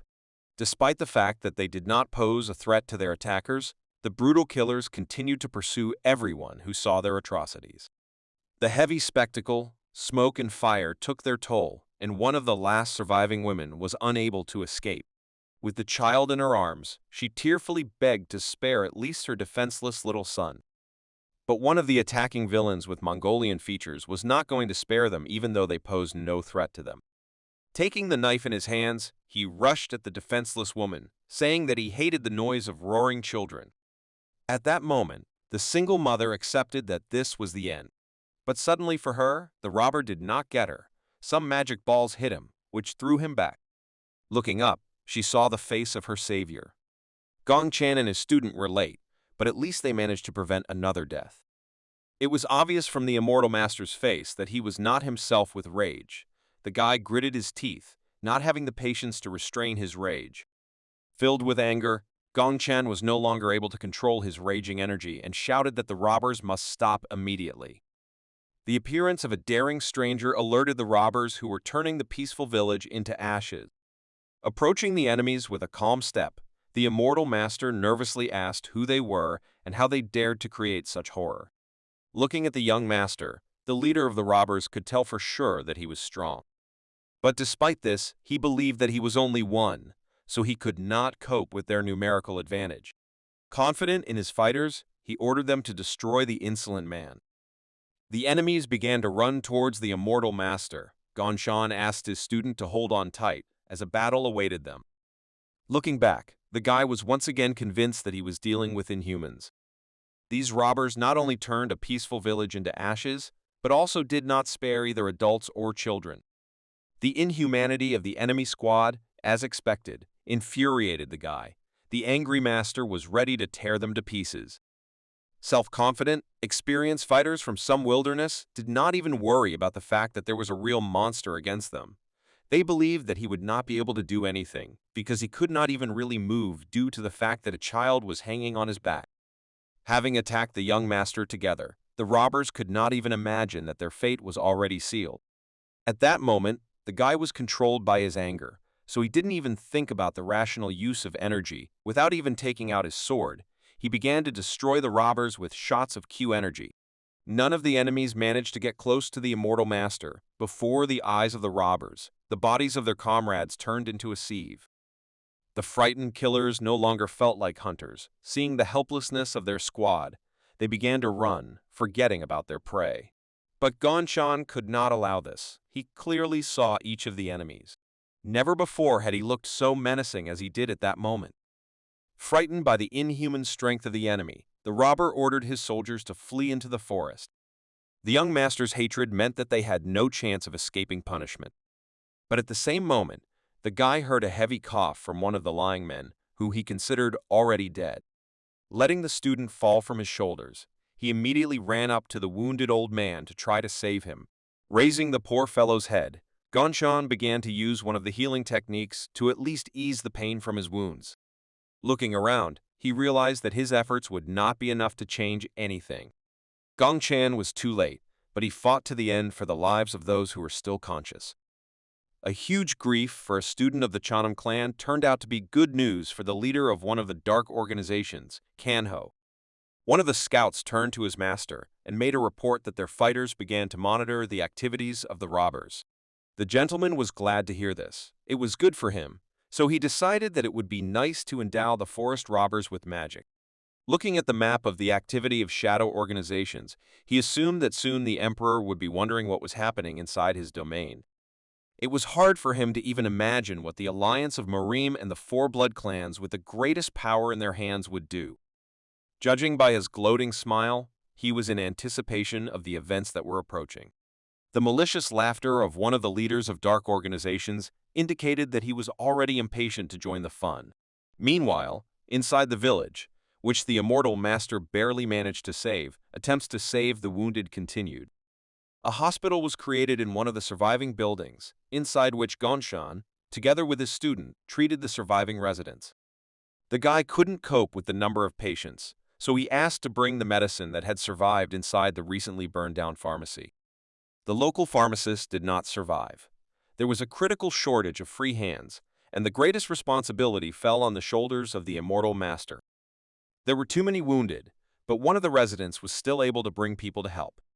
As it turned out, these were the craftsmen who were nearby. They noticed smoke coming from the direction of the peaceful village, so they headed towards it.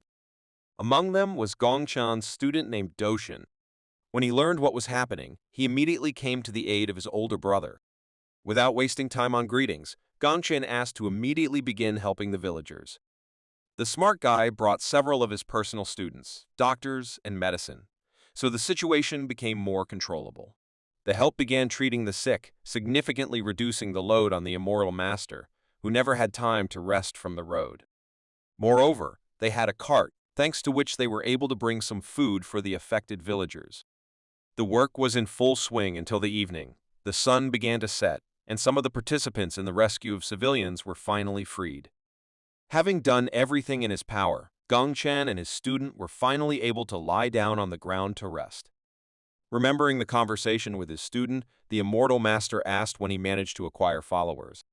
But Doshin unexpectedly replied that he actually didn't have any students, but 3 years ago he started thinking about taking his nephew as his student. This was good news, so Gongchen praised his younger brother for his efforts and asked how old his nephew was. The guy replied that he was only 3 years old, so he would introduce him to the training course when he reached the age of 6 years. The immortal master admitted that this was a great idea because 6 years is a wonderful age to begin studying the ways of the Tao. He wished his student to work hard, because then the results would be inevitable. During the conversation, they did not notice how tired Vikfa fell asleep. The girl worked together with her teacher, without looking up from the process. Returning to his conversation, Gongchen asked the student if he managed to find out where those cruel robbers came from. The guy replied that not far from this village, there is their hangout, which is called Huaranch. Having learned this, Gongchen raised his sword and said that the master should not pass by such cruel killers, so it was decided to visit the lair of the robbers. Rising to his feet, the guy walked towards the forest and asked Doshin to keep an eye on the village and his dear student. When he moved away from the extra eyes, hatred for those bastards who staged such a brutal robbery of the civilians of an innocent village appeared on his face. Closer to midnight, Gongchen finally reached the enemy fortress, which was located in the forest not far from the village. Local onlookers were doing their usual work. They felt safe, because never before had they had to face enemies who would dare to attack their fortified lair. But this time, it's time to pay what we deserve. Just one master began to administer his justice. He alarmed the guards with an unexpected attack on one of the robbers. While the frightened killers were trying to find the culprit of the attack, the master was already behind them, filled with hatred for such cruel and inhumane villains. With deft and hidden movements, he began to get rid of the guards of the walls one by one. Having neutralized the defenders of the walls of the enemy fortress, the guy moved on. Despite the low level of defeated enemies, he was bothered by a strange feeling that came from the central building of this fortress. Taking a closer look, he realized that he clearly felt the energy of the Dark Master. Moreover, it was obvious that the owner of the sinister energy was a high-level master. Besides him, there were about 600 robbers inside the building, which made it obvious that this was not an ordinary gang of thieves. The guy was filled with anger. He realized that the recent crime was not the usual action of a robber. One of the Dark Masters had something to do with this. It was obvious that the power of the enemy army was simply incredible, and those he saw in the village were just pawns. The evil energy emanating indicated that this was a devilish church. It was not just a gathering of robbers, but despite the fact that members of the devilish church were everywhere, Gongchen believed that this did not mean that they could not be defeated. The first place where the immortal master made his way was a prison, in which there were a lot of peaceful prisoners. This place was well defended. The children who were kidnapped in front of their parents could not hold back their tears. The enraged guards could not stand the noise here, so they shouted at the poor fellows and threatened with violence. The self-confident killer with a sly smile said that if the girl did not shut up, then he would end her suffering once and for all. Despite this situation, the prisoners held on to their lives with all their might in the hope of a miracle that could save them. Such a miracle turned out to be a master unknown to them, that he sneaked inside unnoticed and was able to get rid of the guards one by one. The last of the robbers was beside himself with rage and asked the stranger to tell him his name. But in response, the fast master only instantly shortened the distance and dealt him a strong blow to the stomach. Despite his incredible hatred for these inhuman killers, the young guy could not afford to kill them in front of children. Having dealt with the local waste, he gave the prisoners hope of salvation. First of all, he approached the frightened girl and promised that he would soon free her, but she would have to wait a little, since now it would be too dangerous. Having looked around, Gongchen admitted that this room was too big for a prison for mountain robbers. In addition, it was also suspicious that there were too many captured civilians here. The robbers captured everyone, both adults and children. It was difficult to predict the intentions of these killers. Why they brought so many people here remained a mystery. The palace was still unaware of what was happening inside their fortress. In order not to prolong events, Ganshan loudly greeted the local onlookers with a powerful explosion, with the help of which he managed to get rid of dozens of robbers at the same time. At that moment, the occultists realized that they were under attack. The robbers, busy with their business, did not expect such a sudden attack. Fearing mysterious enemies, one of the fortress fighters hid behind a cart so as not to get hurt during the battle. His surviving comrade told him that it was definitely some kind of master. Despite this, they could not understand why. With the master's canopy, he was wearing clothes alien to his status. The frightened guy replied that he did not know the exact answer, but he was sure that it was the clothes of the Janam clan. After these words, everything became clear. The robber realized that this was the same student of the famous sect whom they had met during the robbery of one of the villages. But just being aware of the situation did not help him avoid punishment. Sensing the energy of the young master's attack, he realized that they were dealing with the posthumous successor of Master Dashai. With just one long-range attack from the immortal master, the cart with the looted valuables rose into the air. Filled with anger, said that there was no point in hiding because he would not allow them to simply escape punishment. He promised that that night they would take upon themselves everything that they had done to innocent people all this time. The news of the Janam disciples' invasion reached the demonic church, and hearing the noise and commotion, the occultists began to come out. Their powerful aura began to spread at an even faster speed, each of them looking quite troubled. Looking at the enemy fighters, the guy understood that he would finally have to face 4 strong warriors. First, he wanted to deal with the largest of them, since he believed that it could be quite problematic. Fearing its raw, destructive power, Gong Qian planned to rip it apart the first time with one lightning-fast burst. His enemy was beside himself with anger. The released dark energy began to spread throughout the entire courtyard. He promised that he would deal with the culprit of this commotion. The subordinate thugs immediately rushed into battle, leaving their master behind. Having assessed the number and strength of the enemy squad, Gong Qian began to release energy. Thanks to his incomparable speed and acceleration, he got rid of all the villains in the blink of an eye. The next target was the thug who was protecting the entrance to the church. The guy immediately rushed to attack him, continuing to fight with his bare hands. Surprised by the power of the young master, the thug said that he had previously thought that he could cope with the pretty boy without much difficulty. The occultist's arrogant words made the guy act more decisively, so he began to release even more energy to put it into a strong blow. The loud sound and bright flash from the powerful explosion were noticeable even from the forest. The brute was surrounded by the energy of the immortal master, who tried with all his might to destroy him with the first blow. Despite all the efforts made, the man continued to resist. Although he was incredibly strong, his self-confidence was shaken when he had to take such an incredible blow to himself. This point-blank attack was called the Orvay strike. The thug's body began to be surrounded by steam. He withstood such an amount of energy, which was enough to cope with an entire squad of robbers. Although Gong Qian acted in such a way as to certainly cope with the enemy, the self-confident smile on the man's face never disappeared. Stepping aside, the immortal master continued to monitor his opponent's condition. Unexpectedly, the man raised his head and began to laugh loudly, calling the young master's attack incredible. Gong Qian didn't understand what was happening. He was sure that he had definitely damaged his opponent's insides, but despite this, he was still able to stand on his feet. Looking at the young master with a menacing look, the man said that now it was his turn. The occultist began to release a large amount of dark energy that was embedded in his huge sword. A strong blow caused a loud sound. A high column of dust rose above the walls of the robber's fortress. This blow was more than enough for his huge sword to cut even a stone floor. Despite his efforts, the robber with a scar on his face was unable to catch the guy, which for a moment disappeared from his field of vision. Having a significant superiority in maneuverability and speed, Ganshan found himself behind the enemy. So the first blow did not bring any result.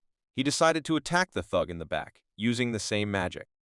His decision turned out to be correct, and this time the man began to scream in pain. Another powerful explosion shook the entire enemy fortress. This time the enemy could not resist and fell to the ground. such a powerful blow creating a large hole around his body. Believing that this thug was finished, Gunshan began to inspect the area to search for the next targets. Suddenly, he heard his opponent's deep voice begin to cough loudly.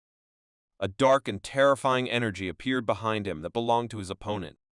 Despite being attacked at point-blank range, this terrifying opponent was able to hold his own, and what's more, he was willing to continue the battle, saying that this time it was quite painful. The next attack did not bring the desired result. Gonshin learned the enemy's technique. In the library of the Magi Fortress, he became acquainted with this type of special martial arts. The self-confident occultist, throwing his sword over his shoulder, said that he would not mind informing his enemy about what really happened. He admitted that the immortal master had very strong hands, but noted that this was not enough. As it turned out, he used a technique called immortal blood strike. Clenching his fist, he believed that this was exactly what would make him the best martial artist in the world in the future. But Gonshan disagreed with his words, answering that the immortal blow of blood would be of no use, because the result of the battle was predetermined even when he broke into this fortress. The determined guy took the enemy seriously and, drawing his sword, declared that in the next few minutes the thug would say goodbye to life, without realizing his dream of championship among the masters. Angry at the young master's insolence, the man rushed to attack, as he could not come to terms with his words. With a furious cry, he delivered the first blow, which could even split a stone. But the student Chanam turned out to be much faster. He dodged the blow and in the blink of an eye found himself behind the enemy's back. Seeing the young master's unexpected maneuver, the thug said that he could not be defeated by tricks alone. He considered the enemy's behavior to be real impudence. With each subsequent blow, his gaze became more and more inhuman. While holding his opponent's sword, Gongchan began to release his energy. The unexpected movement of Master Chana made the occultist nervous because he did not know what awaited him next. Despite the fact that the blade of the immortal master was much lighter, by strengthening it with internal energy, Gongchan was able to reduce the enemy advantage to 0. Contacting the young master's energy, the enemy fighter began to feel pain similar to flame burns. At that moment, Gongchan said that he had already understood all his habits and principles of movement, so he saw right through him. Seeing the enemy's weakness, the young master decided to put an end to their duel. The blade of his sword was at the neck of the enemy fighter. With one precise blow, he was able to finish this fight. The raid on the enemy fortress was successfully completed thanks to the strength of just one Master Hermit. Closer to the morning, Gongchan dealt with all the affairs inside the enemy fortress and returned to the village where his comrades were located. He managed to tie up the robbers and bring them with him. Dachin couldn't believe his eyes that his uncle could handle such a huge squad alone. Standing in front of the captured robbers, he said that these guys had been arrested and should be handed over to the state. In addition, he freed all the prisoners from the prison of the enemy's lair. He asked his comrades to help them return to their homes. Having finished explaining the situation, he asked where his student was. The guy replied that she was continuing to train. After these words, the calm Gongchan asked his comrade to take care of everything else. Having fulfilled his promise to the village, the master went to rest from a difficult night. While in the healing bath, the guy began to think about the enemy technique called the immortal blood strike. He managed to find out that robbers kidnap people to increase their magical power. Moreover, they needed women from the southeast to absorb their blood and thereby increase their achievements. If you follow this secret method, then following the example of that thug, the rate of healing of wounds on the body increases exponentially and the fighter becomes much stronger. So one could confidently say that this devilish magic is extremely dangerous. Filled with anger, the guy believed that calling them animals sounded like a compliment. He wanted to destroy every one of those who pursued such teachings. The news of the attack on the fortress of the allied den of robbers reached one of the larger organizations. The scout began a report, during which he informed his master that the robbers were attacked by the one who is called the Lord of Life and Death. In addition, they managed to smell the scent of the attacker's clan. Despite the disappointing news, the master of the blood cult was not upset. He believed that there was nothing wrong with encouraging fighting between clans and petty bands of bandits. This was to his advantage, because the more angry the robbers were, the sooner their time would come for military action. Anticipating the moment to attack Kanho, the man began to laugh maliciously. After rest, Gongshan returned to his worries. Having completed many important tasks, he was so tired that he lay down straight on the table. He's been inside this village for a month now. Thanks to his students, it was not that difficult. The moment he remembered his followers, Dachin appeared in front of him. Gongshan asked why his student was behaving so disgracefully, reminding him that in childhood he was a completely calm guy. Dachin replied that his activity was due an urgent matter. As it turned out, he received an order to convene a large punitive event for criminals in the Murim Alliance. Hearing this news, Gongchen asked the student to tell him more about it. The guy replied that according to rumors, even the military elite will be present at this event. He was also told that an army of more than 50,000 personnel, which included both ordinary soldiers and a small number of elite fighters, had moved there. Hearing this, Dong Chan thought about it. It seemed strange to him that the military began to move to this event in order to deal with the robbers. But despite this, the Murim Alliance was never able to intervene. Rising from the table, the guy suggested moving forward and asked the student to warn Vikva. The young master did not really like this whole situation, because he believed that this was the calm before the storm. Meanwhile, the alliance members continued to fight the robbers, who had become more active recently.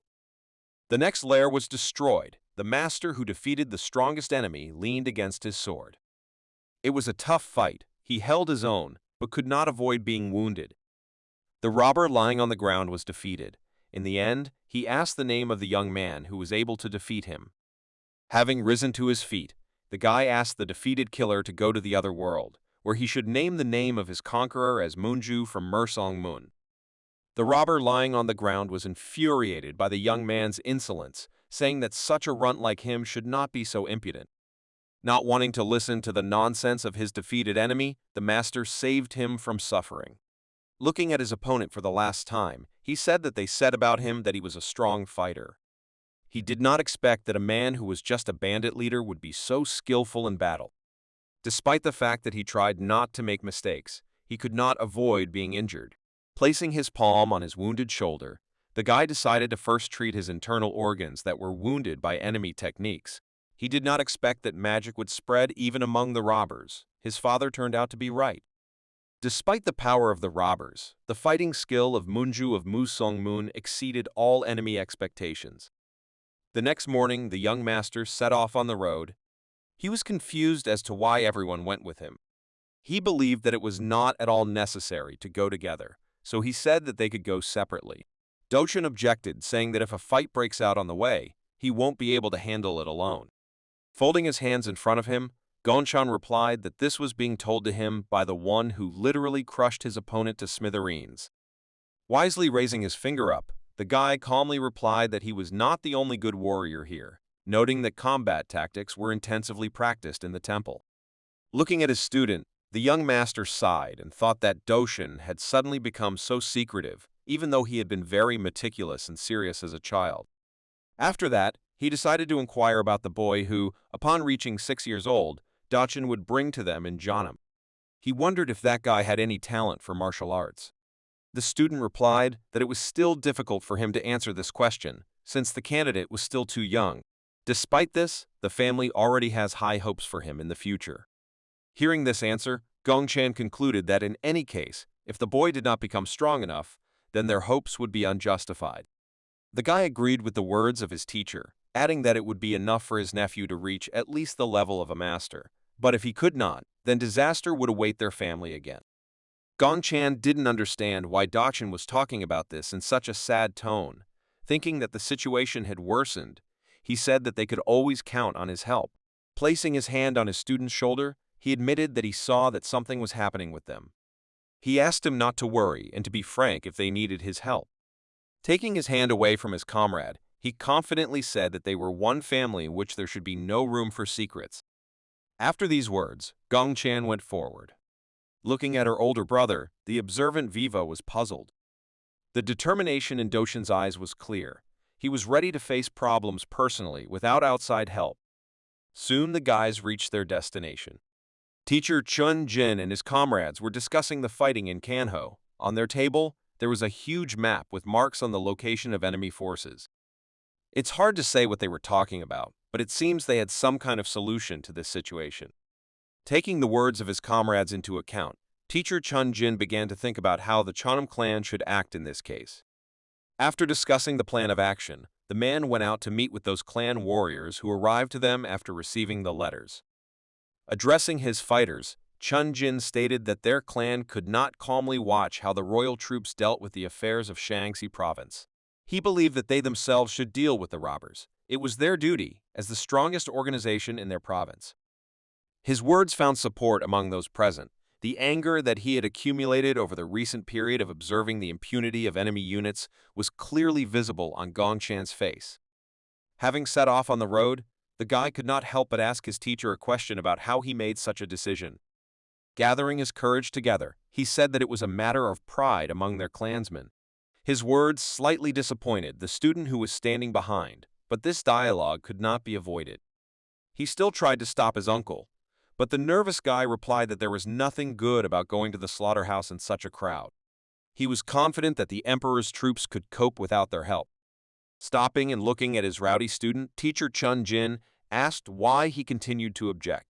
The guy replied that he did not understand their motive because the royal troops had already moved to the scene, so they should not interfere. The man replied that his student did not understand the situation. For him, the hike is a great opportunity to show everyone the seriousness of their intentions. In addition, he did not like the fact that Gongchan dared to resist the instructions of a person standing above him. The guy, a little confused, began to justify himself, saying that he did not object to his idea, but simply urged his teacher to think more rationally. Surprised by the impudence of the young master, the teacher asked in bewilderment since when he began to argue. He believed that he should help those in need and follow orders, but as it turned out, the guy only got some kind of stupidity into his head. A little offended by the above words, Gongchan thought that he had always been like this. The master of life and death, not wanting to agree with the teacher, simply looked away. Looking at the student, the puzzled Chun Jin could not understand what was happening, believing that Gongchan was obedient as a child, but over time he turned into a real rebel. Having thought about the situation, he decided that he should somehow choose a day to teach his impudent student a good lesson. The Cheonam clan were not the only ones who went to eliminate the bandits in this province. Representatives of the volcanic clan were also on their way to the same goal, led by an elder named Chon Hoja. Turning to his follower, he asked how far the Cheonam clan had gone. A martial artist named Mu Hyunja replied that according to rumors, the Cheonam crossed the outpost 6 days ago, which means that in about 10 days they will reach the security point. The elder replied that based on such information, he would reach the goal faster than their competitors. He believed that this was their chance to tell the people of Kanho about the power of their clan. In the near future, they planned to spend the night in the village, postponing the offensive until the next day. They were going to fight a fair fight so as not to ruin their reputation. Mu Hyunja took the elder's words into account and agreed to the plan of action. Chong Hoja's determination was that despite the losses, he was not going to give up position to the Cheonam clan. He believed that they had a great opportunity to restore the former glory of the volcanic clan. Meanwhile, the warriors of the Cheonam sect stopped to discuss rumors and further plans of action. Thanks to intelligence information, they have an important map. They were not sure of its reliability, so one of the important tasks was to verify the information. The fighters named Gohu and Kondo were the ones that Master Chun Jin was willing to entrust with a task of high importance. He asked them to take 3 clan students each to go on reconnaissance to check the area with the map. Turning to an experienced young tactician, the teacher counted on Gonsum. He asked what his actions would be if this map turned out to be reliable. Looking thoughtfully at the map, the guy began to think about his approach to this situation. Considering the description, he said that the road described on the mountain was too narrow and steep. He was interested in spending a little time building a new, safer road. Surprised by the answer, Chun Jin asked if he really wanted to bother himself with such actions. Gonson confidently replied that they had no other option. He asked several people to cut down trees to make a different path. The commander-in-chief of the action was interested in the young man's decision, so he inquired in which direction their new path would go. Taking another look at the map, Gonson replied that it was worth choosing the side part, justifying this by the fact that in this case, the enemies would not have time to defend themselves when attacking. Gongchan was infinitely surprised by his brother's knowledge, noting that he was an excellent tactician. After discussing all the details, preparations were completed, and the commander-in-chief announced that they would begin tomorrow. He asked his soldiers not to kill those robbers who would surrender, after which he wished everyone good luck in the battle. The next morning, the fighters woke up thinking about how to cope with their enemies and defend the honor of the Chanam clan. Despite this, Gongchan was not at all worried about the battle. He was more concerned about how his student was doing, with whom he was forced to separate for the first time in a long time. With his hands behind his head, he thought about how strong he would have to become in order to gain freedom from such circumstances. He suggested that he should rise to a status even higher than a master, believing that he needed to achieve some previously unprecedented level of martial arts. Gongchan thought that if he had not known other martial arts during that attack, he would have forever lost his precious student, who turned out to be defenseless in the face of the enemy when the barrier technique dissipated. In addition to combat skills, it was important to listen to the environment and help those around him, although he realized that it was impossible to protect everyone. The hermit held his head because he could no longer tolerate all these thoughts about responsibility for his comrades. Resolutely placing his hand on his sword, he decided not to bother himself with nonsense anymore, having decided to go on a mission. After these words, the guy headed out. Together with his comrades, he went to prepare the site for the battle. Using his sword as an axe, the guy deftly chopped down the trees that were in his way. He helped his boys make a new road, which would give them a tactical advantage over enemy bandits. But at one moment, the guy felt an enemy presence. Dozens of enemy arrows began to fly in their direction. This sudden attack took them by surprise, but was not a real threat to such an experienced master. Despite the pathetic attempt of the robbers, the road to the security point was successfully completed. Commander-in-Chief Chun Jin stepped forward to warn his enemies of the siege. He informed them that Janam would spare everyone who surrendered, while the rest would face certain death.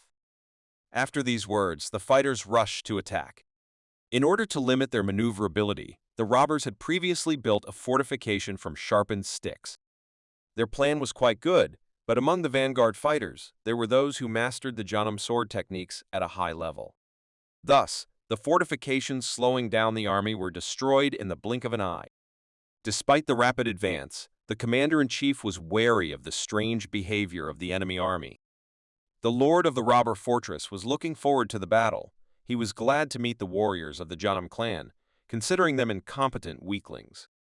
The area around the fortress began to fill with evil energy. At that moment, even Gongchan was excited. He began to recognize the nature of this technique. As it turned out, it was a spell to protect the walls, one of those practiced by the Dark Kanho organizations. Despite the danger of the enemy force, Gongchan was interested in their approach and believed that he should also learn something similar. In order to find out where this sinister technique comes from, the guy began to use the power of yin-yang. His senses began to sharpen, and the master began to move closer to the enemy fortress. Having made his way inside, he saw several strong fighters defending a mysterious man in long clothes. It was obvious that he was the same spellcaster. Having found out all the necessary information, the guy began to think about what he could do with the magical fog, which limited their visibility for attack and made them vulnerable to enemy arrows. Still, it didn't take him much time to think, because the decision was made to engage in real madness. Having quite good techniques in reserve, he began to create a small vortex right in his palm with the help of ki. Having accelerated the technique to the limit, the guy raised his hand and started a real tornado, because of which even his allies began to lose their balance. With a triumphant shout, he further strengthened his technique in order to get rid of the enemy caster's power. After the guys recovered from the unexpected madness on the part of their younger brother, they noticed that the fog had disappeared. The old toothless spellcaster could not believe that among the ridiculous Janam fighters, there was one who could resist his long-proven defensive technique. Despite the failure, he was glad to see such resistance. For him, the battle began to seem less boring than he expected. He clearly saw the performer of the recent tornado. Since he was able to destroy his protective spell, he admitted that Gongchan is not as simple as it seems. Having stopped maintaining his technique, the Master of Life and Death was surprised that his opponent believed that the Masters of the Jeonnam clan were simpletons who could be fooled. In order not to be verbose, he decided to prove the opposite and, using a jump and instant acceleration, went inside the enemy fortress, bypassing the fence. While in flight, the determined hermit shouted that he would destroy the self-confident caster before he could lift a finger. Despite his enormous speed, the old man was able to stop Gongchen using only one hand. He began to smile as he was looking forward to an interesting battle with the daring young man. Gongchen realized that everything would not be as simple as he thought. In order not to waste such a wonderful chance, Teacher Chun Jin gave the order to his students to immediately go on the attack. Brave warriors rushed to the aid of their energetic younger brother, who had already found himself inside the enemy fortress. Several powerful fighters from the robber fortress had already rushed to meet them. A guy with long hair and a huge muscular body was arrogantly surprised that he would have so many toys that they came to try the power of his axe. Analyzing the power of the enemy, Teacher Chun Jin was able to determine that among the bandits there were 3 masters of magic and martial arts. In addition, he saw how defensive dark magic greatly increased their strength. Drawing his sword, he addressed the enemies and said that on this day, Jeonnam would put an end to them. After saying these words, he used the power of his sword and made a long-range attack. As expected, the magic-fortified bandits were able to cope with this attack. In fact, they began to mock him, saying that it was too easy for them. After this, many enemy fighters found themselves behind the Jeonnam army's offensive commander-in-chief. Chun Jin was shocked because he had not previously noticed the presence of 8 more masters of the bandit squad. While the main forces were trying to get inside the fortress, Gongchen was already starting a duel with the enemy spellcaster, which caused them the most trouble. First of all, he emphasized that the jokes were over, after which he asked how many masters they had among the robbers. The old charmer was once again surprised by the daring young man's powers of observation, admitting that it was supposed to be a surprise. Despite the spoiled surprise, Gongchen honestly answered that he did not expect so many dangerous criminals. With an admiring look, the caster asked the master how, among ordinary Jeonnam warriors, someone like him turned out to be. He described the immortal master's face as being half dragon-like, and his interest in the youth's personality continued to grow. Gongchen asked again, since he did not understand the mysterious speech of his opponent. The old man replied that the young man would not become the hero of this attack, since he would remain just a brave madman who was unlikely to live until dawn. Not wanting to listen to nonsense, the guy replied that he was too busy to listen to his chatter, so he suggested moving this conversation to the moment when they met in the next world. After these words, he rushed to the attack. Anticipating a quick victory, the arrogant caster began to release a huge amount of dark energy in order to use one of his techniques. The enormous power that was collected by the toothless grandfather headed towards the immortal master. An explosion of enormous power raised a huge wall of dust, causing visibility to deteriorate greatly. But when the ardor began to fall, instead of seeing the enemy's lying body, the caster was unable to detect a single trace. Looking up, he realized that the young master was much faster. Gongchen switched to close combat, throwing away his sword. He relied only on the brute strength of his fists and the use of techniques that required energy. His opponent really liked this decision. The caster was ready for such an outcome, having golden gloves on his hands. He admitted that the perky young man knows how to surprise. Being ready for any event, Gongchen said that he is always ready for such battles. Recognizing the power of his opponent, the old man began to release ominous energy, directing it towards the Jeonnam student. The old man began to use a dark spell, a technique that creates very dangerous magical hands, contact with which should be avoided. Understanding the maneuverability and convenience of this tactic, the young master decided not to avoid a collision and prepared to fight back. Gathering energy into a fist, he shouted the name of the technique under the name Orvikshonen. His guess turned out to be correct, and this skill proved to be powerful enough to compete with the enemy's spell. The tension began to increase, and the guy released an even greater amount of energy, and, having destroyed the enemy's magical hands, went on a counterattack. The old man did not have time to react and, having taken this blow, admitted that Jeonnam School has a good base with which it is difficult to compete. Without saying a word, the enemy caster began to use another technique, during which ominous shadows began to form that stretched towards the young master. Due to his carelessness, Gongshan was caught by one of these shadows. Despite this, he believed that it was not enough to stop him. To free himself, Gongshan began to use lightning magic, which began to compete with the shadow. Releasing even more energy, the guy reused Orveshinin, sending an incredible amount of force towards his opponent. Such a powerful technique acquired incredible dimensions in the form of a raging dragon. The powerful electric shock was unable to reach the old man caster. Despite Gongshan's attempts to finish this fight with a series of powerful blows, his opponent managed to escape. Although the young master was unable to get rid of such an inconvenient enemy, he temporarily knocked him out of the fight, which had a positive effect on the course of the fight, so without wasting time, he rushed to help his comrades. The battle between the robbers and the Cheonan students was in full swing. Magic-enhanced fighters were a serious threat. Commander-in-Chief Chun Jin was forced to take on 4 enemy fighters at the same time. He barely had time to fend off all the heavy blows of these ferocious warriors. Pressure from the enemy did not give him freedom of action. He could only hope that everything would be okay with his comrades.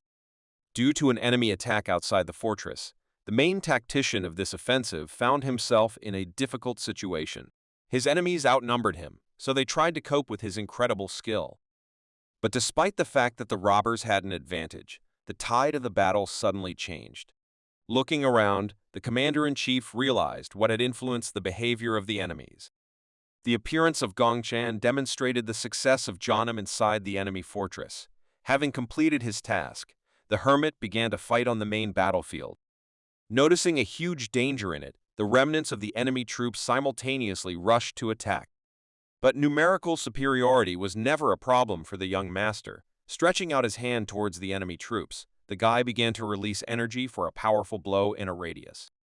Even after the battle with the old cultivator, his strength was enough to deal with them without any problems. Having gotten rid of a dozen robbers at the same time, Gongshan made it clear to them that the outcome of this battle was already a foregone conclusion. The guy's behavior increased the morale of the Cheonan squad and instilled fear in the souls of their enemies. With his epic appearance turning all attention on the young master, the battle began to grind to a halt. Having demonstrated his incredible strength, the guy declared that Jeonnam would spare everyone who refused to fight. Seeing the incredible power of the young master, the robbers began to doubt that they had a chance of victory. As it turned out, only one master was truly able to change the course of the entire battle. One after another, the enemy fighters began to refuse to continue the battle, admitting their defeat. Suho Palace fell in battle against the Jeonnam clan, and the world learned about all the atrocities that were committed there. Despite the positive reaction from the whole world, for the masters of the Jeonnam clan, this was not just a victory. This battle had special meaning for them. Thanks to this siege, they were able to see with their own eyes the strength of their young hermit master, which they only knew about through rumors. The success of the Jeonnam clan fueled the interest of other martial arts sects, and some of them began to take decisive action. However, one of the enemy fortresses, the Decent Palace, turned out to be not a place where it was easy to gain glory. The troops of the Kanho members were defeated without a single chance of victory, which rather led to logical consequences. In the main building of the Volcano clan, this news raised many questions. The head of the organization named Sean Doja was beside himself with anger. According to survivors, out of 150 masters of their troops, only 3 were able to survive the clash. Reporting on recent events, the advisor asked his master to remain calm, saying that they were continuing to reconnaissance of the situation through the poor people and the Hao clan. He wanted to get more accurate data. Despite the calmness of the advisor, the head was beside himself with anger, as he could not come to terms with the fact that there were robbers who could withstand the power of their clan techniques. Nervously hitting the table with his fist, he ordered that those responsible for their failure be found. The pupils of their clan died, and they, as defenders of their pride, could not let this pass from the hands of their enemies. Filled with rage, Sean Doja was more determined than ever. He was going to make his enemies taste the real wrath of the legendary volcanic clan. Upon returning to the Jeonnam clan fortress, Gongqin began studying his brain. He was interested in the higher core of energy, which is responsible for the brain itself. He knew what only a few knew, the truth about what actually happens to the absorbed energy.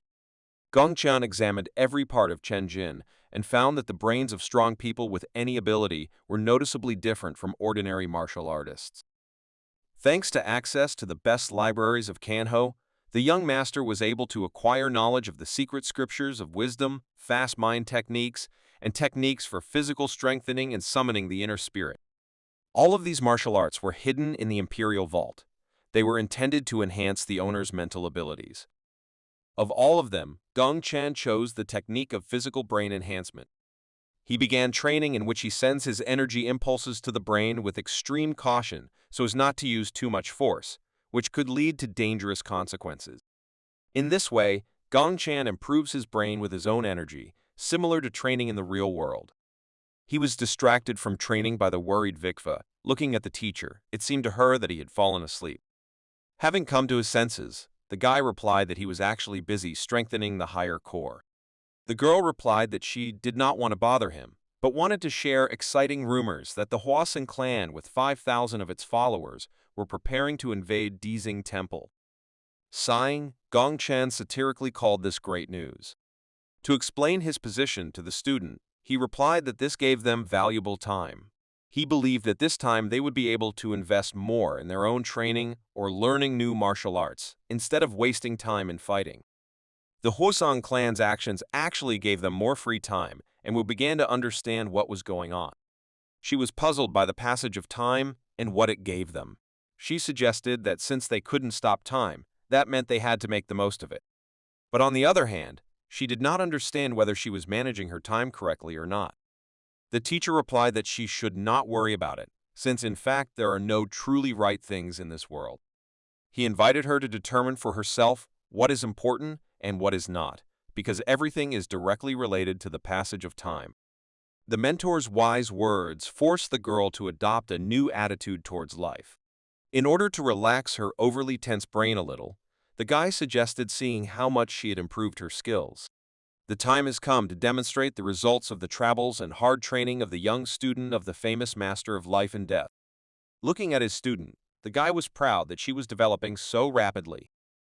Let's return to the disturbing events within the Hwasun clan. A charismatic man in heavy armor and a long sword loudly burst into the inner palace of the fortress. This daring guy is an army general named Ji Seong. He ordered his soldiers to immediately prepare for a raid. The loyal fighters, wearing the same heavy defense, respected his order and began to carry it out. According to the general, they planned to move out the next day after sunrise, so he demanded that all other fighters be ready by then. The decisiveness of his behavior was probably related to the recent failure, which greatly affected their status. Together with the master of the martial arts clan, they were ready to do everything possible to take revenge on the daring offenders. They couldn't just come to terms with what some robbers did to their fighters. Despite what seemed like the right decision on the part of the gentleman did not say anything to him. But it was clear that he was also dissatisfied with the state of affairs. Their discontent was due to the increased activity of the clans that would follow Taoism. They had already begun the battle with the robbers in full force, and dark cults followed. Despite their incredible brute strength, the skill of their opponents put incredible pressure on them. The enemies fell one by one and the robbers' chances of victory disappeared. This was the work of one of the masters of the Jeonnam clan. As a representative of the path of Dao, she could not miss such an opportunity to bring justice within her region. The thugs with their bodies altered by the influence of dark magic could not resist her skill. It was Sister Gonin. Her light movements did not give any chance to her enemies. The Jeonnam clan's techniques in her hands were what changed the course of the battle. Cutting blows at a huge distance did not allow the robbers to approach her even for a short distance. The enemy fighters were easily defeated despite their body enhancements. Looking at one of the defeated enemies, the girl was surprised because it was obvious that he was controlled by evil energy, which is more similar to the key of sinners. The fact of the presence of such energy made her nervous because it was not known where such power came from in the hands of ordinary forest robbers. Having dealt with the remnants of the enemy unit, she heard the cry of her allies. As a result of the difficult battle, many fighters were wounded, but they were still able to stand on their own. A Jeonnam clan Taoist named Gang Biome was the one in charge of this night operation. Despite their well-thought-out tactics, their strongest sister's strength was already at its limit. In addition, the rest of the fighters were also on the verge. Almost all of them were wounded, but they managed to avoid death. Ganbiome made the right decision to leave this place. He could not risk his squad, so he ordered Sister Gonin to bring his comrades in order. Next to them, there was a small town where they were going to have a short rest. Despite such important actions on Chunum's part, Gongchang was not involved in the battle. While the followers of the Path of Tao were operating with small groups of occultists, representatives of the volcanic clan set up a military camp not far from the Dizan Palace. The army general and his advisors discussed the state of affairs and their future plans. Jianxiang was very serious. He ordered his soldiers to strengthen their defense with constant vigils. He wanted to ensure that not a single one of their soldiers suffered at the hands of the enemy that night. The order was accepted and the soldiers went to their positions. An insidious smile finally appeared on the face of the commander-in-chief of the offensive. He believed that he would soon destroy the enemy forces. The intelligence of the robbers did not sleep. So soon news about the preparation of their opponents reached the Dazan Palace. The man sitting on the throne was the new master of this fortress. An advisor was already standing in front of him, who had come with a report. The power of this big man spoke for itself. His weapon was a huge axe, which an ordinary person would hardly be able to handle. A follower of Manhwa, a student of Jilno, shared rumors that representatives of the Hwasan clan had set up a camp not far from their fortress. The head of the palace, named Kim Dazan, was looking forward to the meeting. He was ready for this and was just waiting for the opportunity to demonstrate his strength. Despite the master's already utmost confidence, Jilno believed that they should not worry since they were well prepared, and the enemies would not be able to pass through their magical barrier. Kim Dazan agreed with his words. He asked not to relax underestimating the enemy army. As it turned out, his plans included the experimental use of their new weapon. It was a Chinese zombie that they managed to get during negotiations with one of the secret organizations. Since they were not affected by the magic field, he was sure that with their help, they would be able to gain some time.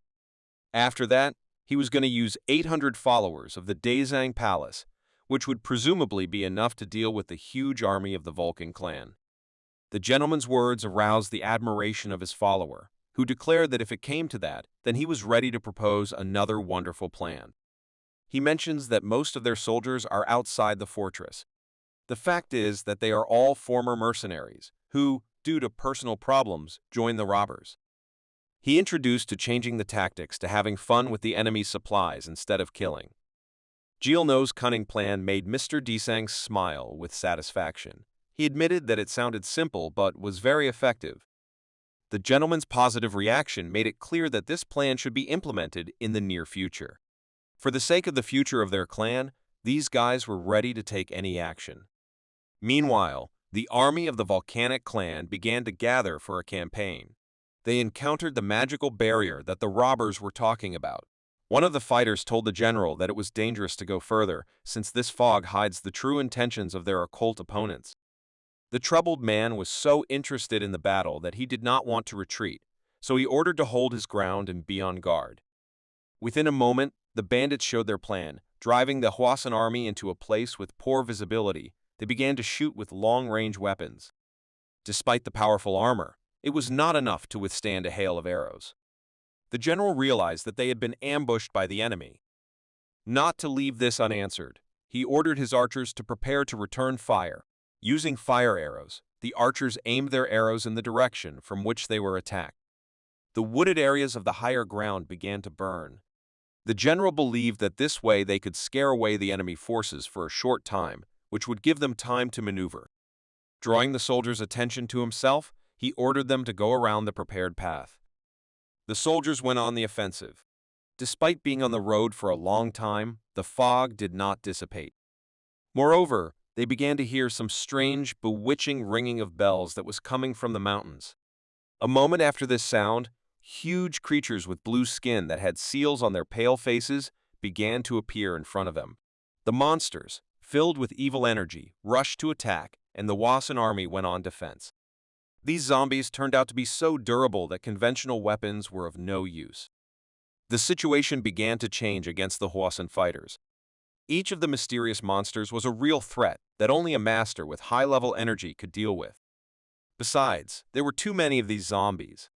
Ordinary followers of the volcanic clan could not resist such power, so they could only flee.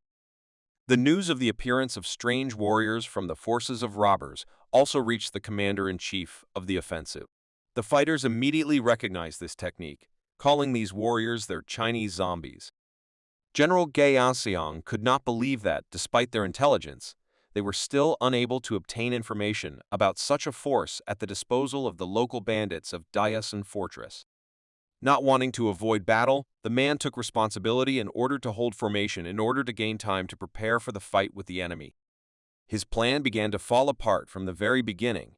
In addition to the magical barrier in the form of fog, another headache in the face of Chinese zombies began to delay their arrival at the enemy fortress. Although the general underestimated the strength of the robbers, he was not going to retreat. While local clans tried to defend their honor with rash actions, Gongchen continued to improve. This time, he arrived at the request of his teacher to familiarize himself with new material.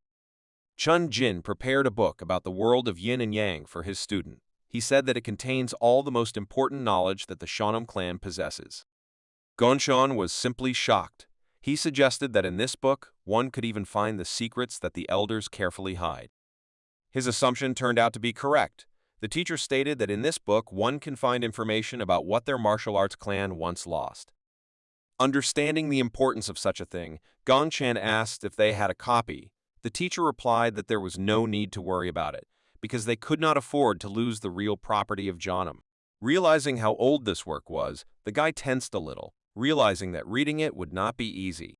Despite his reaction, Chun Jin said that he did not doubt the abilities of the master of life and death. They had high hopes for the guy. The elders believed that he would help develop their clan by analyzing the information in this book. Despite the mutual benefit, Gongchen began to show off and ask for something in return, mentioning that his teacher had a fairly thick wallet. In order not to be provoked, Chun Jin answered with a question and asked why Gongchen did not study the martial arts of their clan, but preferred the arts of enemies and competitors. The guy replied that in his opinion, Janam knowledge is not enough, since from it he cannot learn to either climb walls or dig the ground, so he believes that he should not limit himself to only them. The teacher was dissatisfied with this answer and stated that Gongchen was wasting his time learning useless techniques during the time when Janam was not a place for fun. Despite the teacher's dissatisfaction, the guy asked not to worry about his training, saying that all his training gave incredible results. Taking the book provided, he promised that he would learn everything that was written in it. Looking at the text, the guy decided to spend his time productively. The long-lost knowledge was not at all easy to study, but having free time, Gongchen was ready to devote himself entirely to the development of the clan, to which he owed his life. The battle inside the forest near the Daisen fortress led to the first consequences. Entire units of the Hwasun army were ambushed by the enemy and destroyed by archery fire. The commander-in-chief was beside himself with anger, so he did not spare the things around him and destroyed the tactical table with a blow of his fist. Turning to his ward, he nervously asked how it happened that in such a short time they lost 2,000 warriors. The worried man did not know the exact answer, but said that their enemies were able to do something incredible because their supplies disappeared somewhere and the soldiers began to starve, which is why their morale dropped greatly. The supplies were initially well guarded, and such news led the commander-in-chief to even greater anger. He did not understand why the imperial soldiers could not stop the gang of thieves that got their hands on their property. A follower of the volcanic clan explained this by saying that, as it turned out, the robbers possessed mysterious dark magic, which they had never heard of before. Despite their heavy armor, enemy arrows easily reached the bodies of the fighters. Those arrows were imbued with evil energy, so ordinary soldiers were unable to block this attack. Plus, the Chinese zombies gave them a troublesome ambush, suddenly attacking them from the fog. In addition, the fog never cleared. Many exhausted and hungry warriors got lost in it and remained in the forests. The difficult situation made Ji Yanxian think about how to change the plan. Despite the failures, life had taught him nothing, so he decided not to retreat and gave the order to gather those who could still stand on their feet in order to continue the offensive. Filled with anger, the man was still confident in his abilities. He was ready to tear the enemy leader to shreds. Suddenly, he heard an unfamiliar voice that said that the general was unlikely to succeed. Taking a huge spear in his hands, he shouted to the stranger that he should show himself, instead of cowardly hiding among the camp. The powerful cutting blow never reached the enemy's body. The destruction did not produce any result. In response to this, the mysterious voice said that he did not want to get acquainted because he did not see the point in it. Using a mysterious technique, the stranger said that he still wouldn't mind giving his victim a hint about who would be his killer. The general, tense from the battle, stared at the technique unknown to him, suggesting that this was one of the dark illusions in the villain's disposition. His assumption caused laughter from the stranger. He replied that evil and fair things are completely different concepts. Stretching out his hand towards the general, the stranger said that his end had come. Many hands began to restrict Jianxian's movements, and the panicked man could not understand what was happening. Having caught and completely immobilized the leader of the troops of the volcanic clan, the stranger decided to give his name. The face of the technique introduced itself as Samano. He stated that the dead man did not deserve to hear more. Immobilized and helpless, General Jianxiang became a victim of his own ambitions. His cry filled the forest and meant the defeat of the Wasan army, consisting of 5,000 well-equipped followers of the volcanic clan. While events at the Daisen fortress were going completely according to the plan of the robbers, the young master's diligent training continued within the Chanem clan. Being close to the teacher, Wifwa devoted herself entirely, honing quick movements and gradually learning about her own energy. Her teacher sat in the lotus position, honing the fusion of his own yin and yang. This process was far from simple. The guy did not understand what he was doing. Scratching the back of his head, he admitted that the book was written by real geniuses, but their cryptic explanations of concepts were incomprehensible to him. Having completed the unsuccessful attempt, he distracted his student and suggested that they go eat to restore the strength spent on training. Overflowing with energy, the girl breathed a sigh of relief. Despite the difficulties in his own training, for the master of life and death, the success of his student was the best reward. Heading out for lunch, Gongchan and the student joined most of the Janam followers for their meal. The hard training had noticeably exhausted the boys, and they ate the food as if they had been traveling through the forest all day. The girl perfectly understood the importance of food, so she tried to keep up with her mentor. Rather, another disciple of the immortal master also joined them. He was a little unhappy that his dear teacher did not warn about his intentions to eat and went to lunch without him. Gongchan replied that he was not going to report on his every step, explaining his decision by saying that he wanted to eat in peace, like an ordinary person. The teacher's rudeness greatly offended his student. Surprised by the answer, the master of life and death said that his younger brother should serve his master instead of always following his older brother. As it turns out, the young fighter's master is busy training. As it turned out, after he became so strong, his mentor awakened the spirit of competition, and therefore he returned to hard training. After finishing the meal, the guy thanked the students for the company. Getting up from the table, Gongchan asked the young student if she would like fruit for dessert. With a smile on her face, the girl did not refuse sweets. The younger brother got angry and said that he was also not against fruit, but Gongchan, putting his hands on his side, replied that big boys can eat food themselves. An argument about food started a real conflict, and Gongsen declared that his teacher's behavior was inappropriate. Gongchen replied that his success is due to the fact that he is not picky about food and will never leave himself hungry. Putting his hand on the student's shoulder, he asked him to take such things more simply, because it would be easier to gain experience. Their awkward dialogue was interrupted by the appearance of a noisy student. The excited guy interrupted the master of life and death and said that he had received an order from above. The elders wanted him to return to the battlefield. Not wanting to break away from training, Gongchan asked if they had a good reason for this. The guy replied that during the recent offensive operations, the Allied troops were destroyed. The defeat of an army of 5,000 people was unexpected news that shocked the brothers. This event forced the leader of the Janam sect to gather the elders together to discuss the actions of their organization in relation to the problem in the region. From the available information, they managed to find out that the emperor was beside himself with rage, since more than 5,000 soldiers were lost during the recent operation.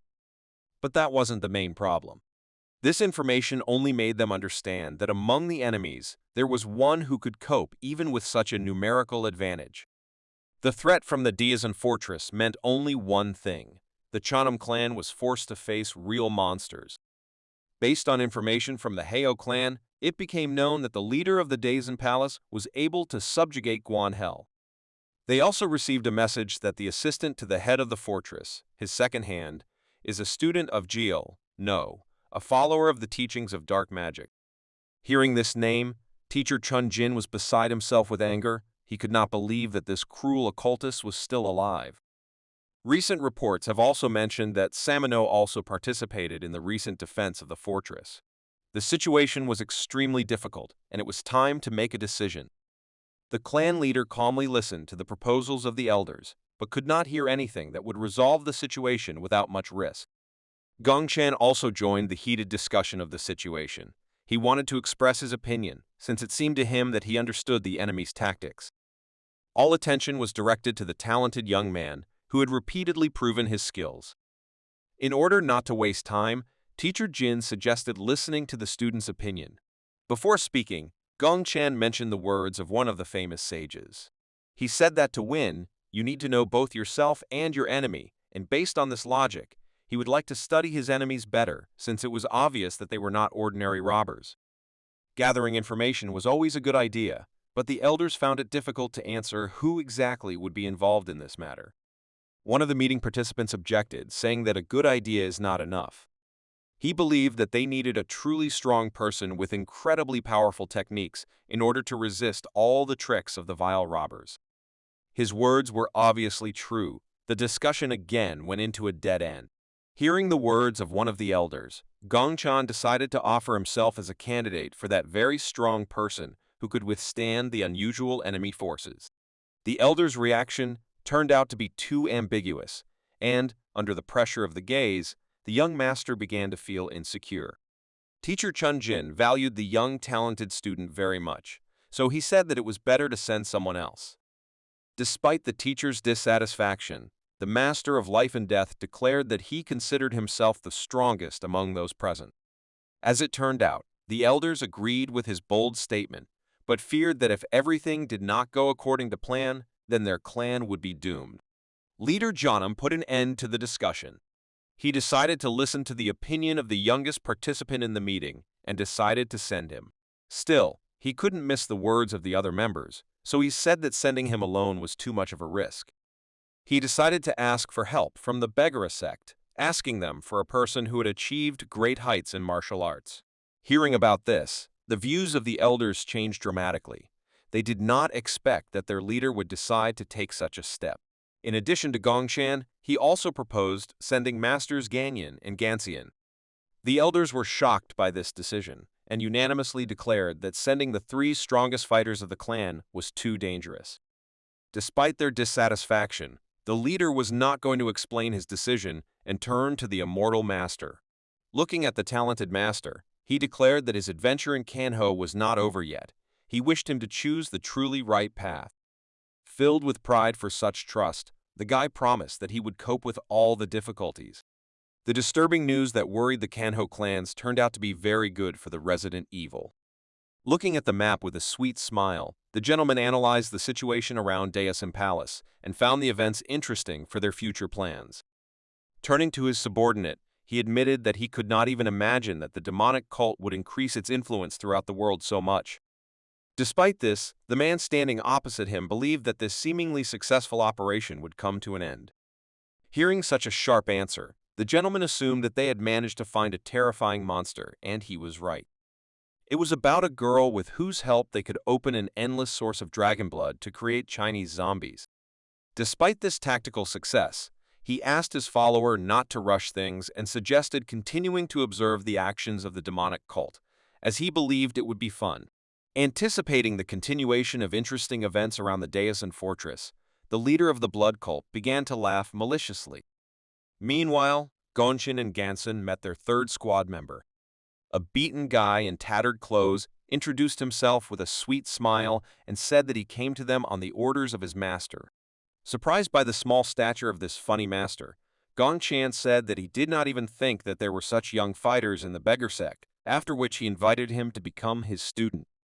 This disrespectful greeting from his younger brother did not sit well with his older sister, so she gave him an instructive slap on the back of the head. The educational moment frightened the masters. In his defense, Gongchan said that such a nice guy was simply obliged to become a new follower of the master of life and death. A follower of the Begara sect, Hu Yushong, admitted that it was a great honor for him to work together with his comrades from Chunam, after which he declared that he was ready for any adventure with them. This guy is also known as the Poor Dragon, and there is a special reason why this child is the successor of his sect.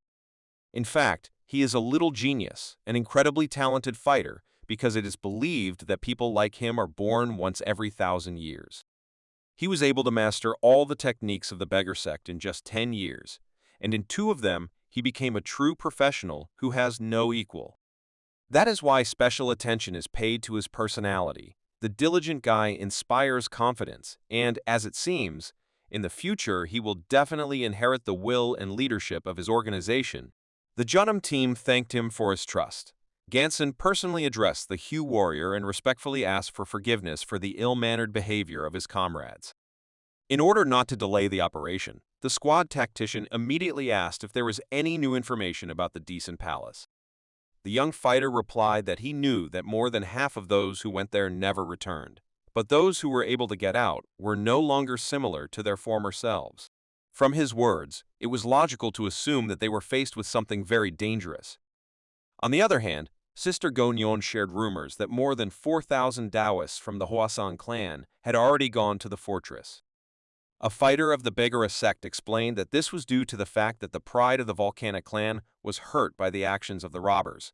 They took such a risk in order to regain their former honor. Words about pride caused misunderstanding among the immortal warrior. He called the fighters of the Hwasan clan fools and suggested returning to their original goal. Setting off on the journey, Hu Yushong offered to talk about this along the way. He still knew a lot about the magic circles of the Daezang Palace, which rumors had not yet spread among the Kanho clans. Gongchan agreed with the proposal and set off on the road in pleasant company. The squad of 4 masters began their mission. Approaching the outskirts of Daezang Fortress, the guys saw something that caused problems for the Hwasan clan. After looking around, Gongchan found out that the fog was caused by the caster's technique, after which he admitted that there was nothing worse than looking for a way in such conditions. Despite some concerns, he suggested not stopping. While the detachment continued to reconnoiter actions in the surrounding area, they were already being followed by fighters from the Daezang Fortress. Thanks to his incredible experience, Gongchan could not miss such surveillance. Using his excellent sense of energy, he was able to track the enemy spy who was in one of the trees. Without stopping, he warned his comrades that one of the enemies was 100 steps away from them on the left side of the road. To deal with the unfriendly spy, Ganson began using a sword technique called the floating blade.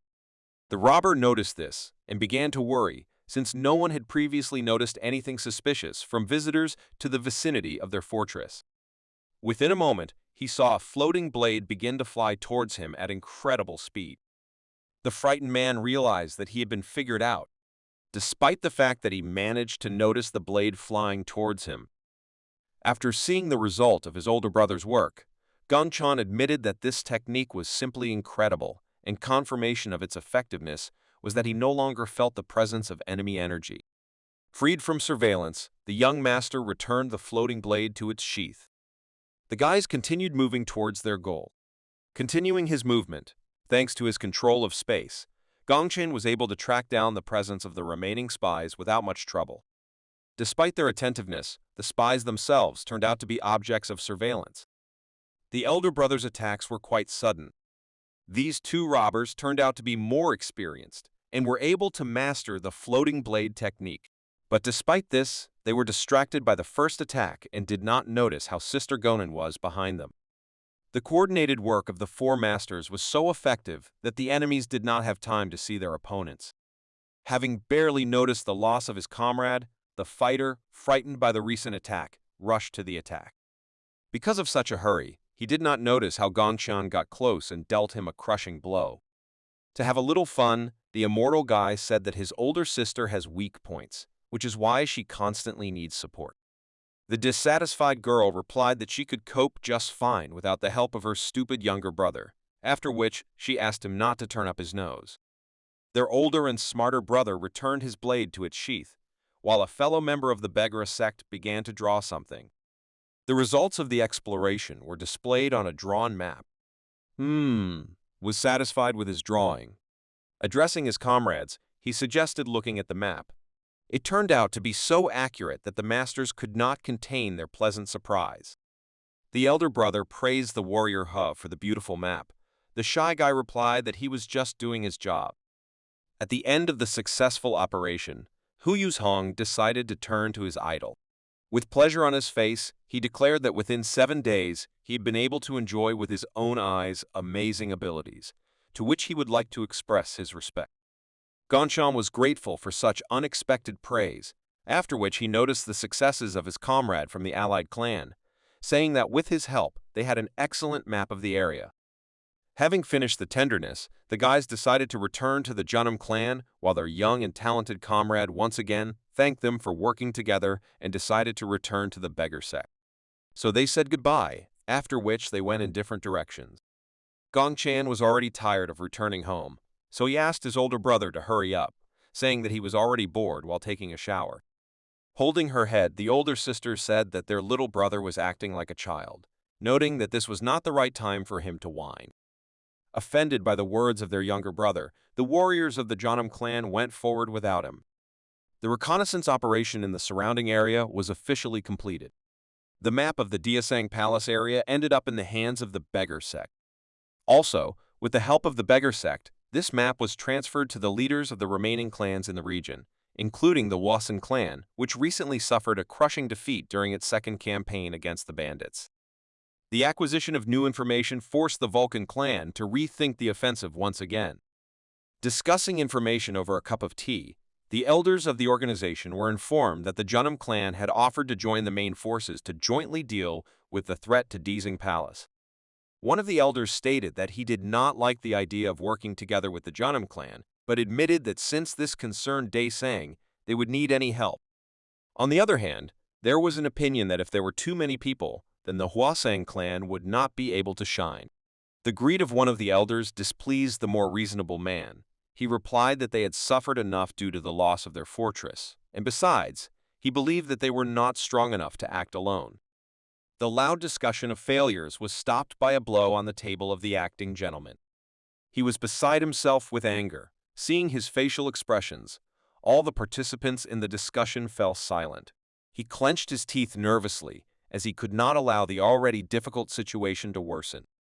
Meanwhile, Gongchan returned to the Janam clan. Despite having a relaxing shower, he was a little furious as he was worried about the current issue.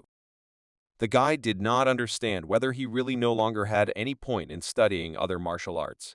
He began to think about stopping to just study the techniques of the Janam clan, but it seemed too easy. While he was thinking about what to do with his training, his older brother approached him. Gongchan immediately shared his progress and stated that he planned to study the Silver Water Spirit Celestial technique. His elder brother was surprised, because previously the Immortal Master had not paid attention to the special techniques of his own clan. In response, the guy started laughing, saying that this is normal because he is a true follower of his clan.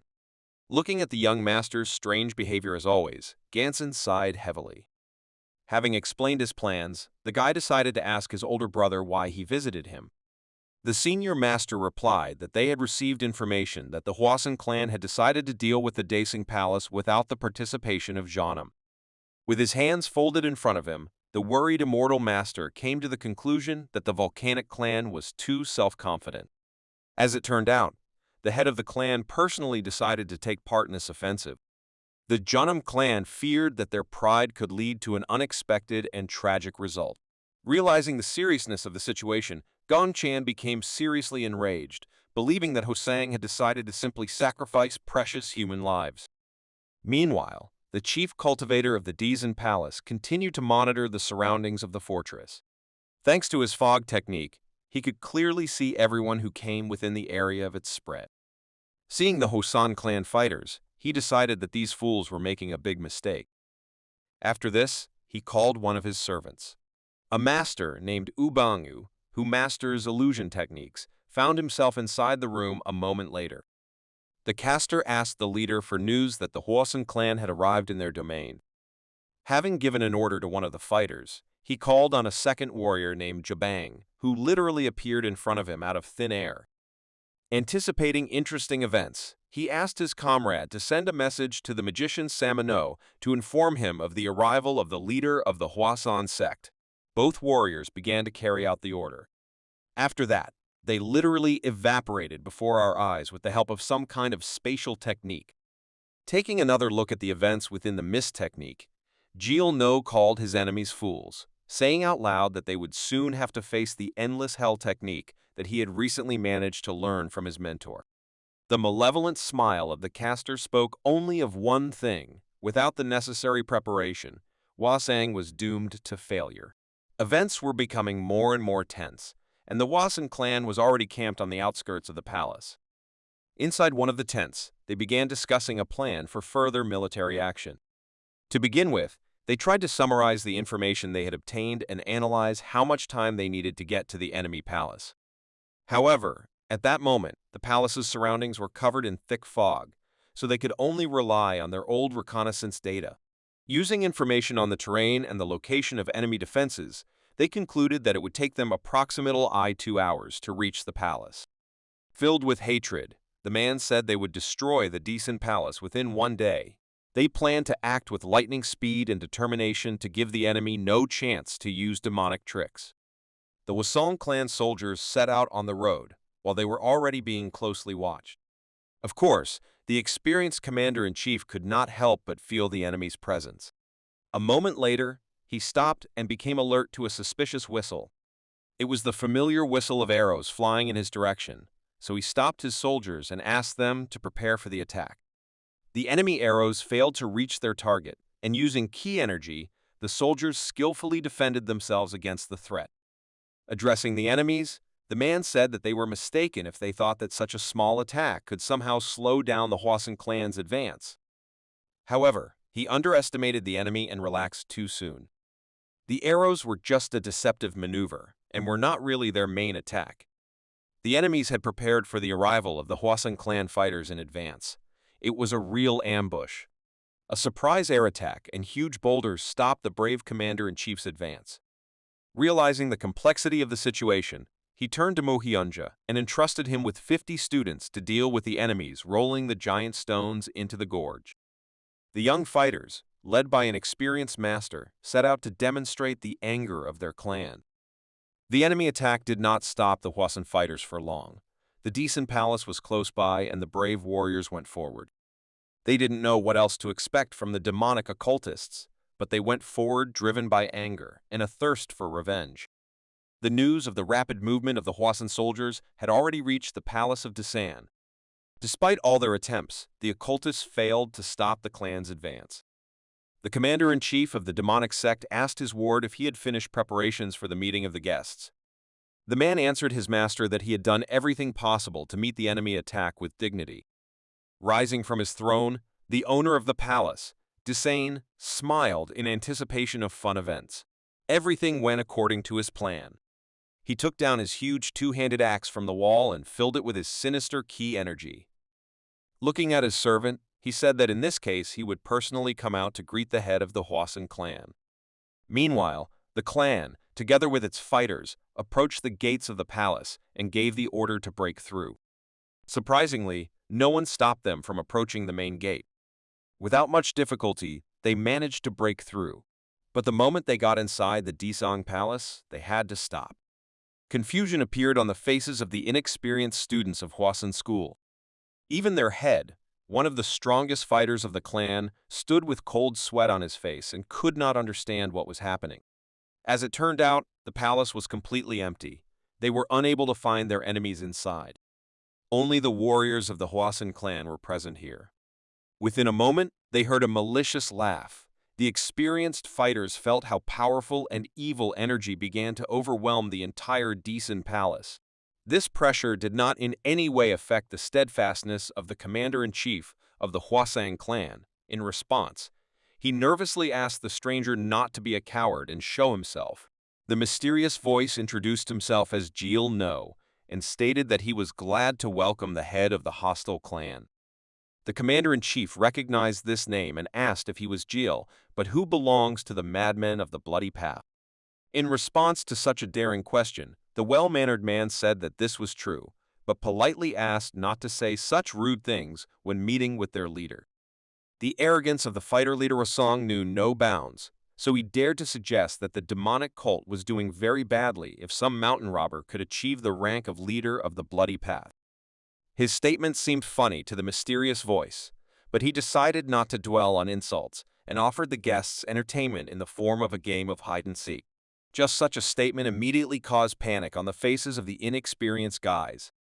The rules of this exciting game were simple. The mysterious Jil No declared that if the fighters of the Hwasun clan could find the so-called madman from the bloody path, then they would win, otherwise they would all end. After familiarizing the guests with the rules, the man began a game on which the outcome of the battle might depend. Suddenly, for everyone, the palace began to burn. At the same moment, the head realized that they had fallen into a trap, so he gave the order to his soldiers to immediately leave the place. After some time, arrows began to fly in their direction. Such sudden attacks began to cause panic in the experienced fighter, fighting off the arrows. He shouted to his students to escape the ambush. Suddenly, in addition to fire and arrows, mysterious and ominous spheres also began to appear inside the palace. The Hwasun clan fighters did not even have time to react to them before these spheres began to explode and spread their contents. There was poisonous gas inside them, along with fire and arrows. The occultists managed to get rid of some of their enemies without engaging in a duel with them at close range. But such tactics were not at all to the liking of the master of the Decent Palace. The man holding a huge, two-handed axe slowly approached his main target. At that moment, his mysterious power was incredibly terrifying. With a powerful blow of the axe handle to the ground, he announced his presence. The head of the Hwasun clan did not yet know who he would fight with, so he asked the stranger to introduce himself. The man with the brutal look simply clenched his teeth and smiled evilly. He did not want to answer the question. Because of such a disrespectful act, the head of the Hwasun clan's eyes filled with rage. Without thinking twice, he went on the attack, saying that a simple bandit would regret that he dared to behave so arrogantly. In fact, at that moment he was mistaken because true arrogance is characteristic of masters from prestigious clans. Arrogance always followed the leader of the Hwasun clan, causing him to consider himself superior and stronger than everyone else. Because of such self-confidence this time, Jung Doja also did not think that he could meet someone more capable than himself. Without further ado, the lord of the palace struck with a lightning-fast and powerful blow with a heavy axe. The man had no choice but to go on the defensive. Such a powerful attack threw him back. He could not withstand the pressure of the incredible energy and brute physical strength of the enemy. Personal acquaintance with Kim Desang brought cold sweat to the face of the leader of the Hwasun clan. Due to his immense pride, he had not encountered such powerful opponents for a long time. Confident Kim Desang replied that his palace would become the grave for the leader of the Hwasun clan. These words provoked the man, mad with rage. He shouted that Kim would regret that he still dared to look down on their clan. In order to demonstrate his determination, Zhang Doja discarded petty techniques and immediately moved on to his trump card, the Scarlet Sunset Spiritual Technique. Pointing the sword towards his opponent, the leader of the Hwasun clan is truly an incredible master. But all his experience could be neutralized only by the brute force and terrifying power of his internal energy, which he began to involuntarily release outward. His sinister energy covered his entire body and finally reached the axe blade. Like a real wild animal, he growled before charging at his prey. Raising his axe with one hand, he created a similar-shaped weapon from his ki. The fighters, filled with hatred for each other, rushed into battle. As expected, the arrogant leader of the Hwasun clan was unable to withstand the pressure of the enemy's energy. After his energy weakened, his sword was destroyed. Perhaps he would have had a chance of winning or escaping from the battlefield if he had not been provoked by his opponent, but the fact remains that Kim Desang achieved his goal and thoroughly enjoyed such a short duel. The failure of the Hwasun clan did not interest Gong Chan at all. He did not even know about it, and, as usual, continued to train hard. During this training, he emphasized developing the yin and yang spiritual palm technique. He still couldn't fully understand how this technique was supposed to work. Although he was stressed by the mere thought that performing this technique separately seemed quite strange, he still did not give up and continued to work on himself. Combining the two techniques requires not only large reserves of key energy, but also mastery in controlling this energy. Using full concentration on this power, he decided that the most opportune time to implement this idea would be the moment of exit from the previous technique. Instead of abruptly ending his use of the yin and yang palm, he smoothly transitioned into the next technique and began using the Thunder Sword.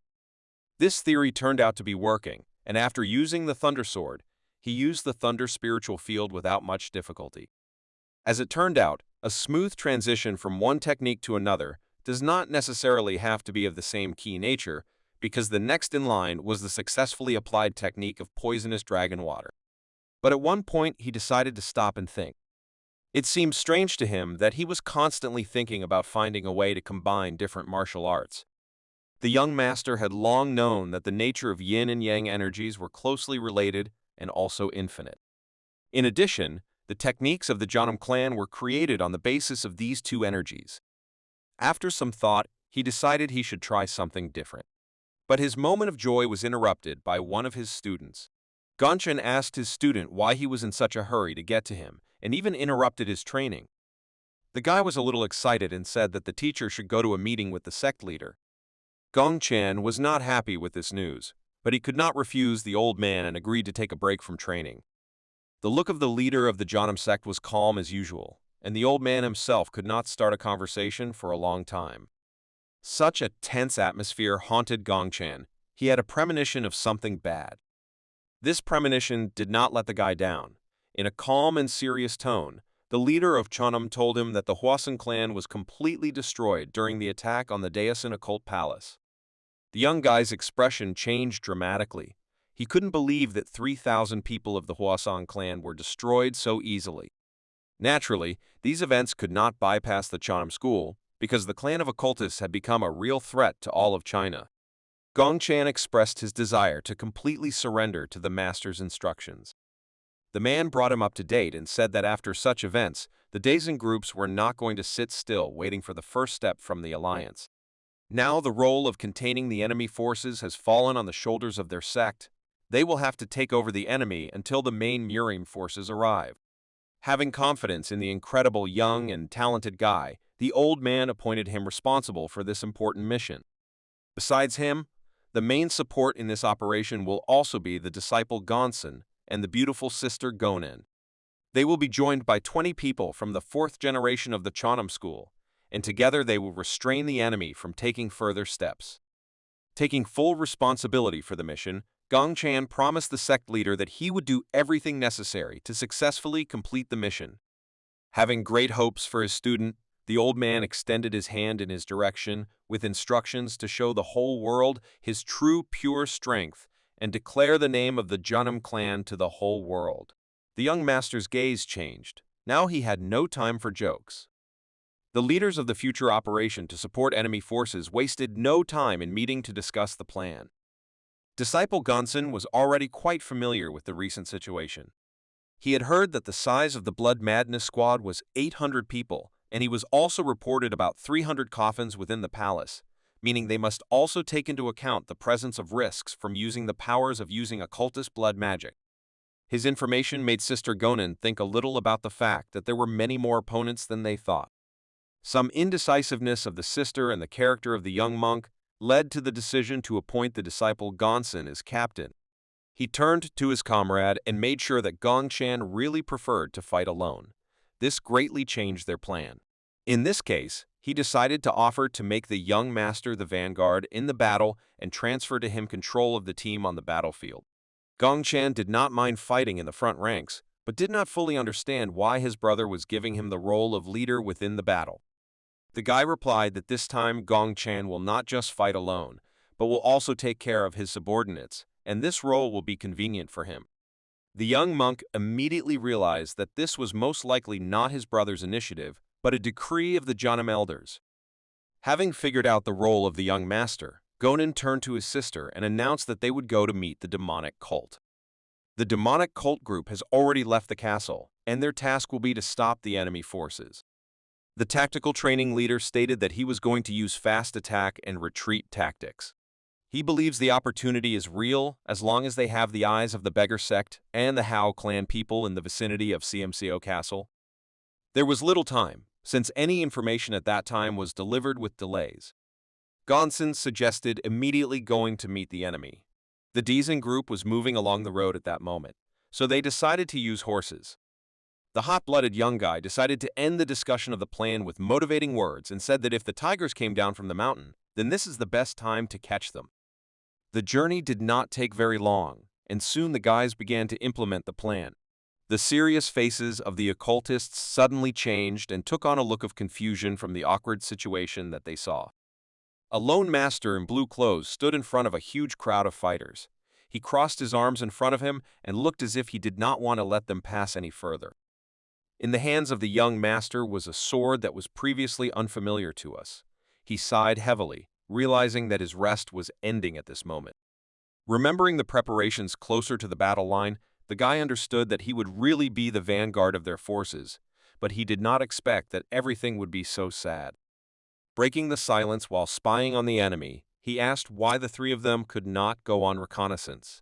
Disciple Gonson and Sister Gonin exchanged nervous glances, as they did not expect that the guy would begin to suggest changing the plan. However, the tactical training leader quickly figured out a good answer and asked his brother if he had heard of Master Johnby from the Three Kingdoms period. Considering this a well-known story, the guy asked that he didn't understand where he was leading. Continuing to manipulate the interlocutor, Gonson asked if in this case Gonchan also knew about the Battle of the Jonpang clan.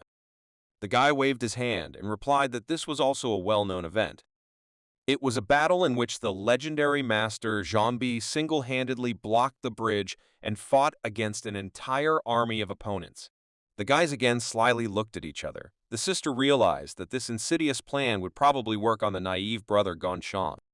With a sly smile, they looked at the guy, hinting that he was able to repeat this legendary feat, while they themselves probably just wanted to retire outside of his presence. This background story led the guy to the situation he is in at the moment. Grimacing, he admitted that fighting alone against hundreds of people was really not a good idea.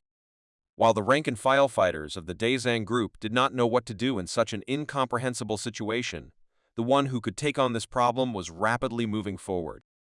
Kim Dazan, the lord of the palace with a huge and powerful body, holding his axe, shouted towards the guy that the young student of the Cheonam school probably did not know how to manage his life. Although he thought that this guy was just a self-confident boy, he still asked who he was. Self-confidently crossing his arms in front of him, with a sly grin, Gongchain introduced himself and said that it was obvious that this huge and loud man was the boss of this entire company of losers. Hitting the handle of the axe on the ground, the man laughed and said that he did not expect to meet the most famous disciple of the 3RD generation of the Jeonnam sect in such a place. It seems that after the battle with the leader of the Hwasang clan, the master of the Deosong Palace became too arrogant, so he decided not to get his hands dirty and ordered his ward to deal with the enemy. The mysterious man with a long beard immediately got down to business. Sinister energy began to surround his body. The blood mage filled the mysterious bells with it and began to use his technique. The young monk watched the enemy from a distance. He was extremely cautious and already had his hand on his sword.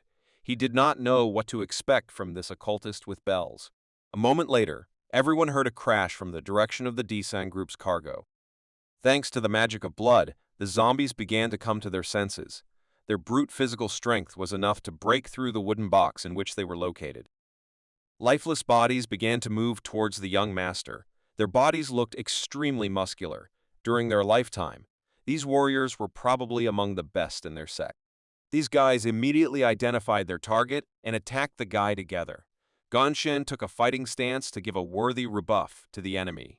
Although he did not know what to expect from these creatures of blood magic, he was confident in his abilities and threw aside his sword to fight only using his incredible control of internal energy. The opponent closest to him, demonstrating the hatred contained in his body, swung violently to deliver a strong blow. An evil and powerful energy began to surround his hand, but the young master with a calm face reacted to this direct attack and dodged it. It seems that he perfectly understood the properties of the enemy's body, so he decided not to disdain and grab the zombie's hand. Using only brute physical strength and wrestling skills, he caught his opponent and threw him to the ground. Realizing the enemy's advantage in numbers, the guy immediately threw the enemy's body towards the crowd to slow down the zombies a little. Those who were still on their feet did not stop and, moving only by instinct, rushed to attack. Gong Chan was ready to continue. He felt confident and was still not going to show his best techniques, because to fight such a weak opponent, the usual skills of the Janam school were enough for him. Without surrounding himself with chi energy, he quickly threw his leg to the side and took a convenient position to parry the enemy attack. His cold mind was just the thing for such a difficult situation. The monk delivered a powerful kick to the opponent's body to prevent him from fighting at close range. This masterful counterattack once again sent another zombie flying, the enemy again flying into the crowd of other demonic fighters and slowing down their attack. In fact, Gonchan expected something more dangerous from the enemy, so he asked the enemy if they had something more serious, because he didn't even have to use internal energy to fight these fighters. At that moment, Kim Daesung realized that they had underestimated the enemy, and this young man truly had an incredible physical condition. He probably still had a lot of tricks up his sleeve. Although the man was nervous at first, his experience helped him maintain a cool mind. He turned to his servant and asked him to call off the zombies, because they had no chance against a master of this level, and it would simply be a waste of a valuable resource. Noticing the failure and agitation of the occultists, Gong Chan decided to continue the moral pressure on the enemy and asked where they got so much courage to demonstrate such primitive skills to call themselves someone who follows an evil god. His provocation worked as it should. The students of the Daesung group began to worry, because the power of their army was restrained by only one young monk from far from the strongest sect in the world. Sighing mockingly, the guy continued his speech and asked why they were so self-confident. He believed that the god they believed in so much was just a random ghost. It seemed foolish to him that they would choose to worship such things, since such worship would ultimately lead them to hell. A well-thought-out speech worked as it should, and the guys, unprepared for such insolence, fell into a rage. They were ready to tear the body of the talented guy into pieces in order to sacrifice him as a tribute to their evil god. But Kim Daesung had a completely different level of training. He understood what his enemy was planning and stopped his angry guys with one powerful blow of the axe handle on the ground. This reaction of the powerful warrior stopped his students. A huge amount of released sinister energy began to fill the air of the battlefield. He decided not to waste the strength of his army in vain, so he turned to the daring young man and called him a brat and said that he would personally tear him to pieces. Gonchan was just waiting for this. He understood that first of all, it was worth hitting the leader of the Daesung group. The guy decided that it was time to get down to business seriously, so he defiantly extended his sword towards the enemy and with a calm voice suggested not to hesitate and start this battle. Although he was able to achieve a one-on-one battle, this did not make the problems any less. Looking at his opponent, he thought that Kim Daesung was a very experienced master, and most likely even a step higher than himself. Gong Chen always tried to soberly assess his chances, and understood that if he was careless now, he would definitely lose. Kim Daesung clearly had the advantage of brute force, so the young monk decided that he would put tactics, rather than martial arts skills, first. Swinging his huge axe powerfully, Kim decided to make the first move. He rushed to the attack and made it clear to the young monk that he wanted to end this battle with one strong blow. The guy was calm. It was not the first time he found himself in a situation where the advantage was not on his side. The power of the enemy's axe, enhanced by the enemy's brute physical strength, significantly exceeded the strength that Gonshin could oppose. While the monk Chanam tried to analyze the enemy and choose battle tactics, Kim hurried and decided that victory was already in his pocket. But Gongchan did not act as he expected. He understood perfectly well that this man had no equal in raw power, so he dodged the enemy attack by only slightly throwing the axe to the side. Even such a formidable opponent did not make him tremble with fear. He understood that unnecessary emotions were useless. Inferior to the enemy in brute force, Gonshan decided to focus on his incredible speed and mobility. in which he clearly had no equal on this battlefield. During his maneuver in the air, he suddenly decided to strike. The experienced fighter tensely parried this blow with the handle of his axe. Despite the fact that Kim had time to react, Gongchan foresaw this outcome and prepared. He began to release his internal energy and poured some ki inside his sword. The energy strike passed close to the enemy's neck, but it was not possible to complete this battle with one attack. At least he was able to demonstrate his skills and show the enemy that he had taken credit for the victory too early. A pleasant and calm smile appeared on Gongchan's face from the realization that now the enemy would begin to take him seriously. Indeed, Kim was no longer so confident in his advantage and even began to feel pressure. In order not to lose the rhythm of the battle, the monk Chanam decided not to lose the initiative and moved on to the next step. The guy started showing his trump cards and used one of his basic skills, the 36 Galaxy Swords technique. Powerful and fast attacks were aimed at the enemy. He managed to take the enemy by surprise, and Mr. Daezang was momentarily at a loss, despite his incredible experience. But he turned out to be not so simple. His countermeasure was so unexpected that Gongchan began to feel angry.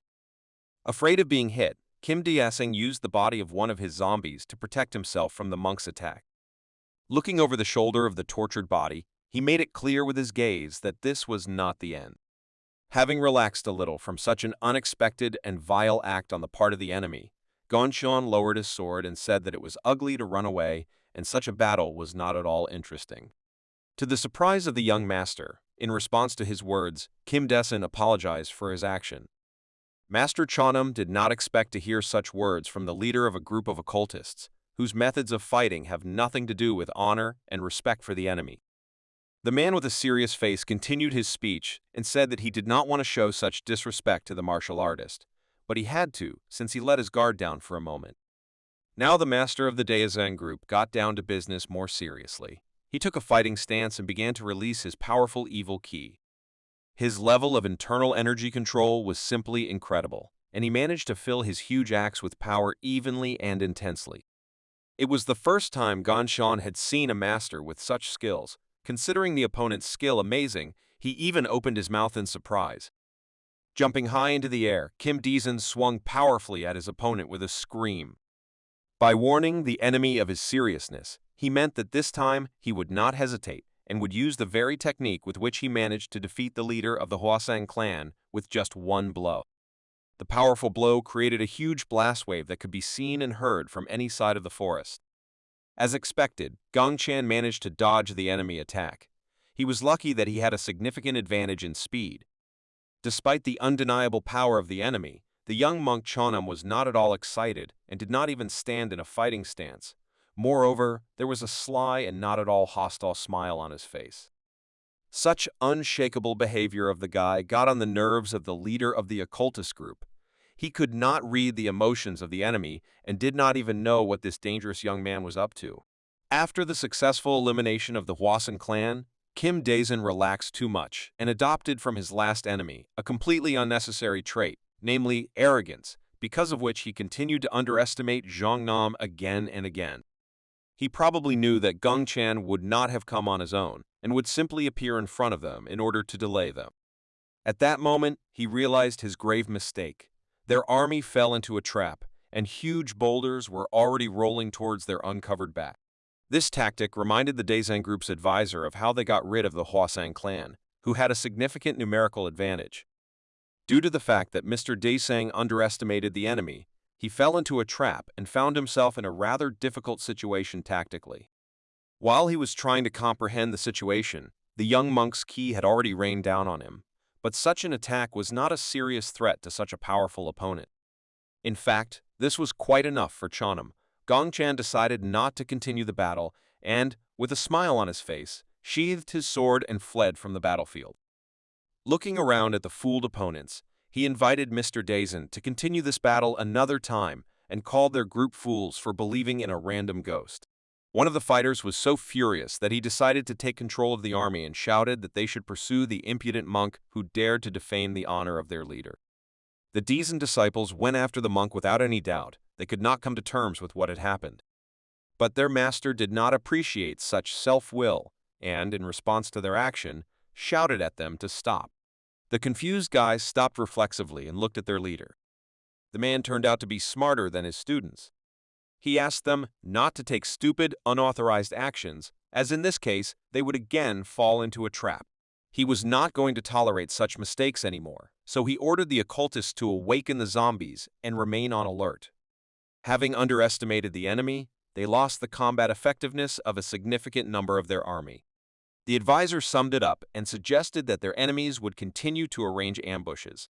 In his opinion, the only right decision would be to protect the palace and get out as quickly as possible.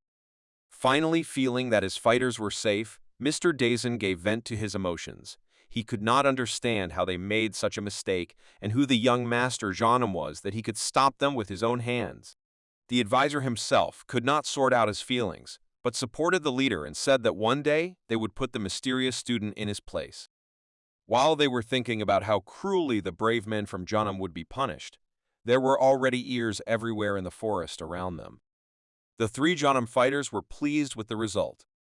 Gong Chan's sly smile spoke only of one thing. He was pleased with the result of his meeting with the occultists, because he managed to make the enemy very nervous. Without showing all his power, he came out unscathed. When they moved away from the pleasant impressions of a successful raid, it was time to summarize the information they had obtained that they did not know before. The tactical leader of the operation stated that he considers demonic zombies to be a serious problem. It was obvious that after withstanding Gong Chan's attack, their body was clearly stronger than metal, so they would not be able to fight them with just the sword key. His words were obviously true for everyone. Sister Gonan nervously bit her lip and lowered her eyes, while her younger brother began to strain his brains to find at least some solution. His experience in developing an understanding of martial arts played into his hands, and he was able to quickly find a good solution. The young monk suggested changing the shape of the key sword to a longer and thinner one, because this way they could hit a smaller area of the enemy's body with greater force, overcoming this incredible density of the zombie body.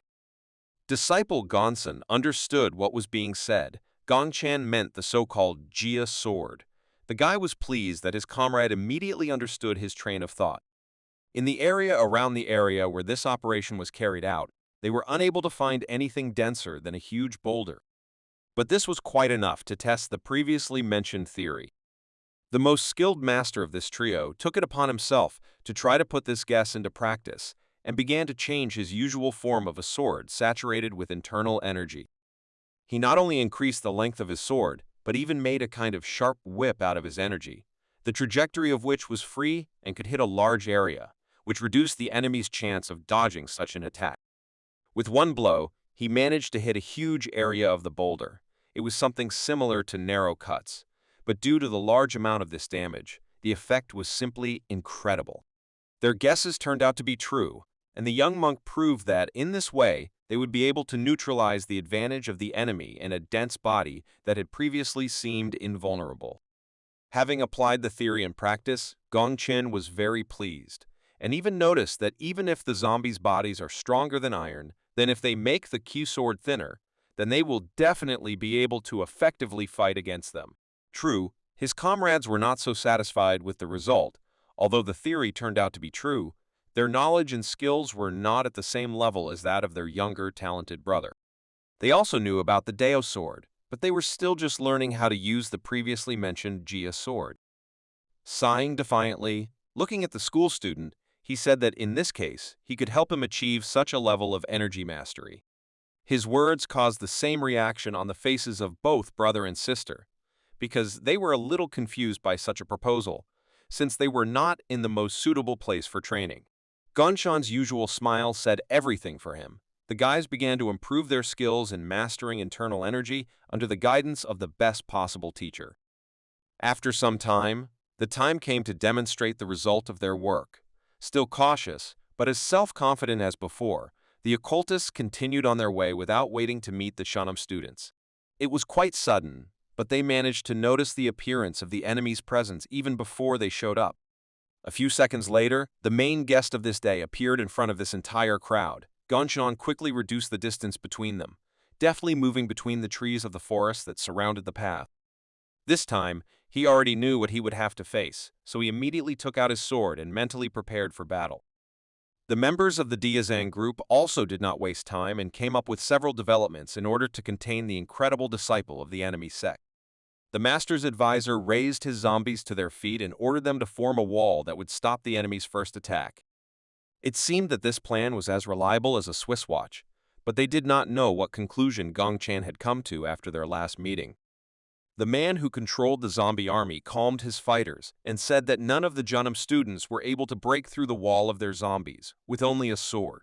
But the young monk's sly smile always hinted to them that they underestimated him. He had everything under control and immediately began to test his theory in practice. Without taking any risks, he used his Jia sword technique at a safe distance. The silence of the forest before the start of the battle was interrupted by the sound of zombie bodies cutting clothes.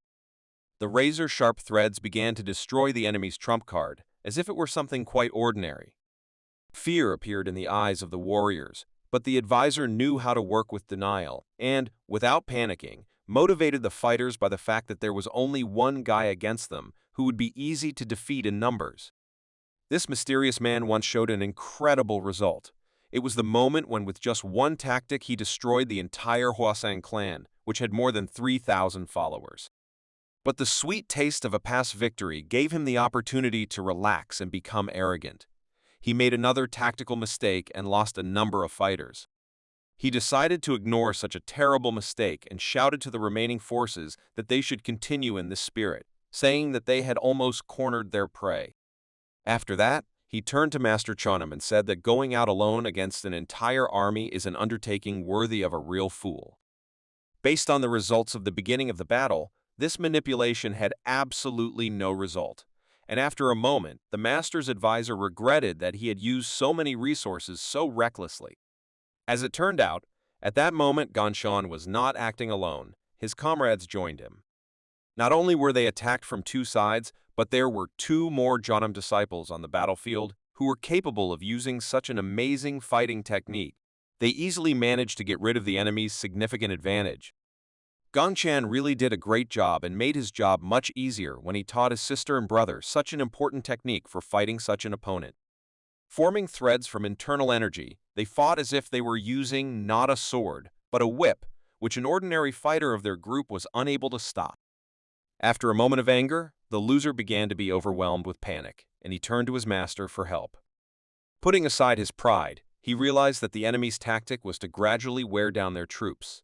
So he said that the Jonam disciples would soon retreat and their group had little time left before this happened. He did not want to lose the opportunity to deal with the three strongest fighters of this squad at once. Kim Dizan understood what was going on. He was the only one who had the strength not only to repel these masters, but also had a chance to completely deal with them. The leader of the group rushed into battle. His advisor decided to take on two fighters still unfamiliar to him. In fact, the leader of the occultists himself wanted to go into battle. Inside him, only anger grew towards the young master for the fact that their last battle ended so unsuccessfully for his army. So he shouted that this place would become the grave for the disciples in Jana. Gongchan knew that this would happen, yet among the enemy army, Kim Dizan was the only real threat. Unexpectedly for the enemy, his tactics again turned out to be vile, but effective, because he gave the order to his soldiers to retreat. As it turned out, this was unexpected for his sister and brother. Whether Gongchan had planned this before or not will remain a mystery to us. But Gongsun and Gonin had not heard of such a plan before and looked at each other in surprise in response to their younger brother's words. Although Mr. Dazan heard the order of the leader of the enemy squad, he still continued the pursuit.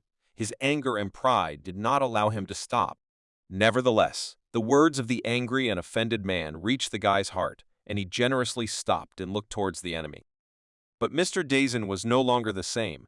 His traumatized psyche told him that most likely the young Taoist of the Shanam sect was again going to use his cowardly tricks instead of a brutal male duel. He turned out to be right. At that moment, instead of starting to cover himself with oil, Gongchan simply unsheathed his sword and again used the technique of many sharp whips from key energy. Returning to the idea of fighting was very brave of him. With one blow of the Jia sword, he formed a cage that looked like he was going to use it as a defense. The leader of the occultist group was furious that instead of attacking, Gongchan gave preference to giving the first blow to him. Nevertheless, he accepted such an act of his opponent and decided that he should punish him for such insolence. The man tensed his muscles and released enough of his powerful ki energy to form a spiritual aura for the axe. The technique of the young student of Chanam created a whole curtain of dust, but Daezang did not stop and launched a powerful blow forward, realizing that covering a huge area he would definitely be able to damage the enemy's fragile body. But when the ardor dissipated, another disappointment awaited him because there was no one in front of him. No, he did not destroy the guy with one blow. The fact is that the vile Gongchan again played with his feelings as a warrior and in the end cowardly and tactically retreated. The realization of the end of a battle that had barely begun sent him into a mad rage. Although there was no real battle, Daezang lost because his heart was wounded and he began to scream in rage. It seemed that his disappointment had reached its limit, but the advisor decided to prove the opposite and, respectfully addressing the master, stated that the other Khanum students also ran away from the battlefield without even crossing swords with him. Having told this sad news, he stated that if they continue the pursuit, they will most likely lose half of their soldiers and zombies. But Kim Daezang believed that they should not be afraid of this.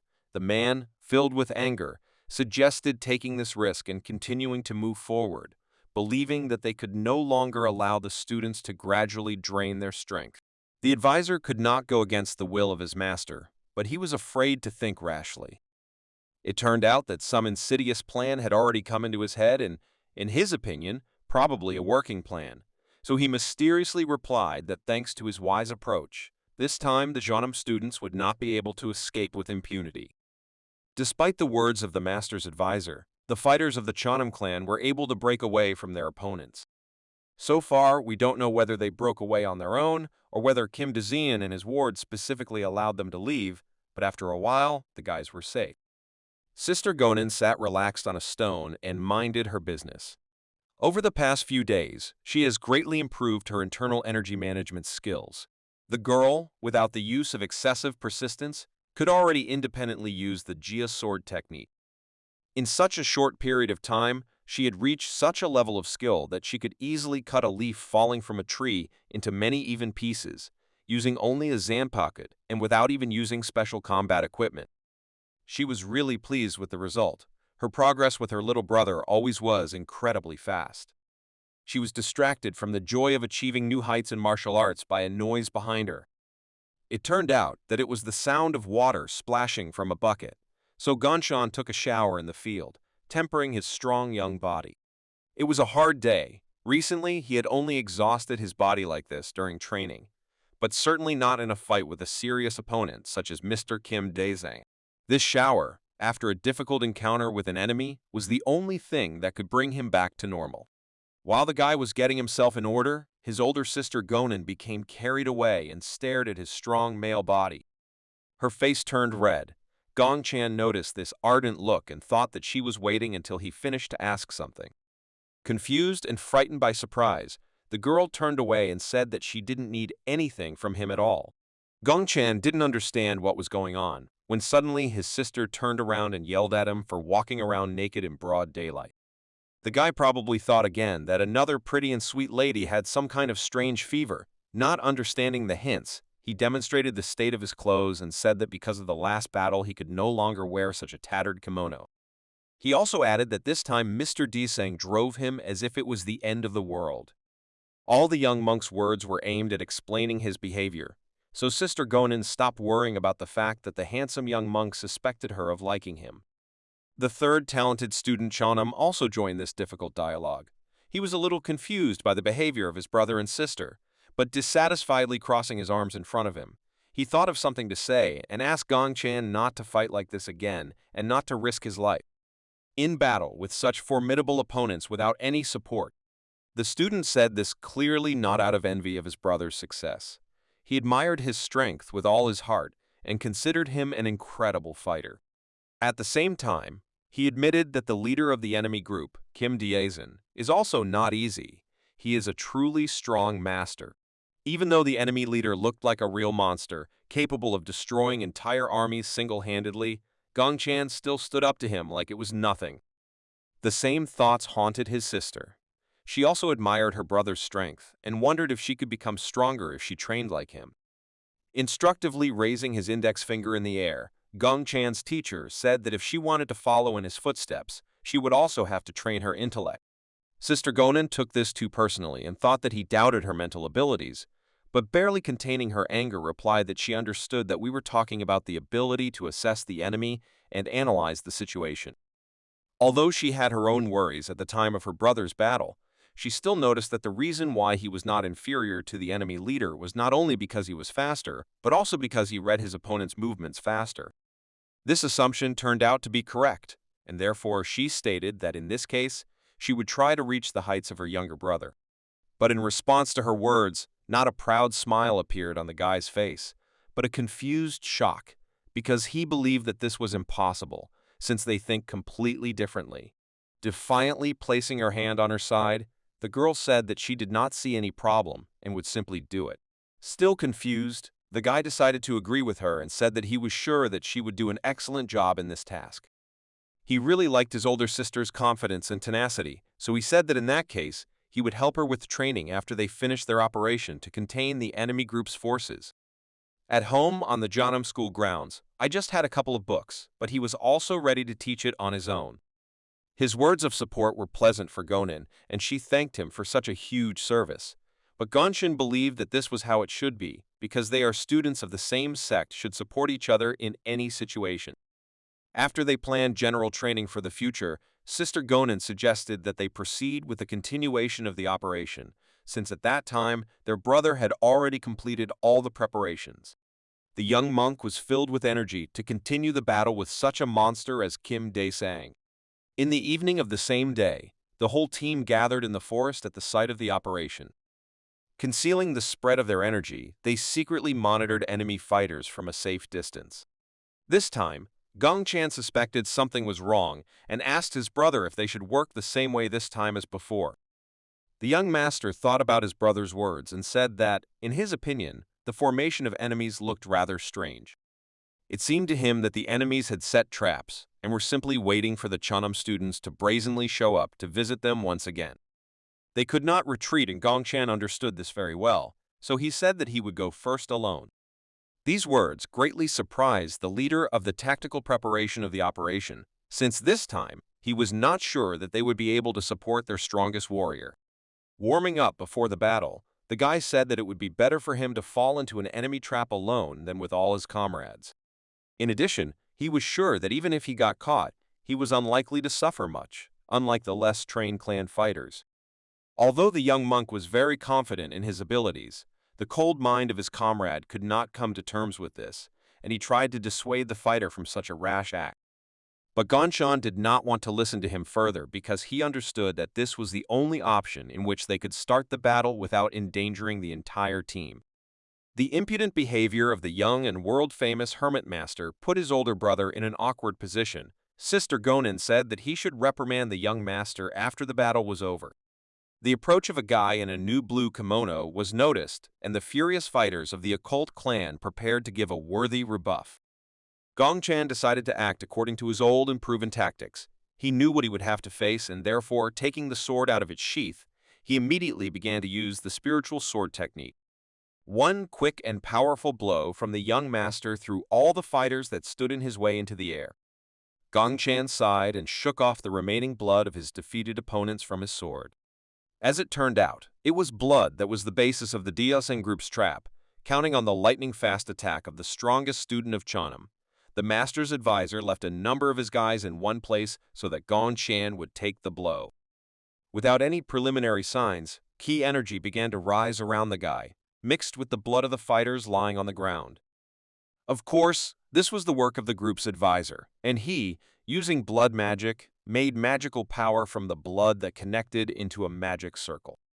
The young monk did not expect such a trick from the enemy. He thought that they simply wanted to make an ambush in order to defeat him with numbers.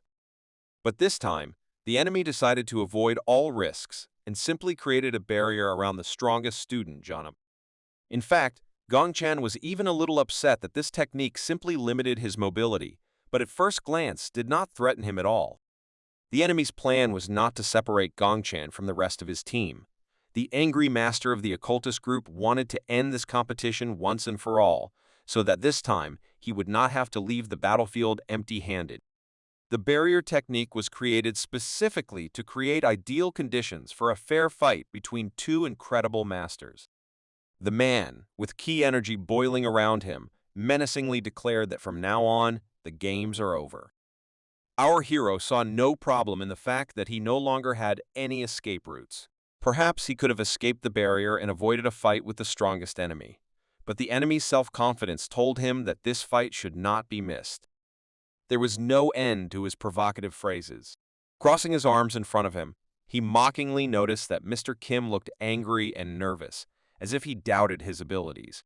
The man, surrounded by his own powerful energy, extended his heavy axe towards the guy and said that he did not consider the student of Junam Colon a real martial arts master, since for him, he was not skilled enough in a fight. He let out his anger and shouted his intention to destroy the young guy and take revenge on him for insulting his subordinates and outrage the honor of the Daesang group. His emotional words really hurt the monk. He replied that Kim does not follow what he says at all, and that he has no right to behave in this way with his subordinates, since he defiles their existence. For the first time since their meeting, Gongchen gave free rein to his emotions and was filled with anger, all because of the hypocrisy of an enemy who had previously killed thousands of innocent people. A hot fire began to burn around him, which characterized his internal state at that moment. The determined master turned to his enemy and said that after this fight, he would no longer have the opportunity to hypocritically talk about the value of lives, since all his life he had killed people in order to achieve the skill with which he now threatens the entire world. The fight was moments before it began. For the first time, both fighters were ready to tear each other to pieces, their hatred burning. Mr. Kim Deezen no longer wanted to continue the conversation. There was no point in it. Before his attack, he simply looked at his opponent with a brutal gaze, anticipating a great fight. Having made the first move, he asked the young guy not to become arrogant, believing that he was not experienced enough to fight with such a warrior as him. Taking his sword out of its sheath, the guy began to analyze his enemy.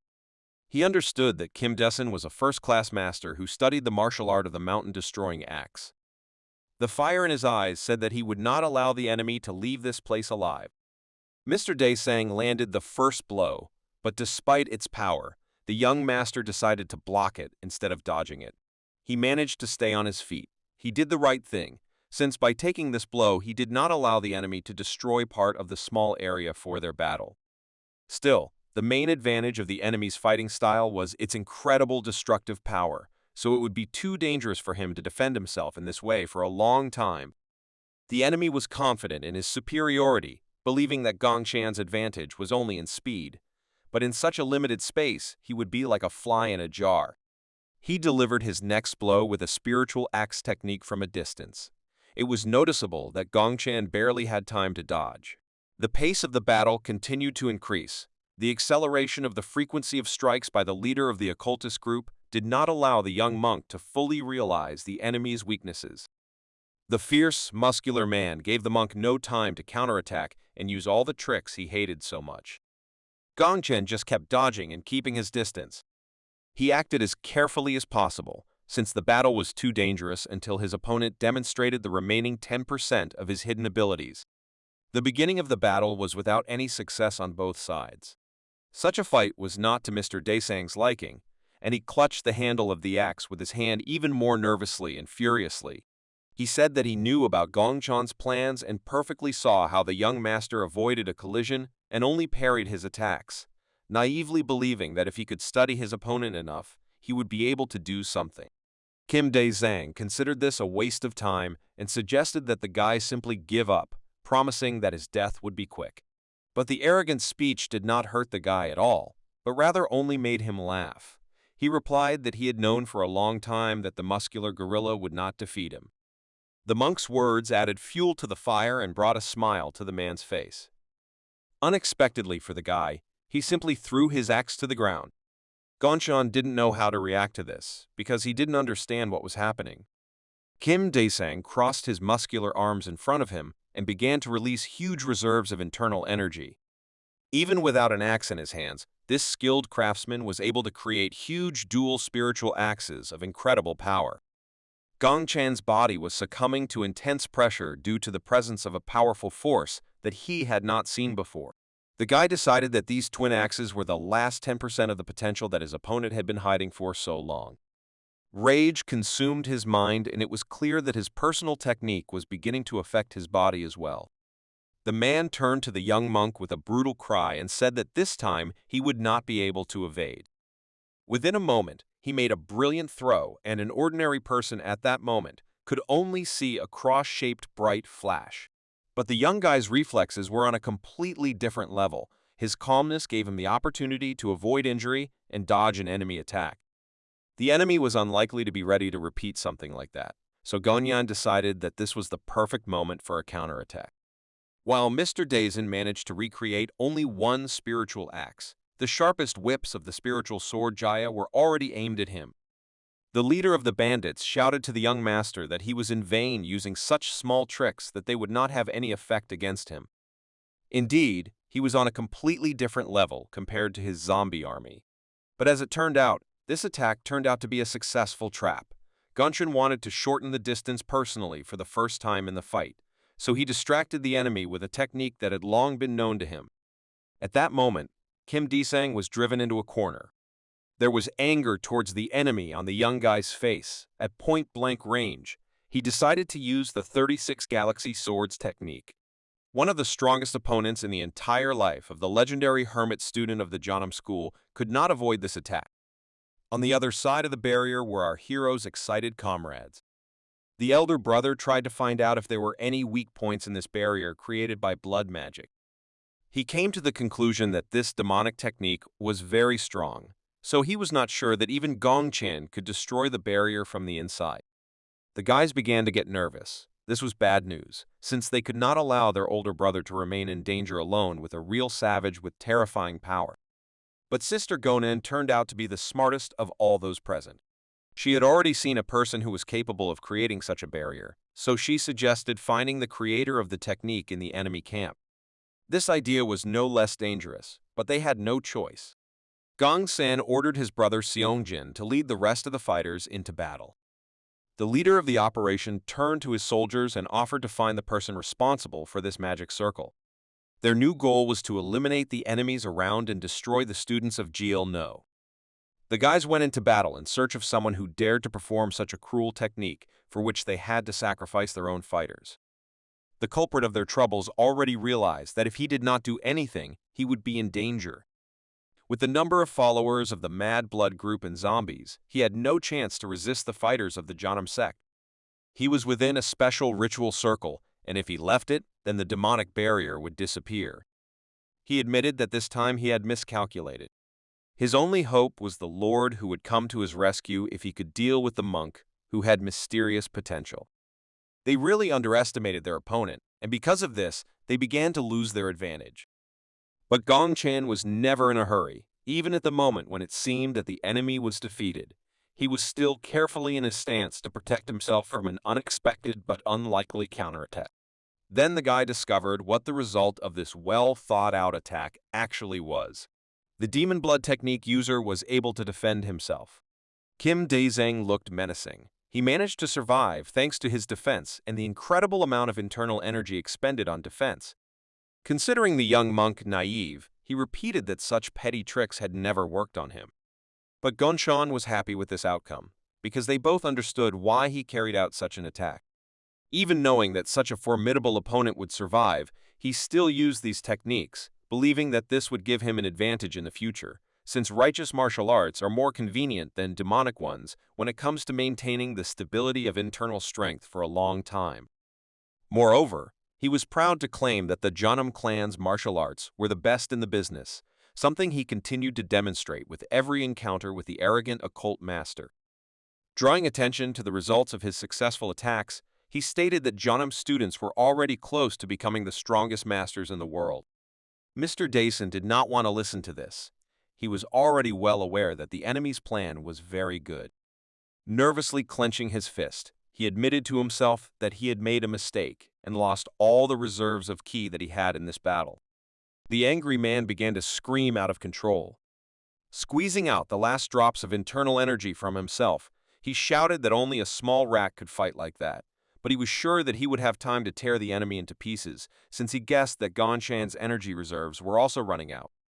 After these words, he showed all that he had left. It was still a huge amount of ki with a very powerful aura.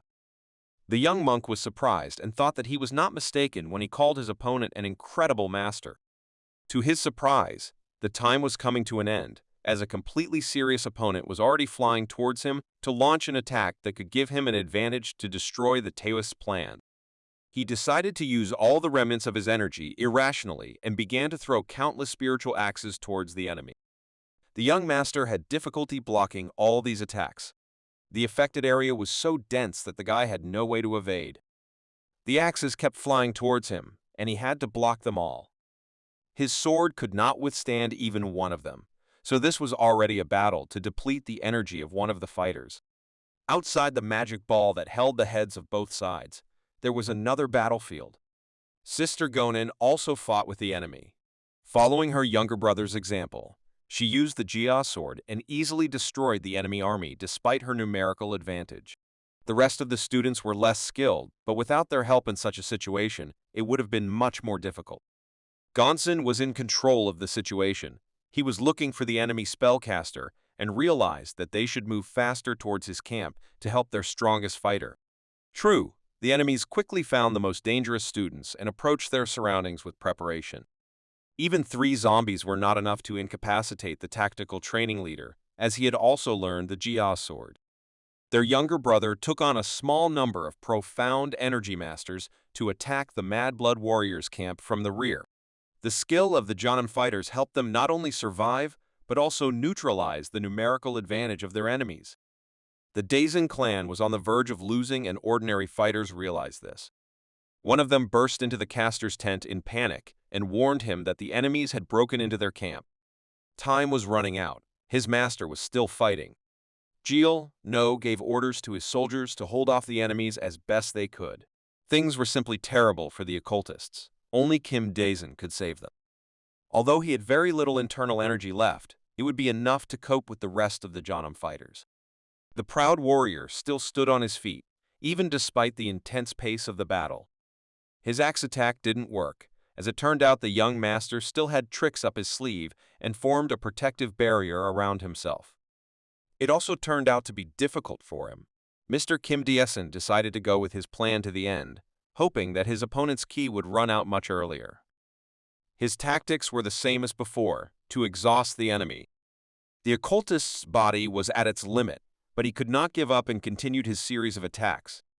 Gongshan had no other choice and activated the Jia spiritual sword technique again. The battle has evolved from using tricks and surprise attacks to a clash where the most energy will win. Their forces turned out to be equal, and the power of attacks was in balance. Although Gongshan looked confident, he did not expect such a situation. Despite exhaustion, the experienced fighter tried to the end to crush the young monk with his incredible power. To get out of this situation, the guy decided that he should combine several techniques. He understood that he would not be able to block the enemy's attacks for a long time, so he had only one option left, only to break the clan's band by using the sword technique called Dark Zhongwang. Kim Daesen had never seen such a technique from his enemy before, so he did not have time to react in time, and only after the first missed attack did he reach for one of his spiritual axes. The enraged man was already coughing up blood. His body was on edge, but he had no intention of surrendering to an opponent like Gongshan. He had no more trump cards up his sleeve, so he relied only on superiority and strength. But at the moment when his energy was running out, this advantage was neutralized. The student continued to hit the axes. His defense seemed excellent. Out of despair, the exhausted Kim Daesen screamed loudly. His beastly cry was a harbinger of the end of this battle because his ki energy had run out, so the spiritual axe technique had dissipated. The second time the Dark Zhongwan Zampakut was used, it completely achieved its target as the occultist leader could no longer protect his back. The young master was able to defeat his experienced enemy, even though he was playing by his opponent's rules. Kim Daesang's internal energy ended, filled with hatred for his pathetic opponent. the Taoist of the Jeonnam clan again used the secret technique of his sect. His opponent could no longer defend himself, and therefore took the entire attack with his body. The enemy leader was defeated before the main forces of the Murim alliance arrived. Victory was for the young monk. He admitted that this battle was not easy, but the enemy was not as strong as he expected. The guy was sure that he would have won, even if the enemy had not run out of internal energy at that moment. Having destroyed the enemy, he remembered another problem. He had never encountered enemy barriers before, so he was not sure that he would be able to leave without help. The news of the defeat of the occultist leader also reached the DS camp. His advisor was able to sense the disappearance of his boss's key inside the barrier. He could not believe that the master had lost. Previously, it seemed obvious to him that Kim Daesang's level was much higher than that of the Taoist of the Jeonnam clan. He was filled with anger because he did not believe what had happened. When suddenly he heard the sounds of battle already next to him. Disciples of the Jeonnam sect broke into their camp. They were not only able to hold back the occultists, but also destroy their troops. The man realized that he was being tracked. He could no longer rely on the warriors, since they were inferior in skill to the disciples of the Jeonnam sect. Understanding the complexity of the situation, he had nothing to lose, so he put all the zombies he had left to defend his camp. The Jeonnam clan fighters were ready to break through further, with Jia Gonin and Gonsong trained in the Zampakut standing in front. Although they looked like they were being used for the first time, the tactical training leader was already aware of the number of fighters in the enemy's reserves. He warned his fighters that no more than 30 zombies remained under the control of the students of the Jil, no teachings, and said that most likely these are the last dead that separate them from the caster. Sister Gonin understood that only they would have to fight these guys, since the other students were not trained in techniques capable of wounding such a strong zombie defense. The leader suggested they try since they had no choice and couldn't leave Gongchan inside the barrier. 2 students of our young monk went into battle in order to get him out of captivity. All the zombies jumped into the air at the same time to make them harder to stop. Both spiritual swords of the Jia masters of Jeonnam were used. Their skills were already more than enough to stop most opponents at once, but the enemy's superiority in numbers haunted them. One of the zombies was able to sneak behind Gonen's sister and deliver a powerful blow. She could not dodge or expose the sword, so the only option for defense was to strengthen the defense, which had recently begun to be studied at their school. Applying this knowledge in practice turned out to be not so easy, especially against such incredible brute physical strength of the enemy. Student Gonson was shocked that he missed one of the zombies. In addition, he had 3 enemies behind him, so he could not be distracted by his sister. Continuing to defend himself, he asked her not to move and to hold out until he freed himself and came to the rescue. Although his skill was slightly higher than his sister's, he also could not easily hold off so many enemies at once. In the battle against the zombie technique of the crazy blood group, even student Gonson went on the defensive.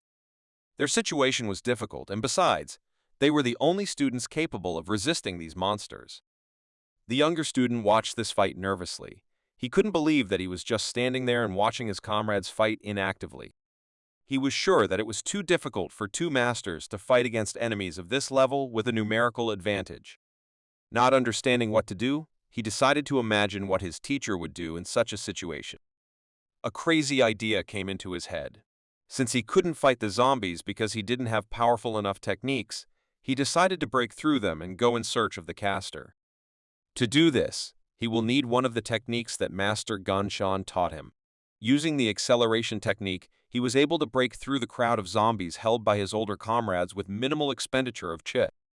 A camp appeared in front of him, and he immediately noticed where the most ominous key was coming from. Without any doubt, he burst inside and, seeing the caster, began to draw his sword. The enemy did not expect that anyone would bypass his zombies, believing that besides Gongchan, Jeonnam had no more worthy fighters. The brave guy was ready to defeat the weakened spellcaster alone to end this battle. His appearance forced the elderly master to leave the circle, and the escape from the camp stopped the barrier technique. Meanwhile, inside the barrier, Gongchan was experimenting on how to break out of this confinement. Even after the fight, he had enough energy left to deliver powerful blows to the walls of the magic circle. He believed that sooner or later this technique would be destroyed, since it was unlikely to be able to withstand the pressure that he was applying for a long time. He wanted to invest an incredible amount of key reserves into the next blow in order to finally free himself. However, his comrade was already inside the camp and Jeal No fled, thereby stopping the maintenance of the magic circle. Having not used a technique that took a lot of time and concentration, Gongchen became a little upset. He did not understand what was happening, when suddenly he heard the familiar voice of one of the sect's disciples. Their fighters finished the battle with the main enemy forces, winning. The guy sighed with relief, since everything was already over. Without losing his pride, he approached Gonson and said that they should not bother fighting, since he could do everything himself. The sister reacted very impudently and asked him to stop behaving like that. The Jeonnam students began to celebrate their victory. Not far from them, the leader of the occultists, the defeated Mr. Kim Dezen. However, in the meantime, the spellcaster Jeal No was still alive. The occultist was in the forest nearby and tried with all his might to escape. It was not easy to hold the barrier and keep the zombies fighting, but even with such efforts, he could not win. The leader of his group died, and the members of the Mad Blood were defeated. He was angry. He could not believe that in such a short time the Jeonnam clan managed to become so strong that only 23 of their fighters were able to destroy an entire army of occultists along with dozens of zombies.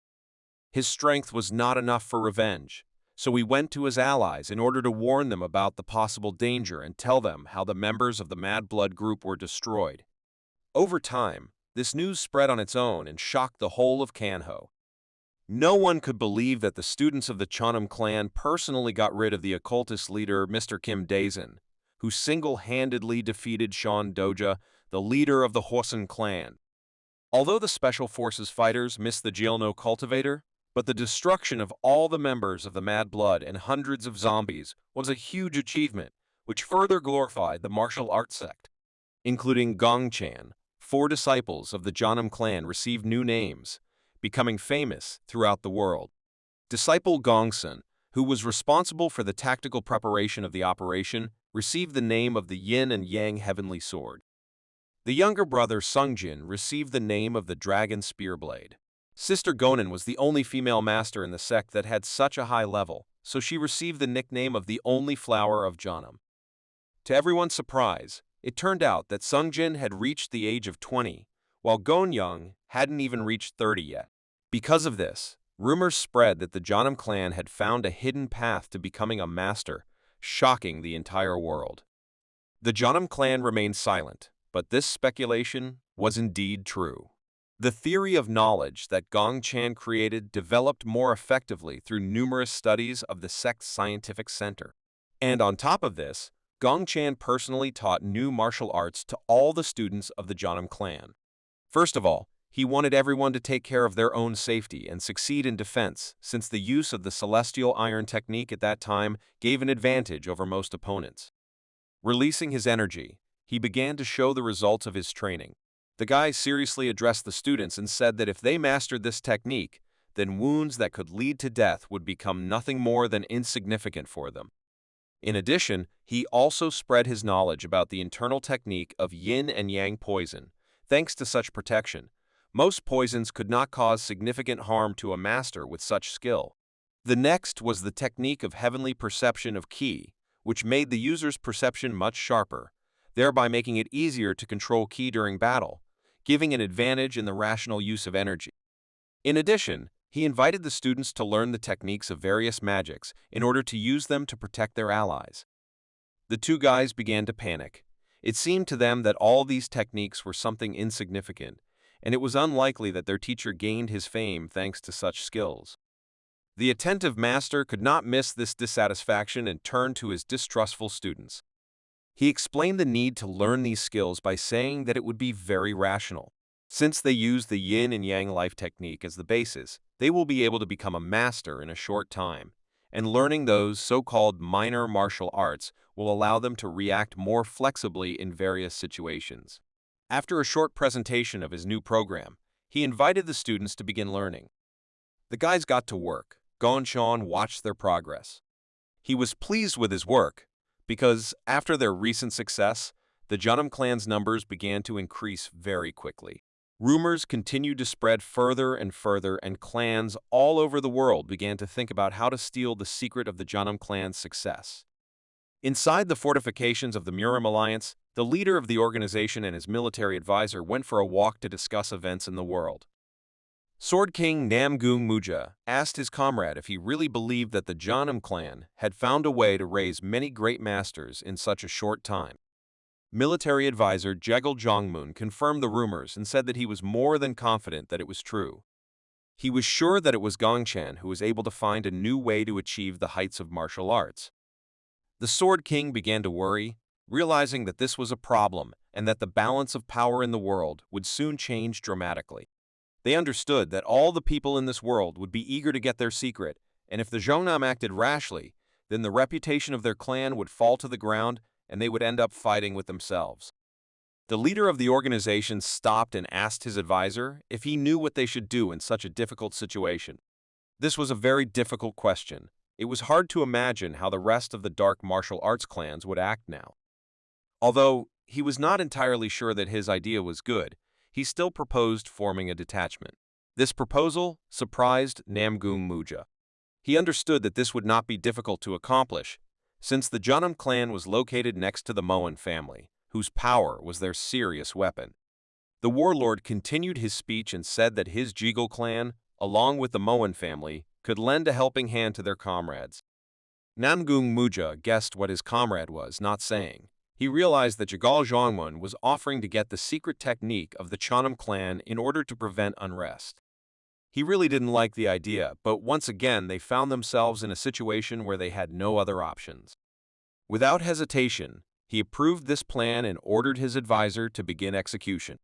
It was still a mystery to them how the righteous Jeonnam clan could suddenly take the lead in terms of the strength of its fighters without resorting to the dark arts. The dark clans also began to receive information about recent events. This disappointing news began to confuse their plans. It became obvious to the leader of the organization that a mysterious person had appeared in the ranks of the Jeonnam sect, which once again ruined their plan. He understood that there were many ways to quickly become a master in demonic martial arts, but he did not understand what knowledge his enemies used. However, their techniques also had a downside. Moreover, his Devil's Scarlet Blood technique was no exception. The growing power of the Jeonnam clan could ruin their plans, so they had no choice but to take care of this matter first. Looking at his advisor, he nervously shouted that they would destroy the Jeonnam clan.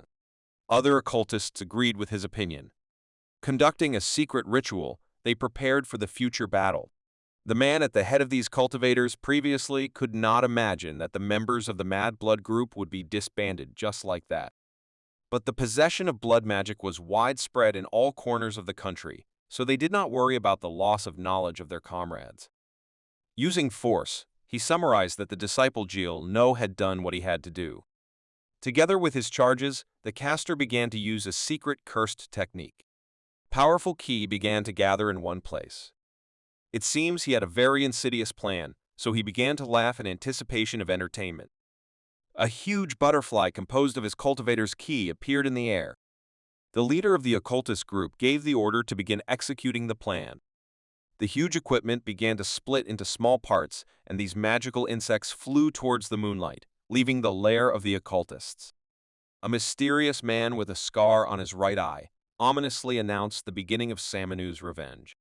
His expectations were so great that when he looked at his illusion technique, he began to laugh madly, since there are not many masters in the world who are able to withstand this power. While the whole world was shocked by recent events, the Jeonnam clan began to return to normal life. The field kitchen greatly exhausted the young hermit, who loves to eat delicious food. Now the students could enjoy the food from their canteen to their fullest. Tactical training leader Gonson decided to sum up the results of the recent operation. He was happy to announce that they had dealt with the Dizang Palace, which was a great honor for their sect. In addition to this, they began to train in new martial arts developed by their younger brother, thereby increasing Jeonnam's strength daily. This praise was deserved, but the shy guy was still not used to this amount of attention from his friends. All the success was dedicated to the Jeonnam clan. Master Gonsong wanted their martial arts sect to become one of the greatest in the world, and believed that this day was just the beginning of their long journey to the top. At the table with delicious food, everyone was enjoying the recent victory. Sungjin was among those who were admired by all the disciples of the clan. Sister Gonin took a place out of sight of the fans in order to enjoy the wonderful food that they did not have during the trip. Mountains of delicious food attracted all the fighters, since such food was different from what they ate every day. Among the students, a small girl was especially distinguished. Her appetite was so incredible that she ate various delicacies with several hands. It looked as if she had comprehended the Ashura technique. Only one person distracted her from eating. Master Gongchan didn't look as happy as the others. It seemed to the young student that her teacher was worried about something. Indeed, the young monk silently rose from the table and left the banquet. The behavior of the protagonist of the recent operation worried her to such an extent that she completely forgot about the yummy food. Gongchan found his peace under one of the trees near the wall of Jeonnam's school. The events that he had recently experienced could not leave his head. Even though they had a reason to fight, the young master still could not accept the cruelty he felt back then. He had to kill again, and again he had no choice. After some time spent remembering the horrors, the guy was distracted by the girl's voice. He recognized her immediately, and a sincere smile appeared on his face.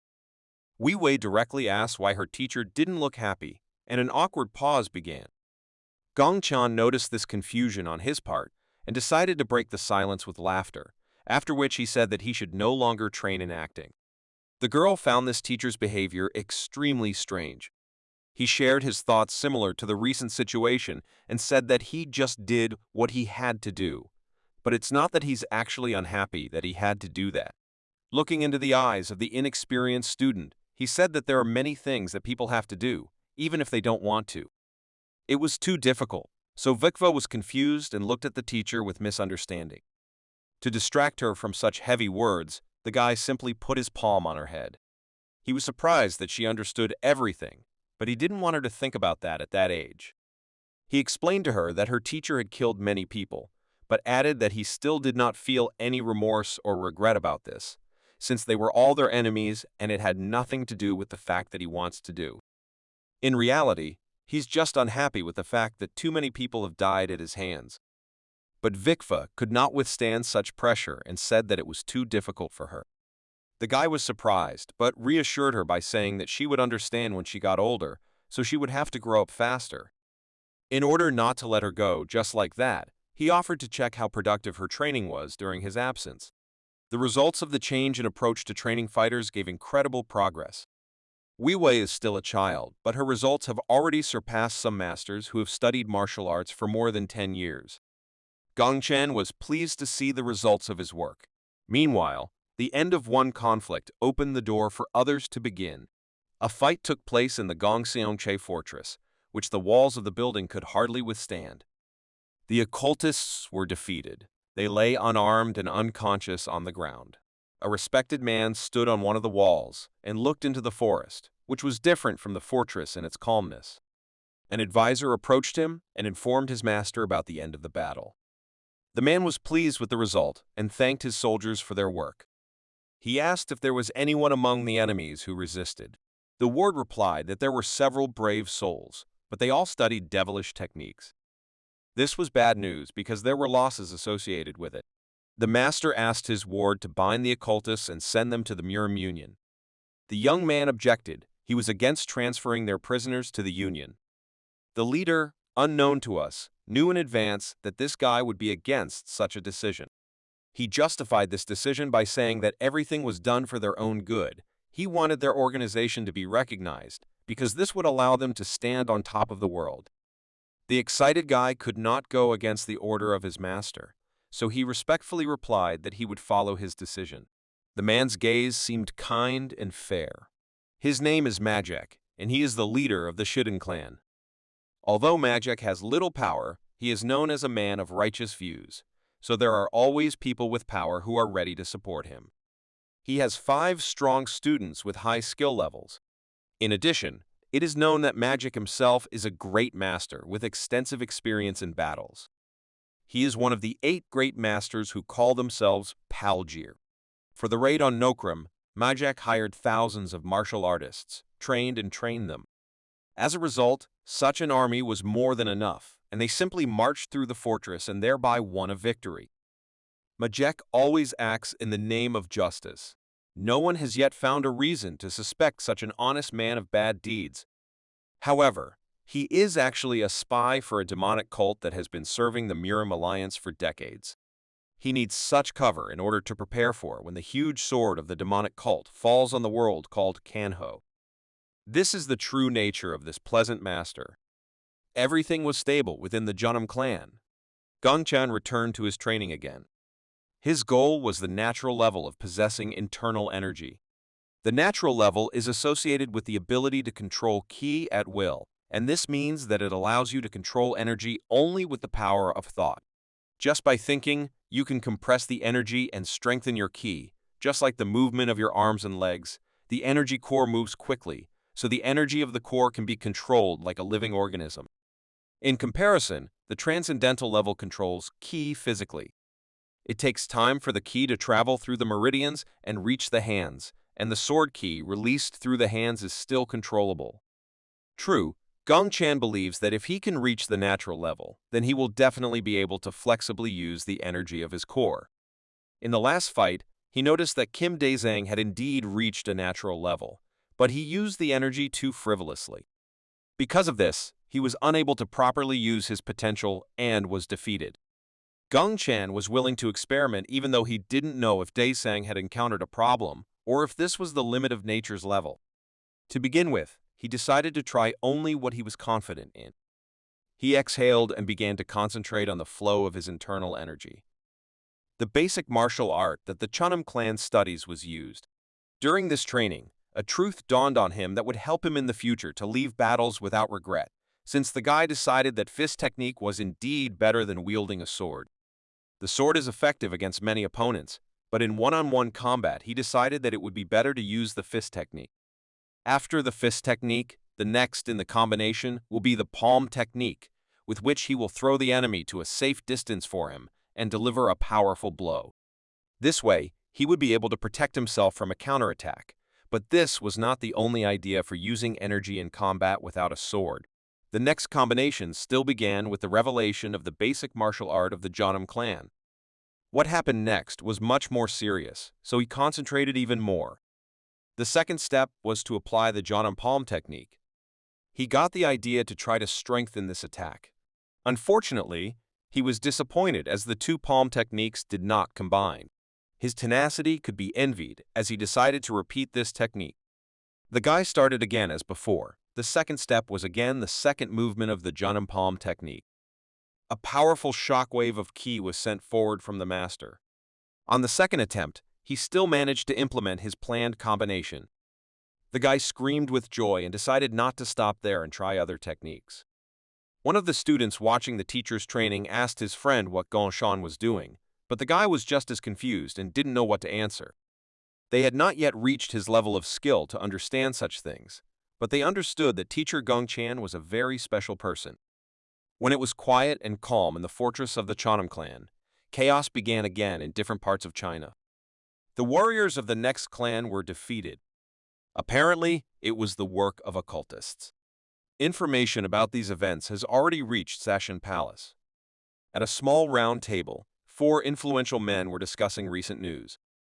According to the intelligence report, Deng Songhai from the Sashan Dang family died, and this time the death was caused by a heart attack.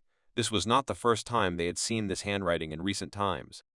Clan leader Hyo Hengo Salang was extremely worried that the transcendental level practitioners from the 3 greatest families of Sashin Palace who took part in the raid on Nokrim ended up failing and dying under strange circumstances. The Chongsong clan and the Ami clan lost their strongest representatives. And this time, Dang Songjai, who was called the Poisonous Dragon Killer, also died. He could not believe that a master of the art of poisons could die from poisoning. The leader had a hard time comprehending everything that had happened. He had no idea how they made such a mistake, which endangered their safety. But it was obvious that this problem would not be solved if the families of this palace continued to compete. The representative of the Zhonghan clan agreed with the wise woman from the Ami clan. They had lost too much to continue this useless competition. The Hyohoan clan arrived at Sashon Palace to help the local clans. They believed that it was not necessary for them to fight Nokrim. A gray-haired man with long hair summed up that no matter how things turned out, they should stop this operation. The battle with Nokrim had proved too difficult. They could no longer afford to suffer any more casualties. Losing a significant number of troops would put their clans in jeopardy, so the Cheongsong clan representative agreed with his colleague's idea. The leader of the meeting had the last word. Heohengo Salang announced a temporary stop to all their actions towards Nokrim. The Murim Union was also extremely concerned about recent events. Local carp attracted attention but could not relax the tense situation. The alliance's military advisor was more serious than ever, trying to understand at what point things got so bad. The Imperial Palace and the Murim Alliance, the Dark Faction, and the demonic cult. He did not understand what his Jeagle family should do between these two fires. He felt that now he was becoming a real warrior, because difficult times create strong people. But still, he would like his father to be next to him and give him wise advice. The wisdom of the Jagal clan was entrusted with enormous responsibility. Alliance leader Namgung distracted his military advisor and asked if he had made a decision on how to deal with the situation. Chunmun cryptically replied that he saw no other options. It turned out that they had already discussed this problem and came to a solution that they would like to apply only as a last resort. The main problem was the threat of fooling people with occult illusions. The military advisor analyzed all the information from the intelligence and came to the conclusion that masters who have reached the natural level are not affected by illusion, while masters of the transcendental level find it difficult to fight against them. They did not yet know what illusion their enemy was using, but it was clear that if they left everything as it was, then they would soon have big problems. The Sword King understood that they were in a hurry, and at this moment they should forget about Nokrim. Chunmun Jagal supported his idea, justifying this by the fact that the Dark Faction and the main forces suffered unpredictably large losses. Sword King Namgung understood that all of Kanho was under the influence of illusion, and therefore asked the advisor to think twice about his decision, since the result of their alliance would depend on it. The man replied that they actually had no choice but to request more people from the Moen clan and those who were talented in illusion techniques. The leader of the alliance did not think that they would have to turn to the Moen clan. He was looking forward to their cooperation. The Murim Union finally weighed all the risks and made a response move. Meanwhile, the Jeonnam clan, despite its success in training masters, was also concerned about what was happening in the world, so it was decided to hold a gathering of elders, among whom Gongchan was. The sect leader asked the main question of these gatherings, whether they could remain safe in such conditions. The teacher was the first to express his opinion. He was bold to say that he considered their clan to be sufficiently prepared so that the devil's illusions could not penetrate their territory. But one couldn't help but remember that 15 transcendental level masters had died because of this illusion. The results of the recent attacks on Nikrim were summed up by his comrade on the left. The elder was afraid that if things really were as they were told, then even the large clans could be in danger, and this was a very serious threat to the balance of power. Jeonnam was forced to develop its own plan of action. The leader asked if they had the necessary resources to help the Murim Union.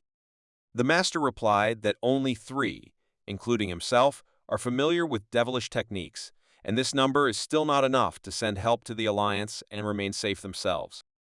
They had to make decisions carefully, because they had to be ready before the threat reached their clan. Our monk's teacher believed that the only thing they were sure of was that the devil's illusion did not work in a place prepared with magic circles. In addition, all the killed masters were outside such circles, which meant that their masters would be in danger as soon as they left the boundaries of Jeonnam. In a calm tone, the teacher stated that they had no choice, and teaching students inside the fortress was the only wise decision. But one of the elders responded to these words with objections. The leader noticed that the discussion was about to reach a dead end and turn into conflict, so he stopped the discussion and took this responsibility upon himself. He gave instructions and asked from now on to begin researching the devilish technique while not forgetting about training students. The elders agreed with his opinion. Gongchan was calm and concentrated, because as always, he had a huge responsibility. After the meeting, the elders continued to discuss the results. Gongchan and the teacher stood separately. The young master was concerned and wanted to discuss this personally with his teacher. He told him of his desire to study the technique of illusions. This was unexpected, so he added that he had previously planned to learn this skill from Uncle Chong-sul. Without hesitation, the man supported him and offered to do as he had previously planned. The support of a respected person greatly improved the guy's mood, and he thanked his teacher for the kind words. Still, Gong-chan was the ray of light that the Junum clan had been missing for so long. The guy went to the building with one of the greatest masters of their sect. First of all, he greeted the students who were cleaning inside the palace. The guys asked what their younger brother was doing in such a place. The young guy replied that he was looking for Uncle Chong-sul. This question was unexpected, so Gong-chan added that he was wondering if he could learn from such an experienced mentor. In order not to waste time on guessing, he said that he was going to learn the technique of illusion. Of course, such power was unusual for the Shona masters, so one of the men asked why the respected young monk needed this. This question took him by surprise, so he made the excuse that he didn't know much about illusion techniques and was simply driven by the fact that new knowledge is always an advantage. The school students did not pay attention to their younger brother's awkward behavior, but agreed with his words, since Gong-chan's theories really work, and Jeonnam owes him for improving the education system. The elder brother went away to inform the master about the arrival of the young monk and asked the guy to wait a little. Turning away from the talented guy, his emotions changed dramatically. It was not easy for him to realize that his younger brother Gong-chan is considered the forerunner of martial arts, which is surprising at such a young age. In addition, now he has gone even further and is trying to study even the technique of illusions, which only 3 people in the entire clan master. Inside the building that belonged to Master Chong-sul, there were a lot of ritual paraphernalia. The man was ready to listen to the conversation of his younger comrade. Taoist Gong-chan introduced himself with incredible respect as usual, and said that he was honored to welcome his dear uncle. The respected master replied that he had heard a lot about such a student, after which he invited him to sit down. It was an honor for the monk, and he sat down at the same table with the master. A serious conversation awaited them ahead, so the master closed his book so as not to be distracted. First of all, he asked why the young master should study the technique of illusions.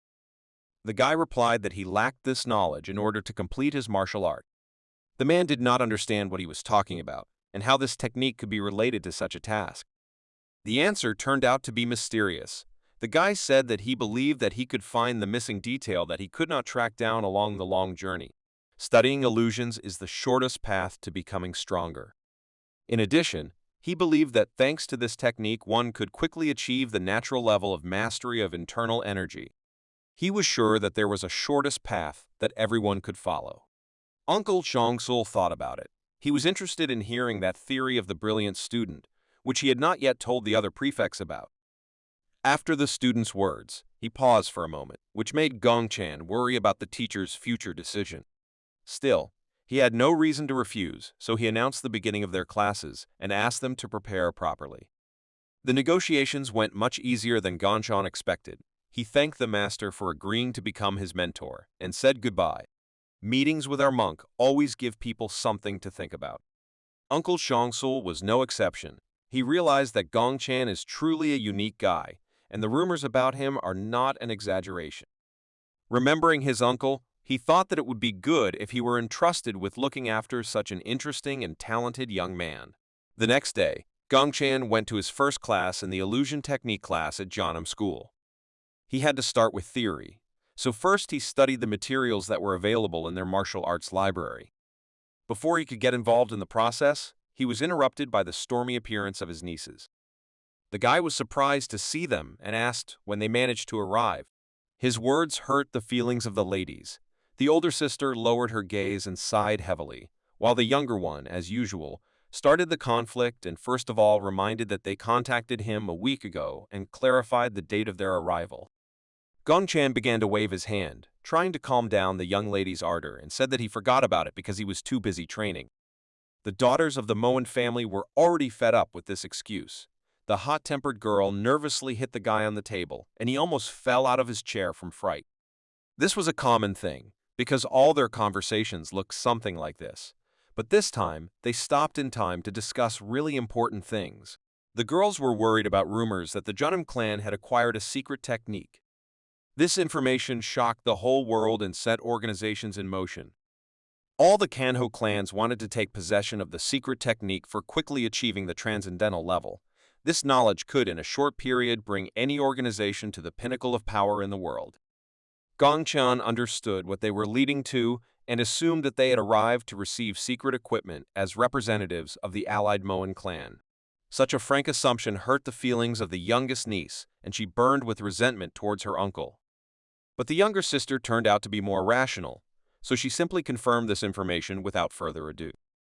At her sister's words, Ren's younger niece simply became inflamed. She didn't want to say it so directly, but Ren knew very well that it was better to be honest with their uncle, especially when it comes to the relationship between the Moen clan and Jeonnam. The eldest sister admitted that their family really sent them in order to acquire such valuable knowledge, which other families began to hunt for, but admitted that this request was too difficult for them, and they were ready to accept a refusal. It was about knowledge that, due to proliferation, they could completely change the balance of power in the world. Gongchan looked at the girls and began to think about what to do, because the future of many families associated with martial arts would depend on his decision. First, he turned to his older sister and said that he would like to convey something serious to them. He would like the Moen family to declare the Jeonnam clan as their allies forever, after which the Jeonnam clan will consider their offer to share the secret method of training transcendent-level masters. From such a shocking answer, the sisters froze in place. Scratching his ear, he relaxed and replied that he had already thought about it and just wanted to talk to the clan leader about this possibility. It was strange. The girls asked why he wanted to do this. They themselves understood that the knowledge of the Jeonnam clan could change the entire world of martial arts.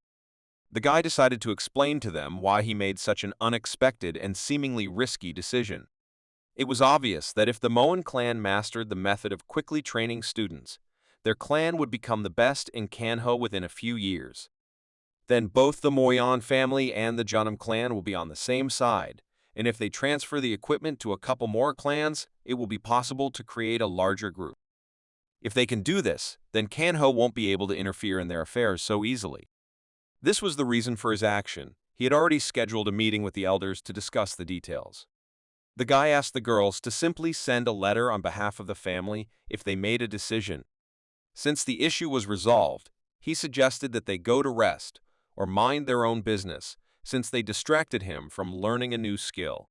Although they had reached a mutually beneficial solution, Ren was still unhappy. She didn't like her uncle's cold treatment, so she asked if there was anything else he wanted to tell them. Gongchan couldn't understand what they were talking about, so the younger sister suggested that he ask how they were doing and say how much more beautiful they had become since their last meeting. It seemed that he understood what was going on, so he closed his book and concentrated all his respect on the girls. He addressed his youngest niece in a calm and confident tone. The girl began twirling her hair on her finger in anticipation. But such a romantic moment was disrupted by the master's speech. He asked them to train instead of such strange thoughts, and also suggested not to bother their heads with such useless things. Yang calmly withstood her uncle's attitude, but her younger sister was inflamed with anger. She nervously shouted that he should forget about this conversation, since she was just a fool for expecting more from him. After these words, she left the building, violently opening the door with a kick. The older sister apologized for her hot-tempered sister's behavior and then left the building. A few seconds later, Gongchan heard a scream from the street. Probably the entire Jeonnam fortress heard Ren's indignation. Gongchan was shocked, because a lot of time had passed since their last meeting, and he still did not understand why they were reacting to him this way. After learning the theory, the young monk went into the forest to practice these skills. He made the seal and began to concentrate on the flow of his energy. By changing the seals, he gradually began to release some of the chi that was easiest for him to control. This knowledge gave him the opportunity to understand the natural level of energy possession. His entire nervous system was involved in this process. He had never felt anything like this before. The sensations during this workout were very different from all previous ones. Having completed the exercise, he gradually relaxed his concentration and exhaled with relief. He was pleased because this time he had taken a huge step forward. After the training, the guy went to his mentor to share the results, They were talking about the energy of the upper core, which he had been developing for a long time. While studying illusion techniques, he noticed that they were somehow interconnected with the energy of the upper core. He was very interested in this process. In fact, in his conversation, he simply chose to use the term upper core instead of brainwaves, hoping that this would be enough for Zhang Sul. The man was shocked by the student's assumption, but decided not to show it and said that using the energy of the upper core is probably one of Gongchan's theories. Based on this assumption, he asked whether there had been any progress in confirming this theory. The young monk replied that after realizing the influence of the energy of the upper core, he began to learn new things much faster. Thus, he managed to learn flame magic, fields of vision, and even disappearing illusion. At this moment, he knows 5 spells. For the teacher, this was an incredible result, since not even a month had passed since the start of training. The guy agreed with these words, but admitted that given the fact that this is something completely new to him, he will need more time to study other techniques. Zhang Sul felt that he had nothing to support his such a talented student, so he reminded him that in order to learn spells more effectively, he needed to constantly repeat them. Gongchan thanked his uncle for his support and advice and left the building. It was already evening outside, and the guy was getting ready to return home after such a busy day. But on his way home, he saw a strange thing that made him stop and freeze in place. This was a battle between 2 girls, which he did not expect to see, since all the training was already over. As it turned out, it was a fight between Wifei and big sister Yun, while Ren didn't interfere and just watched. The young girl still lacked the physical strength to fight on equal terms with the experienced fighter of the Moen clan. The elder sister looked very cold. To make up for the age difference, Wifei jumped into the air to deliver a surprise and powerful attack. But Ren's experience was enough to predict such a move. The girl from the Moen family was able to dodge Vikfa's powerful blow without much difficulty. After that, she began her counterattack. But punching a child was not so easy. Fear appeared on the young girl's face. She realized that she would not be able to defend herself. In reality, this fight was just some friendly training, so the fight ended lightly and with a funny feeling in the back of the head. While Wifei was trying to comprehend how she made such an obvious mistake, Big Sister Yun praised her for her excellent skills and noted that she had definitely become stronger. Ren was delighted with this fight and therefore offered to fight the second one with her. Vihua was very happy to compete with another beautiful older sister from the Moen clan. Gongchan didn't understand what was happening and sullenly asked his nieces why they were still in Janam. To attract attention, he shouted in a nervous tone that they should not behave like that in his yard. Vikva was the first to notice her teacher and immediately ran to meet him. Sighing heavily, the cunning Ren replied that the girl simply had older sisters who were not indifferent to her success in training, unlike her teacher, so they simply decided to help her. The girl began to feel embarrassed and laughed awkwardly, while Gongchan was a little confused by the words he heard. Still, the guy was not in the mood, so he simply answered irritably that it was their personal choice, and he was going to learn spells, so now he was not interested. Ren decided to finish him off, so she provocatively asked the nervous guy to teach this technique to her and her sisters. Gongchan could not stand it, and replied that it would be easier for him to throw them out of his yard. But the calm and insolent Ren replied that he could do that, but there was no point in it, since they were going to leave anyway, albeit a little later. Because of such obsession, he wanted at least a little peace in order to advance in the field of illusions, so he nervously asked them to just leave so as not to disturb him. The next morning, the young master's court received guests. His sisters came to visit to study the basics of the new art, while Gongchan continued to familiarize himself with the theory. The young master's mind was filled with thoughts of how to fully master the natural level with the help of his nervous system. In fact, he was not discouraged, because his progress was so significant that no master in history could compare with him in the speed of learning. The girls continued their training. Their movements were so masterful that leaves flew away from the air currents. The elder sister suggested stopping and resting. She was afraid that Vihua would hardly be able to keep up with their pace, but the girl with a smile on her face replied that she could still continue. Vikfa's answer greatly inspired the sisters, so they, with sincere smiles on their faces, suggested not to stop and continue training even more diligently. Such dedication on the part of the girls greatly pleased their teacher, since he thought that they would only distract him. Independent nieces did not interfere with his work, so he concentrated and continued to learn illusion techniques and his inner energy. Gongchan and his students continued to train, and winter came. Ren had already begun to see Weiwei as a worthy adversary and began to take her more seriously.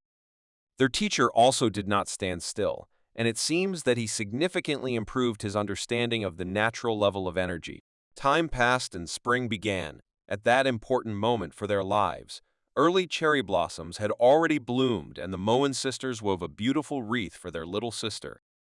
Their communication was beneficial for the girl's development as a master. Their teacher's possession of natural energy became more and more advanced. The guy was very concentrated and worked on his consciousness and control of his nervous system. Little by little, he began to release and use his internal energy with just one seal and the power of thought. His drawn little man was no longer just lying on the table moving. Ganshan was able to suddenly lift him to his feet. This was just the beginning, since such an exercise is aimed at controlling energy, but he will still have to learn to influence the external environment with even greater force. Still, he was very happy because this success would allow him to develop even faster. There were also some changes within the Janam sect. Teacher Chun Jin finally received some mysterious scroll that he had been waiting for a long time. It seems he received the information he had been waiting for a long time. Gongchan and his students gathered together to relax after productive training. As usual, the master used his ice magic skills and made fruit ice for the girls. This dessert was a common treat for the protagonist in his past life, but during the heyday of martial arts, it did not yet exist, so the sisters begged him to make even more delicious and cold popsicles. Gongchan refused, believing that Ren and En were already capable of using ice magic on their own to create sweet ice. He moved away from this mundane question and asked if Nokrim had been calm lately. Yan replied that after stopping the raids on the occultist's lair, they did nothing more. This was good news, but Gongchan was sure that Nokrim was still walking around Kanho calmly. The impunity of the enemy masters was obvious, and the elder sister agreed with her teacher. The guy was busy training, but he was infuriated by the fact that despite the fact that Nokrim was out of control, Kanho still ignored this problem. Their discussion was interrupted by the arrival of one of the students. He respectfully addressed Gongchen and said that he had an important request.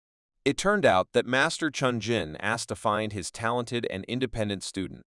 Most likely, this was due to the scroll he received earlier.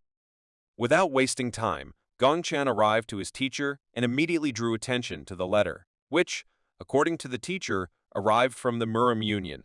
The Chonams were informed that the Union was gathering people who were good at spells, and of course, in this case, Gongchen was the first to whom it was decided to offer to take part in this.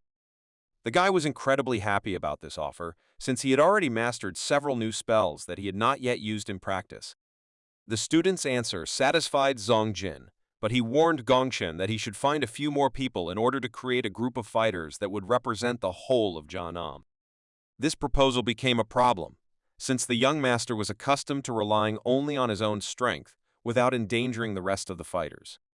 The next day, Gongchen and his group set out outside Jiannam Fortress. He was unhappy that his team seemed problematic beforehand. His guess was correct. His nieces and older sister were sent along with him. These wayward girls never gave him peace, and this time they all gathered together. First of all, he turned to the Moen sisters and asked why they were going to Murim along with the Shanam detachment. The girls replied that this would be part of their training under the mentorship of their uncle.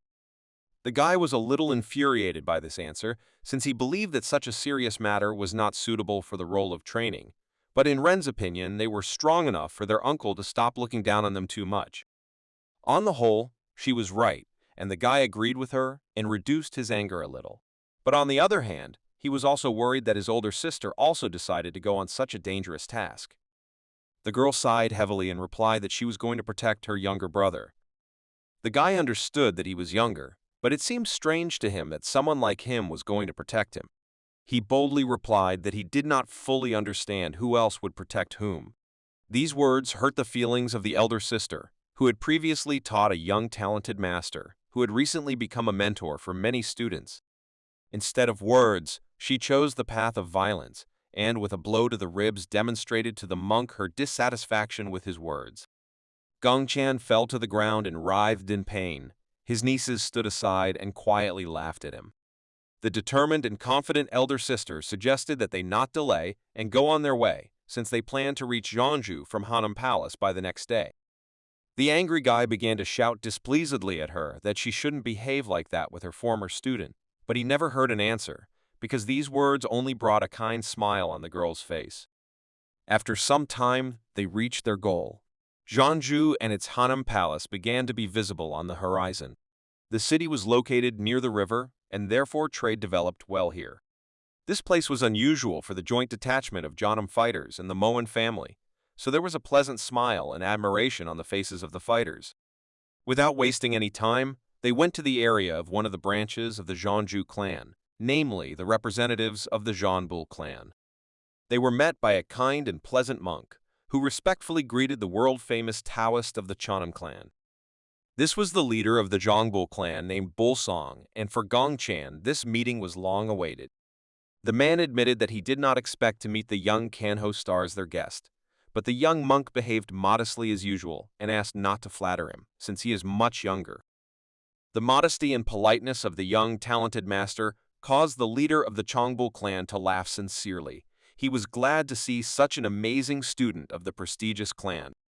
Without wasting any time, the guy introduced the girls who stood behind him, saying that his older sister and nieces from the Moen clan had arrived with him. The pretty girls joined the conversation, and the elder sister thanked the leader of the allied clan for the honor of meeting him. With his palms folded in front of him, he admitted that he had already heard about the Moen family flowers. He thought they were as beautiful as the rumors said. The acquaintance came to an end, and the leader of the Jeonbul clan asked the dear guests on what business they came to see him. Gongchan replied that they were on their way to the Miram Alliance, since they were gathering people who were good at spells. Therefore, they wanted to ask if it was possible for them to make a small pass inside their fortress to spend the night before continuing the road. These words greatly surprised the master. He did not expect that he was also good at spells. Still, he was pleased to hear that such respected young masters had decided to stay with him as guests, and he happily allowed them to stay the night. He also admitted that he had actually wanted to build a relationship as the eldest and youngest of Kangho for a long time. In addition, the rooms were already ready, so the man invited the dear guests to rest. The guys thanked the great warrior Bulsun for such an honor and went to their rooms. The girls immediately went to bed, as they were quite tired from the journey. But Gongchan had long been accustomed to such movement, so he felt great and, lying on the bed, decided to practice his energy control. He couldn't sleep and was too bored to spend time just relaxing. Using ice magic, he cooled the tea to a pleasant temperature and poured it into a cup. This was a short break, since training inside his consciousness all night was comparable to hellish efforts for him. For the first time, he noted the slow pace of development, sighing heavily. He was even afraid to imagine when he would thus reach the next level with such success. It seemed to him that one day he would have to go to the Moen clan to ask them for help. When suddenly, his keen senses noticed something was wrong. It was not the first time that the guy got into trouble during the trip. He didn't even want to guess what happened this time, but he had no choice to stand aside. The other monks of this fortress were not so skilled in controlling energy, so they still did not know what was happening. Gongchan climbed onto the roof of a tall building in this city to explore the surroundings. Despite the fact that not every master managed to sense the threat, it was hard not to notice it, since thick violet clouds visually appeared around the fortress. This was not the first time Gongchan had encountered such a feeling, and was sure that this was some kind of devilish spell. A moment later, a mysterious, huge red dragon appeared among these terrifying clouds. The monk standing on the roof of one of the buildings understood that he was here on time, because this threat looked really serious. Pulling his hand under his kimono, he realized that this was a real hunt because of which many people had already died. He had no idea how the enemy managed to find him, but he did not want to waste time thinking and decided to start the battle. The guy took out those same paper men on which he trained his natural level of ki. He tossed them into the air before making his next move. The caster began to use dolls for the first time in his life and summoned spirits with energy between heaven and earth. his paper warriors scattered throughout the fortress to defend the local warriors. The local monks were shocked, as they had never seen such a spell before. By spreading his energy, he used his natural level of control to order the spirits to take control of his dolls. Within a moment, the dolls began to move. Controlling a spell of this magnitude required incredible key control and vast reserves of internal energy. Gongxian was ready to demonstrate the results of his training and practice. With a serious and concentrated look, he said the name of this technique called escorcism. The huge technique of the enemy dragon was in an instant on the verge of colliding with the spell of the young student Jonim, which was still unknown to the world. While the clan warriors' jaws dropped in surprise, the lord of the fortress ran out into the streets of the city and first of all asked to tell them about what was happening. The spectacle was terrifying. The enemy decided to act openly, and his presence was noticeable to the naked eye. Huge red clouds and a large dragon were here for only one purpose. They showed up with the desire to destroy the talented monk from Chonim. Even the legendary warrior Bolson was shocked by the amount of dark energy that surrounded his fortress. Gong Chen was in the vanguard, and he was serious about giving battle to the enemy. His first attack was not enough to deal with the enemy, but he did not worry, because otherwise it would not be interesting. While the guy was looking for the weaknesses of the enemy equipment, the dragon was already rushing towards him. But suddenly, he unexpectedly changed the trajectory of his flight. Now everything has become clear. Gongxian was wrong. It seems that he was not the main target of the enemy troops. Warrior Bolson was excited. He would have to join the battle. We still don't know what he's capable of, and besides, the enemy spell brought real horror to everyone present. Worried about the lord of the fortress, the Jonim student immediately headed towards the city streets to defend the legendary warrior. The magical dragon has already begun to charge its first salvo, which will obviously be incredibly powerful. Such a powerful pressure of dark energy nearby had a huge impact on all the fighters of the Chonbo clan. The leader of the organization tried to resist. Gong Chen rushed to his defense. He immediately began to put a seal in order to cast another spell. Jumping towards the enemy dragon, he again turned to the spirits and uttered the words of the spell. His C became the second flash in the visibility zone of the clan fighters. Wasting no time, he asked the leader of the Chongbo clan to begin his prayer, asking the disciples to support their master. The man was clearly not ready for this battle. He did not know what to expect from such a terrifying technique, but still began his prayer. All his disciples also cast aside their fear of the enemy and continued to recite the prayer to Buddha along with their mentor. Rushing into battle, Gongxian again turned to his spirits and asked them to destroy evil and stop the atrocities of the enemy. It was an exorcism technique again, but this time he put a lot more ki into it, and it became much more powerful. The incredible power prevented the enemy spell from carrying out its attack. The sound of a powerful explosion spread throughout the entire area. The enemy equipment stopped. Heavy purple smoke hung in the air, and the excited fighters of the Chonbo clan looked in anticipation in the direction where the dragon was. The smoke began to clear, and it became clear that the young monk's second blow was not enough to destroy this dark spell. The legendary warrior began to get nervous and bit his lower lip. The surviving enemy vehicles attacked him to defeat him with brute force. He grimaced as if he was preparing for an awkward death in front of his subordinates. But as it turned out, Gongxian managed to stop the enemy spell, and a doll of enemy technology ended up in his hands. The basis of the enemy attack was an ordinary, brutal snake. Gongxian was surprised by her self-confidence, because even after losing her energy boost, she continued to attack despite the lack of any prospect. By squeezing the snake's body in his hands, he prevented the enemy from renewing this technique. Unexpectedly for him, the health of the leader of the Chonbo clan deteriorated sharply. The legendary warrior fell to the ground unconscious, and Gongxian immediately ran to him to help. Raising the body of Mr. Bolson, he turned to the local soldiers and asked to urgently take the monk to their infirmary. The news of the unsuccessful attack had already reached the enemy camp, which was located among the forest and rocks. Despite the failure, the enemy leader simply began to laugh, which greatly excited his charges. Despite the occultist's concerns, the mysterious man asked them not to do anything stupid or make a fuss over such a minor setback.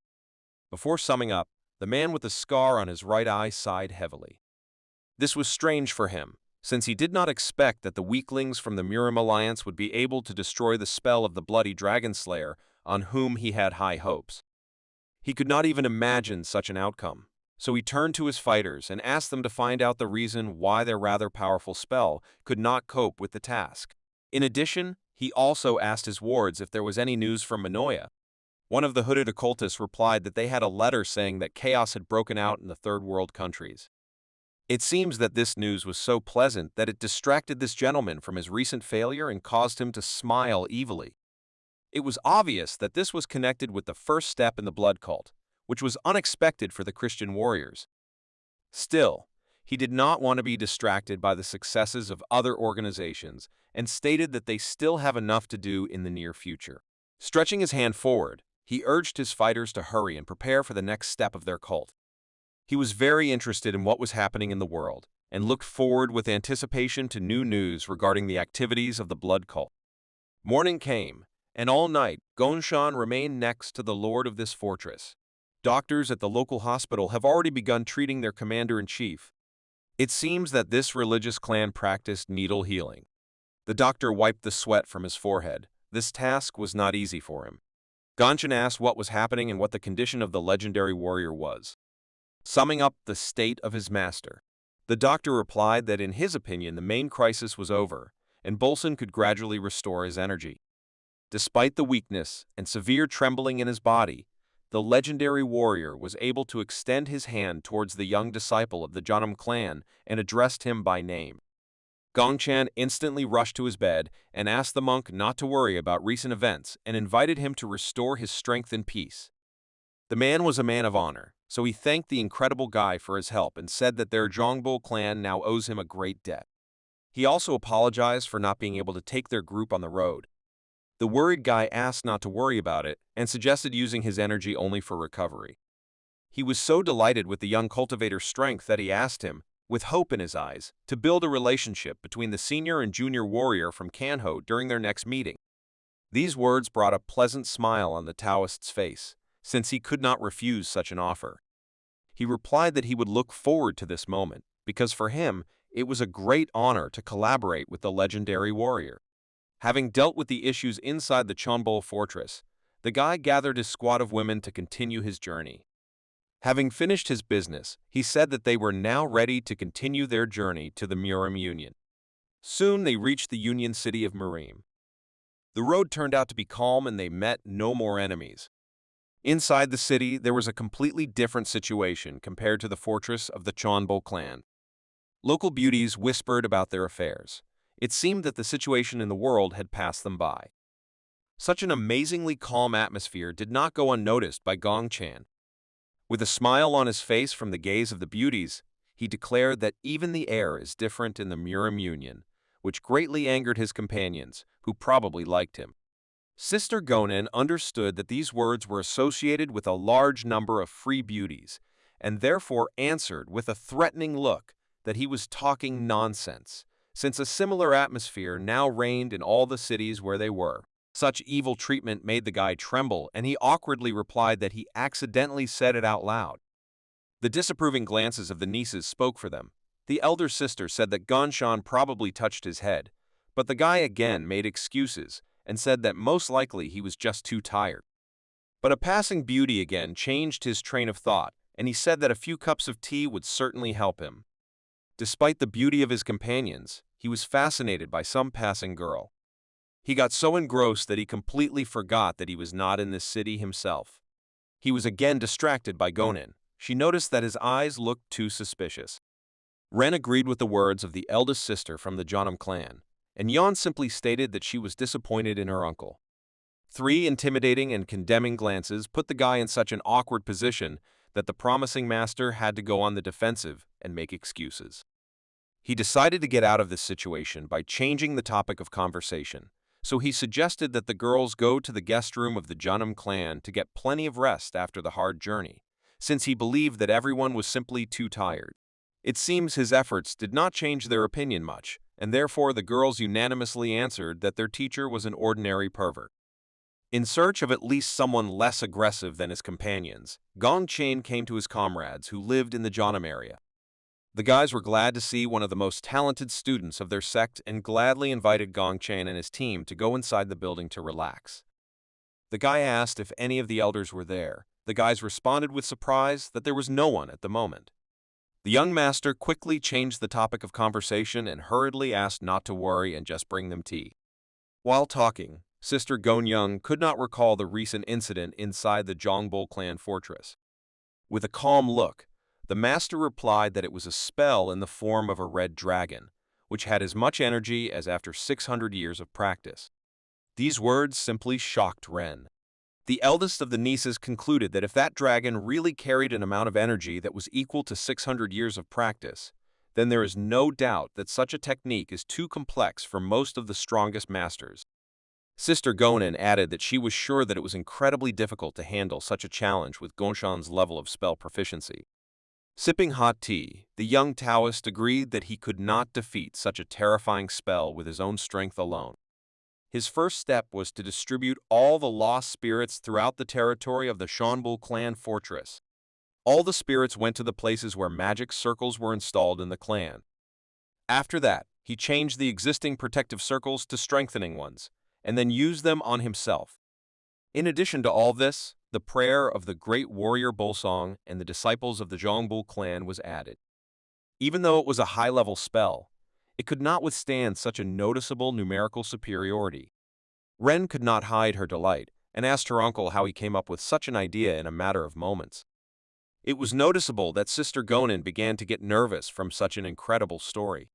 She believed that Gongchan was currently just a low-class spell user, but he managed to easily adapt to the situation and find a way out. The conversation was interrupted by one of the clan's students. He had business with teacher Gongchan. He said that representatives of the Murim Union wished to meet with him personally. It was a serious matter, so the guy immediately put down his cup of tea. Gongchan stood up decisively from the table and replied that he was ready for this meeting. The guy went to the meeting. He was received by the leader of the union himself. The king of the sword admitted that he had heard a lot about him.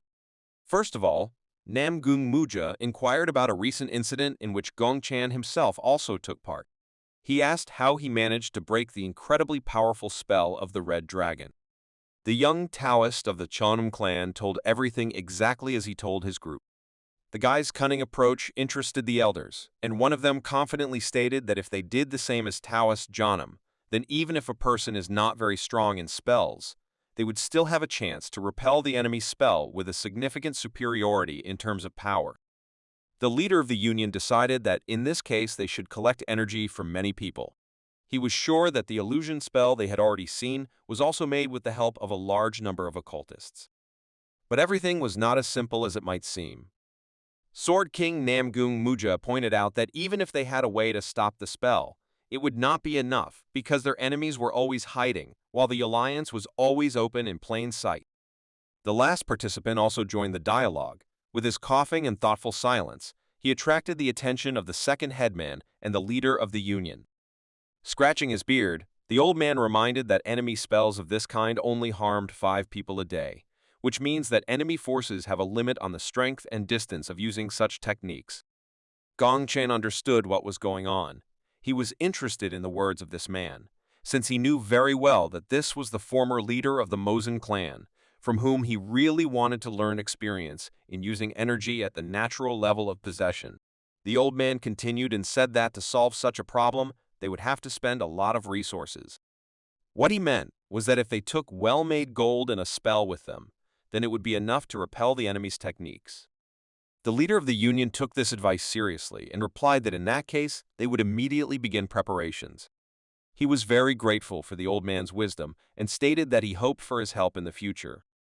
The atmosphere of this meeting once again demonstrated the seriousness of the union's attitude to what is happening in the world.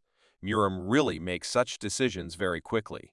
Stretching out his hand in front of him, Sword King Namgung Muja stated that from that moment on, they would begin to follow a plan to fight the spell called Murima Alliance. While the alliance of martial arts clans was making such important decisions, there was also some good news in the Jonam clan.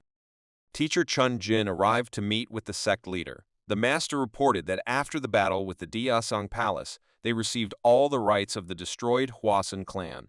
To put it simply, We can now say that most of the clans of Samazo Palace are subordinate to the Jeonnam clan. Interesting news was also received from the allied Moen clan. Jeonnam and Moen made a deal, and after that rumors began to emerge that Moen began to increase their influence in Yongyang Palace. It was about that very secret training technique of Gongchen. In addition, Ren and En were sent to the master to continue joint training and exchange of experience for some time. Teacher Chun Jin believed that this was a difficult path for the two flowers of the Moen clan, so together with the elders, he decided to appoint Gonin as an accompanying master for their detachment, just in case. News of the recent incident in the Zhongbo clan has already reached the Jeonnam Palace. The sect leader admitted that he heard about a big deal that their most talented disciple had recently done. The world was once again shocked by the power of the Jeonnam clan. After all, Gongchan not only saved the leader of a powerful clan of a member of the Murim alliance, but also single-handedly managed to destroy enemy spells with the energy power of 600 years of spiritual practice. Let's return to our young monk. Evening had already come, and he was humming as he returned to his room. He was happy with how he spent his day, as he was able to learn a lot of interesting things just by talking to other spellcasters. It was a joy for him to learn something new completely free of charge, because this kind of opportunity does not come often. There was a smile on his face, and a sincere and friendly laugh emanated from him at the mere thought that the next day he would also be able to gain knowledge that was important to him. But suddenly he stopped and turned away from talking to himself. Three masters, accompanied by two girls, walked nearby. They were vigorously discussing some rumors.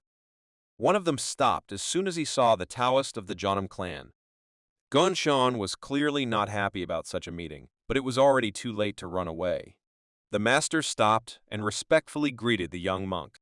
It was the son of the Sword King. Gongchan awkwardly reciprocated his feelings.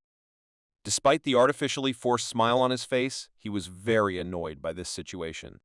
One of Master Namgun's comrades asked who they were dealing with. It was the first time he had seen the son of the leader of the Union, Murim, say hello to someone first. This unfriendly man named Dang Mugi, nicknamed the Poisonous Dragon, with a dissatisfied face. He rudely asked the young master who he was and where he came from.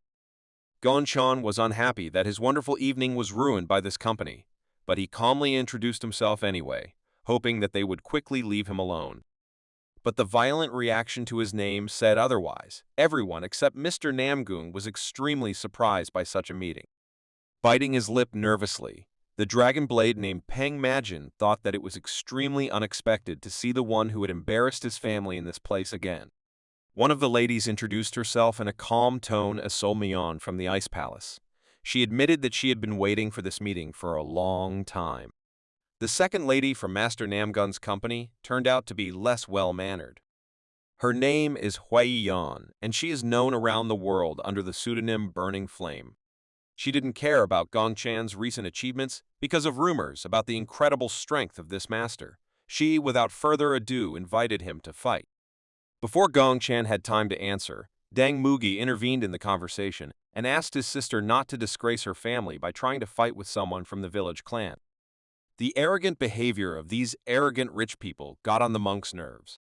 The son of the leader of the Union, Murim, who once already suffered from his arrogance towards the Taoist from Jeonnam, showed himself most adequately. He invited his comrades to cool down and move on. He addressed Master Gongchan with respect and apologized for the behavior of his comrades. It seems that the conflict was resolved and the masters and rich clans moved on. But Gongchan saw this as an excellent opportunity and provocatively told them in the back that he would not fight until he was sure that he could make money from it. Hua Young immediately noticed his words and stopped and asked him to repeat. Sighing defiantly, the guy realized that he had managed to interest the fire master from Namgung's company. He repeated his words that he does not fight for free, arguing that he is the only one who wastes time playing with masters of such a level as theirs. The guy's impudent words shocked the well-mannered lady of the Ice Palace, while Hua Young admiringly noticed that Gongchan was an interesting and hot guy. She came closer to him in order to make him a tempting offer. Her proposal turned out to be quite unexpected. Considering herself a real beauty, she stated that if he wins in their fight, then she will allow him to go on a date together. Such a move was very bold, and from hearing the words, a sly smile appeared on Gongshan's face. He saw opportunities for negotiations. The guy calmly replied that he was not interested in her, but despite this, he was ready to fight if in exchange she could tell him the basic principles of the martial arts of her clan. It seems that his words really hurt the beauty's feelings, and she shouted in rage that this was an unfair proposal, because everyone was crazy about marrying her, while Gongshan only asked to know the basis of her martial arts, which sounded like sheer absurdity to her.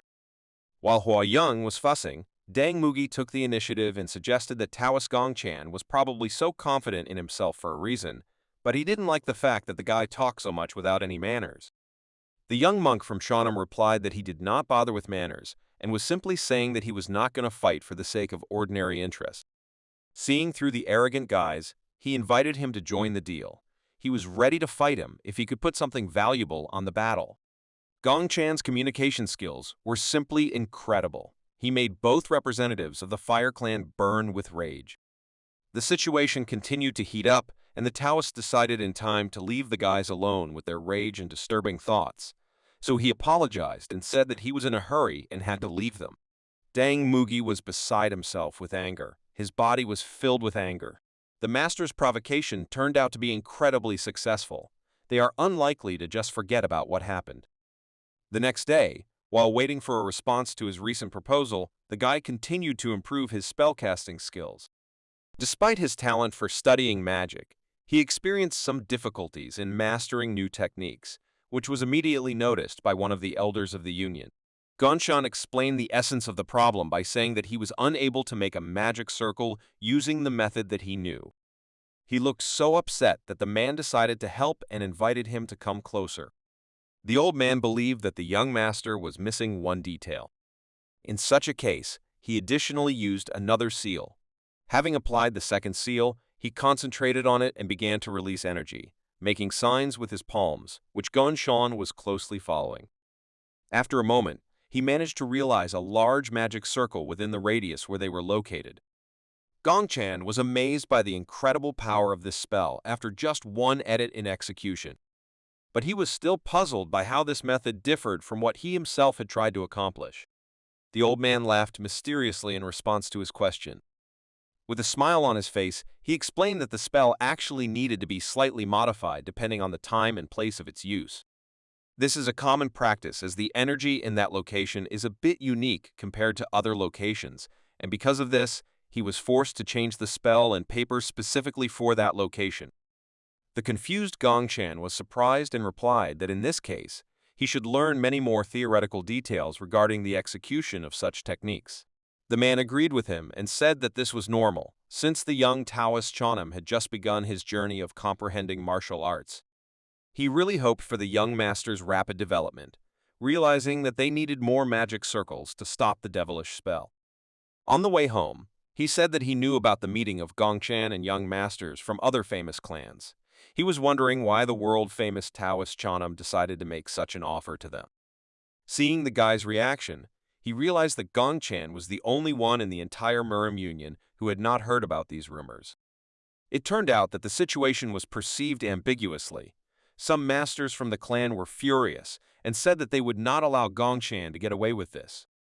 Out of awkwardness, the young Taoist put his hand on the back of his head and, trying to relax the situation, replied that in his opinion, nothing serious had happened.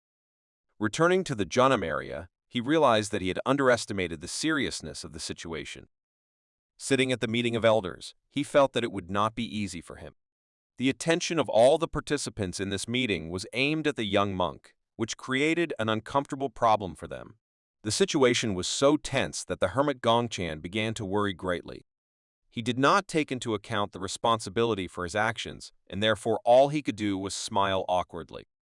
One of the elders complained that because of the Taoist performance, people started talking about the Junam clan too often. Repeating the same mistake, he began to make excuses and said that they were the first to start. His lie was easy to recognize, so they all unanimously said that it was time for him to grow up. From these words, the guy drooped into himself. He did not yet know that due to a recent incident, the Seishan Dang family challenged the Junam clan to a duel. The guy was very surprised, although he expected that this would happen, but no one personally told him this news. Remembering those guys, he realized that the same daring guy named Songhai spoke on behalf of the Sashon Dang family. The headman decided that Gongshan had set them all up by coming all the way to the Murim Alliance just to create more problems. He ordered him to immediately apologize to the aforementioned clan and not make the problem even bigger. As an argument, they reminded him of his own wise words that the ability to restrain himself is equal to victory in battle. Unexpectedly for everyone, he demonstrated the seriousness of his intentions and firmly declared that he would accept the challenge to a duel. The elders were furious with the guy's self-will. They could not believe his arrogant and impudent answer. In his defense, Gongshan said that they were the first to disrespect the Janam clan, and after that, he could not stand aside. He believes that it would be absolutely wrong for a Taoist from the Janam clan. One of the disgruntled elders stated that the monk primarily came to the alliance to fight against devilish illusions with the help of his spellcasting skills and not to fight in conflict with other clans. Another argument was that they were worried about their strongest student. After these words, the young monk calmly asked the elders not to worry about him. With a self-confident smile, he replied that in any case, winning would be a piece of cake for him. The representative of the conflict clan is a poisonous dragon named Dang Mugi. He is the grandson of the poisonous king Dang Chong, former head of the Sashan Dang family. To make him the heir to take the place of the poisonous king, the Sashan Dang family fearlessly invested huge amounts of money in him. In return, Dang Mugi gained incredibly great strength from a young age by practicing with Kanho's best mentors. Therefore, he believed that he was the strongest of the 10 true Kanho dragons. This was the reason why Dang Mugi looked down on other masters. His arrogance was primarily due to his early acquisition of power. This arrogance collided with Gongshan's arrogance and created a spark. The martial arts duel between the Sashan Dang family and the Junam clan has become a hotly debated issue in the Murim Alliance. Gongshan didn't even care about the 10 true dragons of Kanho. That's how arrogant he really was. Marima Union, the center of Kanho, many stories happened in this place, and now all the people's attention was focused on the next story, the fight between Gongshan and Dang Mugi. Most of the city's craftsmen arrived for the rare spectacle. In the forefront was the company that Gongshan had recently encountered. The heroes of this celebration stood in the ring. Gongshan was unshakable and calmly stood in front of his opponent with his hands folded in front of him. With a straight face, he continued to provoke the enemy and arrogantly asked the dragon what he had prepared for him, recalling his words that he would not fight just for fun. The noble family member calmly replied that honor cannot be bought or sold. But still, he took Gongshan's words to heed and prepared a heavenly poison pill. The realization of this news immediately changed the guy's attitude towards the battle. He knew that this was the best of the best pills, which instantly gave internal energy equal to 30 years of practice. Satisfied with the enemy's response, the monk said that in this case he was ready to start the battle. Their judge was very surprised, but Dragon Dang said that before they began the fight, he would like to ask for one condition. Filled with rage, the guy shouted that he wanted to be allowed to kill the enemy in this battle. He believed that in order to fully utilize their family's martial arts, this was a necessary condition. The audience was shocked by this statement, and they began to discuss that Dang was actually planning to end everything with the poisonous technique of the Sashan Dang family. But this did not affect the equanimity of the arrogant Gongshan. No one knew about his incredible resistance to poisons, so he calmly replied that he did not object to such a condition of the duel. The judge did not like this calmness at all, but the guy assured him that there was no need to worry, because the heavenly poison pill was at stake, and for him, it was worth the risk. Gongshan did not even doubt his words, which made the judge worry that everything was fine with his head. Still, he had no other choice, so he folded his hands in front of him and said that he hoped that the members would not do anything that was against the rules of Kanho. After these words, he announced the start of the fight, and the intrigued audience began chanting the names of their favorites. The poisonous dragon Sashan Dang, in anticipation of the fight, began to flex his fists. With an arrogant smile, he turned to the Taoist and said that if he asked for his life right now, he would pretend that nothing had happened between them. With a serious look, Gongchen offered to repeat these words again if he could win. After that, he began the fight and quickly rushed towards the enemy. The guy began to analyze the enemy's stance and at the same time strengthen his fist, releasing energy. The close combat began with parrying a blow. The guy who mastered poison techniques turned out to be difficult. He easily managed to block the first blow of the young monk. This was followed by a counterattack that took Gongchen by surprise. He instantly tried to retaliate using poison, but Gongchen dodged it. Without stopping there, the poisonous dragon continued its attack. The next claw strike never reached the body of the Junam student. Only after this did Gongchen realize that the enemy was using poison in his techniques. He decided not to counterattack and only dodged enemy attacks, gradually learning the characteristics of his fighting style. Unable to stop the enemy's series of unpunished attacks, he decided to move to a safer distance and jump back. Feeling superior, Saxian Deng decided to cheer up his pathetic opponent and noticed that he reacted quite quickly to what was happening. Showing off his poison glove, he said that everyone knows that being injured by the Dang family's poison technicians is fatal, and Gongchen will not be able to avoid it. But such words did not excite the monk at all. He disrespectfully began to warm up in the middle of the battle, realizing that he was clearly not the one who should be wary of enemy poisons. With interest in his eyes, he said that he was going to beat up a self-confident and daring guy from a noble family, which was disrespectful to the Janam clan. His calmness provoked the enemy even more, and the poisonous dragon rushed at the monk in a rage. His reckless and emotional behavior weakened his vigilance, and he did not even notice how Gongchen easily dodged this attack and even ended up behind him. He found himself in no better position, since he no longer had the opportunity to dodge. The first blow of this fight was dealt by Gongchen. The blow was so strong that Dang flew several meters back and fell on his back. Gongchen's brute strength seemed to already guarantee him victory. But as it turned out, this was still not enough. The poisonous claws of his opponent's gauntlet dug into the ground with fury. Saxian Deng rose to his feet with a burning gaze. Despite such a heavy blow, he still wanted to continue the battle because his pride and the honor of the clan were at stake. His gaze was unshakable and said only one thing: he was not going to give up so easily. Gongchen was surprised by the enemy's behavior, so he turned to the young warrior and said that he should stop, because his tenacity alone was worthy of praise.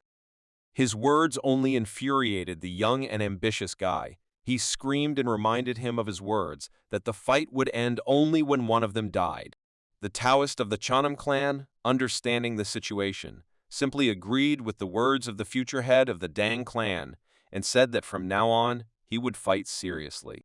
Analyzing the abilities of the talented student Janam, Saxian Deng assumed that in the battle of speed, Gongchen could not be that much stronger than himself. He had only one trump card that he was counting on. Each of his blows was accompanied by the release of poison, but the dragon never managed to reach the body of the unarmed Taoist Chonam. With only one strike in mind as a tactic, he did not bother with more subtle techniques or strategy. His self-confidence once again allowed Gongchen to get within counterattack range. Saxian managed to notice the enemy's intentions and immediately jumped back to a safer distance. Without hesitation, he rushed into battle again to deliver a powerful, direct blow. Gongchen, without moving from his spot, responded with the same blow. Thanks to the released energy of both fighters, their fists literally hovered in the air a few millimeters away from each other. A smug grin appeared on the poisonous dragon's face. He believed that he was about to catch the enemy with his poisonous gloves. But he miscalculated again, and a moment before the end of the fight, with a calm look, Gongchen told him that this time he was really serious. Burning with rage, Saxian Deng asked not to talk nonsense, considering his victory an obvious outcome. But he was wrong.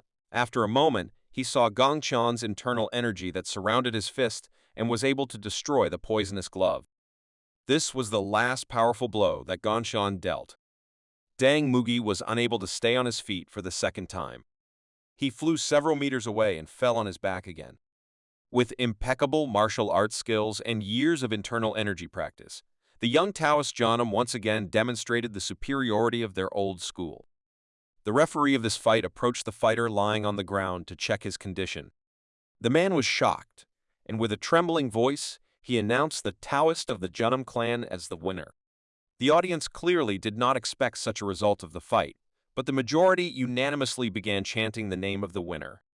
The fiery woman bit her lip nervously. It was only at that moment that she realized that Gong Chan was an unusual master, since he defeated Dang Mugi with such ease. But Mr. Namgung had long seen the incredible potential of his former opponent in a friendly fight. The fight was over, and as promised, Gong Chan received his valuable prize, although he could not believe that he received such a precious thing in just one day. With a satisfied smile, he hoped that he would keep it and not have to give it to someone else. When suddenly he became distracted by the guy who stood in front of him and most likely wanted to talk. It was the young warrior Namgung, the son of the Sword King, and after the battle he couldn't help but meet Gong Chan in person. With his first word, he embarrassed the young master from Janam by saying that the fight was incredible. Gong Chan was very happy to hear such praise from his past opponent. But he obviously met with him not only for the sake of these words, and realizing this, Gong Chan said that if there is something that he can help with, then he will always be ready. Folding his hands and bowing, he replied that he would like to ask for a friendly duel. He also added that he not only wants to repeat their fight, but also start learning under his mentorship. The young master was surprised and asked the warrior whether his view had really changed so much. It was obvious from Namgung's look that this was the case, so Gong Chan replied with a friendly smile that since they had known each other for a long time, he did not need to give him anything for such a fight. He had to say this because he had previously demonstrated himself as a person for whom values are the only benefit from interacting with other masters. He asked where the young warrior would like to fight, and Namgung replied that he was ready to do it anytime and anywhere. Gong Chan did not want to start a battle at the moment of conversation, so he agreed to postpone the fight until the next day, since in any case they needed someone as a witness. After these words, they said goodbye and the son of the Sword King left. It was a mystery to the young master whether everything would go well. Perhaps he thought that Namgung wanted revenge for his defeat and the defeat of his close comrade. In fact, he was thinking about all the wrong problems that he needed to worry about in the near future. In the meeting room, there were a lot of negative emotions on the part of the elders. They were beside themselves with rage when they heard that their fighter had arranged another duel, and with a representative of one of the largest families, the great Namgung family. It seemed to them that the guy had specially arrived at the Miram Union to fight with others. Without having a word to answer, Gong Chan simply looked down dejectedly. Another intense conversation with the other prefects left him so exhausted that he decided to rest with his group, with whom he went on a mission. While talking to Moen's nieces, he said resentfully that the elders were too strict. Ren agreed with them in a way, and said that he was bad, as there were rumors that he received a heavenly poison pill as a reward for the fight. Another disappointment plunged the guy into a temporary deep depression. He thought that his nieces did not value the work of their teacher at all.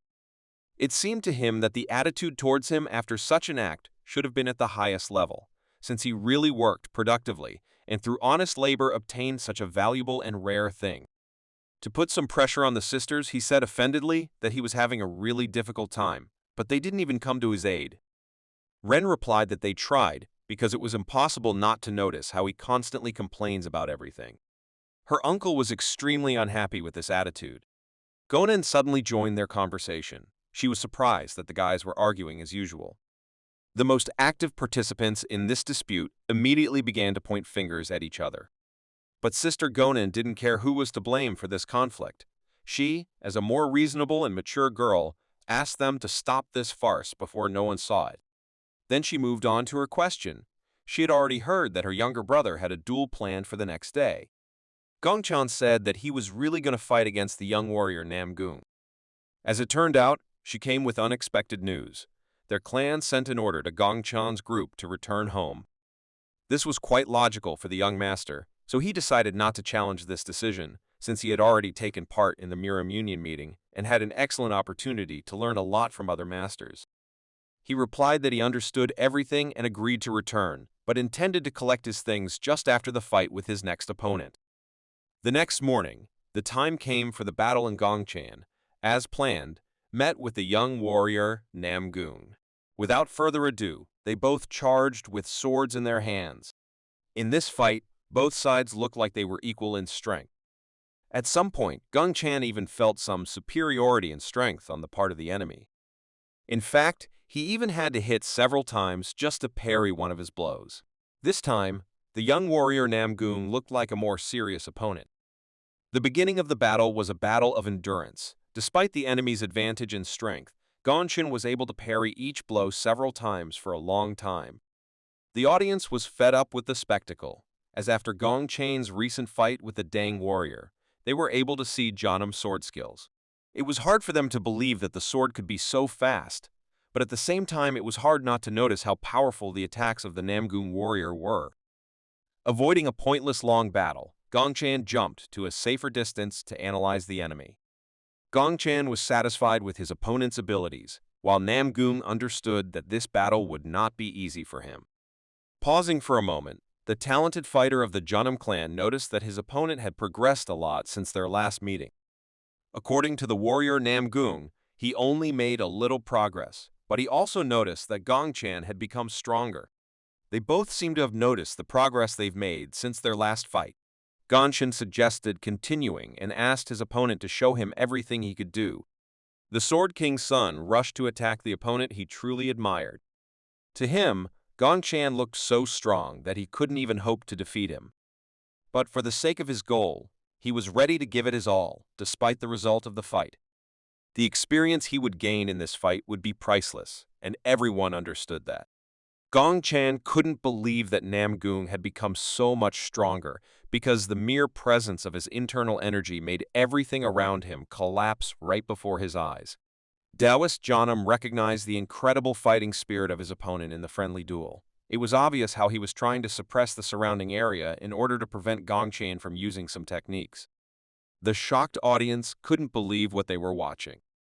This was the technique of the Imperial Sword, and it was incredible that at his age, the young warrior had already achieved such skill.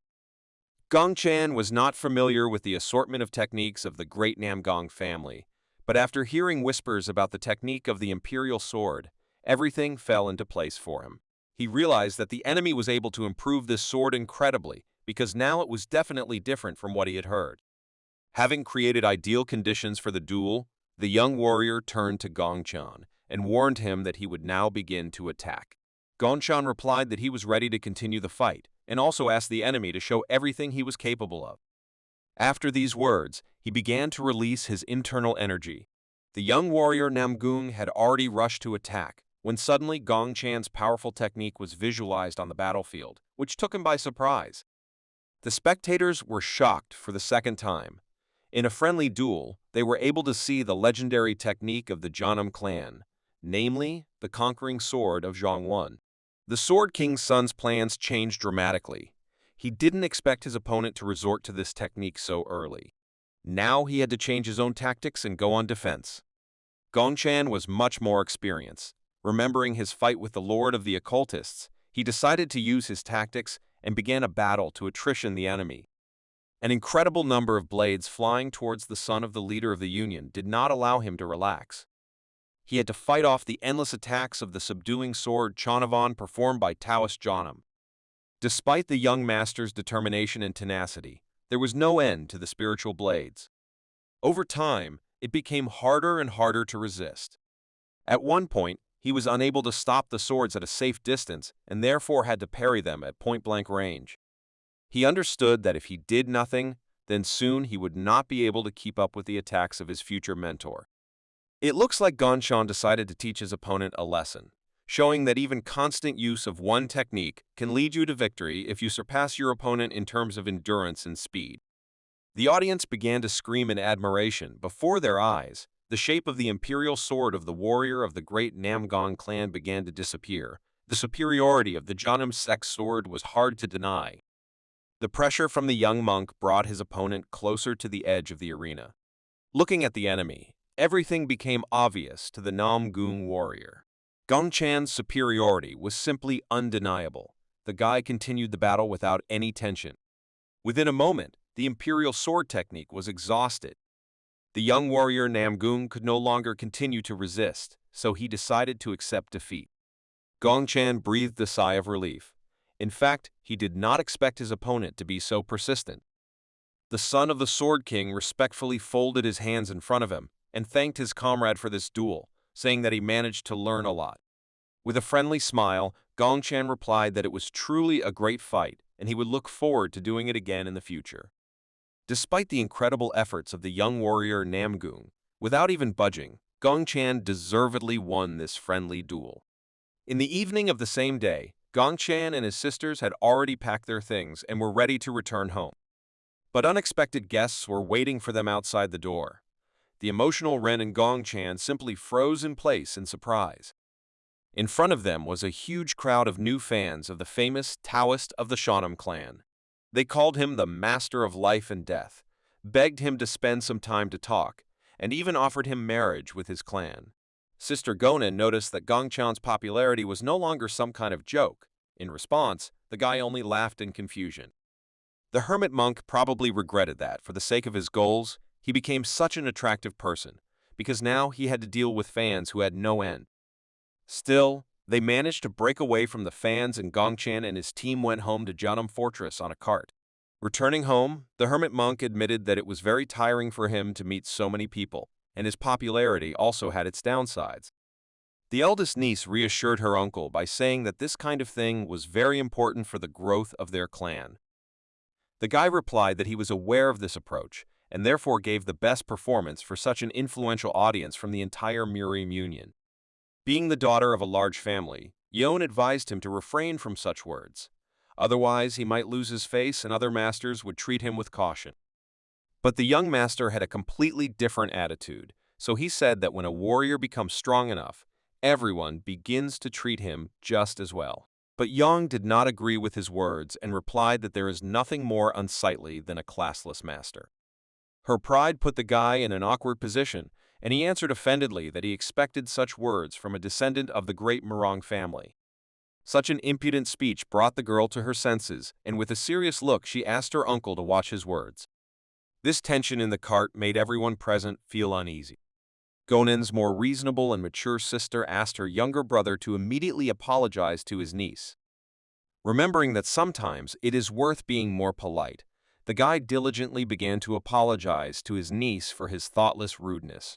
The tense situation did not change much from this, and Ren joined the conversation, saying that before they returned to the Janam clan, they should defuse the situation and stop in some town to eat something delicious. Confused Gongchan saw hope in this proposal and asked where a suitable place might be. The younger sister suggested stopping in the Yangtze, where she saw a good restaurant. With a smile on his face and relief, the guy turned to the driver and asked him to change the route a little. After that, he turned to his depressed team and offered to go visit one of the great families to eat delicious food and cheer everyone up.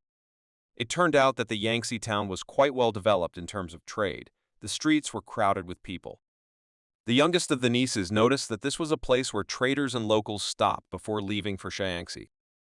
Originally, it was under the jurisdiction of Huazhen Gate, a division of the Mount Hua sect. Hearing this, Gongchan assumed that it should then be under the jurisdiction of their Janam clan, but things were not at all as simple as he expected. With her hands folded importantly in front of her, Gonen answered her brother that the Huazhen Gate had suffered a lot of damage, but despite this, it was still quite active. Therefore, they must be careful until the position of their sect is completely determined. The young monk began to scratch his head with understanding. The girl added that there should be nothing complicated in this, but it would be better if he was aware of this issue in advance before causing problems for the family. Gongchan decided not to dwell on the problems of the sect and returned to the question of where is the good place that Yang spoke about. Anticipating fun, the younger sister replied that she would immediately take them to that legendary place. Such boasting on the part of the hyperactive Yan caught the guy by surprise, and he began to doubt whether this was a good idea, but still did not change his plans and offered to go and see if they really should stop there. They went to the center of the trading town where there was a noticeable multi-story building. The place was crowded with visitors. Ren introduced the Huangpo Hotel as a famous restaurant. After these words, a polite waiter approached them and, greeting the guests with a smile on his face, asked what they would like to order. Overcome with emotion, Ren took the initiative and suggested trying a local dish called Yang Chunk Wan. Since Gongchan did not understand anything, the waiter introduced this dish as something like a sheep roll and added that it was prepared in the spring for an ancestral ritual, from which it got its name. The girl with an incredible appetite immediately asked for a larger portion, and, in addition to it, some of their signature dishes. To relax the situation, she offered the team a drink, and even the cautious Gongchan was not against it. Hearing support from her comrades, Yeon added 3 more bottles of liquor to her order, which goes very well with the recently mentioned sheep roll. Gongchan was surprised by such proactive behavior of his hyperactive niece and noticed that she really takes what she eats seriously. Recalling recent events and sighing heavily, Gongchan suggested that most likely they would no longer be drafted into the Murim Union, believing that it was such a pain when they had to constantly be on the road without the opportunity to devote time to their training. But Sister Gonan decided not to reassure him, but only confronted him with the fact that he would have to come to terms with this way of life, since now he's the face of their sect as one of the most talented young warriors of the era. Tired of too much attention, Gongchan repeated his words that he hated things of this kind. Ren joined the conversation again, dissatisfied with the behavior of her irresponsible mentor. The girl turned to her uncle and asked him to give himself at least a little dignity. The guy began to bow deeply for the second time that day, apologizing for his inappropriate behavior. After that, their order was brought to them. The rolls looked very appetizing, and everyone immediately pounced on the deliciousness. The most active members of the team immediately recognized the unsurpassed local dish. Ren started eating the delicious food and immediately realized that she had made the right choice. She was overwhelmed with feelings from such an incredible combination of lamb and aromatic vegetables. It seemed to her that the juice was exploding in her mouth and a real feast was beginning inside. She was truly glad that they stopped in the Yangtze. Her sister also calmed down and enjoyed the incredible delicacy. While everyone was enjoying a delicious lunch, Gongchan noticed something unexpected. His surprise was noticed by his youngest niece and immediately asked if everything was okay with him.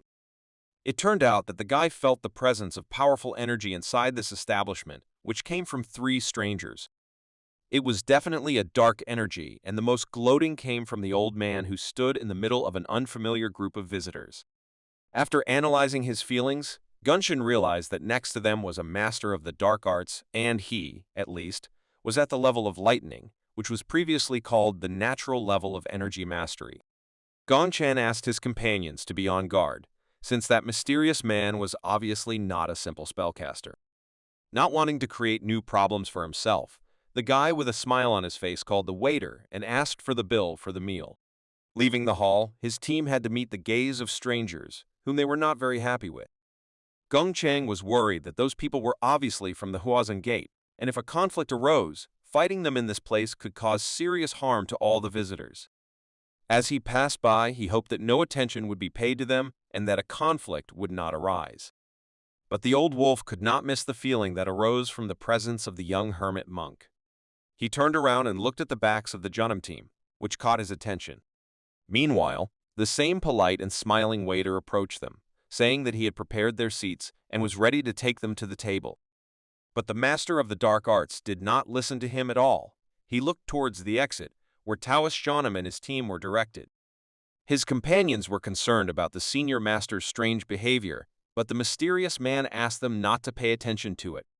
But in reality, he was filled with anger. The Dark Caster mentally promised the Junam clan that this time he would not let them go. While in the carriage, Gongchan breathed a sigh of relief, believing that all the troubles were over, and they managed to avoid a collision with the mysterious spellcaster. He turned to his companions and said that he could not believe that he would meet a man who had trained his dark art to the level of enlightenment. He admitted that he was so nervous that it even made his stomach hurt. His words made Ren laugh, and she noticed that most likely he was not nervous, but simply scared. The proud warrior could not accept these words and immediately became indignant, after which another argument began. Upon returning to the Chanam clan fortress, the young hermit monk could not stop thinking about that meeting in the Yangtze restaurant. Even with a fairly advanced intelligence network, they were still unable to find anything about the mysterious old man he had to face. He was also haunted by the fact that the stranger had a high level of internal energy, and more precisely, he was a master of the level of enlightenment. The even more frightening fact was that he had reached this level by practicing dark martial arts techniques. Such an enemy on the horizon caused real concern in the guy. With a serious expression on his face, he realized that he no longer had time to hesitate, because this was not a problem that he could solve on his own alone. Gongchan came to the conclusion that he could only relax when their Junam clan became even stronger. This time, he would have to think carefully about how to make the clan even stronger this time.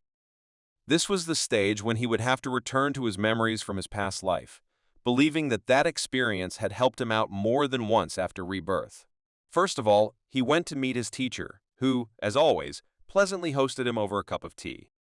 From that moment on, he understood that he would have to talk more responsibly and carefully, because the first phrase of his mentor was to mention the situation within the Miram Union, where Gongchan took quite risky actions for the sake of money. In his defense, the monk replied that he also remembers that obsession with money is a direct path to death. But on the other hand, he believes that their clan is already facing a crisis due to their own traditions. He was talking about the incredible waste of money after the fall of the Mount Hua sect. He was also concerned that the elixirs that were used to replenish each person's internal energy also put a lot of pressure on their finances, even though he knew that it would be of great benefit in the long run. But for him, all this seemed useless if they could not overcome the crisis that would overtake them in the near future. He believed that the moment this happened, the only people who would laugh would be the demonic cult and the devilish sect. Teacher Chun Jin agreed with his student's words, but clarified that there was something he was missing. He was worried about how Gongchan was going to make money and whether it would be harmful to the reputation of the entire sect. As it turned out, Gongchan was already thinking about how he could be useful. He believed that the big problem in this world is the issue of health, since this is what the needy and sick lack most. Therefore, he suggested that medicinal herbs are sometimes even more valuable than doctors, and after an already rare herb crosses the continent, it will be sold at a price that ordinary people will not even dream of. His idea was to take responsibility for all drug production and distribution networks. The monks stated that if they could grow it and sell it directly at a low price, then it would certainly help them solve their financial problem and, moreover, increase the influence of the A clan throughout Kanho. Teacher Chun Jin admitted that this idea looked good and it would be great if they could implement such a plan.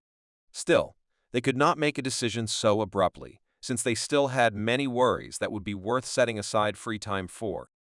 Gonshon replied that he understood everything perfectly, but continued to pour out a bunch of his ideas on how to solve the financial crisis of the clan. His stream of thoughts out loud was greatly loaded by Chun Jin, and the man did not know when it would end. The young monk was so carried away by his dreams and ideas that he did not pay attention to the reaction of his mentor, and therefore the teacher was forced to stop him. Interrupting the story, with his head boiling, he asked the student to give him a little time to think about everything that had been said. Still, their dialogue was only a discussion of some ideas, and he could not decide on all these proposals on his own. Gongchan began to realize his mistake, because since he talked about the idea of selling martial arts training, his attitude towards him has deteriorated greatly, and now everyone believes that he only cares about money. Feeling awkward, the hermit monk thanked the teacher for his attention, but the man actually did not refuse everything that the talented master offered him. With a kind and sincere smile, he said that Gongchan should attend today's elders' meeting. A few hours later, the meeting began and the young master shared his ideas with the rest of the elders. After his story, a temporary silence began in the hall. It was difficult for the people of that time to so quickly accept the plan that Gongchan proposed. One of the elders, nevertheless, decided to answer and said that he shared the views of their young master. He believed that if this worked, then it could become a plan that would rewrite the history of the entire clan. But he was worried about the deadlines, because the lack of money was a very close and acute problem. Gongchan responded in his defense that he was focused primarily on the final goal. He, like no one else, knew that financial problems spare no one, and even despite the rich history of the clan, it could fall only because of money problems. The elders were puzzled by his words, so the guy decided to explain this in more detail. As an example, he said that he had a lot of first-class martial arts in his mind, and if they sold them on the black market, then everyone would earn at least thousands of gold taels. Everyone was shocked by the young master's intentions. He was going to refine the techniques and sell them to small and medium-sized martial arts sects. Analyzing the market, he decided that the exception would be devilish sects and demonic cults. Moreover, if they could exchange with other clans on a friendly basis, then they would even be able to enlist their support, including financial. One of the puzzled old men interrupted the young Taoist's speech, for fear that this might become an unbearable burden for the rest of the clans.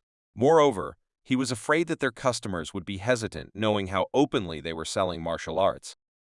Rising from the table, Gongchan demonstrated that he had already thought of a solution to the problem of trust on the part of their future customers. He stated with a smile that while studying martial arts, he would visit his partner sect as part of the paid deal. In addition to the weight of his name, he believed that if they personally saw the martial arts power they could obtain, they would have no choice but to believe in the deal.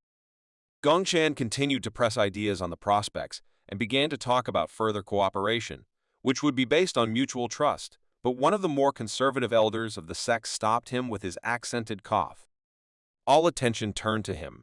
The old man agreed that the Junam clan followed the world's customs to a certain extent, and he also acknowledged that they had come this far by listening to the opinion of the young and talented Gongchan. But further raising his tone, he demonstrated his indignation at the sale of martial arts as if they were not a clan, but some kind of merchants. What was unacceptable for him was not so clear-cut for teacher Chun Jin. He reminded the elders that their clan was facing a crisis and they could set different standards to solve the problem. The martial artist was again indignant, believing that it made no sense for them to make such a compromise. Their discussion was interrupted by the clan leader. He believed that continuing the discussion would only lead to a quarrel, so he proposed to resolve the issue by a vote of the elders. Teacher Chun Jin politely invited the young master to leave the hall while the voting took place. The guy began to worry about what the result would be, but he understood that he had already done everything he could. As a result, Gongchan's idea was positively received by the majority of the elders. As they came up with a plan to deal with the coming financial crisis, the question remained of who would be responsible for execution. Still, none of those present decided to propose their candidacy. One of the positive-minded participants suggested providing a similar opportunity to the initiator of the plan. With smiles on their faces, the other members didn't mind, thinking that Gongchan was really good at financial matters. Believing that the intelligent young man could easily cope with this task, the elders trusted him in this matter. The decision was made. The clan leader appointed Gongchan as the head of the production and sale of medicines. Returning to his room, the young master began to develop a plan. First, he was going to clear the land and start hiring people to cultivate it, after which he planned to find some money to ensure the safety of trade routes. He expected that he would be able to make enough profit from the sale of martial arts. The next point was the construction of a building for doctors and other medical personnel. Gongchan was so busy making plans to overcome the financial crisis in the sect that he noticed the guests only at the last moment. These were his nieces from the Moen family. After their greetings, there was a slight silence. In fact, he was so busy that he was not at all ready to be distracted by visitors. Ren was immediately indignant, believing that he had too strange a reaction to the arrival of his cute nieces. Judging by Yuan's look, she was also dissatisfied with Gongchan's behavior, because he replied that he had no free time. The girls were sad that this time their uncle was busier than usual. But still, the eldest niece decided to say that they had already heard rumors that the Master of Life and Death was going to personally teach martial arts to other sects. The guy was surprised because he didn't think that this information would spread so quickly. As it turned out, the girls asked their father for a favor. Their great Murong family will buy the martial arts Master of Life and Death. 3 days after this news, Gongchan went to work off the first money he earned for the clan while visiting the great Murong family. To demonstrate the technique, the guy brought with him a huge boulder. Before using his abilities, he explained the theory of how ki spreads inside the master's body and why it is so important to master the control of internal energy. He tried to explain to the guys that even for a simple blow, they should not weaken their control of energy. Surrounding himself with incredibly powerful chai, he warned his students that they would have to understand the principles and memorize the theory in order to recreate the techniques with their bodies. The public was simply shocked by the incredible strength of the young Taoist who volunteered as a mentor for buyers of martial arts teachings. Only when the flow of ki passed through the master's body did he strike with his fist that he was able to destroy the huge stone. He promised that as a result, all fighters would be able to properly utilize their potential. Having finished his marketing presentation, the mentor invited the students to begin to comprehend the flow of ki and practice controlling it. After addressing the students, he was distracted by a male voice. The military commander of this city, the father of Moen's nieces, turned to the monk and asked if he had some time to talk. Gong Chan has done quite a lot lately for the benefit of the Moen family, so they should finally talk. First of all, Moen Jin was worried whether his daughters were bothering him, but the guy answered with a smile that they were not, saying that they were so smart that he even had fun teaching them. Gong Chan thanked the military commander of Moen Fortress for training them and said that they insisted on helping their family this time too. With a mysterious smile, the man replied that for him, this was not like a simple relationship between students and master. He was very persistent and wanted to hear the young master's opinion about their relationship. The guy answered with a sincere smile that their communication was truly unusual, since he treated them like his younger sisters. This was clearly not the answer that Mr. Jin would like to hear, but still, he expected something more interesting from the young guy. Still, he had to notice that he himself thoroughly enjoyed the recent lesson among the clan warriors, and even took something for himself. As always, the humble Gong Chan decided to pay a compliment and said that this was only possible thanks to the great potential of the great Murong family. In addition, he heard that a happy event for their sect had recently happened.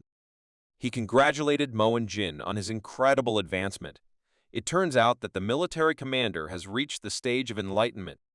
A pleasant conversation with the young master led him to the idea that the guy should be thanked in some additional way. With a smile on his face, he stated that it was thanks to the influence of the young hermit master that he was able to reach the stage of enlightenment, as the unique idea of the master of life and death made him realize something new that he had never thought about. Thanks to Gong Chan's help, Rich Dad was willing to thank him generously. While the master stood awkwardly in place and did not know how to answer, the man directly asked what he would like as a reward. The guy decisively replied that in this case, he had only one question, the answer to which he would like to hear personally from Moen Jin. This proposal brought a satisfied smile on the man's face, and he agreed to the condition. It turned out that Gong Chan wanted to ask for help in achieving the level of enlightenment. He was wondering what the key points were in achieving a level of enlightenment in the field of martial arts. While knowledge was being exchanged inside the Moen Fortress, a carrier pigeon flew to the headquarters of the demonic cult with information useful for the villains. The current leader of the cult, under the alias Demon Brain, received a letter from a secret agent from the Empire. It said that the Emperor's favorite daughter, Princess Yan Hua, was finally leaving the palace. The cult follower, who stood respectfully before the leader in a deep bow, decided that the time had finally come to act. The master ordered him to prepare fighters to track the movements of the Miram Union forces. This time, they decided not to attract unnecessary attention and act secretly and covertly. The guy thanked his master for his trust and promised that he would do everything possible to achieve his goal for the benefit of their cult. The leader was in anticipation of revenge, because 10 years had passed since their cult lay low, waiting for the right moment. They finally had the opportunity to hit the Emperor's weak spot. After a long wait, the time has finally come for them to meet the grown-up princess, who will soon leave her palace. Their cult was going to greet her in person. Returning to his room after teaching the students from the Moen family and talking with their master, Gong Chan decided to write down all the useful information that he managed to learn. As it turned out, even such an experienced and advanced warrior as Moen Jin could not fully understand the true nature of the key to advancing to the stage of enlightenment. He believed that this must be somehow connected with the upper Dantian, which masters from the Chanam clan had previously told him about. The starting point in reaching this level is to train the consciousness, and then, when the master can surpass his limits, he will come closer to comprehending the natural level of energy possession. First of all, Gongchan set himself the goal of bringing consciousness to the limit of possibilities. It's been 10 days since he completely focused on work without rest or sleep. From fatigue, his head ached as if it was ready to explode at any moment, but it seemed to him that he was on the right path and the development of his consciousness was almost at its limit. His training turned out to be completing paperwork for a medical business. Let's return to the purpose of the demonic cult. Princess Manhwa was born and immediately possessed everything she could want. The power of the sun and the favor of the emperor, incredible beauty and natural talent. She possessed an abnormal 300-year-old internal ki, thanks to rare medicines and pills. However, this was not too important to her. All she wanted was to be freed from the shackles of the imperial palace as much as possible. On one of her monotonous and tiring days, she saw something that completely changed her attitude towards life. After seeing one of Gongchan's fights, she was incredibly inspired. The energy of the young master lit a fire in her soul, and she firmly decided that she wanted to live just like him. At that moment, the princess dreamed of participating in real battles, meeting threats face to face. Her sincere desire was freedom, such as that of the mysterious Master Hermit who continued to wander around the Union, living his best life. Late at night, looking at the moon, she remembered those feelings, realizing that she would never forget this decisive day in her life. She was ready to hit the road. In her hand, she already had a bag with food supplies for the coming days. Within a moment, she jumped out of the window for the freedom she had dreamed of for so long. Some mysterious kunoshi saw this. The news that the princess had left her fortress had already reached the Devil Blood faction.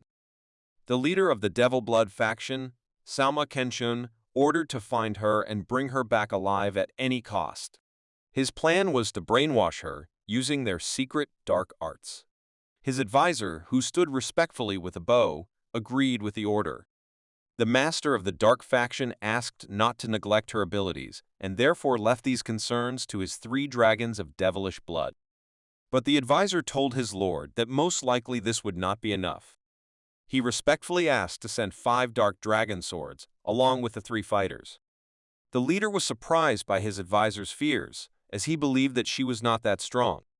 First of all, he thought that the old man was worried about what happened to their crazy blood squad after meeting with the young Taoist of the Chonam clan.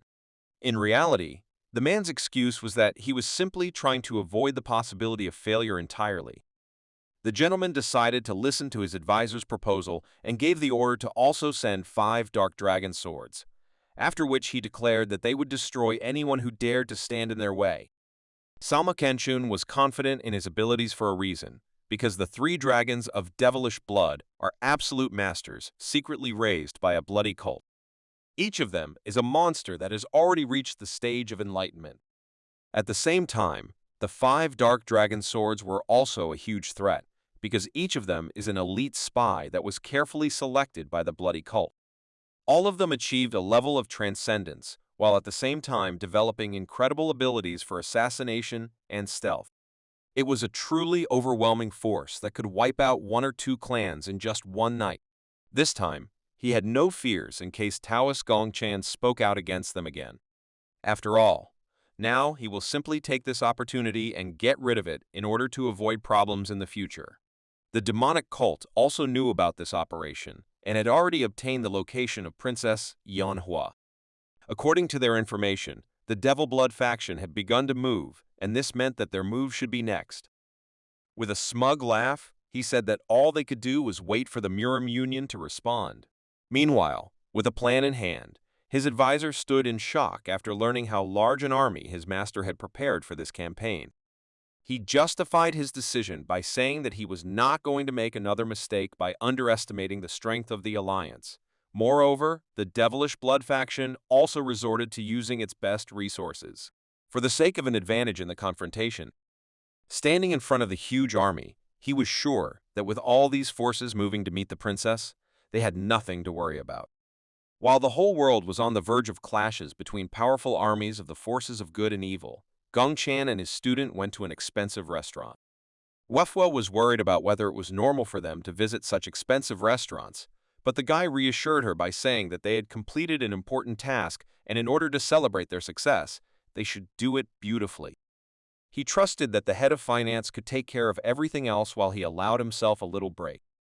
After such comforting words, the already calm Vikva reached for the tasty treat. Gongchan showed special concern for her and asked if there was anything she would like to do in the near future.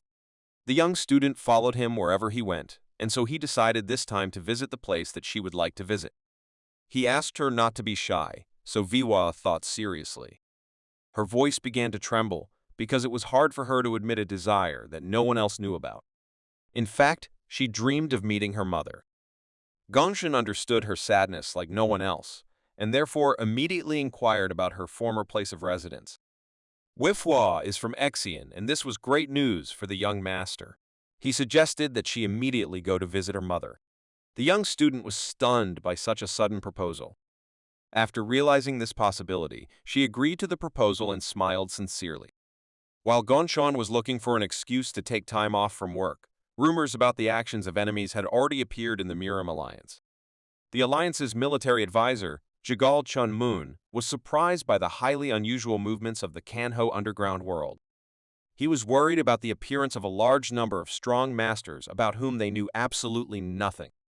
At first glance, it might seem that they were acting chaotically, and that an experienced warrior already understood that they definitely had the same goal.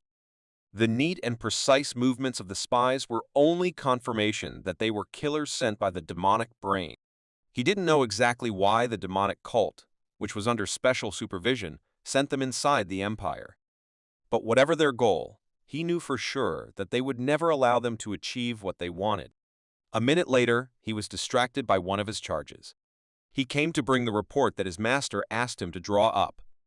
He marked on the map the expected movements of the suspicious people mentioned earlier. The commander eagerly looked at the map to see the answers to his questions. What he understood from the information given was a surprise to him. He realized that dangerous strangers were heading to the same place where his daughter had gone. The matter was immediate, and therefore he immediately gave the order to gather all capable warriors and send them to a place where the enemy troops were expected to unite. He also asked that a messenger be sent to Exian to warn his daughter of the impending danger. Meanwhile, a mysterious master, about whom no one here knew, was calmly walking along one of the streets of the city of Exian. He was extremely dissatisfied with the sweet that he bought on the way, because in his opinion, it didn't taste very good. This was not strange. The master admitted that, as expected, there was no one in the city who could compare with the chefs from her home palace. It was only a slight disappointment that could not change her mind about escaping. This mysterious person who was hiding under the guise of an energetic young man was none other than Princess Yanhua, who had escaped from her palace. With the thousand-face transformation technique, which she learned in the secret library of the imperial palace, she was able to avoid unnecessary attention. She transformed herself into a handsome young man by controlling her muscles and bones. Her dream began to come true, but nothing interesting happened on the streets of the city. At one point, she noticed a cart that seemed familiar to her. She was sure that she belonged to the Jegal family. She had no idea what the Jegal family had forgotten in this city, but it was clear that something fun was planned. The carriage actually belonged to the previously mentioned family, and inside it was one of the clan's daughters. She was worried about the future monopoly of the Janam sect in the medical business. She understood that if they left them alone, then this entire territory would fall into their hands. Moreover, the Miram Alliance has been focusing all its attention on tracking down the evil factions, and therefore they cannot afford to pay attention to places like Exian. She came all this way in order to get at least a little useful information about what is happening in the world. At the same time, she received a letter from her father, where he informed her of unusual movements of a demonic cult in the vicinity of the city where she was staying. His concern was not a joke, because he wrote that he had sent several strong warriors to her under her leadership in case she was in danger. She couldn't believe that in the end, she would also help the Janam sect fight against the demonic cult. One of the young fighters from the Jegal family was responsible for the safety of the daughter of the military advisor to the Union. He carefully examined the crowd and controlled the presence of evil internal energy. Suddenly, his whole body trembled. For the first time in his life, he felt such pressure. It was hard for him to believe that a person could possess such a large amount of internal energy. The daughter of the family, named Jihua, turned to her escort and asked her to stop the cart. Her ward turned to the rest of the fighters and asked them to be ready. The doors of the cart opened and the girl went out into the street. Soon the master approached them, which caused concern among everyone who accompanied her. The attractive stranger greeted her with a smile. He asked the daughter of the military advisor of the Union where she was from, suggesting that their cart belonged to the Jegal family. The pressure of being next to such a strong master did not give the girl peace. She was afraid that this welcoming stranger might be the master of the demonic cult that her father had warned her about. The polite, handsome young man introduced himself as Hua Yunji, the current head of the Wutong clan. He said that he came to this place as soon as he saw the carriage of the great Jegal family because he wanted to see if he could make new friends. With a smile on her face, Jegal Jiwa replied that this meeting was unexpected for her, but very pleasant. She admitted that she had heard that the Hua Yunji clan was a mysterious clan with a tradition of passing on their martial arts to only one successor. She also assumed that about 200 years had passed since their last appearance. So Jiwa wondered what could have made them show themselves now. The guy replied with a friendly laugh that he didn't expect to find those in a small town who still remembered their clan. He justified his decision by saying that he simply decided to look at the world after so many years. Mrs. Jegal was surprised because, in her opinion, Xian is not the place to look for adventure. Hua Yunji admitted that he was actually on his way to the Janam clan fortress. This answer was quite unexpected. Jiwa admitted that she was actually passing through this city, as she was also heading to Janam. A young warrior from a mysterious clan asked if he could join them in this case. With this question, he greatly strained the entire convoy. The military commander's daughter was also a little puzzled. The mysterious stranger with an incredible amount of internal energy was not even afraid of their great family. Still, she had no other choice, and so she simply agreed to the proposal. With a smile on her face, Jiwa admitted that she was glad to meet someone with whom she could talk during the long journey. To add some variety to the day's plans, Hua Yuji offered to treat the lady to lunch to express his gratitude. Jiwa thanked the stranger for the offer. After this, Yuji decided to go in search of the best establishment in this small and unremarkable city. Still, the Jegal family's convoy was on guard. The young fighter understood that all the stranger's words were just a lie. He was worried whether their mistress had acted correctly when she agreed to this proposal. The girl still wasn't sure if she could trust this mysterious man, but in any case, she had no chance of resisting.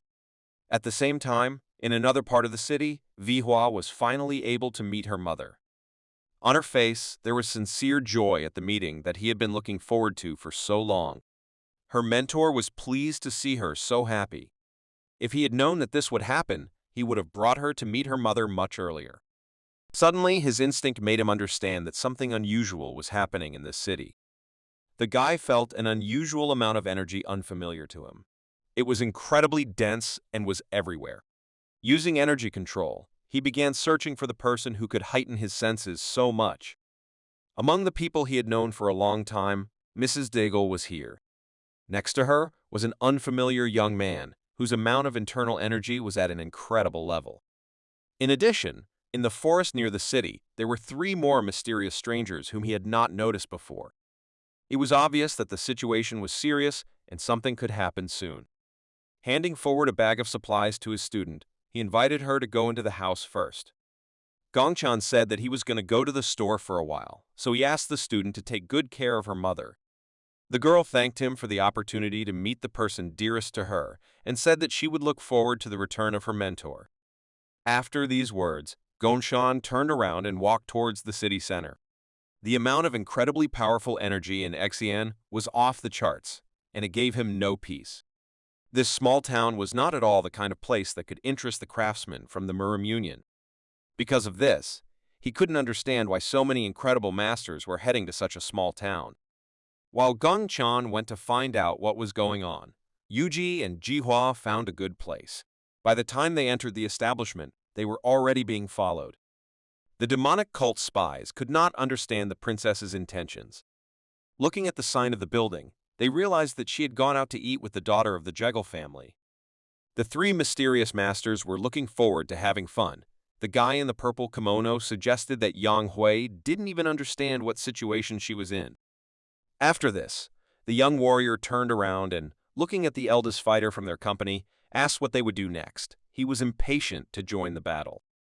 The man replied with a smile that they would soon have such an opportunity and warned that they should not even think about unnecessary movements that could give away their positions. The youngest guy from the group with yellow dragon eyes asked if they could have a little fun in this case. When suddenly their entire squad felt the presence of someone they clearly did not expect to meet. The young dragon could not confuse this feeling with any other. He realized that this was the same guy that the master's advisor had told them about. To their surprise, Gongshan immediately noticed the surveillance. Looking at the mountain opposite the city, the young monk was able to track down the location of the strangers. The trio of spies failed for the first time in their lives. The young dragon was beside himself with anger. He could not even imagine that this could happen. He realized that they had been warned about this Taoist of the Jeonnam clan for a reason. They both felt the same feeling. Not only the dragons, but Gongchan was also excited for the battle.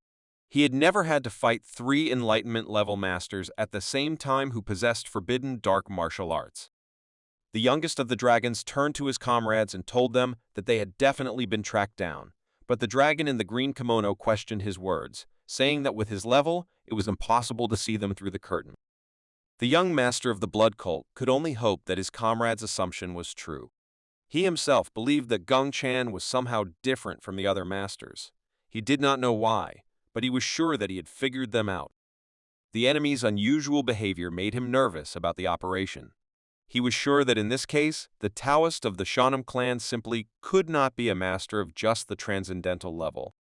But the senior fighter said they shouldn't worry about it because it was too late to change anything.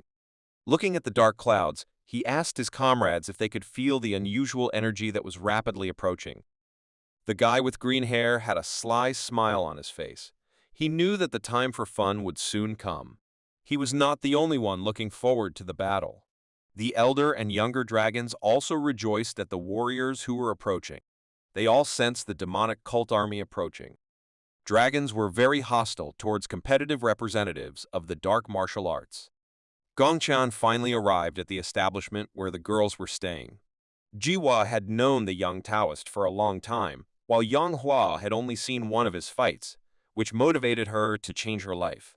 She was looking forward to a personal meeting, which turned out to be very unexpected. The daughter of the Jegal family was puzzled by what he was doing at such a time, in such an ordinary and uninteresting place. Gongchan decided not to explain his visit, since it was unofficial and not very important, so he simply greeted his friend from a great family. He didn't know who she was with. The stranger introduced himself as the leader of the Wangtong clan named Hua Yunju. The young guy clarified that it was his first time in Kanho and was currently indebted to Mrs. Jegal for the inconvenience caused. With just one glance, the young Taoist could understand that this was a woman who was using the art of transformation to have the appearance of a man. Now it became clear to him why the flow of the stranger's ki with huge reserves of internal energy was so mixed up. Out of politeness, he asked permission to join them for a while. The polite princess sincerely agreed and allowed him to sit at the table with them. It was hard for her to hide the joy of this meeting. She could not believe that she would be able to meet her idol from the Jeonnam clan so easily and unexpectedly. The daughter of the Jegal family asked how Gongchan was able to find out where they were. The guy replied, "He can feel the energy of a transcendental level master even from a distance." This was amazing to Jihua because the monk said that he sensed the ki of the great Jegal family, and because of this, he went to the meeting. As it turned out, thanks to his training, he became so fulfilled that he can now sense energy within a radius of 1,200 meters. But he also had to tell him that their ki was not the only thing that attracted his attention. The princess was surprised because she did not manage to spot anyone else interesting. The hermit monk replied that murderers from a blood cult were hiding in the nearby hills. He also clarified that the 3 fighters that he managed to track down have a natural level of energy mastery. Their progress in learning martial arts is at the stage of enlightenment. With a serious look, he asked his companions if they knew anything about those who might be pursuing them. Jiwa replied that she had no idea what they forgot here. Gongchan assumed that they were aimed specifically at them. In addition, he clarified that he himself could not be a target because on the way to Xian, there was absolutely no trace of the killers behind him. The princess realized that in this case, a fight could not be avoided. Continuing to act out the role of the leader of the legendary clan, she said that she had been eager to meet the Enlightenment Stage Master for a long time. But she didn't even think about the fact that battles between fighters of their level could endanger the entire small town. He said that if they decided to take the fight inside Xian, then the entire city would be devastated by the consequences.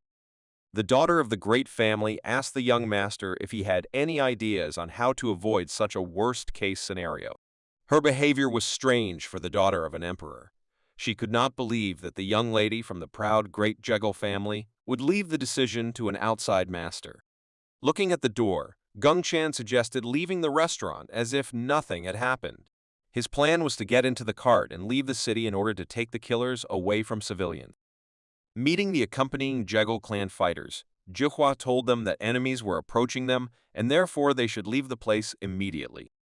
Gongchan asked the driver of the carriage to move slowly and without unnecessary movements in order not to arouse the suspicion of the spies. Suddenly, he was able to notice another previously unfamiliar presence. More representatives of the dark martial arts also appeared in the hills around the city. The young monk did not expect this, but he told his companions that he suddenly began to feel the key of the devilish cult. According to him, the energy of the enemies is enough to cover everything around him, and this feeling even made him dizzy. It became obvious that the situation had become even more complicated. They were surrounded, and now they would definitely not be able to avoid battle. Without delay, the carriage left the small town on its way to Zhongnam. Having entered a forest with a wide path, they asked the team to stop. Assessing the presence of enemy energy, Gongchan said that they would not be able to increase the distance with the enemies even further. There were so many enemies that even Jiwa could notice the pressure.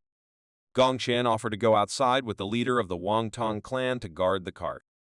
While they were outside the carriage, the fighters of the Jegal family were ordered to make the structure in such a way that the carriage would be in the center. Everyone prepared to welcome uninvited guests. Jiwa took out all the necessary things to perform the magic ritual. Surrounding herself with incense, she began to concentrate on creating technology. A magic circle was drawn in front of her, which began to fill with her key energy. A thick fog began to spread around the cart. These were excellent conditions for taking the fight in the minority. Looking towards the forest, the commander of the demonic cult detachment realized that the guys from the Marim Union had decided to catch them in their trap. He turned to his soldiers and ordered them to build a siege formation in order to competently defeat the enemy. He was confident that their well-practiced formation would become the grave of their enemies. As it turned out, this defensive technique was not simple fog. The daughter of the Jegal family also had the ability to create hallucinations. Despite the caution of the demonic cult fighters, they were never able to keep up with the speed of the young Taoist of the Shanam clan. Attacking from the shadows, he did not give away his location. When the fighters began to fall, their comrades began to hear the sounds of a fight, but Gongchan had already managed to change his location. By moving competently, he easily got rid of opponents with a low level of martial arts proficiency. In addition, he could easily identify enemies by tracking their ki. Picking up the sword of one of the fallen enemies, he threw it in the direction of the next enemy. With little difficulty, the occultist was able to fend off this attack, calling it a cheap trick. But Gongchan didn't really expect that this would be enough, so he also managed to close the distance with the enemy and got close to him. With one powerful blow, he got rid of another enemy fighter. The princess also had good spatial awareness and was also able to repel several enemy attacks.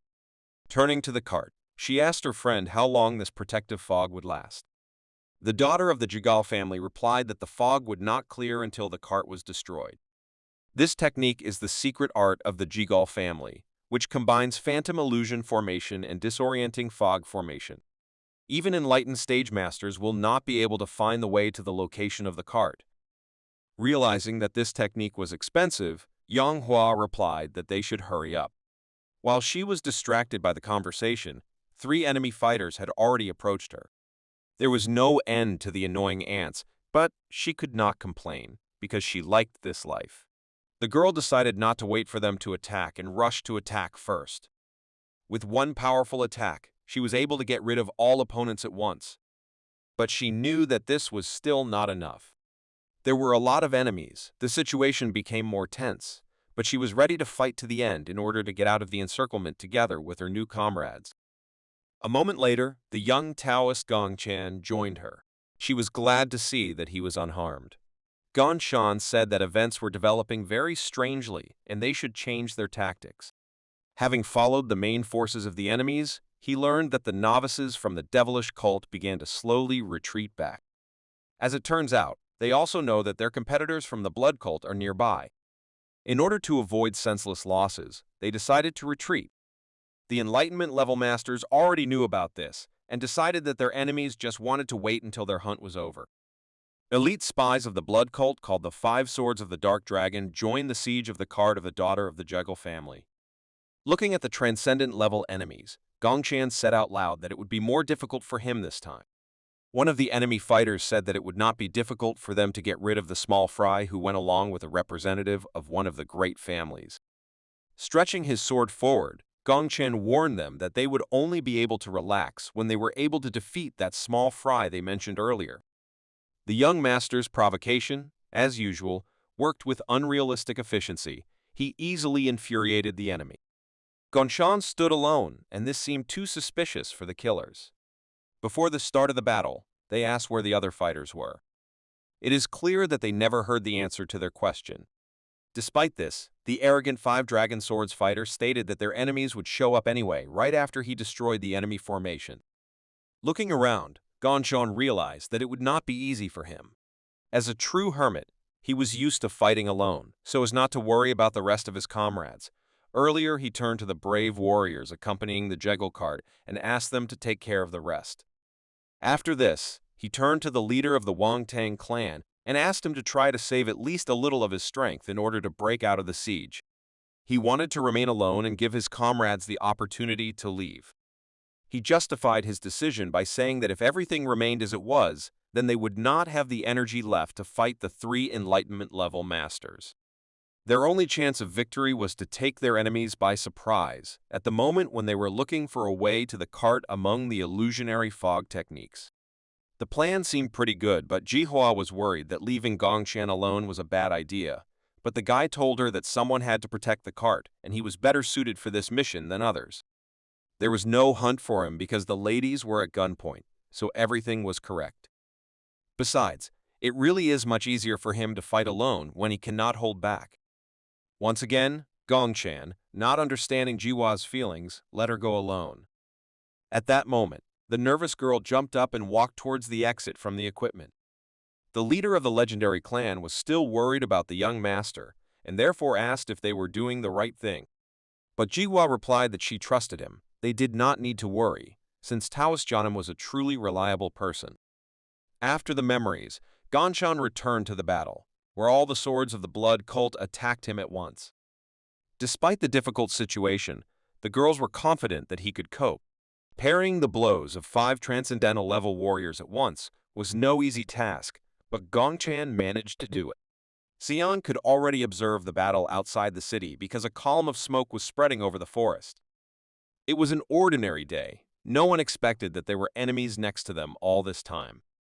Weiwa and her mother stood on the dais. They held each other excitedly, realizing that the young master had not actually gone to the store, but to protect their small town.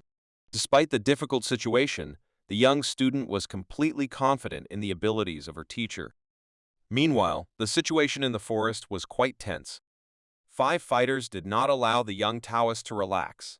Besides, he was responsible not only for himself, but also for the cart that was behind him. Despite the incredible experience, it was not easy to keep track of all the opponents. They acted together and attacked simultaneously from different sides. These strong, dark cult fighters had good energy management skills, and between sword attacks, they also used key shots. Normal energy release was hardly enough to deal with so many enemy attacks. Gongchan decided to take it to another level and started using the Zanpakut. With the help of the G-sword, he always easily dealt with opponents who pressed him in numbers. But these 5 fighters were different from his previous opponents. One of the swordsmen easily escaped the key thread of Gongchan's sword. Despite this, the guy still benefited from this blow, as he expanded his visibility area around the cart, cutting through the extra trees between which his enemies were maneuvering with one blow. After each attack, he was met by other members of the enemy squad, who had time to regroup and come up with a new method of attack. The 2 guys who were above the hermit monk began to release energy in order to make a shot. The joint attack had a much larger radius, which would have been difficult to defend against. Gongchan managed to jump away, First of all, he began to worry about the safety of the cart, since due to the constant pressure he did not have time to monitor whether there were any enemies near it. Due to the fact that the master was distracted, their incredible speed could easily take even a master like Gongchan by surprise. While he was thinking about protecting his back, there were already two more fighters in front of him. Avoiding all enemy attacks was not an easy task. Meanwhile, the young master's comrades tried to escape. The daughter of the Jigal family calmed Dian Hua and said that she knew where exactly the life gate formation was. They were already close, so they felt a little calmer. But on the other hand, the princess was not sure whether they would be able to break through the encirclement of enemies, because they were threatened not only by the fighters of the demonic cult, but also by three masters of the enlightenment level. Jaiwa replied that there was no need to worry about this, because with them there were escort soldiers who had gotten out of similar situations more than once. Behind her were two transcendent-level masters, enough to protect her from several layers of surroundings. But at one point, her confidence came to an end just when the enemy appeared in front of her. This was the youngest fighter of the three dragons of the blood cult. He hid his incredible energy in order to prevent the enemy from discovering himself. Stretching his hand forward, he began to release the chi energy before firing a powerful shot. The shocked girl could not do anything, but one of the escort masters managed to save her. The shot turned out to be so powerful that the dense forest did not interfere with it. Looking at his enemies lying on the ground, the young dragon said that this was a rather nice attempt to protect his mistress. He hoped to finish off her technique by killing her with one blow. The guy began to furiously complain that he was very annoyed by the fog of the Jegal family because he did not allow them to calmly meet and have a decent battle. Despite his dissatisfaction, he stated that Jihua made a big mistake when she gave them the opportunity to go inside. He believed that their team should have forced the enemies to walk around the equipment. The arrogant dragon believed that the daughter of a great family had only briefly delayed her death and the death of the comrades who accompanied her to Chanam. Despite his obvious dominance, the escort squad had no intention of surrendering. They found themselves in difficult situations many times and always managed to find a way out. The fighters, accustomed to the illusory fog, rushed to the attack, using their numerical advantage. They didn't feel threatened as well as their mistress. Raising her trembling hand, she tried to stop her fighters to prevent unexpected losses. But her trembling voice could not convince her comrades. It was too late. With a terrifying smile on his face, the enlightenment-level master from the blood cult got rid of all the fighters in a matter of seconds. Jiwa couldn't believe what happened to her trusted fighters. All that was left of them were their swords, their blades pointed at the ground. The young dragon's words that it was boring made the princess very angry. While the guys from the Murim Union were thinking about how to get rid of such a monster, another master of the enlightenment level came to his aid. The guy in the green kimono turned to the younger dragon named Bu Quan and asked him not to be so arrogant, because he again silently left alone without warning his team. The last dragon of the trio was with him, understanding the power of the youngest. It was hard to imagine how dangerous the eldest of them was. In his defense, the arrogant Bu Quan replied that he encountered small insects that were not even suitable for a good workout. The incredible overwhelming power of each of the trio of dragons cast doubt on any chance of escape. With all their threatening appearance, they showed that they wanted a battle worthy of their level. Most likely, now the young dragon will not be able to finish his work, because his older brothers were offended that he left on his own.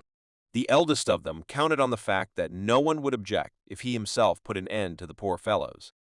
The guy in the green kimono didn't mind, but in return he asked to leave him with the army of a rival devilish cult. Although fighting against transcendent-level masters was just fun for them, there was nothing they could do about how stubborn the representatives of the Murim Alliance were. The physically developed dragon introduced himself as the terrible devil, Joman, and asked the name of his rival. The girl prepared for battle and replied that her name was Jigal Jihua. Having learned that the opponent was from a great family, Joman began to hope that her strength would be enough to amuse him enough. The incredible enlightenment-level dark martial arts master began to release his vast reserves of energy, destroying everything around him.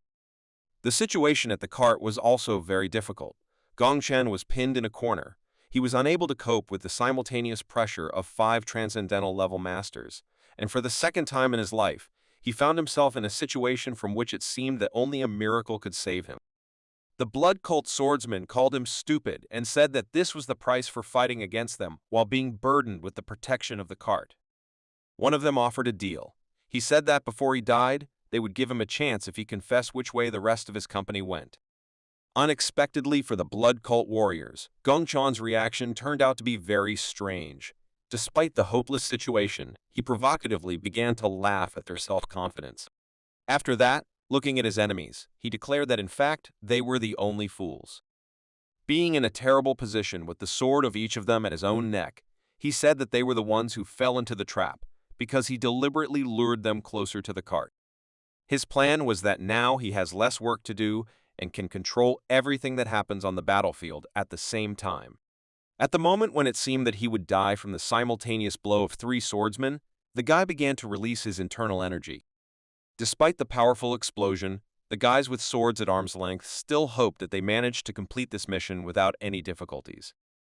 But within a moment they were shocked. Their swords were destroyed. After this, the hermit monk made an incredibly fast lunge, using a destruction technique that completely disarmed his opponent. He put an end to this fight by destroying everyone around him with the technique of the conquering sword of Zhongwen.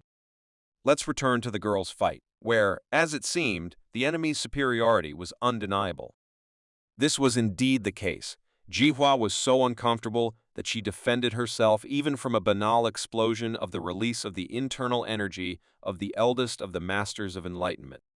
In fact, this use of ki was only necessary to distract her from the main attack, because in a short period of time, the enemy was in range to deliver a fist blow. All that the daughter of the Jiggle family could do was only protection, enhanced by her energy. It was incredibly difficult to parry such a blow, and she understood that she would not be able to withstand the next one. She did not have a chance to counterattack. At such a difficult moment, the leader of the Wangtang clan unexpectedly joined them. Yuji had already closed the distance to deliver a powerful blow with his swords. But as it turned out, an ordinary sword was not enough. Even 2 blades were easily deflected with one hand, protected by the internal energy of the occultist. Joman considered this disrespectful and said that there was no point in trying to hurt him with such a blunt weapon. After that, he released the chi energy from his right hand, forcing the princess to go into defense against the enemy's powerful shot. There was a powerful explosion that could be seen from any corner of the forest. As expected, despite the incredible amount of internal energy, the girl was unable to parry this blow and ended up on the ground. Doc turned to his cocky older brother and asked him not to overdo it, as such blows could kill them, while their mission was to capture the princess alive. After analyzing the princess's strength, Joman replied that with such reserves of internal energy, she is a real monster and will not die. But he believed that it would be much easier if in this fight he broke her spirit so that she would no longer think of resisting. While the occultists were distracted, Jihua began her next attack using a fan for the techniques of her great Jigal family. With one powerful blow, she threw the enemy away from her comrade and rushed towards him to complement the combination with another powerful blow. In fact, it was just a deception maneuver. At the last moment, she changed her trajectory and picked up the young warrior Yuji to regroup. She believed that this was their chance, and now they would be able to run away as far as possible. But as it turned out, she overestimated herself and underestimated the enemy's stability and speed. Joman was only disoriented for a moment by her attack, after which he immediately rushed after them and managed to grab the girl by the leg. Furiously shouting that they would not be able to escape, he threw the daughter of the great family into the nearest tree. Then the emperor's daughter flew to the left. At that moment, Jihua was faced with a reality that she had not previously noticed. Peaceful life did not give her experience in battles, and she had never been so close to death as now. The incredible superiority of the enemy spoke of only one thing. They not only had no chance of victory, but also no chance of escaping. The only option that seemed real was to kill the enemy with one powerful and unexpected blow. All she had to do was find the right moment for Joman to lower his defenses. As a diversion, she threw a fan at his face to limit visibility. After that, releasing her ki, she struck through the fan towards the opponent's face. Unexpectedly for her, at one moment the sword simply stopped, probably not reaching its target. Grabbing his fan with an angry look, Jomen angrily declared that they had greatly disappointed him. With one powerful blow of his right hand, he broke the girl's sword and at the same time struck her in the face. Having arrogantly looked at the daughter of a great family, the occultist turned to his comrade and said that he could easily deal with them without killing. To the dragon's surprise, this blow did not break her spirit. With the broken sword in her hands and despite her body trembling, Jiwa slowly began to rise to her feet. Looking at such cute attempts to escape, Jomen recognized her stubbornness and called her a tough nut to crack. In fact, her main motivation was the efforts of her comrades and not the desire to escape. She could not give up even though the lack of any chance of escape was obvious. Since Taoist Gongchen had given them this opportunity, she could not disappoint him. Suddenly, the youngest of the dragons noticed something strange. The fog inside the forest began to dissipate, which only meant that the formation was broken. Jiwa also noticed this. She, like no one else, understood the essence of the work of her technique. At that moment when she was ready to give up, Gongchen came to her aid. Lowering her sword, he wordlessly invited her to leave the rest to him. The guy was proud of his student for her resilience and strength to resist such a monster as Jomen. The surprised girl could not believe that Gongchen had dealt with 5 transcendental-level fighters and came to their aid.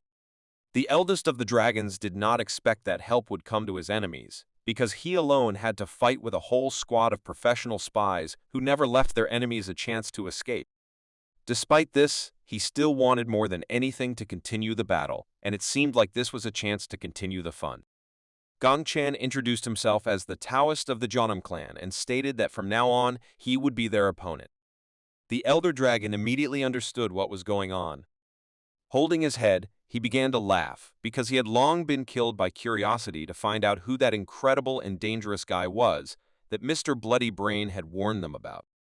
Full of arrogance and desire to fight, the dragon's eyes lit up in an instant. He immediately rushed to attack the young master, believing that with this level of power he would not be able to withstand even a normal blow. As it turned out, the Master of Enlightenment was so safe and self-confident that he rushed and underestimated his opponent. Assessing only the amount of internal energy, he could not even assume that his opponent would be so much faster. A look of fear and surprise appeared on his face at how much he was surpassed in speed by an ordinary transcendental-level master. Gongchen created ideal conditions for delivering a welcoming blow to his enemies from the blood cult. Releasing his energy, he used the legendary Zhongwen subduing sword technique, the explosion from which demonstrated the seriousness of his intentions. The dragon in the green kimono was shocked by what was happening and could not move.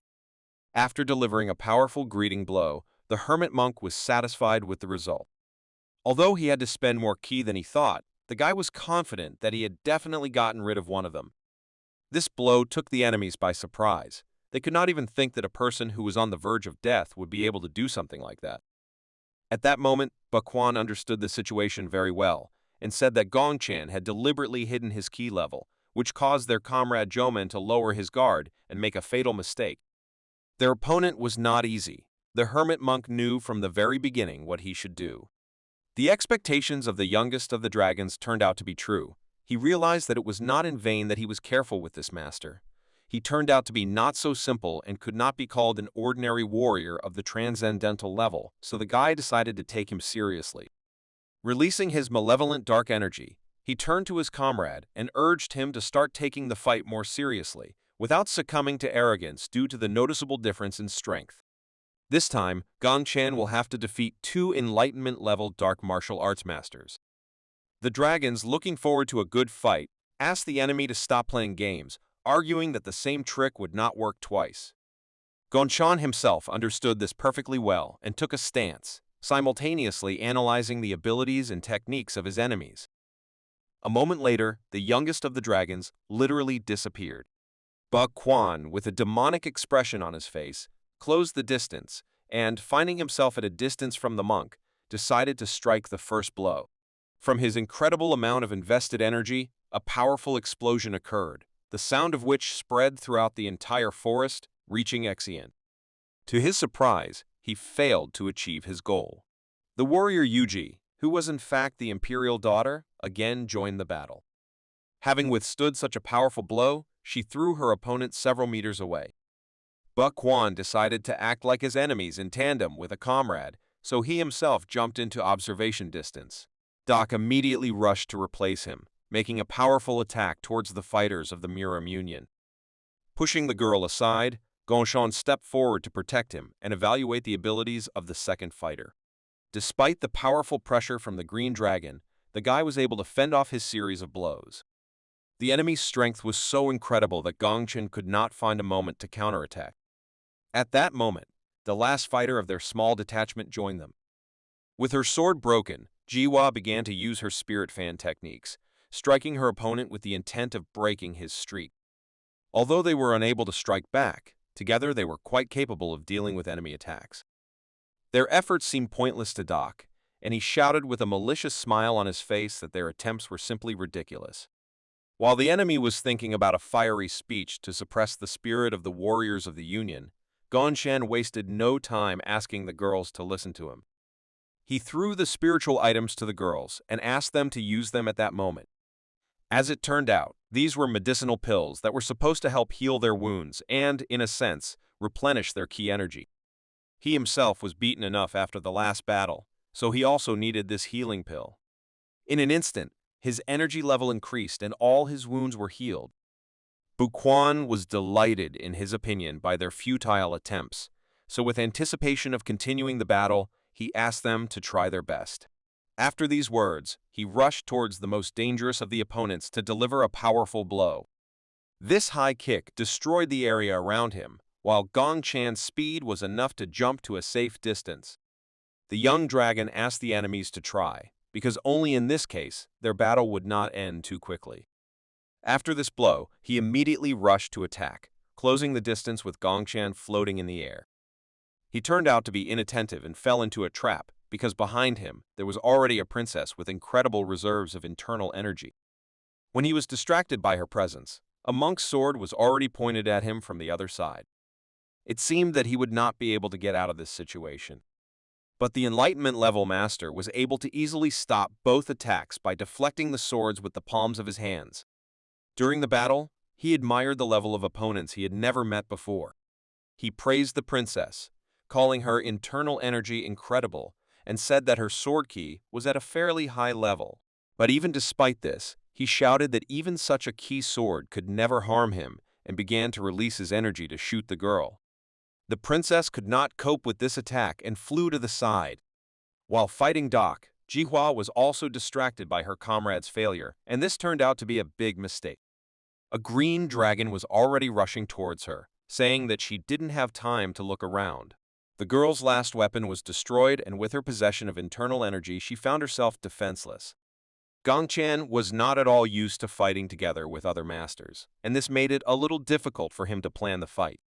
Moreover, in this battle, even he did not have superiority over the enemy. His sword was grabbed, and his efforts were not enough to escape from the enemy's clutches.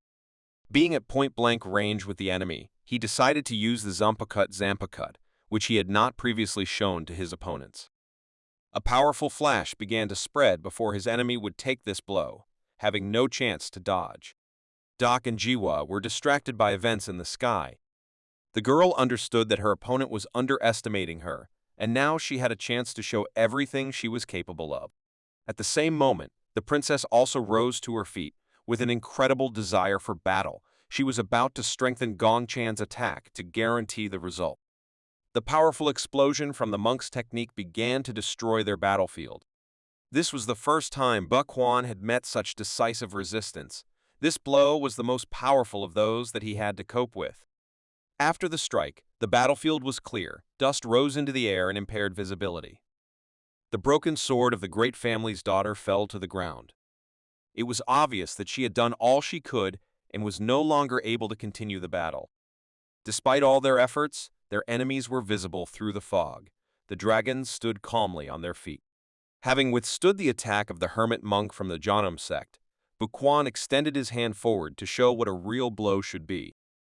Using dark martial arts, the young dragon in the purple kimono released an incredible amount of terrifying, profound energy. Jiwa's morale was broken. She couldn't even think that they still had any chance. Moreover, She was shocked that the purple dragon still had so much internal energy left to create such a huge shot. Rising to his feet, the exhausted Gongchan tried to force himself to think about how to get out of such a difficult situation where it seemed that their fate was already predetermined. The task before him was not an easy one, but he did not despair. There had to be at least some way to defeat these blood cult monsters. As it turned out, Bukwon had not had enough fun yet and had no intention of ending the fight with this attack. He turned to the young monk and said that he was not going to change the direction of the attack and the shot would go straight in the direction he was aiming. He asked if he could dodge this, while Gongchan turned around and realized that the possible worst outcome was much worse than he could have imagined. The shot would be powerful enough to leave the forest, beyond which, along the trajectory, was the city of Exian, from which they specially removed the enemies to avoid destruction. Moreover, he felt that after passing through the city buildings, this shot would hit his student, who stood with her mother and excitedly watched the explosions from the forest. The situation was worse than ever, and Gongchan realized that he had a problem much more serious than the level of power of his opponents. He was already beginning to be surrounded by the energy of the enemy, which was a moment before the attack. Gongchan knew that he needed to stop this attack by any means necessary. Otherwise, he would not be able to prevent the destruction of the city and the death of hundreds of innocent people. The concentration and seriousness in the eyes of the young monk gave the young dragon a feeling of euphoria. To him, Master Janam looked simply amazing. This was an excellent opponent for a battle-hungry master of the enlightenment level. After the hermit's preparations for defense, Bukwon carried out his attack.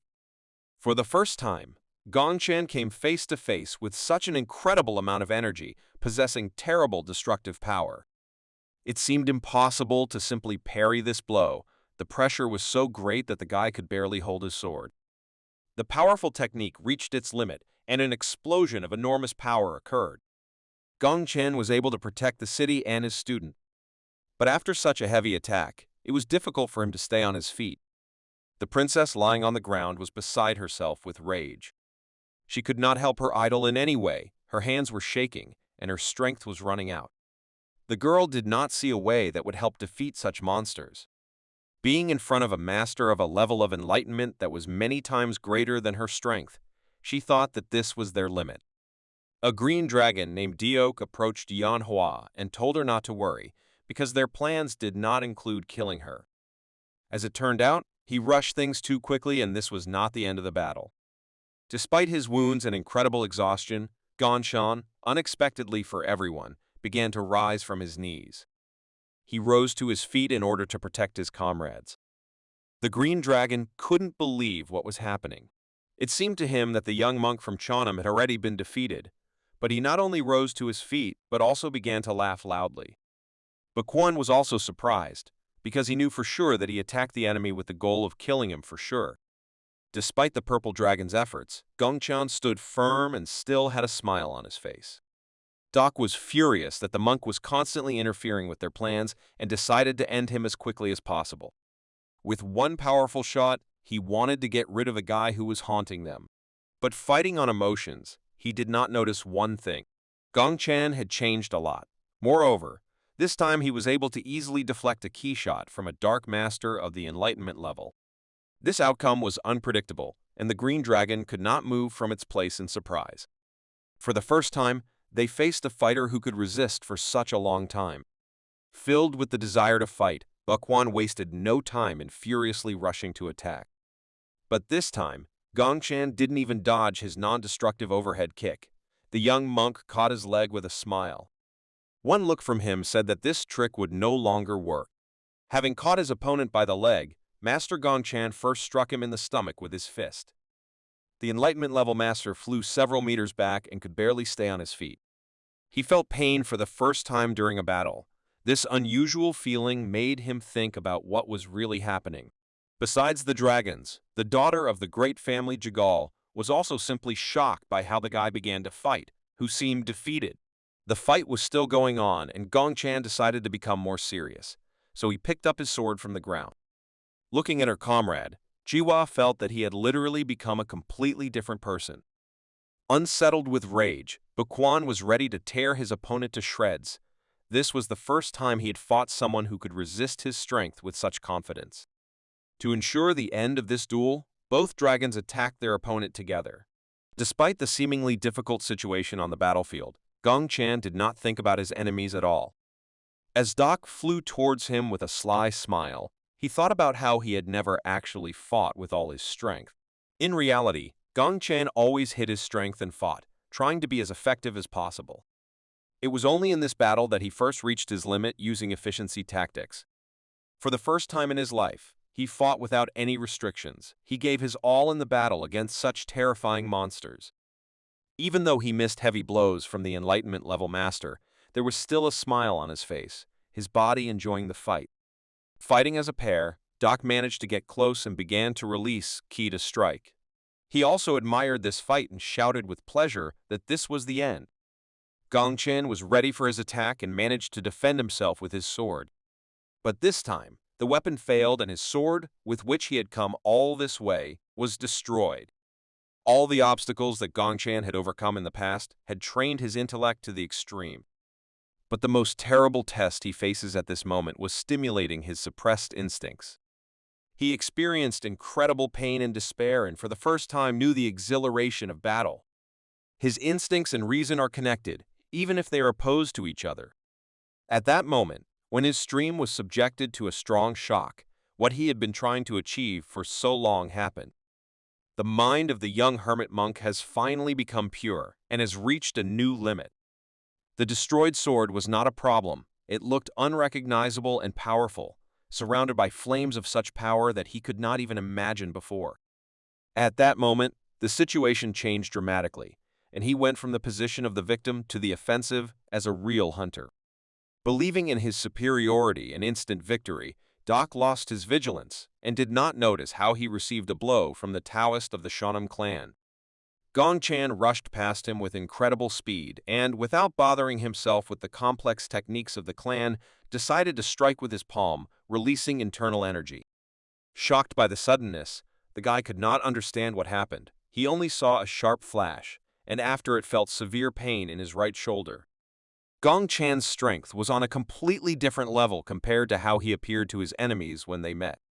Jaiwa's surprise was due to the fact that she had not previously seen her comrade from the Jonam clan use enhanced ki so skillfully. Enraged by this turn of events, Bu Quan began nervously shouting to his comrade that he should not relax, underestimating the enemy. But the fear on his face said otherwise. As it turned out, he did not weaken his defense at all. Doc glared at his opponent with hatred as he realized how much their superiority had deteriorated since Bu Quan's attack. It's hard to believe, but he made tremendous progress during this intense battle. Gong Chan has finally reached the pinnacle of martial arts and reached the stage of enlightenment. No longer seen as a weak opponent to be toyed with, Gong Chan became a real threat in the eyes of his enemies. His already incredible speed reached its possible limit. The hermit monk was simply playing with his opponents of the level of enlightenment that together they could destroy a small clan from Kanho without any problems. In an instant, he found himself behind the green dragon. Although Doc managed to notice how the enemy was behind him, angered by the failure of his comrade, Bu Quan gathered all his determination into another destructive shot, which he was going to direct at the elusive Gong Chan. Moving into the air, he directed his attack at Gong Chan, who was calmly standing on the ground. The monk's calm appearance indicated that this battle had become just entertainment for him. With incredible speed, he easily dodged the attack and moved in such a way that even an Enlightenment-level master could hardly notice his location. Unexpectedly for the purple dragon, he suddenly appeared next to him and delivered a powerful knee strike to the stomach, which would have hardly worked before. It was the first time Bu Quan felt such intense pain. The pressure from Gong Chan was so intense that the young dragon had no other option but to remain on the defensive while taking a series of fist blows. At that moment, the guy with enormous strength in his hands, but a lack of battle experience, began to panic. Despite all his efforts, he could not match the speed of the guy who he had recently considered a weakling. Due to his thoughts about the situation, he missed the enemy's repeated attack and Gong Chan sent his fist for an uppercut. It was obvious that the dominance from the Jana monk had driven the arrogant blood cult dragon into despair. At the peak of the battle, Gongchan was grateful for another secret martial art of the Jeonnam clan. It was about the martial art of Tai, which means to keep getting better. Gongchen was so happy for the first time after his rebirth. He had never had so much fun as at that moment.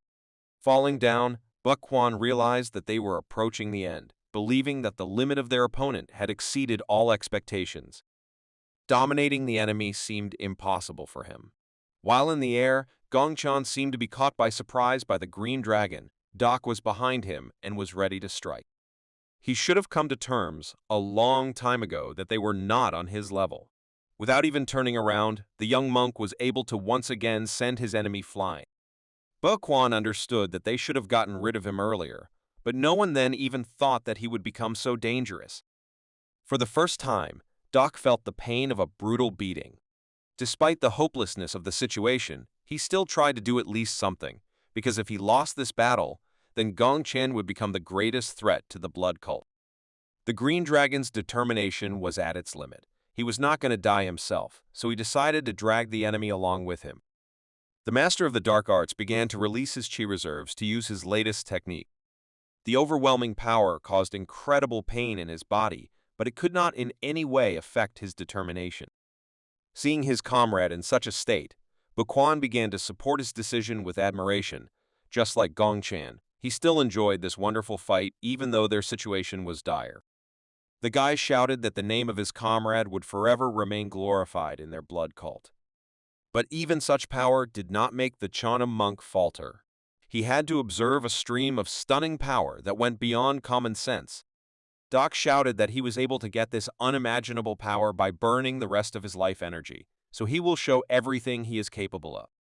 A master of the enlightenment level put his life on the line in order to put his last strength into just one blow that could destroy everything in its path. Gongchan had never been so close to death, but despite this, he still calmly stood in place, waiting for the distance to the enemy to close. Approaching the monk, Doc tried to deliver his last decisive blow to the fight, but his hand suddenly became weak, and everything around him began to float. The green dragon couldn't comprehend what was happening. For the first time, he lost control not only over the situation in the fight, but also over his own body. Being on the verge of death, he began to panic because he did not understand why he could not reach the enemy's body. The calm Gongchan decided to explain the situation to him and said that this is a secret space controlled by the technique of the Jeonnam clan, a heavenly martial art called In-Hushi. At that moment, Doc realized that he no longer had the ability to resist. Gongchan was behind him. He rushed to attack the disoriented enemy, striking with a fist that was strengthened by his energy. His palm even cut through his own space control technique. The lightning strike left his enemy no chance. Doc was defeated even without the opportunity to realize the power that he had acquired by burning the remnants of his life energy. Jiwa understood the situation best of all. She had long heard that even when Gongchan was at the transcendental level, he had already defeated top-level masters in one-on-one combat. In other words, in this fight, it was hard to imagine anyone who could resist him without great effort. Clouds filled with lightning began to gather around their battlefield. This lightning was controlled by Gongchan. His last opponent's time was running out. The incredible pressure of enemy technology was the only thing that could scare Bukwon in his entire life. His body began to be controlled by instincts. He understood that he would lose the fight if his opponent collected enough energy to carry out such a dangerous technique. Casting aside fear, he rushed to the attack to interrupt the careless enemy. But the monk with a calm expression told him that it was too late. He instantly gathered the natural energy that had accumulated in the cloud above him. Gathering all the power into his hand, he directed the 5 Thunder Seal technique at Bukwon. The moment the name of the technique was pronounced, the fate of the last Enlightenment level master from the Blood Cult squad was sealed. This attack was comparable to the power of the Kirin technique used by Sasuke Uchiha. Smoke and dust rose into the air, limiting visibility. Opening her eyes, Jihua saw the results of the battle. All enemies were defeated. Only Gongchen survived this battle. Looking at her comrade standing on his feet, the girl addressed him by name to find out if everything was okay. Like a true hero and savior, Gongchan turned around and asked if she was injured. Jiwa was glad to see the smile on Master Jeonnam's face, considering that all the trials were over. she sighed with relief. But the young monk had one more thing to do. This time, the remnants of the forces of the demonic cult came to them, who had regrouped after their first skirmish with the masters of the Murim Union. Their leader was surprised that out of all the participants in the battle, only one combat-ready master remained. But for him, this did not play a big role, since he believed that now everything would be even easier than he expected. With a smug grin, he said that their goal was to allow the Murim masters and blood cult fighters to fight each other to the death, so that they could easily dispose of the exhausted winner. Looking arrogantly at the wounded enemies, he said that they had no way to escape alive, so he suggested simply surrendering. Turning to the exhausted daughter of the Jegal clan, Gong Chen asked her to rest and allow him to calmly finish the job. His strength was more than enough to get rid of masters of this level. A moment later, another explosion occurred, which became the final point in the battle in the forest near the small city of Exion. For us, the result was known in advance. The surviving leader of the demonic cult returned to the organization's fortress to talk about why they failed to complete the task. His plan was perfect from start to finish, but he could not predict the outcome that happened. In order not to show his anger, the master of the organization looked out the open window and only inquired about how this could happen. He was confident that he provided enough strength to complete a task of this level. Besides providing the army, he was also the one who carefully planned the attack from start to finish. As a result, of all his people, less than half returned, and their goal was missed. The beaten fighter wanted to justify himself, but his master stopped him and said that he did not want to hear anything. His hatred was due to the fact that he believed that from now on, their faction would look like a laughingstock in the eyes of their dark blood cult rivals. After these words, his ward admitted that in fact the blood cult also failed, and all their troops were completely crushed. Such an outcome was extremely unpredictable. It was hard to imagine that the armies of the two strongest dark organizations could not cope with one transcendent-level master from the imperial family. One of the surviving fighters brought clarity to this situation. He said that the one who captured the princess was Taoist Gongchan from the Cheonan clan. It was he who personally dealt with the warriors of the bloody cult, and even after that was able to easily defeat their large army. This outcome made it clear that Jeonnam's level exceeded all their expectations. The leader of the demonic cult was beside himself with anger and could not even believe that there were few people left in Canho that could fight against the young monk. Gongchen and Wei Hua returned back to Jeonnam Fortress. The hallway of the local hospital was filled with screams. The heavy battle left many wounds on the monk's body. He asked his teacher to be more gentle with him, which was unusual to hear from a master who had broken through to a new level of perfection of body and mind. As Gongchan's attending physician, Master Chun Jin ordered him to undergo treatment for a month of bed rest. Such prospects did not please the enlightenment-level young master, and he replied tensely that this was problematic since he still had many things to take care of. The teacher replied that if we are talking about their trade, then there is no need to worry about it. Thanks to Gongchan's efforts, all areas of production, logistics, and sales of goods worked perfectly. The clan masters no longer want the young monk to work alone, so they work hard to replace him. Having calmed the guy down, he invited him to stop thinking about unnecessary things and asked him to wait until he brought him lunch. For the first time since his rebirth, he felt so carefree. The guy calmly lay down on the bed and began to think about what he would do next. Instead of teacher Chun Jin, his elder sister Gonin came to him with lunch. She was glad to see her younger brother and first of all inquired what it was like to reach the stage of enlightenment. Instead of saying that it was amazing, he boringly replied that it greatly expanded his horizons and understanding of the world in general. With a smile on her face, Gonin admitted that as a master, he stood out even as a child, so it was not surprising to her that he would one day reach the pinnacle of martial arts. Feeling free, the young monk said that he could teach her a little, giving her an example of a breathing technique, but the girl politely refused and asked her to forget about it, since she did not want to break herself trying to imitate the best. In addition, at that time, his training was already practiced not only throughout the clan, but also throughout the entire Murim Union. Thanks to him, the Union has become much stronger because many new talents have appeared everywhere. The guy was truly surprised. He could not even imagine that the martial arts that he sold for money would give such a significant result in such a short period of time. Feeling a little better, Gonchan went to the medical department to see how the system for creating and marketing goods worked without him. The new leader was glad to see the honorary master of the clan and congratulated him on his recovery. He warned his dear guest that he did not need to worry about the pharmaceutical business because he was doing everything in his power to maintain good revenue figures. Gonchan noted that the scale had become much larger than he had planned, which could not but please him.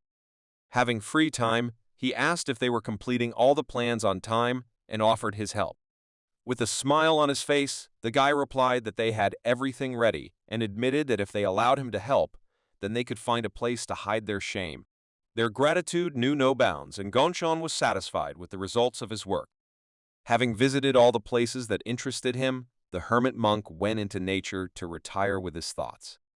He began to think that he had already done everything that depended on him. The success of the pharmaceutical business greatly expanded their clan's power, making it a household name not only throughout Kanho, but also in the countries they traded with. By strengthening his friendships with other families and clans during his training, he managed to achieve a strengthening of the righteous faction, and the dark organizations were no longer such a serious threat as before. From that moment on, even the demonic cultists could not act rashly. They were afraid of making a mistake and again lay low, accumulating strength before their next appearance in Kanho. In addition, the guy was proud that he had reached the stage of enlightenment, and it seemed that he was able to do everything that he needed to do. With a calm soul, he could consider that this was enough. Having done everything he could wish for, it was time for him to leave Kanho. Rumors about Master Gongchan's decision to leave the clan quickly spread. One of his students was so excited by this news that he came to visit the master to find out about it personally. At that moment, the world-famous Taoist of the Cheonam clan was already packing his things. He asked the student not to worry about it and said that he would visit them sometimes, telling them about his adventures outside Kanho. But the guy didn't take it the way Gonchan expected. He was unhappy that his teacher sounded like he was going to leave forever. Without turning around, the master replied that although he was not forever, he was still leaving the clan. These words greatly hurt the young warrior's feelings, and he could not come to terms with his teacher's answer. The guy nervously shouted that, in this case, it would be better for them not to meet for eternity. This behavior of the student greatly alarmed Gonchan. He couldn't understand his feelings and believed that there really shouldn't be any reason to be angry. The next guest was his student named Vikva. Before his departure, he decided to give her some instructions for the future. He explained his decision by saying that the closer you get to the top in any field, the freer you become. For example, having a lot of money, a person can buy whatever he wants. Another example was that if you are strong enough, then wherever you go, you will not find danger, no matter how much you look. At that moment, Gonchan could rightly be considered the kind of person who could not care about money and danger. His business developed successfully, and he himself reached the level of martial arts that he dreamed of. Clenching his fist with joy and admiration, Gonchan finally said that he had received the freedom he'd been looking for so long. He could not tie himself to one place, like the Cheonam clan, because in this case he would no longer be able to call such a life free and independent. After all these words, Viva realized that her teacher had become a perfect master who had truly become truly free. The master believed that he had fully paid off his debts to the Cheonam clan, and he was completely right. Having done everything possible for the benefit of the clan, Gonchan was finally able to live his own life. The excited girl shyly admitted that in this case, the Cheonam clan and she personally would no longer mean anything to him. Her words put the teacher in an awkward position, and he began to think about how to justify himself, but his speech was suddenly interrupted by another guest. With a smile on his face, Chun Jin came to visit his disciple before they bid farewell indefinitely. It was so sudden that Gonchan didn't know what to say to him. In order not to escalate the situation, they decided to go outside and take a short walk. First of all, Chun Jin said that Gonchan had already saved him from having to ask questions. His words were too mysterious for the young master, so the teacher explained with a smile that he heard the answers to his questions when he stood at the entrance to his room. Gonchan began to laugh because his teacher was eavesdropping on the conversation at the door, but the man with a smile on his face justified himself that he had no such intentions and it happened unconsciously. Despite this, he still had a lot to talk about. Gongshan immediately became wary because lately he had not had a single calm conversation. The master immediately asked what the conversation would be about and assumed that the teacher was going to stop him. Chun Jin responded with a question and asked whether the master's opinion would change even after he personally asked him to stay. His question was so correct that the young monk could not find words. In fact, Chun Jin admired his idea of leaving Kanho to seek freedom. He saw in this the real romance of the life of a master hermit, which Gongchan was. Recalling his life, he said that although he had lived for quite a long time, he had never seen such an unusual child as Gongchan. The guy replied that he was determined to leave. The teacher did not mind and agreed with him. Chun Jin just wanted to tell his student that he was proud of him. Usually, Kanho people, under the pretext of cultivating their Teo, are always blinded by the prospect of new heights. But in his eyes, Gongchan was an exception. Previously, he could not even think that the talent that had grown so quickly as his student would stop before a new peak with even greater strength and honor. The man suggested that it was possible for his student to decide to be satisfied with what he had already achieved, and in fact, this is the path to the pinnacle of true mastery. After these instructions, he once again congratulated his student on the acquisition of true freedom and said that he had nothing more to teach him. Before saying goodbye, he asked to remember that the road to the top of mastery does not have only one correct answer, and from now on, he will personally have to decide his future. He wished him to go around the whole world, filling his heart with new wisdom and doing whatever he wanted. But if he suddenly changes his mind, he can always come back whenever he wants. After parting words from the teacher, the guy returned to his room to complete unfinished business only late in the evening. There was no end to his meetings, and besides, no one warned him about the arrival of guests from other clans. This time he was visited by nieces from the Moen clan, and from the expression on the emotional Ren's face, it became clear that their uncle was in for a serious conversation. Defiantly hitting the table, she personally asked if he really intended to leave the Shanam clan. His answer did not suit the hot-tempered girl, and she asked him to think longer about the decision. But the guy calmly replied that he had already decided everything a long time ago and was not going to change his mind. The more reasonable Yen politely asked what was the reason for such a sharp and unexpected decision. Gongchan looked really tired because he had to answer questions of this kind all day. Without being verbose, he simply replied that this was just the desire of a free man. He sincerely admitted that it would be enough for him to walk along the street, eat delicious food, stay in a hotel and relax, live in peace reading books. With a smile on his face, he added that it would be nice to find love. His words didn't immediately register in Ren's head, but realizing his phrase about love completely clarified it. To understand everything completely, she asked whether there was any point in dissuading him. Gongchan replied that she was the first one who was going to spend her time on this. The older sister, with a more reasonable attitude towards her uncle's decision, understood that nothing could be changed. Looking at Gongchan, it became clear to her that she could not stop him, no matter what she said. Having no other options, Yeon suggested that her little sister return home. But seeing the expression on Ren's face, she was simply shocked. Her younger sister was planning something dark. It seems that some insidious plan has arisen in her head that will prevent her uncle from leaving with Kanho. Rumors about the departure of the Master of Life and Death from the clan reached Jiva Jagal. Next to her was the princess of the imperial family, who still hid her identity and called herself the leader of the Watang clan named Yuji. She was surprised, saying that Gongchan was an extremely strange guy. Yan Hua couldn't understand why someone who had reached the enlightenment stage would just leave all their progress behind and leave the country. The youngest daughter of the Moen family agreed with her words and showed her dissatisfaction. The angry girl quoted her uncle's words that he wants freedom and love, and also said that she couldn't bear to see how embarrassed he was by saying such things. A representative of Gongchan's fan club said with serious intentions that they should unite and somehow force their uncle to change his decision. Yang understood her younger sister's dissatisfaction, but on the other hand, she didn't want to stop Gongchan from living the life he had long dreamed of. She replied that their uncle just wanted a quiet life, and they shouldn't interfere with that. Naturally, Ren didn't care much about her uncle's wishes, and she simply couldn't come to terms with what he was going to do. She hoped that if they did everything possible, then the master would begin to doubt the correctness of his plan. Her younger sister's determination got on Yeon's nerves, but she could never keep up with her in terms of energy and temper. Ren continued her speech and emphasized that the most important problem for them would be to come up with a plan that would help return the master to his place. Her final proposal for the fan club was the idea of everyone getting together on the day of Gongchan's departure. While the girl tried her best to change her uncle's decision, she marveled at how brave her nieces from the Moen clan were. Looking up at the sky, she realized that she herself did not have enough determination to do something like that, since she simply could not muster up the courage.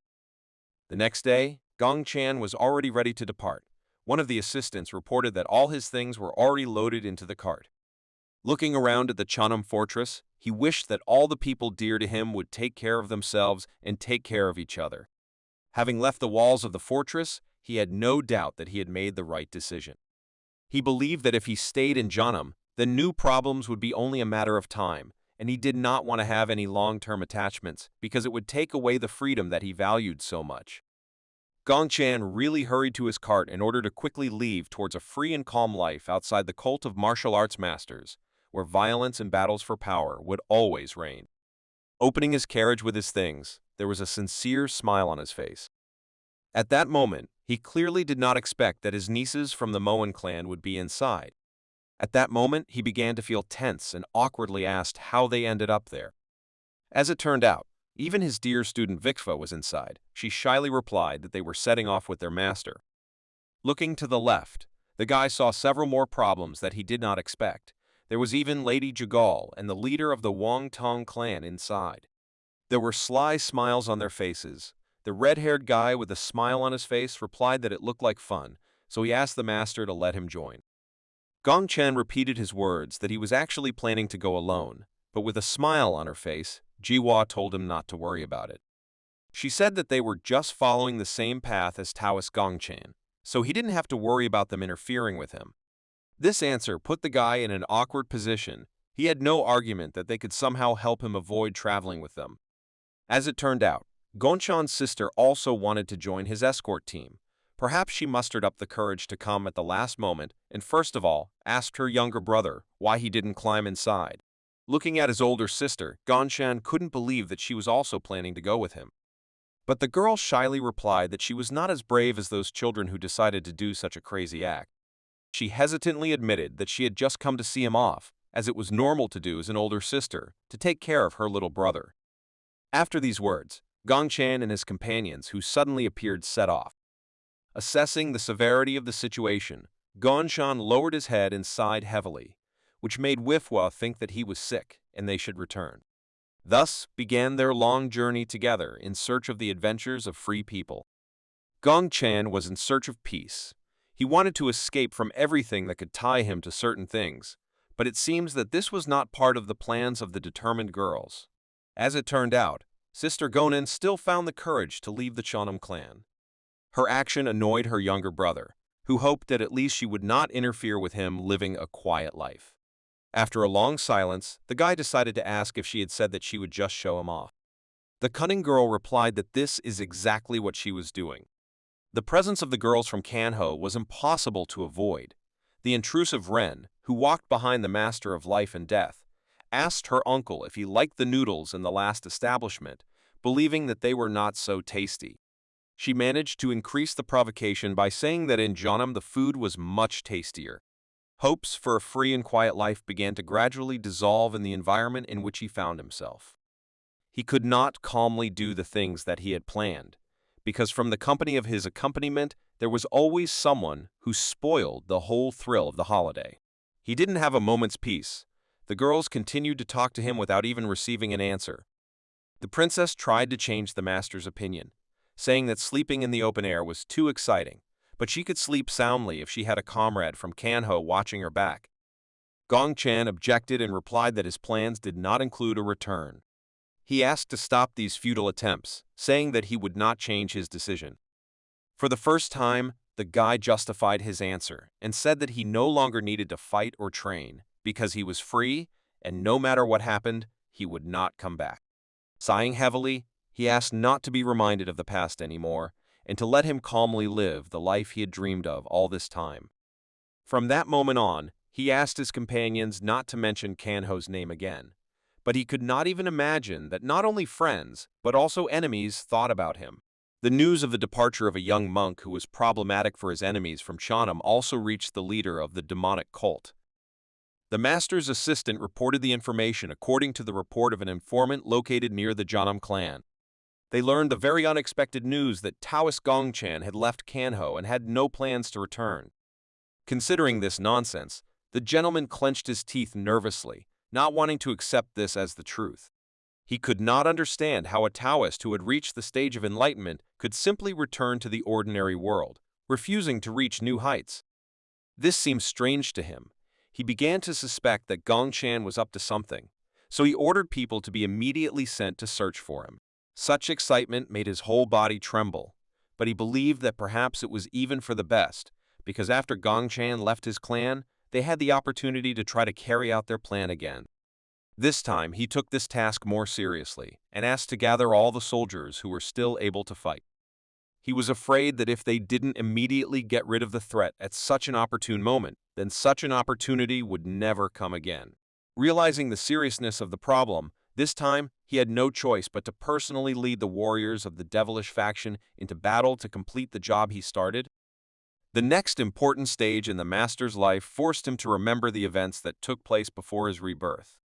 At that moment, he was waiting for his girlfriend, who was late, and to be honest, his view has not changed since then, even despite being reborn in a completely different world. The girl was a little late and brought her friend ice cream as an apology.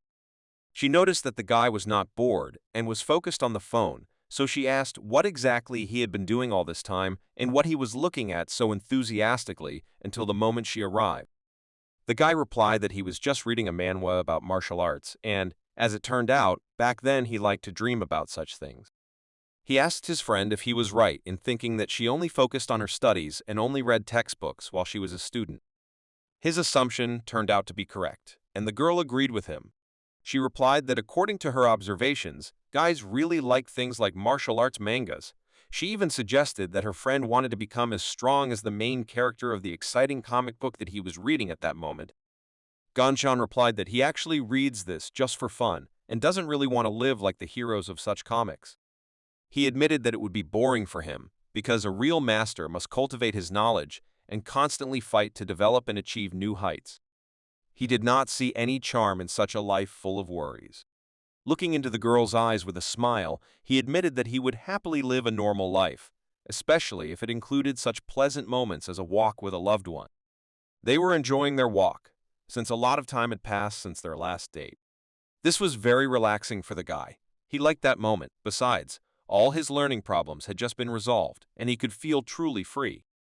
Remembering the last moments of that ideal meeting with the girl he loved, he realized that life as a Jhana master was not originally his destiny.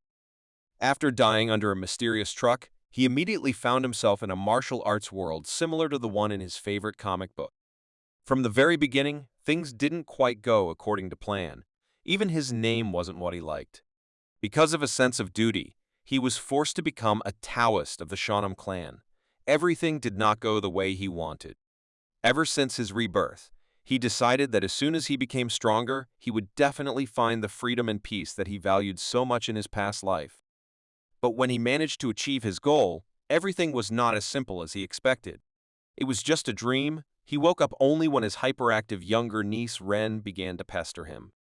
The girl was surprised that her uncle slept for so long despite the fact that the sun was quite high.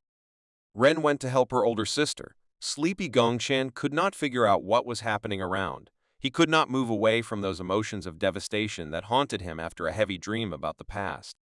During the trip, Sister Gonin found the determination to ask her younger brother what he was thinking so deeply about in the morning. The guy replied that he simply could not remember his dream. Looking intensely at his older sister, he decided to also ask her a question. They had been traveling for over 2 weeks now, and so he wondered how much longer his sister planned to accompany him. The girl with a sly smile suggested that perhaps she would be around until the very moment when the master returned to the Cheonan clan. Her words got on his nerves, and he once again reminded her that they had agreed to stop talking about Kanho, avoiding conflict. The girl simply agreed with his words. They were already close to their destination, and the curious student Vikva looked out of the window to admire the picturesque views of nature. She admired what she saw. The mountain range she observed was famous for its breathtaking views that attracted tourists from different countries. The guys couldn't pass by and decided to stop in one of the small towns near these beautiful mountains. The caring teacher first went for local delicacies and bought a stick of caramel strawberries for Vikva, warning that since it was harmful to her body, she could only eat one berry.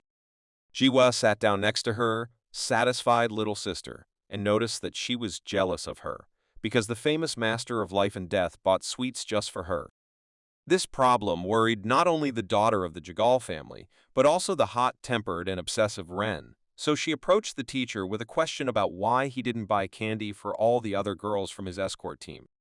The guy didn't see a problem with this and said that they had enough money for it. The cold and callous answer really hurt the young girl's feelings, and she decided to furiously remind him that he ate mountains of frosted candy every time he visited their Murong family. Mentioning Kanho was unnecessary. It provided an opportunity for Gongchan to turn the conversation in his favor. But there was no point in arguing with Ren. Her fury forced the master to buy sweets for all the girls who accompanied him during the trip. After he broke down and bought candy for everyone, Ren merely patted him on the shoulder and remarked on the generosity of the great master of life and death. Still, he enjoyed what was happening at that point in his life, so he decided not to worry about what he heard in his dreams. He guessed he was a little devastated at the moment, but things started to change.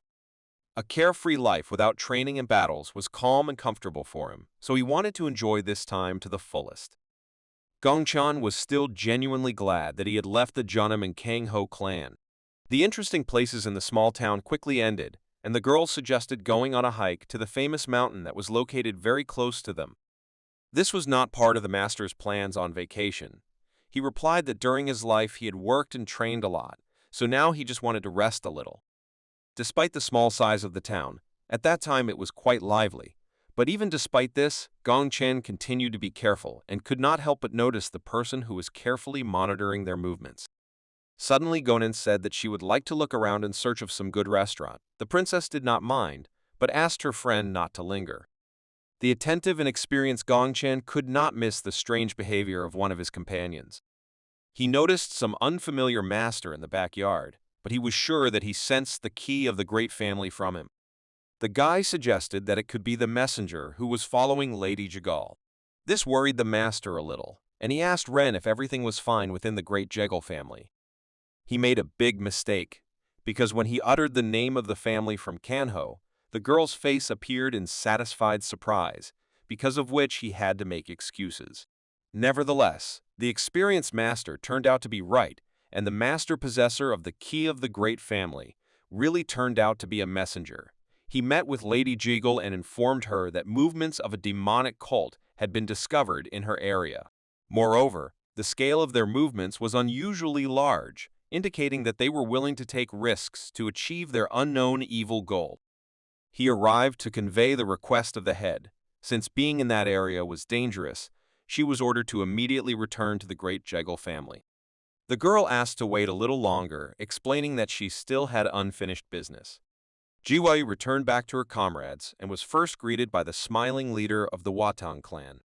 He asked his friend if she was able to find at least some good restaurant, but seeing the girl's look, it became clear to everyone that she was not at all in the mood for pleasant discussions. Gongchan immediately realized that a serious conversation awaited him.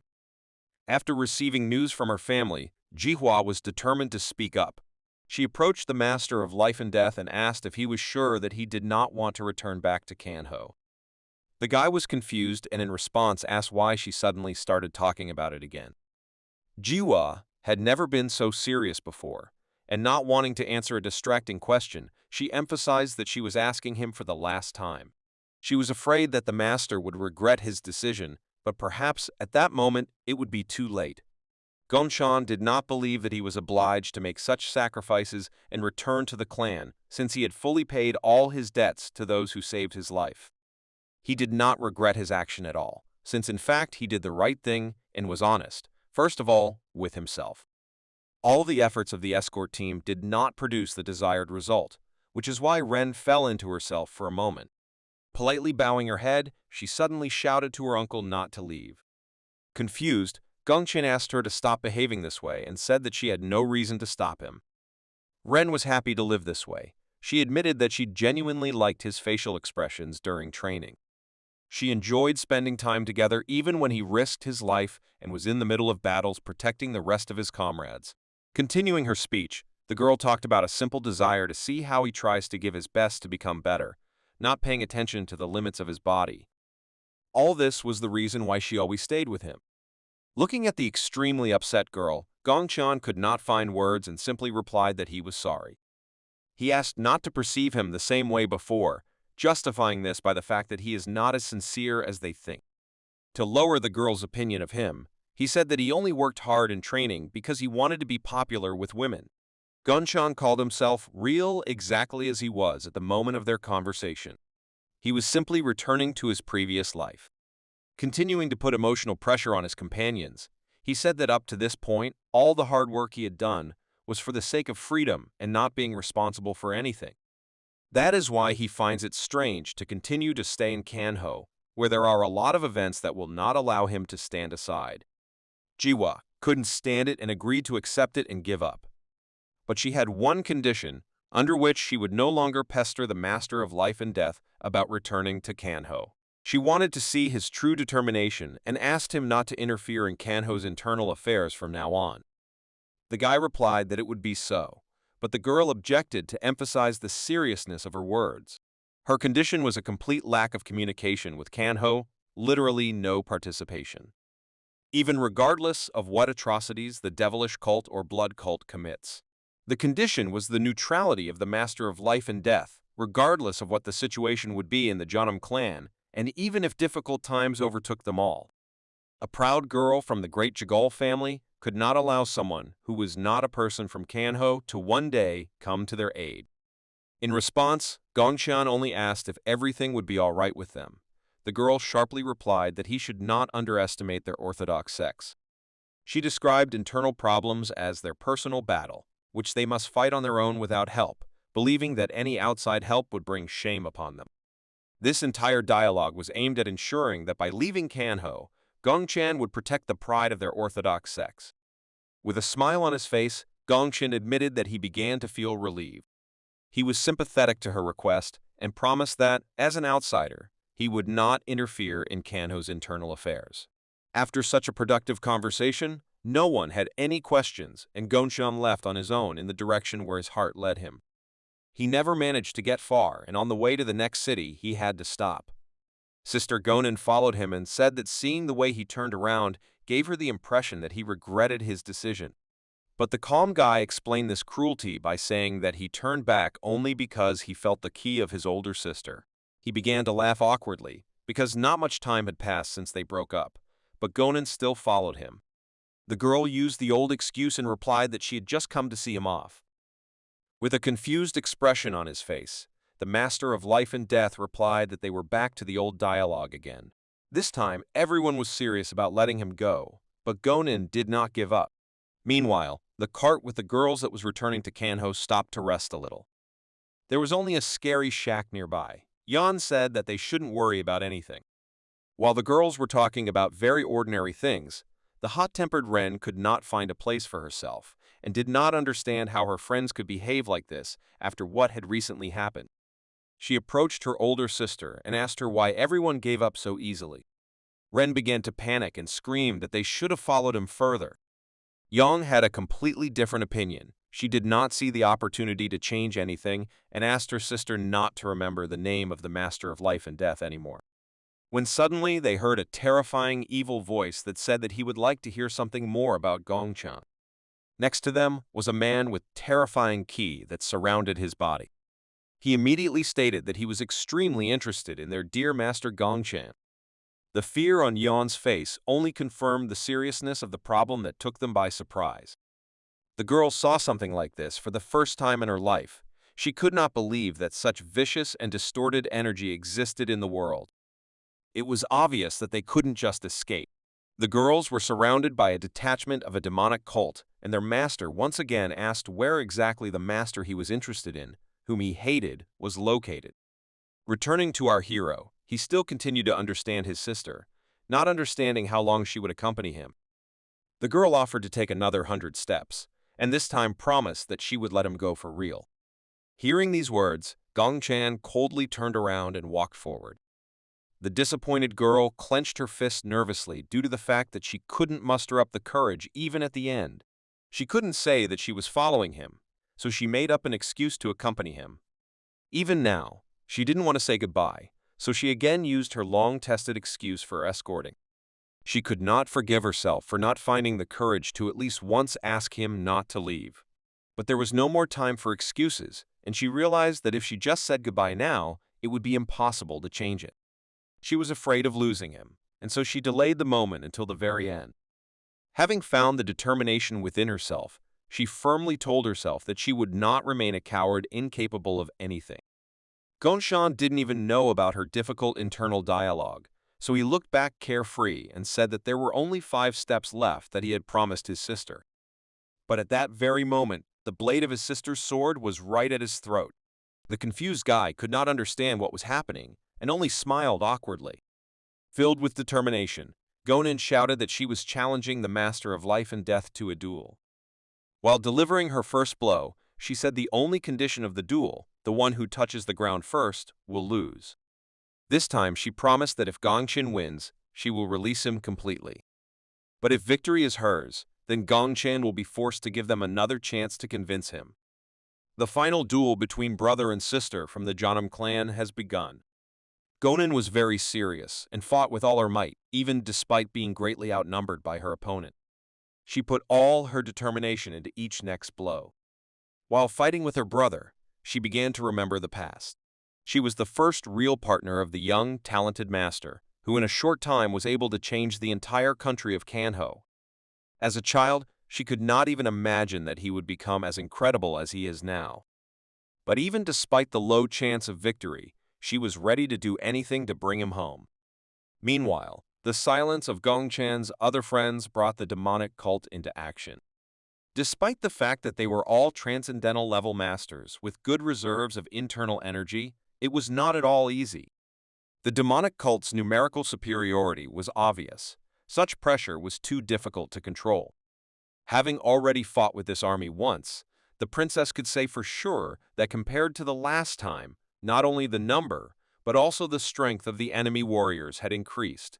While the girls were holding back the attacks of their enemies, Lady Jagal was busy implementing the techniques of her great family. She did everything to create conditions for the protection of her team. Having completed the preparations, she called on her comrades to immediately go inside the house. Having fought off a wave of attacks, the girls rushed inside.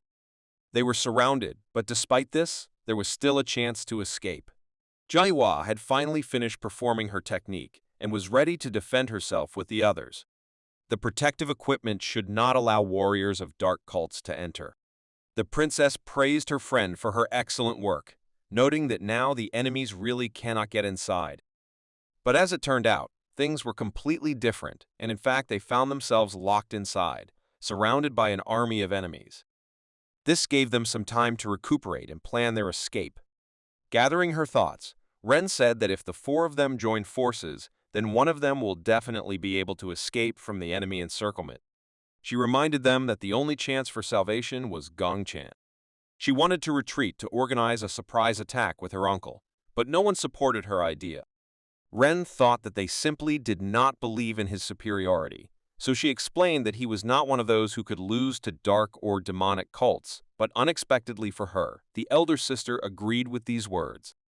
It was hard for her to admit that if they asked for his help, then in the future he would definitely be able to leave them.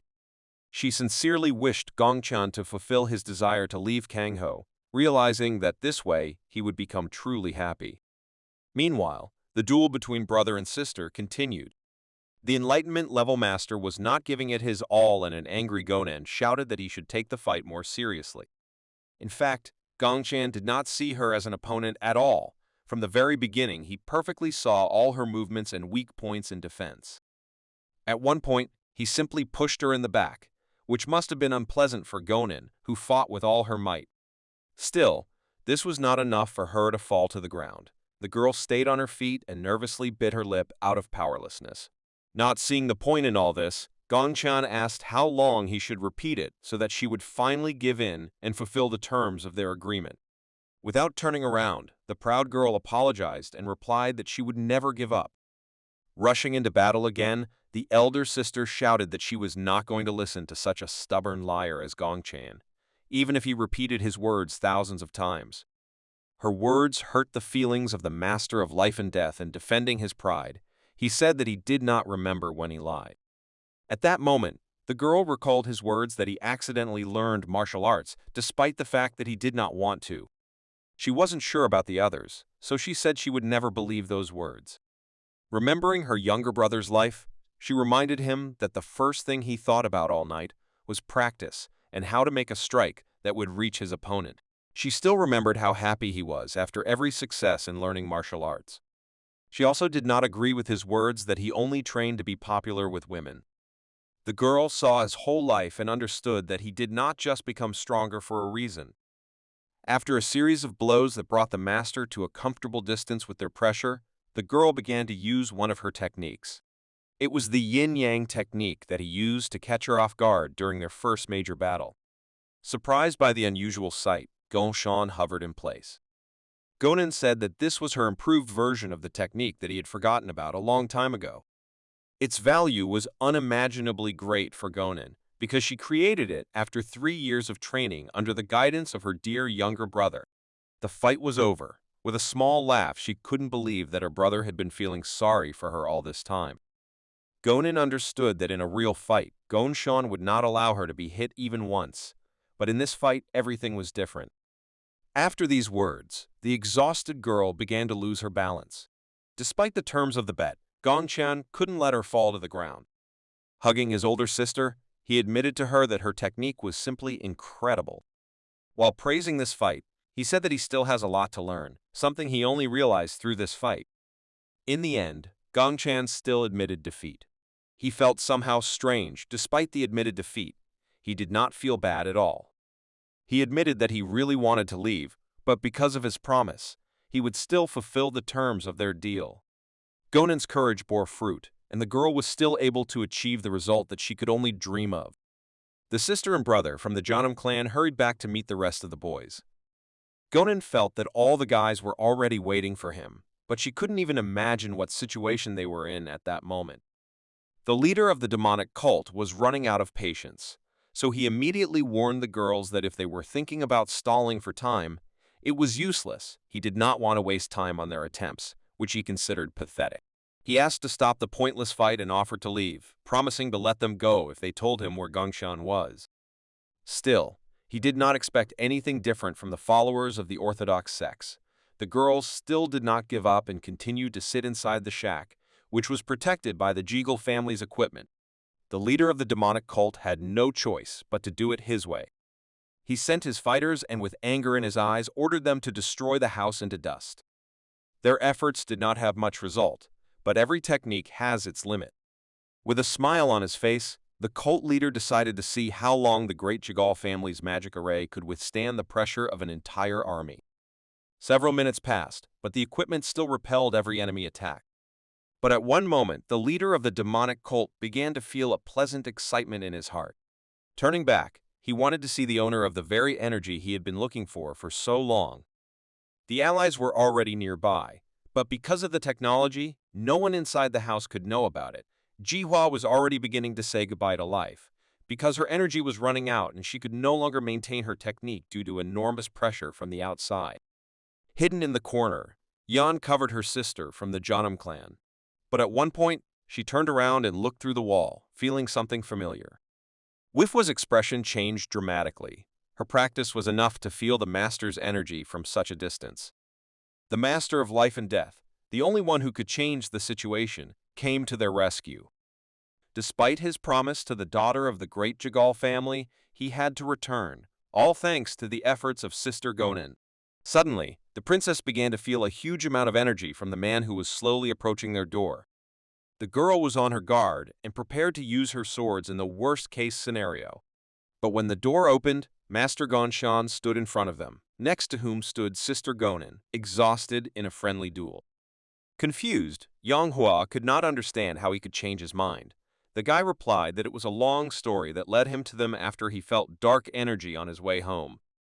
As expected, the wrath of the daughter of the Jigal family immediately fell on the master. She shouted that he couldn't do something like that. She couldn't accept the fact that he broke his promise not to interfere in Kanho's affairs. In response, Gongchan simply said that one of the enemy fighters still posed a threat to them and asked her to strengthen the barrier. Leaving the protected house, the guy asked his companions not to go outside under any circumstances and also asked them to help take care of Gonin's sister. Turning to Jiwa, he admitted that he didn't want her to worry too much about breaking her promise. With a smile on his face, he stated that he was still a student from Kanho. After leaving the building, all Gongchan could see were dozens of defeated enemies lying on the ground in front of the shack. Among them, there was only one person who withstood the battle with the young master. This was the leader of the demonic cult. He had no doubt that in front of him was the same famous master of life and death. Gongchan did not see any danger in his opponent and said that his energy was so weak that he could barely detect it. With slight mockery, the enemy agreed with the words of the observant master. He admitted that as the best tactician of his cult, he rarely appears on the battlefield. But as it turned out, the appearance of such an opponent as Gongchan made an exception to the rule for the cult master, and he personally arrived to defeat the dangerous enemy. A terrifying energy that had previously been impossible to notice suddenly began to emanate from him. Gongchan had never seen anything like this before. He simply froze in place in surprise. With a smile on his face, the cult leader asked the enemy if he felt the energy that was so carefully hidden. The demonic faction units that Gongchan defeated disappeared for a reason. The hands of the dead began to burst out from under the ground. This was the terrifying secret that the leader of the demonic cult was hiding from prying eyes. No one who personally saw this technique left him alive. Gongchan didn't understand what trick his enemy was using, but he couldn't let him finish this technique calmly. While shackled inside his dark technique, there was definitely no fear on the cult leader's face. After closing the distance to the enemy, Gongchan delivered a cutting blow. He managed to cut through the zombie's flesh, but he clearly did not expect what happened next. His sword was easily caught by the enemy master's bare hand. After such a movement, the remnants of the zombie body parts scattered, and terrifying power began to emanate from the enemy leader. The young master of life and death could not withstand such pressure and flew back. A powerful blow threw him towards the shack behind him. He wasn't sure whether the building could withstand the protection of the great Jigal family's technique alone, so he released his sword key to strengthen the resistance. Only thanks to enormous efforts did he manage to stop the attack of the enemy, who stood carelessly opposite him. The leader of the demonic cult called it a forbidden spell, which takes the caster to a higher level. For this, he brought 108 people who had mastered the dark arts as a sacrifice. With an evil grin on his face, he said that even if 108 ghosts gnawed at his body while controlling them with his brain, he was not afraid of losing control of himself. Gongchan once again met with an opponent who should not be pitied. Looking at his opponent, he said that he was not going to communicate with such pathetic trash, so he did not hesitate to call his subordinates the word victim. The loyalty of his warriors was worth a lot, as they gave everything to support their leader and follow his orders. Such a speech had no effect on the leader of the demonic cult at all. The man, overwhelmed with power, felt simply excellent and, experiencing this euphoria, rushed into battle. Gongchan understood that in this case, words were unnecessary, so he accepted the duel to prove that he was right by force. By sacrificing the power of 108 of his loyal followers, the leader of a demonic cult gained enormous power that, in his opinion, no one could compete with. The flaw of his dark technique was that it was temporary and would disappear after one night.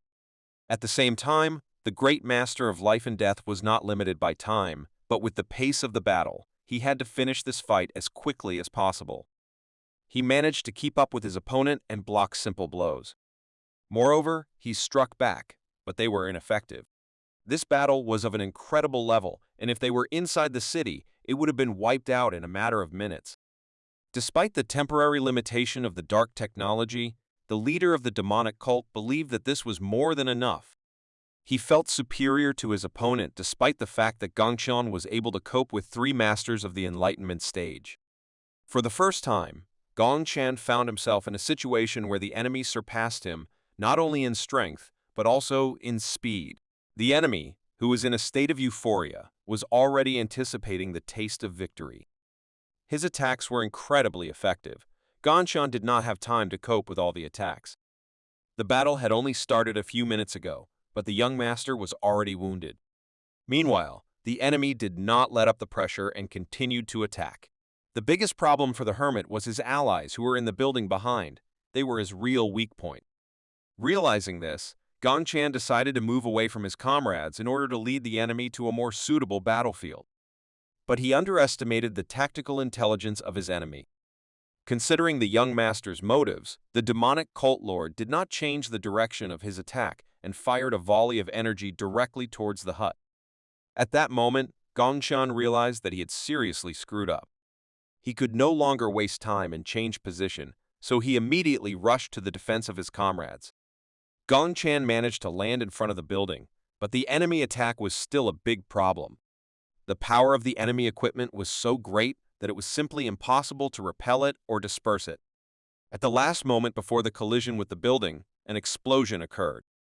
Looking towards the enemy from the Murim Union, the leader of the enemy organization said that the student of the Jana Martial Arts School should take this battle more seriously. He turned to the master of life and death with the words that fighting and protecting the weak is something that only the strong can afford. He did not doubt his opponent's abilities, but at that moment he was sure that Gongchan was definitely weaker than him, and in other words, this battle was completely in his favor. Having withstood the enemy attack, Gongchan himself admitted that the enemy's words were true. Even though his attacks reached the body of the demonic cult leader several times, he still looked unperturbed. Being in a dire situation, the young master of life and death made a risky decision. He believed that his only hope of victory was to concentrate all his energy in one hand in order to deliver a blow capable of destroying such a monster. This also meant that after this blow, his strength would be completely drained. Despite the risks, he was willing to bet everything for a small chance of winning. The great tactician in the person of the leader of the demonic cult recognized the decision of the student Shahnam as very good. Suspecting nothing, Gongchan began to close the distance with the enemy in order to realize his plan. But he miscalculated and realized it too late. Dodging the blow, the enemy said that the power that Gongchan would gather did not matter, because it was useless if he could not hit him. The realization of this simple truth was quite unexpected for the young master, because before he had never been inferior to his enemies in speed. Due to an unsuccessful attack, he opened his back for a counterattack.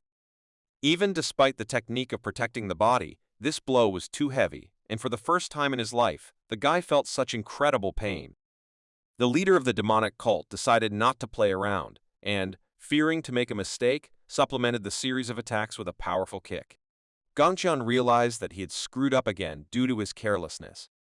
The power of the enemy's dark technology did not allow him to relax. The pressure from the enemy was so strong that Gongchan began to miss too many blows. A trembling ran through his whole body. Looking at the enemy, he realized that he was unable to find any gap in his defense.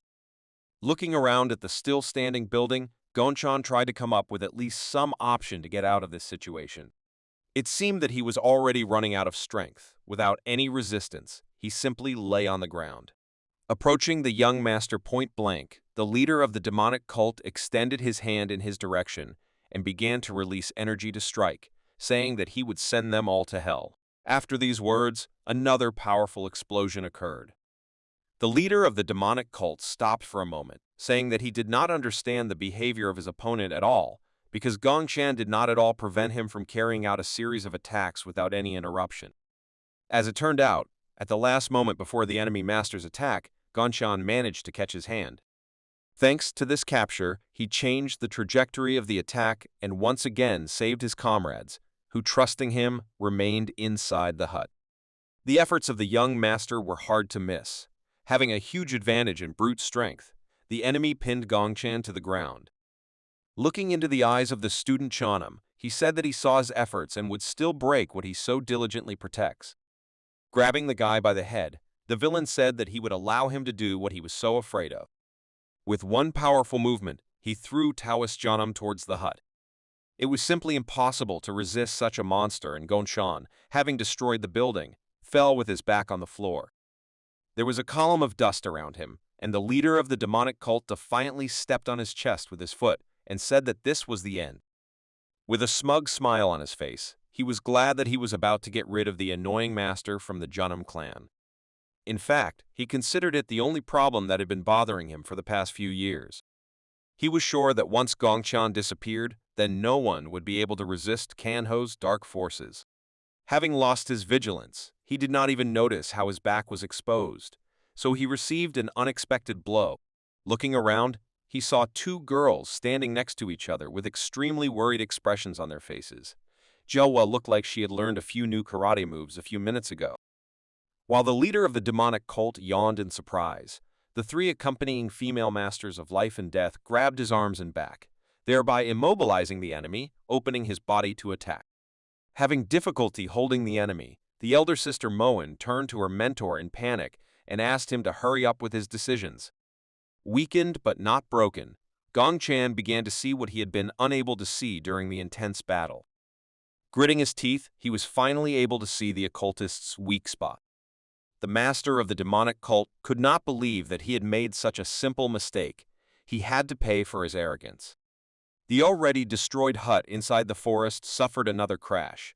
Everything around began to be destroyed under the pressure of Gongshan's powerful energy. Despite the power of the blow, the leader of the enemy dark organization Kanho was able to stand on his feet. He began to walk slowly towards the young monk, saying that he suddenly became very interested in why the hermit was so diligent in protecting that building. The man wounded in the stomach suggested that Gongshan was trying to buy time for his friends to regain their strength. With a calm expression on his face, the master of life and death confirmed the words of his dishonorable enemy.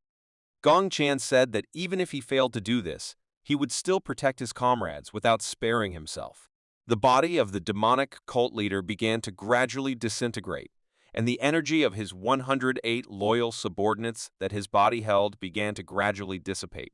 Losing his human form, he thought about Gongshan's words regarding his comrades and admitted that, as expected, he had failed to understand him. After these words, the body of the leader of the demonic cult completely collapsed, and only torn clothes remained from him. The exhausted winner could barely stand on his feet. Tired of free adventures, the guy began to lose consciousness and fell back. Fortunately, loyal female comrades were next to them, and together they were able to hold him before he collided with the ground. Sighing heavily, the guy with tired eyes did not hesitate to admit that he had slightly overestimated his capabilities. Looking at the smiling ladies, he confidently said that he would close his eyes just for a second. Obviously, this was a lie. Gongshan fell asleep and again saw his past, which haunted him. It was a real meeting of his two personalities. From a past life, he asked what interesting happened this time, that he even decided to meet. From the smile on the face of the master of life and death, one could logically assume that he had made an important decision for himself. Taking a look at his past self, he admitted that even after living for 25 years in another world, he still had too much attachment to his past way of life. His views on freedom had changed greatly, and this time he could confidently say that he would return to Janam. His skeptical self from his past life didn't understand this decision, so he wondered if Gongshan was really going to return to those boring days of cultivating his progress and fighting every day. But the master's soul replied that for him, it was not at all boring, as it might seem at first glance to an ordinary manhwa reader. Gongshan was happy to share with himself the happy and excited moments that he experienced in his new life. Developing personal characteristics, discovering a new world of martial arts, strengthening bonds with others through battle, these were all exciting parts of his new life as a master. Looking back, he saw so many incredible memories that it completely changed his attitude towards this lifestyle. First of all, he should have said thank you to his comrades for following him. This opinion was common to both of his personalities. Their pleasant conversation was interrupted by his girlfriend from the past, who finally showed up for their date with ice cream in her hands, a little embarrassed because she was late. Then the moment came to say goodbye. His personality from the past wished him to live his new life happily, without looking back at the past. This is how Gongchan realized that his understanding of freedom had previously been too limited. Opening his eyes after a long sleep, the guy soullessly looked at the ceiling, being devastated after another dream about the past. All he saw in front of him was only the ceiling with the characteristic features of a building that had long been familiar to him. The realization of where he was quickly brought him to his senses. The guy stood up sharply, and after the familiar ceiling, he noticed a blanket that had long been familiar to him. Looking up, he saw that standing in front of him was Sister Gonin, the teacher and the youngest student, as well as dozens of warriors of the Jeonnam clan. Gongchan immediately felt that he was at home. The entire crowd began to bombard him with questions about how he was feeling, as well as about his unexpected last victory over the leader of the dark organization Kanho. Looking at her younger brother, Sister Gonin asked if he was going to leave the clan anymore. The other guys were also excited about this question, since all this time they were very worried about his condition. With a sincere smile on his face, Gongchan admitted that he was pleased to be at home. 3 months later, he returned to his normal life. Sister Gonin had just come to him. Earlier, she had received the task of finding all the information from the meeting of Orthodox sects. The guy apologized for not being able to pick up the report earlier, justifying that he was too busy with the schedule of fights. Opening the sheet with the current issues of the meeting, Gonin first mentioned the dark factions, saying that their power had weakened significantly. The most important thing was that they practically disappeared after losing their tactician. It was likely that the enemies would hide for a while in order to again gather strength for a new blow. The news was great, but the Master of Life and Death said that they still could not relax because the remaining enemy forces were still a threat, and there were still many dark cult leaders who had not been defeated. The second interesting news was a message from the Great Jigal family. They weren't going to leave out the slightest detail, so Jihua sincerely wanted Gongchan to believe in the power of the Orthodox sects. Regarding the leader of the Wangtong clan, he went to help other sects with the destruction of the blood cult. He couldn't wait to go through a real battle again so that he could imitate his idol and become stronger. Having finished her report, Gonin warned her younger brother that he had some annoying guests who needed to be taken care of. It was obvious that they were talking about the hyperactive Ren and her silent but capricious older sister, Yan. The surprise guy said that he sees them in Jeonnam even more often than when he was with the Murong family. With a smile on her face, Ren stated that they would come even more often until they could defeat their uncle in a fair spar. The elder sister complimented her sister's speech by saying that this time they had prepared something new. After these words, their beloved little sister from the Jeonnam clan appeared behind them and sharply declared that they could not fight that day. A little embarrassed, she uttered the words of the master that a